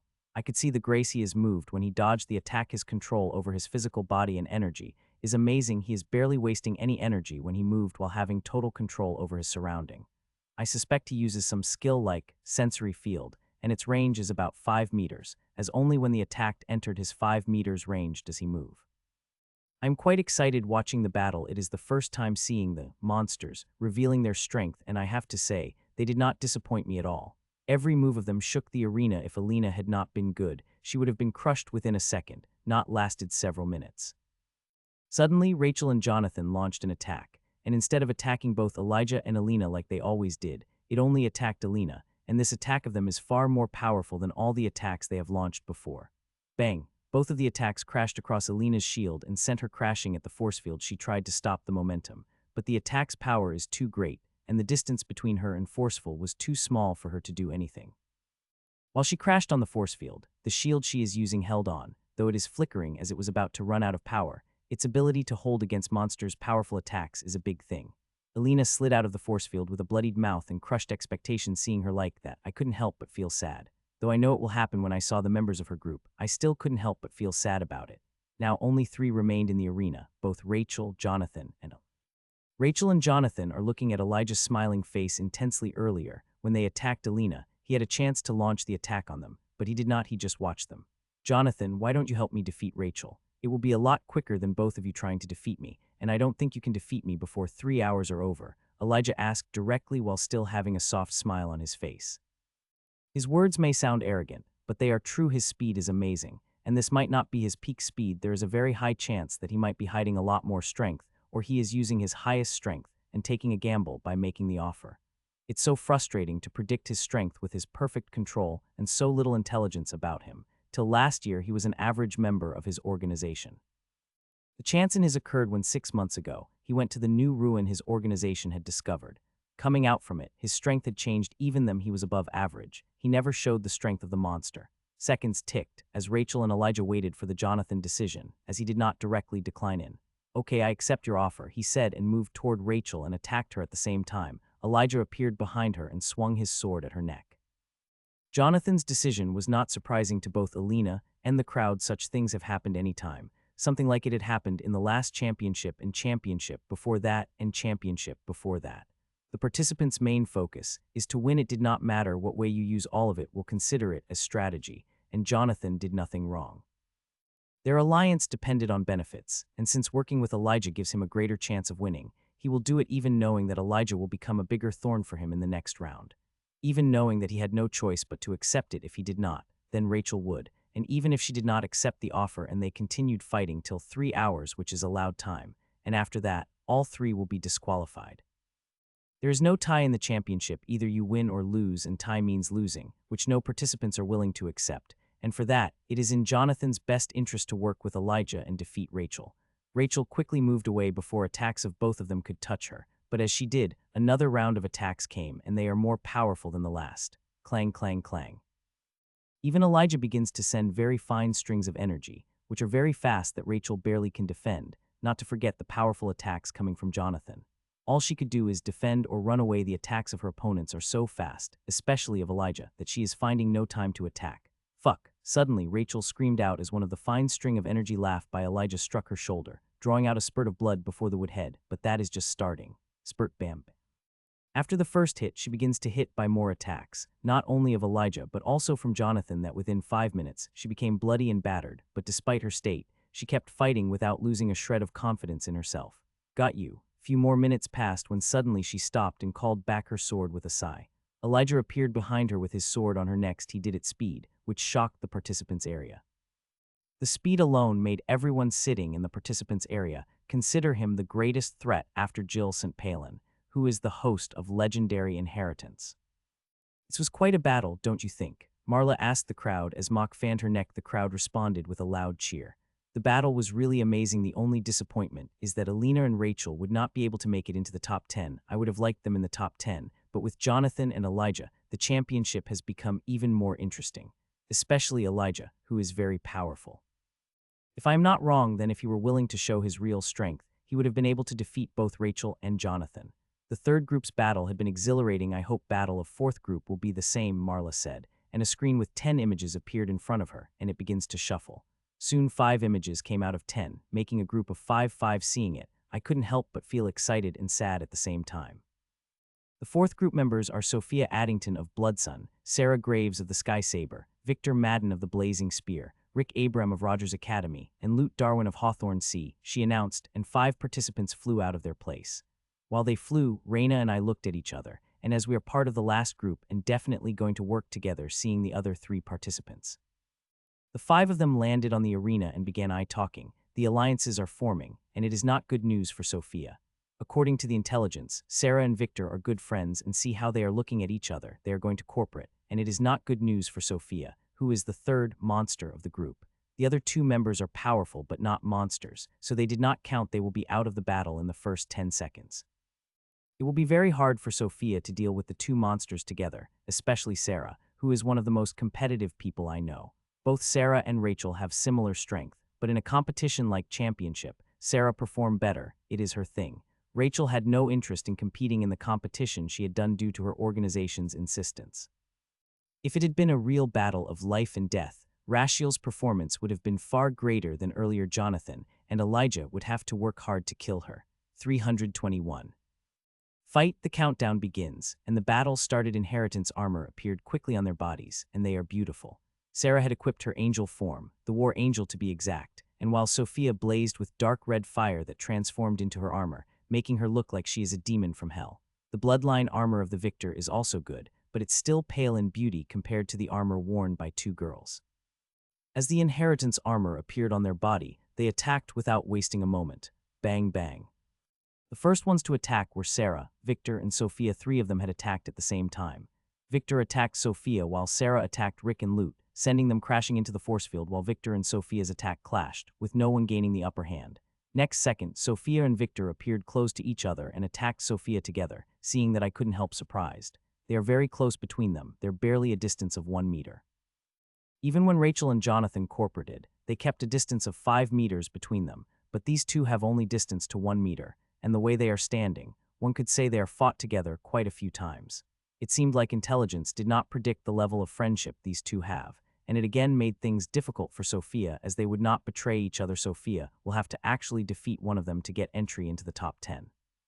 The battle was intense from the start, just like the last battle, but this time the difference is that two people trust each other quite much, and they have experience of fighting together, and that is making things hard for Sophia. Clang, clang, clang.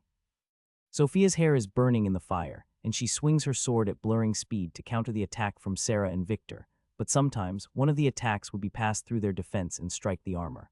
At first, the attacks did not do much to Sophia. She had a very strong defense, and that handled the previous attacks quite well, but as time passed, the attacks started to become stronger and stronger, injured her whenever they strike Sophia. The crystal on Sophia's temple glowed brightly, and suddenly her speed gotten faster, and she attacked. Her attack is extremely powerful as she launched a tsunami of thick fire at her opponents and merged into that tsunami. The tsunami had drowned Victor and Sarah, so is the huge arena. It is due to the force field that the fiery tsunami is contained within the arena. If not for it, it would have spilled out. The fiery tsunami is the first attack of this scale launched in this championship, and a crowd had gotten absolutely mad over it. They broke the record of their screams. Bam bam. The tsunami was able to keep Sarah and Victor captive for 3 seconds before they flew out of it. Both of them look fine. They both have the defensive shield protecting their bodies. As they came out, a huge fiery wave of over 100 meters wide moves toward them with a speed that one would not expect the tsunami to have. But this time Victor and Sarah were prepared. As they saw a wave coming, both of them launched the attack, and their attacks were no less impressive than the fiery tsunami that Sophia had summoned. A 50-meter diameter storm sphere appeared above the victor. This sphere seemed to have contained the ice storm. Inside it one could see destroying the snow waves and powerful lightning that could smile anything come in its watt. The whole ice storm gathered in a 50-meter ball, and Victor brought it down toward the coming fiery tsunami. At the same time, a 100-meter-long phantom of an angel holding a huge greatsword appeared behind Sarah. As the angel fully appeared, it cleaves down his sword toward the coming tsunami. Cheer, cheer, cheer. The crowd completely lost their mind, seeing such powerful attacks. The attacks of such grand scale had never appeared before in this championship. Everyone got mesmerized by the scale of the attacks, and the aura they are radiating. It is the first time the monster showed what destruction they could bring with a single attack. In the last battle, monsters showed their strength, but it was the small scale. The attacks they used were powerful but not flashy. This time, the attacks are very powerful but also very grand. The storm sphere and angel's sword moved toward the coming tsunami. The crowd and we watched in bated breath. The clash will be mind-blowing, and I don't want to miss any of it. I want to analyze every bit of their attack. There are quite good chances that I will face winners of this match in the top 10. Boom. A booming sound rang out as the attacks clashed and everything became colorful, and the powerful energies begin to clash against each other. The battle's view had been completely obstructed by the energies, and I had to activate a couple of my optical methods to see what is happening inside it. There is complete chaos in there, the energies and clashing toward each other, while participants donned in defensive methods moved toward each other. The clashing of the powerful energies made everything very dangerous inside, that 3 of them activated their defensive methods right before the clash, and it is a wise decision. The chaotic energies produced by the clash are powerful enough to injure them and not to forget the shockwave. Though most of the shockwave had been absorbed, some of its power remained inside, which is enough to tear even powerful kings to the fine pieces. Clang, clang, clang. Few seconds had passed, and chaotic energy hadn't been cleared yet when sounds of battle began to come out from the area. The chaotic energies had been cleared considerably that one could see blurry shapes through it. This time they did not use grand moves but begin fighting the close combat, but the power behind their attacks is no less amazing. Both Victor and Sarah are attacking Sophia in the sink, not letting her launch a single attack. With the blur of chaotic energy, their battle looked amazing. It looked like a 3 shadowy figure fighting the battle of life and death, and through the shadow, one could appreciate their weapon skills. One could not see their face or other ostentation. One could totally focus on the movements they are making. Their movements are amazing, every single one practiced to perfection. The only regrettable thing about it that they too fast for everyone to enjoy. Most of the audience had to look at the projection to enjoy the battle, but they did not seem to mind it. They have paid an exorbitant amount of money to buy the ticket. They did that because they wanted the world's best talents fight with their eyes, and now they are doing it. Some of them may be watching through the projection, but they could see the battle live, though it is blurry to them, they did mind. They are already very happy that they could see such a battle with their eyes. Clang, clang, clang. The chaotic energies cleared, and we finally get to see the state of 3 of them, and I have to say, they looked quite battered, especially Sophia, who had quite a few injuries on her, but the strange thing was that they are healing at extremely fast speed. There is a light fire covering her body, and as the injuries appeared on her, the fire moved toward them and began to heal them. I couldn't help but get shocked seeing such an ability most of the time. Healing ability depends on the physical power enhanced by the inheritance, but what I see now is elemental energy healing the injuries. Only one type of energy could do that, and that is healing energy, but this fire is no healing energy. If the fluctuation comes from it to be believed, then it is fire energy, just a different type. So I can say that fire is healing her injuries, which if held true them, I am afraid her constitution is way higher than I had imagined. Inheritances have power, but they needed a base, and something like to happen, especially elementally, one needs a powerful constitution, a constitution that is being far more powerful than mine. Such constitution is extremely rare and appeared only 2 times in recorded history. We called it Apex Plus Constitution. These 2 had hidden it well, and if not for pressure from Sarah and Victor, she would not have revealed her constitution. It seemed like the piece of unverified intel that I had 2 days ago might be true. That unverified intel said these 2 girls have common inheritance that Bloodsun found in ruins a few thousand years ago. Intel said that it is their constitution that powers up their inheritance and gives them power equal to that of the apex inheritance. I did not believe this unverified intelligence as there are loads of them flying around, but the battle makes me believe it. Bam. Suddenly lightning covered the sword of Victor, passed through his Sophia defense and stuck squarely against her stomach, sending her back reeling, but she quickly began to stabilize, not letting herself too close to the force field. BAMMM, she had just stabilized herself when Sophia's expressions changed suddenly, and she summoned her defensive method, but too late, a gigantic phantom of a sword stuck before she could summon any defensive measure. BANNNG. Sophia crashed across the force field with resounding bang. It was so loud that it drowned the noise of the crowd. Your student is quite a good Bradford, but she is still weaker than my student. Matron Mavis haughtily. Don't be so haughty, Mavis. While it is true my students are weak individually, but together they could get easily 3 your student, Patriarch Bradford replied back without missing a beat. A twin sister with connections that have Apex Plus Constitution. You have found good students, Branford, Matron Mavis said.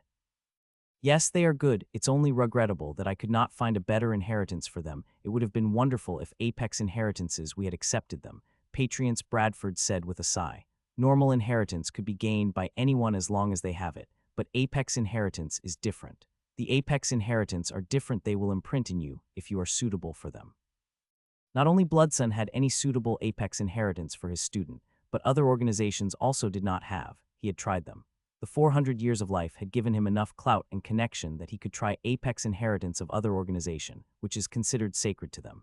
He even tasted their normal inheritance, which their constitution broke with sheer power. The inheritance they are using had broken by their inheritance. He worries about his students very much first. They were just brats to him, sent them by his organization to him due to anomaly, and only he with his experience could understand what is happening to them. First, they were just his student, people he had to teach at every generation, but over time they have become much more, and it is starting to worry him, as their constitution is no mere apex plus as people thought. It is much more a truth even leader of his organization did not know, only old people of his organization, who he trusts very implicitly know about their constitution's reality. Other children his student are fighting have filled their bodies with resources, tons of very rare and precious resources without them. They would not have such power, but his students have consumed nothing, not a single speck of resource. The only herbal thing they consumed is medicine, but even the most precious medicine had started losing its effectiveness. If this continued and he did not find something permanent to fix their problem, then his students would not be able to live more few years. What a battle it was, it sent chills through my body, Marla said while shuddering visibly. If this is standard of top 25, then what would be the standard of the top 10? She asked the crowd, and the crowd let out a huge cheer. The battles of the four groups are over, and now only one group had remained. I hope they will be able to create the same amount of excitement and joy in our heart as previous battle did, Marla said amidst the cheers of the crowd. The participants of fifth groups are Raina Addington of the Bloodsun, Jeffrey Case of the Wisdom Tower, Brent Mercer of Crystal Domination, Ella Hunt of Mistsan, and Mitchell Czar of Riverfield Academy, she announced. This time Marla did not summon the screen and shuffle the participants' images, as there was no need to do that. It is already cleared. We are the only people who had yet to fight. As our name called out, we got from comfortable seats and flew toward the arena and landed on the mark on the arena. A second later that I became reciprocal of the several gazes, asking me to ally with them for this fight, all of which I had respectfully declined. I already have an ally to fight, and that is my good friend Raina, who is looking at me with a smile. 321. Fight, the crowd shouted fight as the countdown finished, and we all begin to summon our inheritance armor while it is happening. I looked at the Raina. Will you handle them, or ID? I asked Raina. There is no need for both of us to fight when one can do it. These people are not weak enough to be finished in one move. All three of them have equally powerful as Alina, so both of us will have to spend few minutes defeating them if we do not want to reveal too much of our power. I will handle them, Raina said after a moment of silence. It is quite regretful that she wanted to fight them as I wanted to fight them, but I have to ask her as being polite. I nodded at her and began to walk toward the force field, not caring the three powerful attacks have reached very close to me. Bam, bam, bam. The three attacks have half a meter distance from me when suddenly, a thin ice wall with a slight blue tint appeared, and it easily bore the power of the three attacks without forming a single crack. A moment later, Raina evaporated the ice shield behind my back. I do not need to worry about being attacked by the three as she dissolved the ice shield. Raina attacked three of them with hundreds of ice lances that are busy defending. I walked slowly without care for the world, looked around the arena, which is really big, a kilometer in diameter, big enough for kings to fight without worries. I want to fight someone with my full strength here, and I have no doubt I will get a chance. All those who had entered the top 10 are difficult opponents, even my cousin Jonah, with her Empire of Mist, a very tricky opponent to deal with. I just wish there would have been two monsters in my group that Alina and I would fight. I would even love if Miranda had been here. I would have loved to beat her up as I did Herman, but she could not reach the top 25. The way she had fought, I think she deliberately lost the battle. Her opponent was quite weak, and if she had similar strength as Herman, which I think she has, she would have won the battle. I probably scared her too much that she decided to lose voluntarily than fight against me in the next round. Soon I reached the edge of the arena. There is just a difference of 3 meters between me and force field. A powerful attack could send me there crashing directly into the force field. This place is good, I said, and the next moment, 2 vines came out from my legs and began to multiple around me at an exponential rate, and began to create something around me that attracted the attention of half of the crowd and most of the people from the participants' area. A minute later, a beautiful gazebo of diamond vines appeared around me. There is a very beautiful combination of red and green vines. It looked beautiful to me, and the small gazebo even has a comfortable chair with an exact copy of the chair I sat in the participants' area. Under the shocked gazes of the crowd, participants, and Marla, I sat comfortably on the chair. My vines have a diamond nature, but I could make them soft as a pillow if I want them to be. I saw everyone looking at me as I am some kind of crazy person, creating a gazebo in the middle of the raging fight. But I am not. There is a purpose to it. It is not just for the show, but others don't have to know that. From my gazebo I could enjoy the battle while doing my little work in the background. I did not want to be such flashy, but the little data collecting thing I am doing will have to be secreted, especially against the senses of old monsters. That professor said that is present. The powerful artifact inside the arena may able to stop the senses of even the powerful tyrants, but it cannot impede the senses of the old monsters, and I wanted to think that I am the flashy kid who is showing off his abilities. Once they use Tiny's bit of soul sense, they will know what I am doing. Though I am not doing anything illegal, I would like them not to find out and get into what I am doing. The battle had also reached interesting pointing. The three people have completely gone on the defensive, as Reina began launching the flurry of attacks on them. The only reason they have not been beaten until now is that they are working together. Seeing the way they are fighting, it is very clear they have never worked together. Still, they are experienced enough to fight together with the unknown person, and as the battle long on, their teamwork before even better as they get to know their allies' moves and fighting style and adjust according to it. Seconds passed, and Reina's attacks became more and more intense. They have become so intense that she turned the whole area into ice. It is due to me using a little bit of my fire ability through the vines that ice had not covered my gazebo. If I had resisted the ice with my fire ability, I would have become a popsicle, which I do not want to become. The frost power of Reina is pretty strong. I do not want to become freeze in it. The attacks of Reina had mesmerized the whole audience and made the crowd realize that the quite-looking twin is no less powerful than the fiery twice. While the battle is going, I decided to observe the frost of Reina, and I was very surprised by what I had found and couldn't help but marvel at the power of her apex plus constitution. Usually a power of inheritance that downed all, and in a case like me, the power of inheritance is greater than my constitution, but it's constitution that is powering up my inheritance, and my inheritance energy is made by the mixture of elements of my constitution. So the attacks I launch will have my inheritance energy rather than the raw power of my constitution, but as I observe the ice, there is clearly raw power of her constitution here, and it is huge enough to shock the hell out of me. In this ice, there is only 45 inheritance energy, while 60 is her raw frost constitution power, 55 raw frost power that her constitution cannot utilize in her current stage. It is how powerful Reina is, while inheritance is only capable of using 45 of her constitution. If it had been capable of using the 100 like mine, then how powerful she would have been. And if this true for one twin, and then it much true for the other twin as well, who also have a similar inheritance and constitution with the opposite element. Hun. While I was busy, Brent broke away from his two allies and came at me. His speed is great, and the spear attack he is launching is quite powerful. Unfortunately, it will not work. As he got closer to my gazebo, a green vine peeled out from the gazebo and whipped at him at incredible speed. His eyes popped out, seeing the vine's speed, and he moves his spear in a defensive position. Unfortunately, his speed is too slow. Bang. My vine wrapped across his stomach and smacked him across the force field loudly, getting a big gasp from the crowd. I am not fighting. That does not mean I am weak. My friend wanted to fight, so I gave her a chance. With Brent gone, the group lost their strength, and it did not take Reina even 5 seconds to finish them all, and Reina did not defeat them the normal way, smacking them across the force field. No, she froze them on their spot, which is quite a sadist move if you ask me. To me, it looked far more sadist than me beating the crap out of Herman. Jeffrey and Ella are trying to unfreeze the ice that Reina had put them, but despite using all their power, they can only melt ice at a very slow speed. The winners are Reina Addington and Mitchell Czar. Marla announced us winner after even a minute later, Jeffrey and Ella unable to broke the ice. It is Marla who released them from the ice. She did that by turning the frost into beautiful icy powder. It is quite a beautiful scene. What do you think this kid had done in the arena, Mavis? Patriarch Bradford asked, seeing Mitchell unraveling the gazebo and taking and back his vines. I don't know, but it must be something if he decided to put on such a show, Matron replied. The little boy could fool the others with his axe, but not them. They could clearly see he was doing something while putting such axe, but they did not investigate it. There is nothing illegal what he had done, and everyone has right to play some tricks.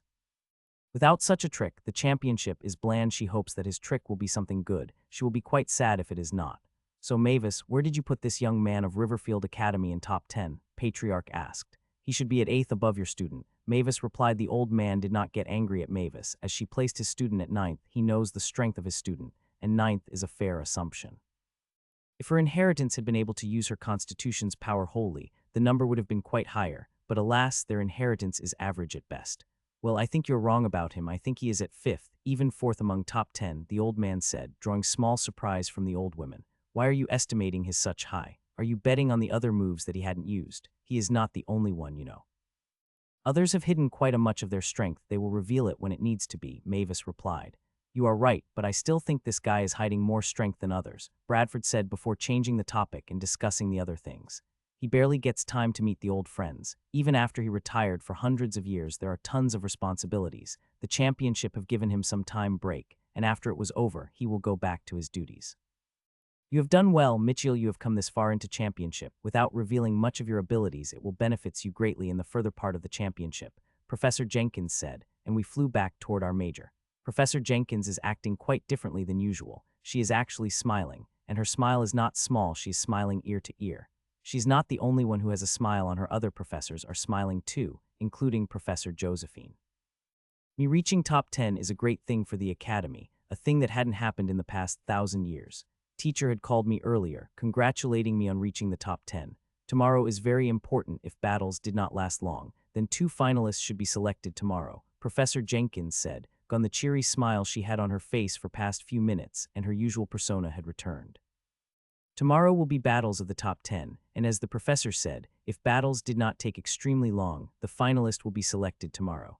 These 2 people will fight for the champion crown day after tomorrow. The battles tomorrow will be very intense. I will likely have to use all my strength, every bit of it, move forward in the championship, and get one of 2 finalist spots. There is a very high chance I will fight my friends tomorrow. I will finally get to fight Jill and Ellen tomorrow. Just the thought of couldn't help but make me excited. There are 3 people I think who most powerful in the top 10. They are Elijah, Jill, and Ellen. 3 of them had not much revealed their abilities, except Elijah, who revealed his amazing speed. But I think that speed is just tip of the iceberg. He is hiding much more than just a speed. I hope you will reach the finals, Mitchell. Till now, only people of our academy able to reach that spot, and that was more than 3,000 years ago, Professor Josephine requested. Since I had entered the championship, Professor Josephine never requested me of anything. She just said I should fight without worry, so her request is quite surprising, but I will try my all to fulfill it. The academy members had reached the final of the championship only one time, and they had to fight each other for the crow of championship. It was a battle so amazing that it shocked the world. It had got thousands of books written about it. When we reached the manor, it was midnight. I did not waste a second and directly went to my room and laid on the bed. Before closing my eyes, I did not change my clothes or shower, which I usually do. It took me a moment to reach my inheritance space, and I begin working on it. I have nearly completed it, and if I wish, I could level up now, but I will not. I want to check every part of it before I decided to go through it. The championship is important, but so is my future. Till now, I had the perfect base, and I do not want to jeopardize even for the championship. There is another reason, the most important one, my pride. I have pride as a creator, and my pride will net me to use my creation that I was completely sure of. So I will use every minute to perfect my inheritance and try to make it to my satisfaction before the final. As for the battles tomorrow, I will have to win them all on my own. It will be very difficult when there are opponents like Ellen and Jill, but if I give my all, I will have a chance to win against them. I worked for few hours before I slept. I need at least 4 hours of sleep to be top of my game. Tomorrow's battles. Not sleeping will not do me any good. Welcome to top 10 of the World Championship. Are you guys excited? Marla asked, and the crowd answered her through their cheers. They are way too happy to be here. Today not only be matches of the but also of the quarter-final and finals. Marla has quite an ability to engage the crowd, even though she's using some of her soul abilities to draw more crowd to her audience. Drawing millions of people is not easy when most of these people are princes. Normal tyrants could not do that. But Marla is not a normal tyrant. She was the champion, the battle queen of the previous championship, best of her decade. Doing something like it is not that difficult for her.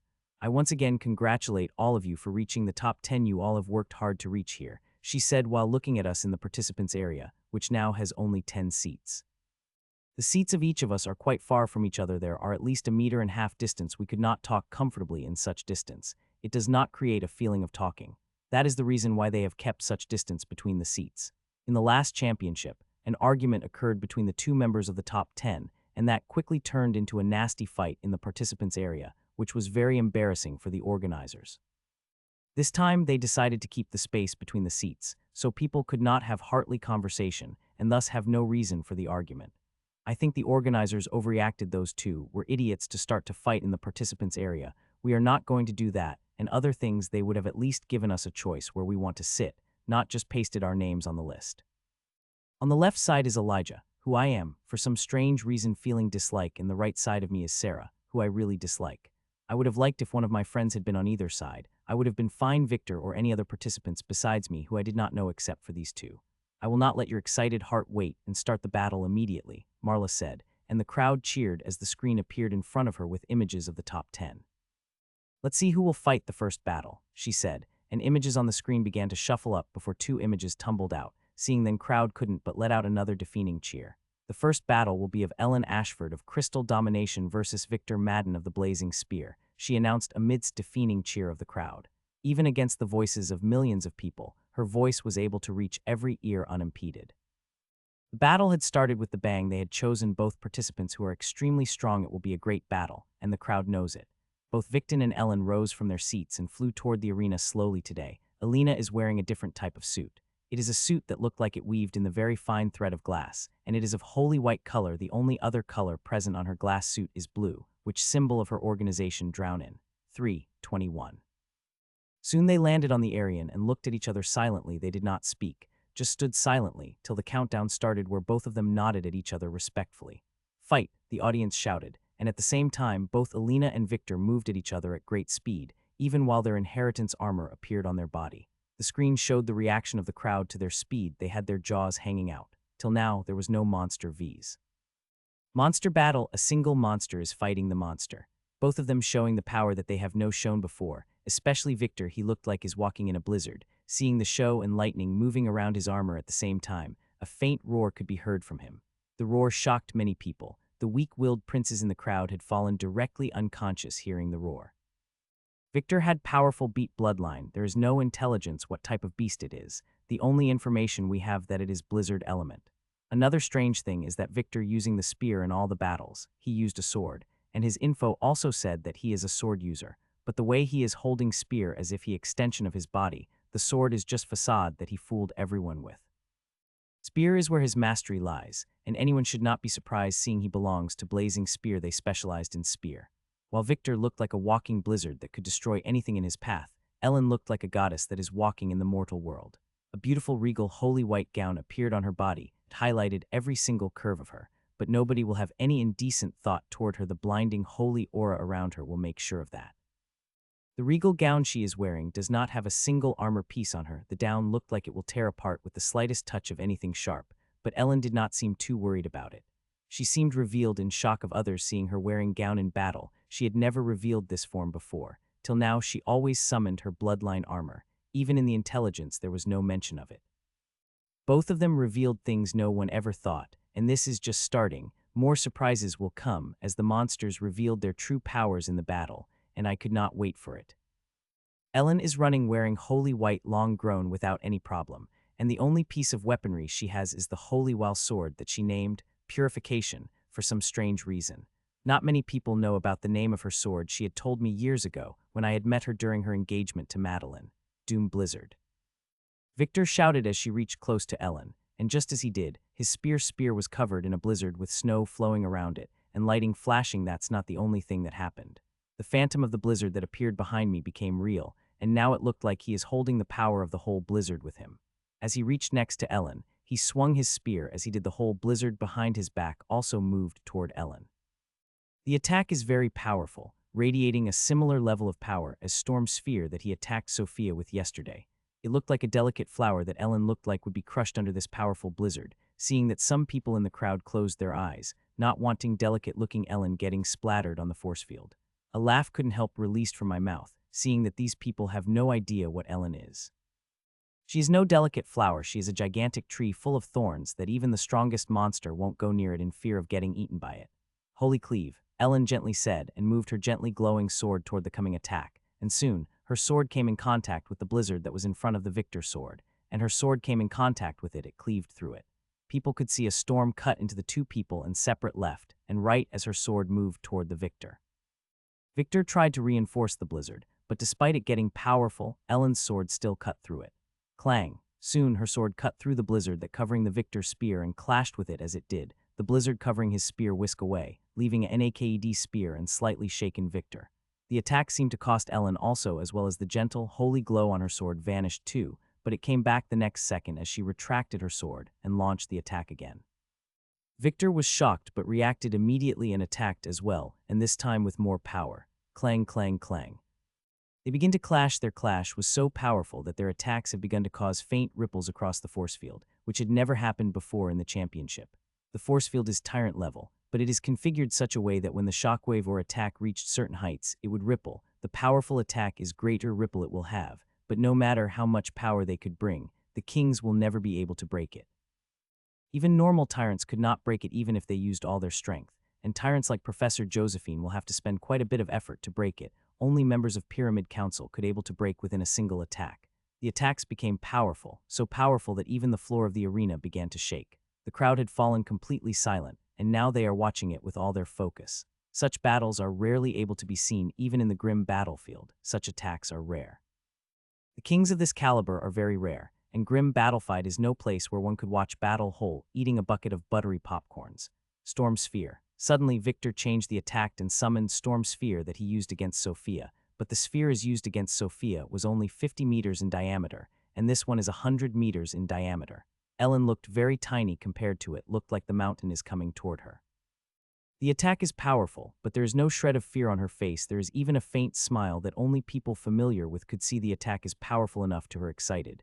Till now she was fighting, and now she will be fighting with excitement heard, and that is bad news for Victor. Holy Cleave, Ellen said with solemnness, launching the same attack she had been launching till now, but the attack is not the same. Her sword lit up with blinding holy light, and holy ray came out of it like a lightsaber and stopped at 100 meters. R.I.P. As the holy ray appeared, Ellen swung down her 100-meter long sword at an extremely fast speed that, before people could realize what happened, they found the storm sphere getting cut into the two and moving behind Ellen, speeding toward the force field. Blizzard chain. The two parts of sphere moving toward the force field when another attack from Victor arrived. It is a fine chain that looked like it is made of a blizzard and moving like a vicious snake. The attack is very fast and very silent. He attacked very sneakily right at the moment the storm spear cut by Ellen, and now the chain had appeared near Ellen without giving her any chance to defend. Holy Veil. There was no surprise or fear on Ellen's face seeing the blizzard chair. She just muttered the word, Holy Veil. The chain reached very close to about a few centimeters away from her when it suddenly stopped. Bang! A banging sound rang out as the chain stopped by a centimeter away from the Ellen, and what stopped the vicious chair was a delicate-looked veil that seemed to be made of a thread of holy white energy. The veil looked very delicate that even a child could tear it apart, but it is far stronger than one imagined when the chain strikes against it. It did not even make a ripple. Bang, bang, bangs. The blizzard chain stuck against one after another, each time using more and more power, but he could not break it. The only thing he was able to do was to make a ripple across the veil. The attack is not weak. It could be said each strike of the chain is like struck by a blizzard, but the problem is that the defensive method of Ellen is too strong. Ellen, on the other hand, quietly watching the blizzard chain striking across the veil, not lifting the sword in her hand even for a bit if she wanted to. She could easily counter the chain with her sword, but she let Veil do the defending. Victor tried for a couple of more times before he stopped, and Ellen also diffused her shield, seeing Victor diffusing his attack. You're stronger than I had imagined. It looked like there will be no holding back against you. Victor said. A slight regret could be heard from his voice, like he did not want to reveal all his trump cards yet. So be it. If I have to reveal my full power to win against you, I will do it, he said with a sigh, and next second a change occurred behind him. A phantom of two storms appeared behind him. One is familiar blizzard, but the other is sandstorm, which he had never revealed before. I am shocked as the crowd revealed the sandstorm like everyone else. I thought his bloodline is related to a powerful blizzard-type beast, but it looked like it is not. There is much more he hadn't revealed yet. Twin storm, he said and came toward Ellen. As he did, the phantoms of the storms behind him materialized, and two storms covered his spear as well. The attack of him looked extremely powerful, so powerful that even without a clash, the force field covering the arena began to ripple. He looked like a walking storm that would destroy anything that would come in his path. Holy blade, Ellen said, and sword twice as big her materialized behind her before it fused with her totem artifact. As it fused, she swung her sword toward Victor's coming attack. CLANNNG. Their weapons clashed loudly and created a force field so powerful that even lower-level members of the top would get killed by it, and when it clashed against the force field, it let out a large ripple across it, and that is just a starting. CLANNNG, CLANNNG, CLANNNG. As they clashed, Ellen took back her sword and attacked again with double the speed, and Victor matched it with a laugh as he swung his spear again. The defeating sounds of their clash spread through the whole arena and releasing shockwaves that created non-stop ripples across the whole arena. The crowd is watching the battle with utter silence. The level of the battle had blown their mind. This battle is on level or even level above the final battle of the last championship. The moves used by the two participants are too great. They have blown everyone's mind. I am sure everyone that is watching it from every corner of the central continent would be shocked to see the level of battles. The commentators have already said that the viewership of this match had broken all the records. More people are watching this match than any battle of the last championship, including that of the final. The battle looked too amazing not to watch. Here a beautiful, delicate-looking young woman fighting and a young man who is a personification of the storms itself. Good looked like you have left me with no choice but use that, Victor said with a laugh. There is slight madness that could be seen in his laugh. 3 storms, he shouted, and the next second, another storm added behind him, a tornado, windstorm to be exact, and it made his aura sky-rocked. His body released such a powerful aura that the air itself begins to vibrate. 2 storms have increased his huge strength degree, but 3 storms had taken to completely another level. The whole crowd and half of the people in the participants' area are shell-shocked. This move is extremely powerful, but it also seemed to be taxing as, within a moment, the body of Victor has become completely sweaty, and clear signs of strains could. This is my last move, survive if you can, said Victor through gritted teeth and moved spear, covered in the energy of 3 storms, the looks extremely powerful that for a moment, I even doubted for a moment whether Ellen would be able to handle it or not. Holy grace.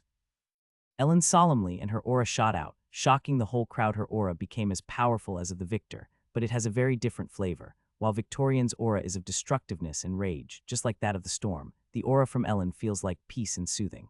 There is no much change that occurred to Ellen as her aura rose other than the faint aura covering her and the sword she is holding, which is currently moving toward the incoming spear of Victor.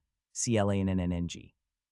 Their weapons came closer and closer till they finally clashed, and a huge shockwave occurred that rippled the force field covering the Aryan, but nobody was focusing on that as everyone is looking at the shock-filled eyes as Victor takes one step back after another.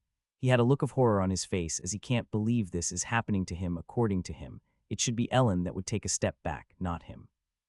The attack of Victor was just like the storm filled with destruction, while the sword of Ellen was as gentle as the wind, but her attack was still able to push back his most powerful attack. He could not believe it, and neither is the audience as they watched the result of the clash with open mouth.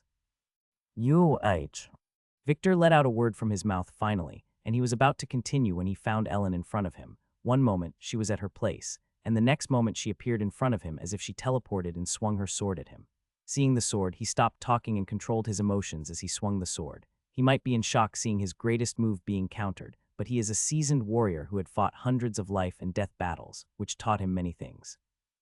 One most important thing his experience taught him, that battles aren't over till your head is not flying in the air or your heart stopped beating, so he would continue to fight. She may have countered his strongest move and made his steps back, but he did not believe he had lost completely, yet using such a powerful move must have cost her dearly, and she would not be able to use such a move for a long time. The only this he has to do is hold on, use every bit of energy he has, and outlast her, and he will win. There is a big change that seemed to have appeared on Victor's face from the expressions of him. His face now had the expression of conviction, as if he truly believes he will win against Ellen. The change suddenly made me think the buddy had used some self-hypnotizing technique on himself. Many people use them, and organizations train their students in such a technique as thousands of years of research shows. Such techniques are very useful. Academy also teaches them, and I had used a couple of their classes. While having a conviction is very important, power is important too. Let's see if Victor has the power to back up his conviction. CLANNNG. Their weapons clashed again, creating an all-powerful shockwave and sending Victor stepping back again. This time, Ellen did not give Victor even a moment of rest as he began to take a step back. She appeared beside him and attacked again. Ellen has become merciless after each attack. She appeared next to him and attacked again and again, and all Victor could do is defend even after having 3 powerful storms on his back. And the thing is, Ellen seemed to be doing it effortlessly. She does not seem to be under any stress. One could not see even a bead of sweat on her compared to Victor, who is completely drenched in the sweat. But this could be a facade. A lot of inheritances could create such facade. While others may think it is a facade, but I do not think so. This battle is straining of Ellen, but not that straining. I know her enough that I can tell she is still hiding quite a lot of power. This couldn't help but put a smile on my face. My friend did not disappoint me at all. She is a really powerful, super monster. Now I just hope that I will get to fight this super monster in the championship. While Ellen is launching her merciless attack, beating Victor so soundly that he had to take a step back at every clash, she was not able to douse his conviction. His sweaty, tired face is full of confidence. Even Mo, he held the confidence that he could win. Genuine respect couldn't help but arise in my heart for Victor. There are very few people who could produce such conviction. Such conviction border madness, but this is what one needs to become super powerhouse. I am sure the grim monsters watching it would have upped the Victor's rating higher. They would now expend more resources on assassinating him. but if he survived maintaining such mad conviction, then he will be one of the brightest stars of our generation. Still, this guy is going to lose. He had reached his last leg, and barely able to maintain the 3 storms behind him. One could see the fluctuation in his aura. At max, he will last minute before Ellen will get him. Hun, I had just thought that when suddenly, a terrifying aura rose from the victor and 4th storm flickered in exitance, a rainstorm. The area it had occupied is a lot less than the other 3 storms, and it is flickering as if barely able to maintain its existence, but it had made the aura of Victor shot unlivable degree that sparks begin to appear around him. Ha ha ha, finally, I was able to harness the 4th storm, Victor roared and looked at Ellen. Take this air of the crystal domination, he said, and he moved toward Ellen, and this time his whole body is shrouded in the storm. The 4 storms are not behind him anymore, they are around him, and they made his attack extremely terrifying. Seeing the way Victor's body is shaking and the flicker begins to run out of the 4th storm, I believe this is going to be Victor's last attack, and what attack it is the last attack. It had broken the record of the power of the last championship. The meter is clearly showing the attack is 11 stronger than the most powerful attack of the last championship. Seeing the furious storm coming toward her, Ellen's eyes became even more serious. This time she did not launch another attack, but a gentle, holy glow covering her brightened up as she swung her sword. CLANNNG. Both of the swords moved closer and closer till they finally clashed for a moment. There was nothing before a deafening sound rang out at the same time. Huge shockwave crashed against it, sending ripples across the whole force field. But the 2 people clashed against each other remained on their spot. The storms covering Victor have disappeared, so is the holy glow covering Ellen as they both stare at each other in the eye. Putch, putch, putch. You win, Victor said before he begins puking the blood. Many ruptures also appeared around Victor's body, leaking out blood within several seconds. He became completely bloodied from head to toe. Winner is Ellen Ashford, Marla announced, and this time her voice is very genuine, and she seemed really excited by the win. She should be Ellen is her junior after all. Cheer, cheer, cheer. The audience let out cheers so loud that those precautions have to kick and manage the noise so that it would not blast off one's ears. The crowd is beyond pleased seeing the battles, and they let it know with their voice. Not only the crowd had cheered, but we people in the participants area has also cheered. The battle had been excited for all of us too. It had let us know what level of participants we will be facing in our battles. Soon Ellen flew back into the participants area, and except for slight tiredness in her eyes, she seemed fine, which had surprised quite many people and left their eyes calculating, wanting to guess how much strength she had revealed in the battle. Clap, clap, clap. While everyone gauged her with calculating eyes, we gave her due respect she deserves for this battle. We stood up and welcomed her back with applause. Wow, what a battle. It completely charted the record of the last championship, Marla said while placing the hands on the chest. Participants this time are super powerful, and I hope next battle would provide us the same amount of excitement as this battle, Marla said excitedly and moved her hand up that made the huge screen appeared in front of her. The images began to shuffle before 2 images came out of the remaining 8. Seeing the images, a small disappointed sight came out of the crowd. Seeing the participants, they did not feel this battle will be as exciting as the previous.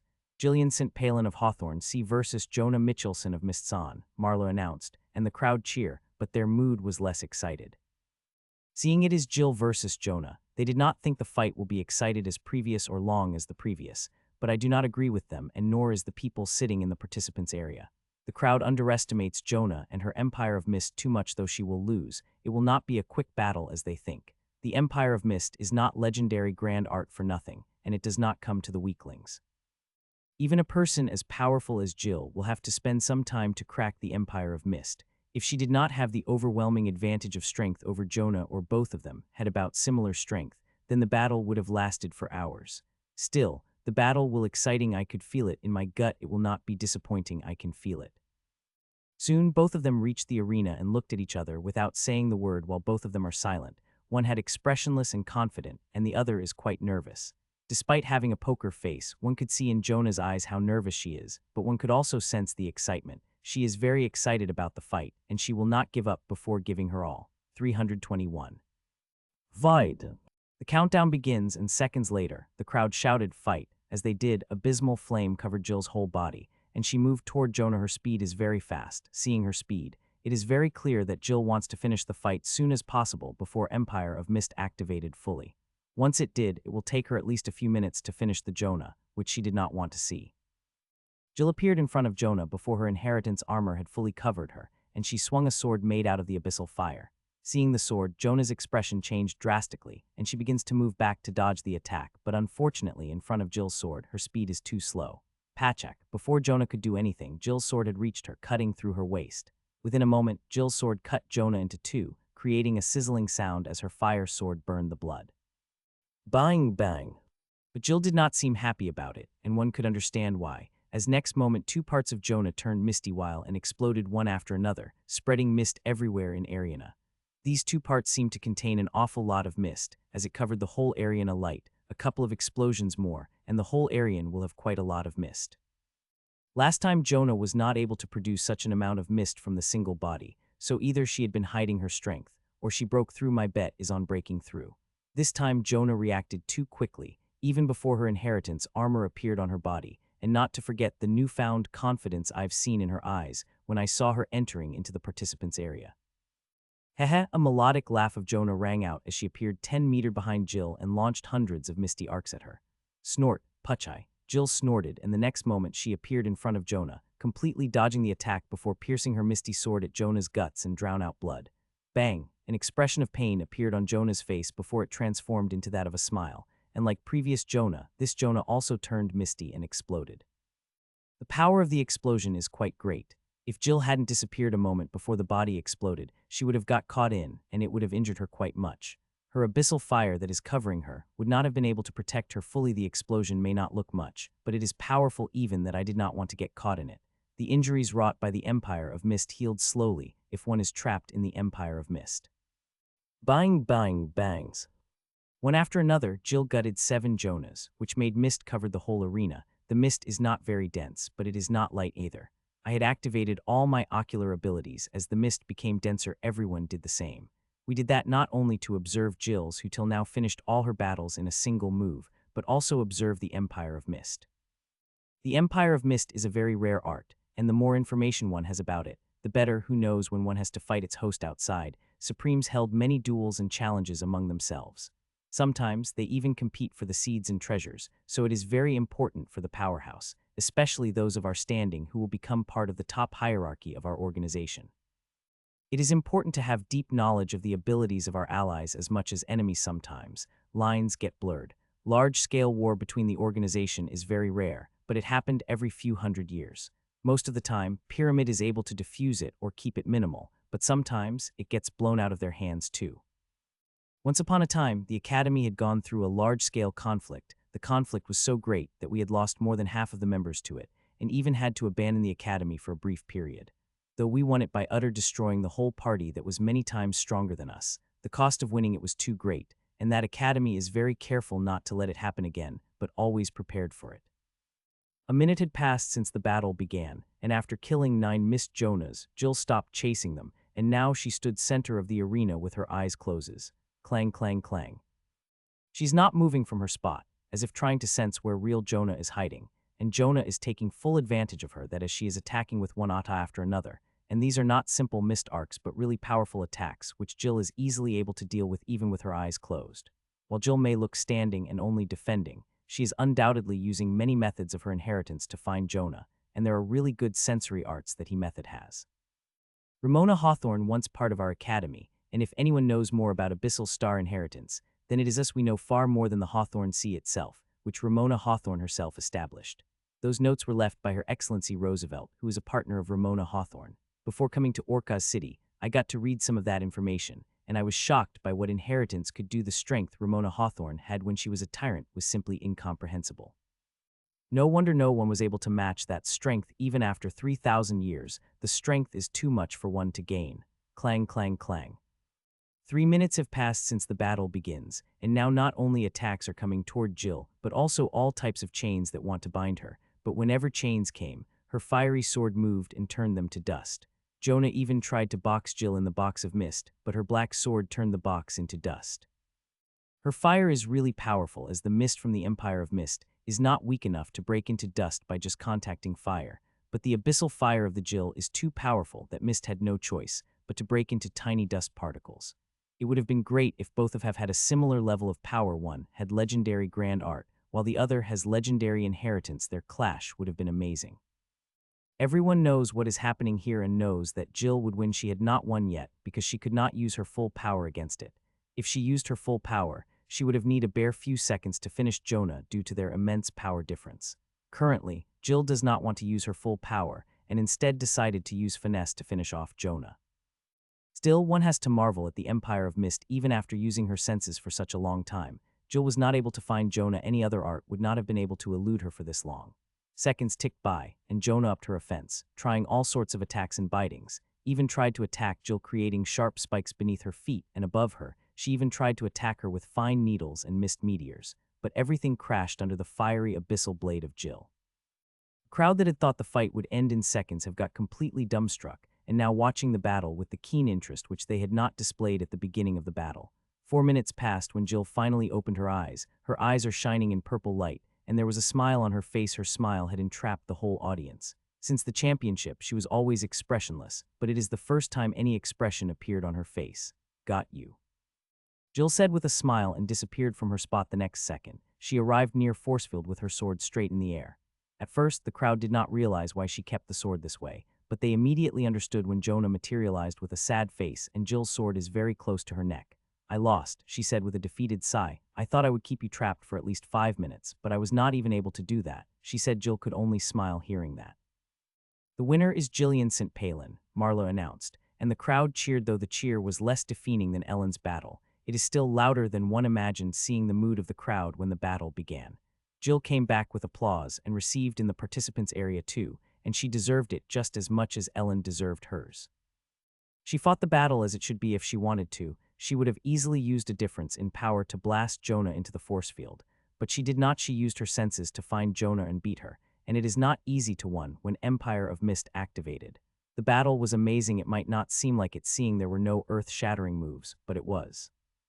It is not easy to find the person once Empire of Mist activated. I myself would have taken more than 15 minutes to find participant Jonah, Marla said, the first time really saying something meaningful about the battle. The crowd was a little surprised, but they still cheered hearing her words. "Now that the second battle is over, it is time for the third," Marla said excitedly as the screen appeared in front of her, and 6 images began to shuffle, and before 2 came out seconds later. The crowd cheered loudly, seeing the name of the 2 people they have left quite a mark during the battles.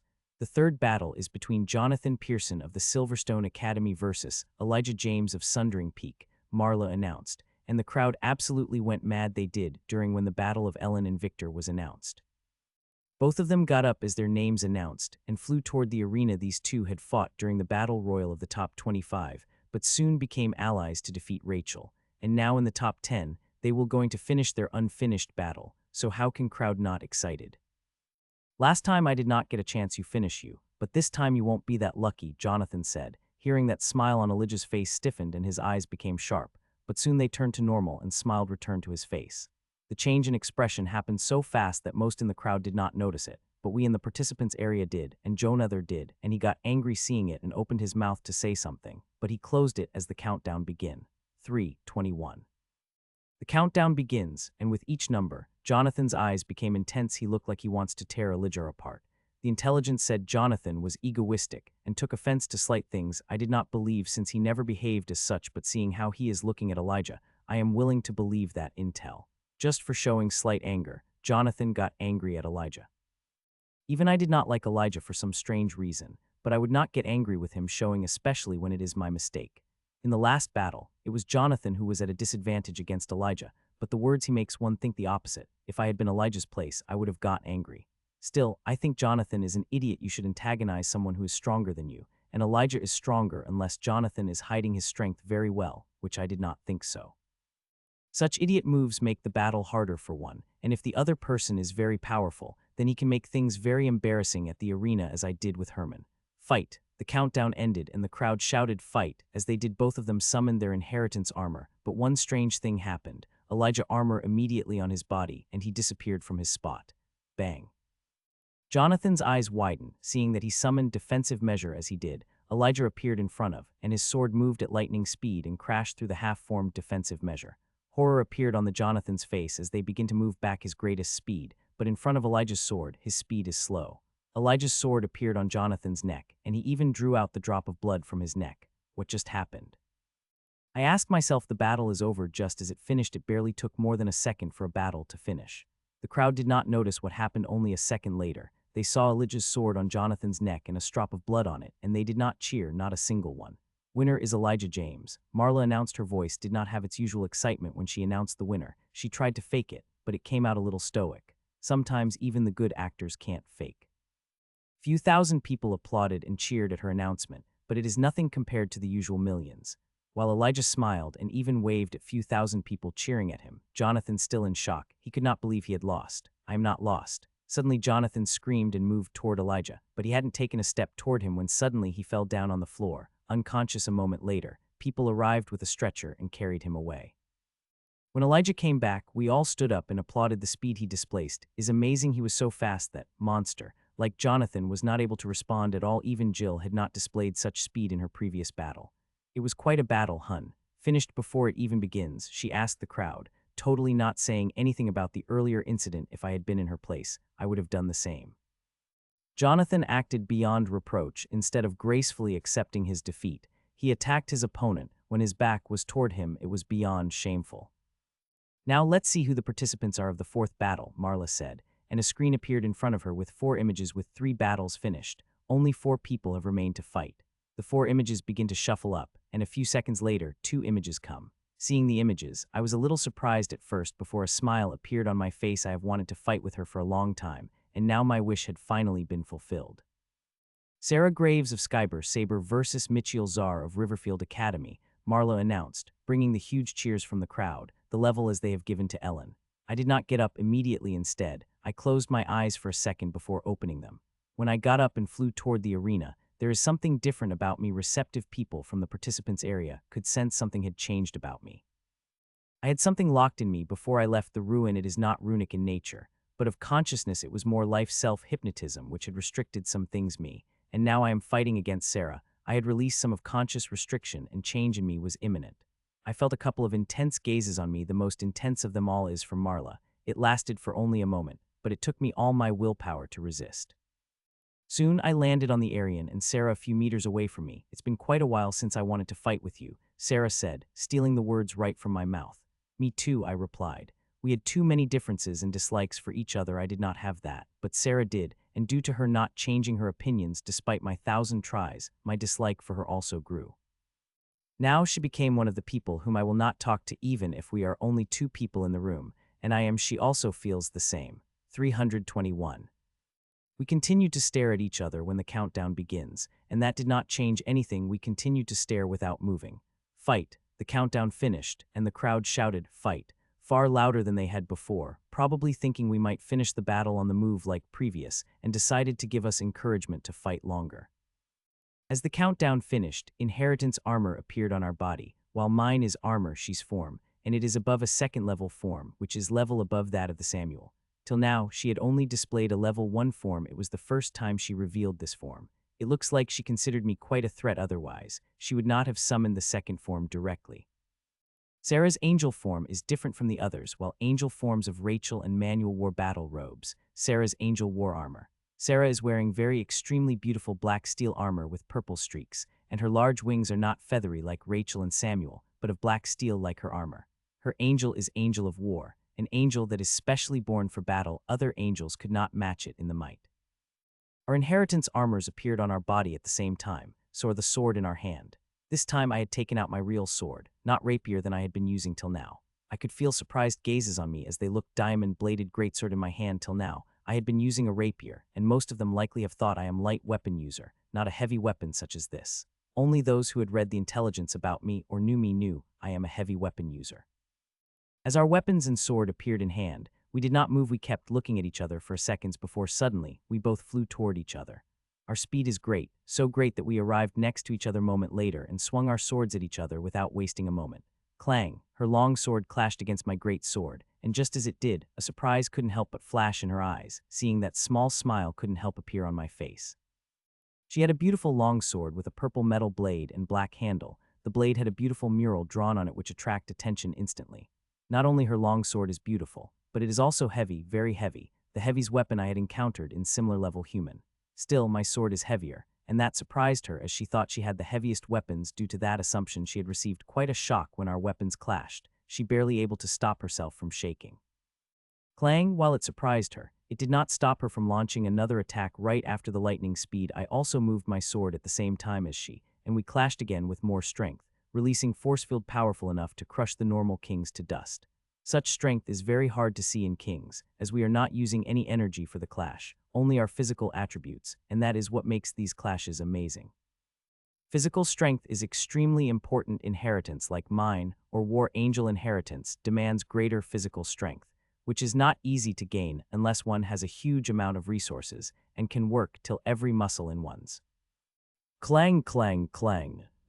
Our blades clashed against each other without a break, without using any energy, only physical strength. She wants to prove it. She is better than me, as she always thought, and I want to prove to her how wrong she in thinking that. We clashed nearly 1,000 times before we suddenly stopped, and fearsome aura burst out from our bodies. The small test is over. It is time for us to bring out the big guns. The powerful auras shot through our bodies. It is so intense that it made our hair move as if there is wind blowing. Art of war, divine blessing, she said, and a golden ring appeared above her head. She flapped her wings. A single flap gives her amazing speed that would make normal kings feel like she is teleporting. First boost. Seeing her using her power, I did not hold back either and directly used the first boost. As I did, runes sucked the energy from my refinement and created a thick solution that spread through every inch of my body, giving me a huge boost in strength. With the first boost activated, I moved toward her, and my speed is not slower than hers. In less than a second, we appeared next to each other and attacked. CLANNG, our weapons clashed and producing a huge force field that produced a faint ripple across the force field. In the championship, I had used the first boost before, but the power of the first boost is not this huge. If I used such power that could create a ripple across the force field, my opponents would have gotten seriously injured within a single attack, might have even died. I had been holding back a lot of power, not to forget I have improved some more since I had come back, though that improvement is nothing compared to what I had gotten spending a cycle in the ruin. It is still something. I had been restricting my strength since I had come back, and it is the first time I had released some of that power, and I have no doubt I will have to use all of it if I want to defeat Sarah.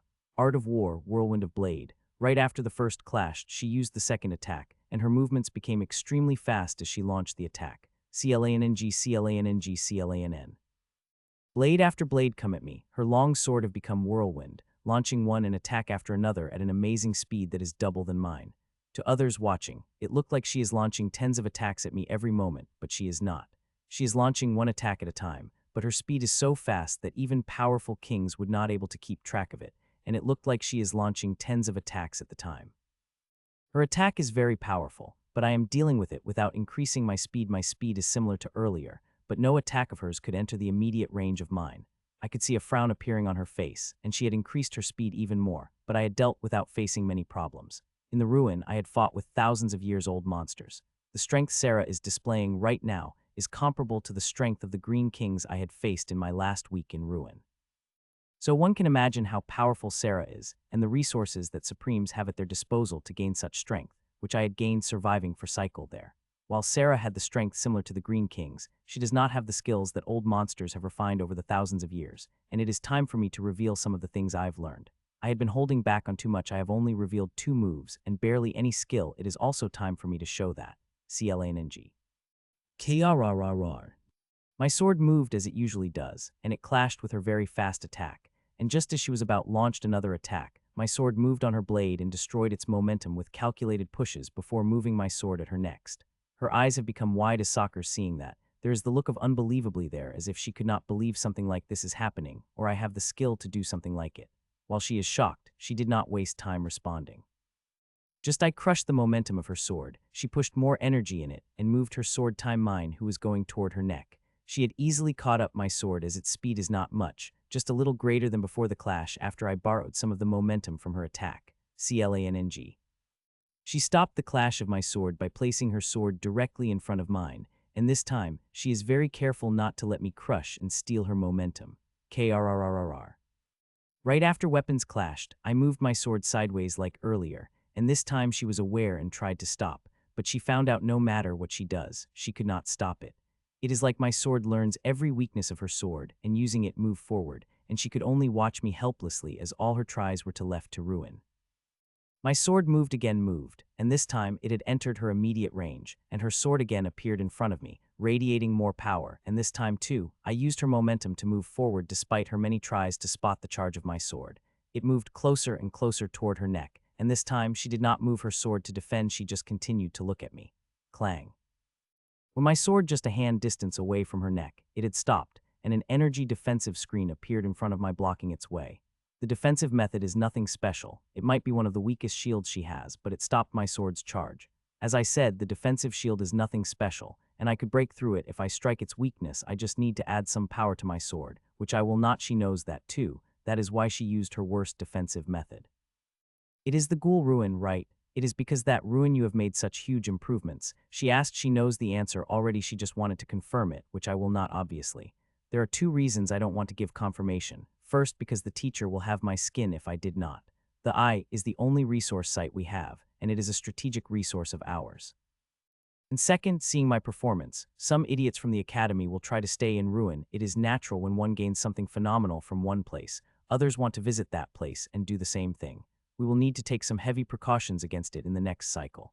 I am not a narcissist thinking it, but it will happen, and it might be one of the reasons why the teacher had asked not to say anything about the ruin in public. I have read about it. It is said there are lots of ghouls there who are hundreds, thousands of years old. She asked back. I did not reply as before, just kept my face expressionless. With such skills, I will not able to beat you with normal moves. I will have to use my cards, she said, and a terrifying aura burst out of her. There is one thing I like about Sarah, her craziness about the battle, and in battle she became pragmatic, leaving behind all prejudice and self-entitlement she has for her opponent. Art of War, War Angel's Fury, she said, and the terrifying aura released from her turned to metallic flames. They are not flames. The aura releasing from her has become dense enough that it begins to look like the flames.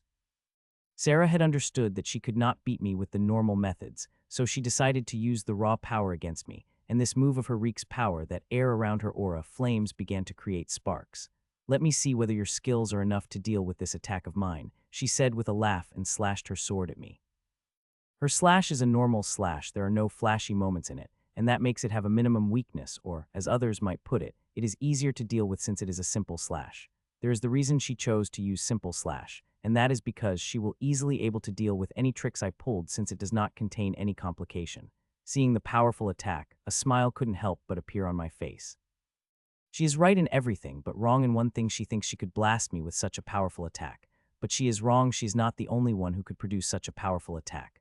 A powerful aura burst out of me as a flood of thick energy released from my runes and spread to every inch of my body. Hee hee.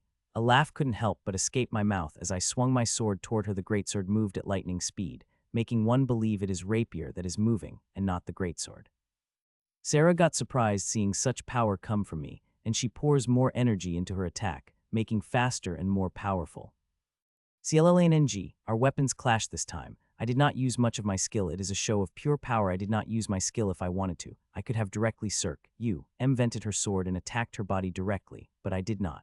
I wanted to beat her in every angle, from skills to method. I want to wipe that prejudice off her mind. I would have liked to beat her too, a little, but I will not go that far. Her sister and Jim will not forgive me if I did not. A crushing shockwave released from our attack, making the whole force field ripple and base of Arian shake down below. A shocked expression appeared on her face as she shook by the attack lightly. The slight seemed to have to blow her fuse or something as rage appeared in her eyes, which had quickly transformed into fury. Mitchell, she said ever so slowly before she swung her sword again, and this time her aura began to climb steadily, reaching higher every moment, making aura flames around her denser and denser. The way her aura is growing at unprecedented speed, something seemed to have clicked. I could feel the slight change that is occurring in her attack. It does not only become powering, but it is becoming even more perfect. She's now truly looked at Angel in a fury, and that is likely the reason the power of her attacks is growing, as the attack itself is called War Angel's Fury. What is happening to her pretty common. Some attacks need an emotional spectrum to work on, and greater than emotion, the higher the power they are able to harness from it. Seeing her powerful attack is coming toward me, a smile appeared on my face. A powerful aura blasted off as I swung my sword toward hers. CLLANNG. Our weapons clashed and released a powerful shockwave that produced another ripple across the force field. The attack is very powerful enough to make one proud to be able to produce it, but it did make Sarah feel anything other than fury, as her attack was not powerful enough to shake me at her, who shook again lightly. You, she said with fury and swung her sword again as power of her began to increase at a greater rate than before. CLLANNNG, CLLANNNG, CLLANNNG. Our attacks begin to clash at a faster and faster rate, shaking the arena louder and louder. The crowd has become absolutely mad as they began to cheer like crazy as our attacks became more and more powerful. CLLANNNG, CLLANNNG, CLLANNNG. In this battle, I wanted to teach Sarah some lesson and prove how wrong she had been to be prejudiced around me for all these years, and instead of doing that, I had helped increase her power. I don't know whether it is my face or the things I do, or it's just with Sky Saber's members who want to defeat me so much that they end up harnessing strength from their inheritances. When I had fought with Herman, his strength had also increased considerably, but it is still nothing to power up that Sarah is having right now. Her strength is increasing rapidly that now, the power of attacks had reached highest in the championship. We have surpassed the last attack that Ellen and Victor had performed each other. I think I had helped her enough. It is time for me to give her some challenge. In this clash, I had not used much of skills. I used the raw power. For raw power, it is time again for me to use some of my skills. CLLANNG. KRRRRRR. Our weapons clashed, and this time, I directly broke the momentum of her sword by striking at its weakness. In this clash, she had been using simple moves to deal with my skill easily, but no matter how simple her moves are, I could still break them. She does not have enough battle experience to counter my skill. I had fought thousands of life and death battles against those old ghouls in the ruin. Thousands of times I had nearly died, and 2 times I had reached very close to the death, and I survived and got the battle experience that barely anyone with a similar stage as me. This experience, these skills are not easier to deal with. Raw power is a way, but it only works when there is a difference of power between the two parties, and there is a difference of power, but it is an opposite difference of power. I stole the momentum of her sword and moved my sword toward her heart. She had put up the surprise of a huge amount of inheritance energies which would have blasted any king to pieces, but my runes have sucked that energy, and now I am using that converted energies on my sword. Seeing me breaking the momentum of her attack, fury blazes even higher in her eyes, and her aura begins to climb even higher at greater momentum as she moved her sword toward mine to defend her heart. CLLANNG. A thick aura covered her sword as it appeared in front of my sword clashed against mine, stopping my sword on the track. Seeing that, a smile couldn't help but appear on my face. Even in a fury, she could show some ingenuity, I thought, seeing my stopped short. On her sword, she had created a sponge of very dense energy. This sponge acts like a net that will stop the momentum of the sword and attack as once the sword is stopped. It will attack the sword and host that is using it. It is a very powerful move she had created, but very costly. It needs a huge amount of energy.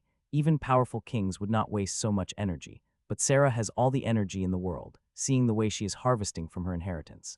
Her had failed, or it could be said it succeeded halfway as it was able to stop my sword on its track, and now, I want to see how many times she could use such trick to stop my attack, as my runes will take all the energy she is willing to give me. CLLANNNG, CLLANNNG, CLLANNNG. I attacked and clashing sounds begin to ring out even more intensely, and with each failing attack, the fury in her eyes grows, and she harvests even more power from her inheritance.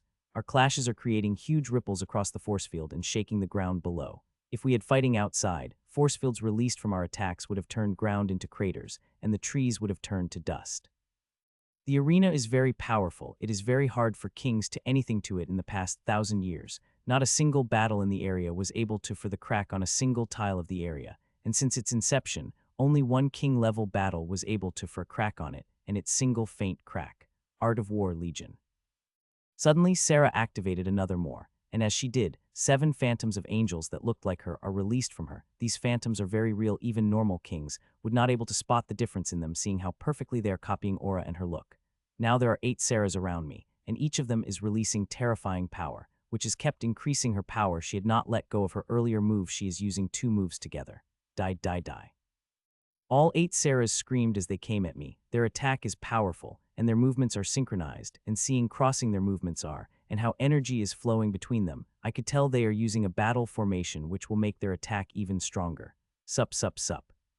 Seeing powerful 8 attacks are coming, 7 diamond vines released from me. Each of the vines is diamond green, and a 1-meter long red diamond blade is attached to their end. The 1-meter blade is nothing. I had to increase the side of the small blade to bigger. It does not damage its sharpness or integrity, seeing how much energy I had poured inside it for not that to happen. The 7 vines moved toward the 7 phantoms like viper. This move is quite powerful, and I want to see if these phantoms would able to stop my vines, as I plan to finish these phantoms in a single move. I wanted to anger Sarah even more so that she would fight me at strongest, so that I would defeat at her strongest. Professor Jenkins would have liked me to finish my fight as soon as possible, revealing as little about my strength as possible. I have followed those directions till now, but now I want to enjoy the battle. Since I had come out of the ruin, I had not enjoyed any blood-burning battles, and this battle had begun to burn it, first time in quite a while. My sword moved toward the real Sarah, while my sword moved toward the 7 real phantoms her method had conjured. I am going to destroy those phantoms in a single attack. It may seem hard seeing the power they are projecting, but it is not. I have fought her for quite a while, and quite confident with the battle experience I had. CLLNNG. My sword clashed against Sarah. Her sword had the sponge she had been using against my sword for quite a while. I could tear through this energy sponge if I want to, but I will not. My targets are the 7 phantoms, and I will deal with them first. CLLNNG, CLLNNG, CLLNNG. As my sword clashed against Sarah's sword, my 7 vines have also reached the inch distance to phantom swords and clashed against them, producing 7 shockwaves at the same time that rattled the whole arena, but did not deal any damage. KRRR, KRRR, KRRR. These phantom swords also have a sponge in them, which stopped my sword, and before the sponges could launch an attack on my vines had sucked the thick energy sponges before they slid on the phantom swords toward the phantom Sarahs. As they moved toward the phantoms, the vine's speed increased. The swords tried to catch up, but they are too slow. The phantoms tried to activate the defensive methods, which quite surprised me since I had not expected they will be able to activate them at this stage, but it did not matter. My vines are too fast and too sharp these defensive methods to do anything. Kutch, kutch, kutch.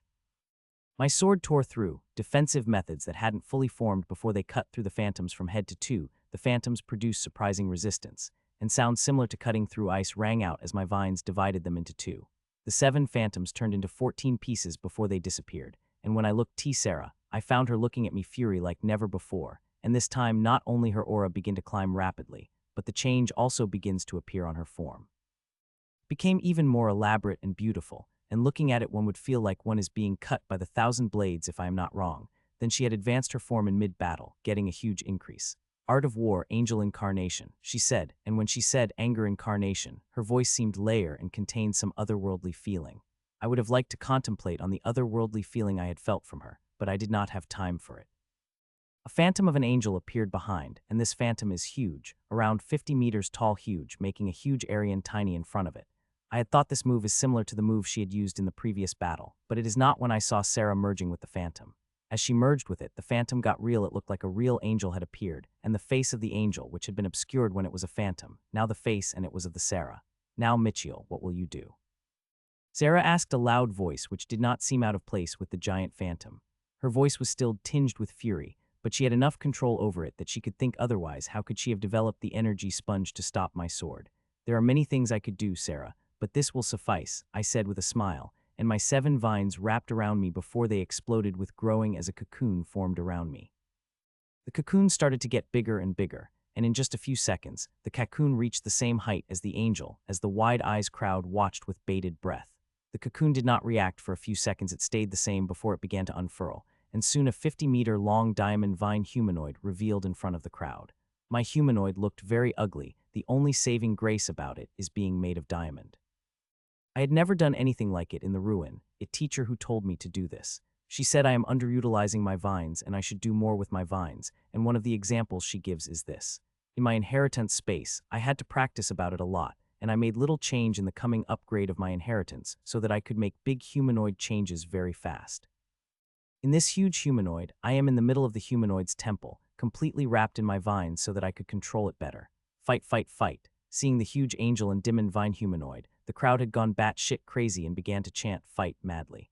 We looked at each other before moved toward each other at the same time, and I found the humanoid is moving with surprising grace, despite using it for the first time in a real battle.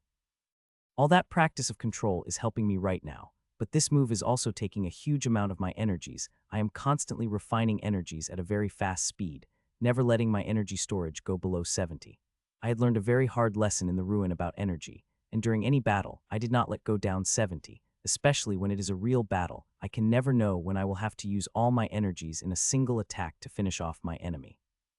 It barely took a moment for us to reach next to each other as we did. We swung our swords at each other. Her sword is the same as her totem artifact. Mine is a sword made of red and green vines. In the center of the vines sword is my real sword, where I am pouring a huge amount of energies for both enchantments to activate. While there is no enchantment to make my sword increase its size, there are huge changes that occurred in 2 enchantments when I reached the king stage. I can now spread the aura of 2 enchantments of my sword around it. So this green sword is just like my sword with the power of its 2 enchantments. The only difference it had with my sword is that it is made of the vines. CLLANNNG. Our weapons clashed, creating a rattling force field that shook the arena like never before. I feel a huge ripple running across the force field before it got absorbed by it. While Sarah is fine by the attack, the vine humanoid shook loudly. That shaking got the surprised gasp from the audience.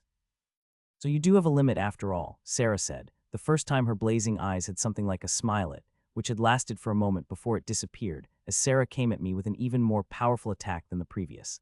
I wish I could tell her that while the humanoid shook because of her attack, but it was not because she got the upper hand in the attack. The reason for its shaking is my mistake in its creation. One could not make a humanoid and want it to act as the human body. I had crafted this humanoid with all the data I had, but since I had never fought with human, I could assume many things while designing it. In the first clash, many of its flaws were revealed, and I am fixing them as I attacked Sarah back. I am very lucky that I am testing my vine human against Sarah, where I could fix the flaws while fighting her. If it had been Ellen, Jill, or Elijah, I don't think I would have gotten the chance. They would have finished me before I could do anything to fix it. CLLANNNG. Our weapons clashed again, and this time, the vine humanoid shook even more than before and nearly moved back a step in the sky. It would be long before I tore you out, your vine demon Mitchell, Sarah said, and she came toward me for another powerful attack with the intention of crushing me as soon as possible. CLLANNNG, CLLANNNG, CLLANNNG. She attacked me like being possessed, with each her attack being more powerful than previous, and by her 5th attack I began taking a step, which increased her confidence further in madness. I took a step back after step, moving all around the area, never getting too close to the force field. With such bodies, this gigantic arena had become quite small. I don't want to crash on it by mistake and lose the battle. While I am fighting against Sarah, much of my focus is not on it. I am directing 30 of my focus on the battle, while the rest 70 is invested in fixing the vine humanoid. The humanoid had fixed enough that I have the confidence to defeat Sarah with it, but I have not interested in doing that this early. This is a great chance for me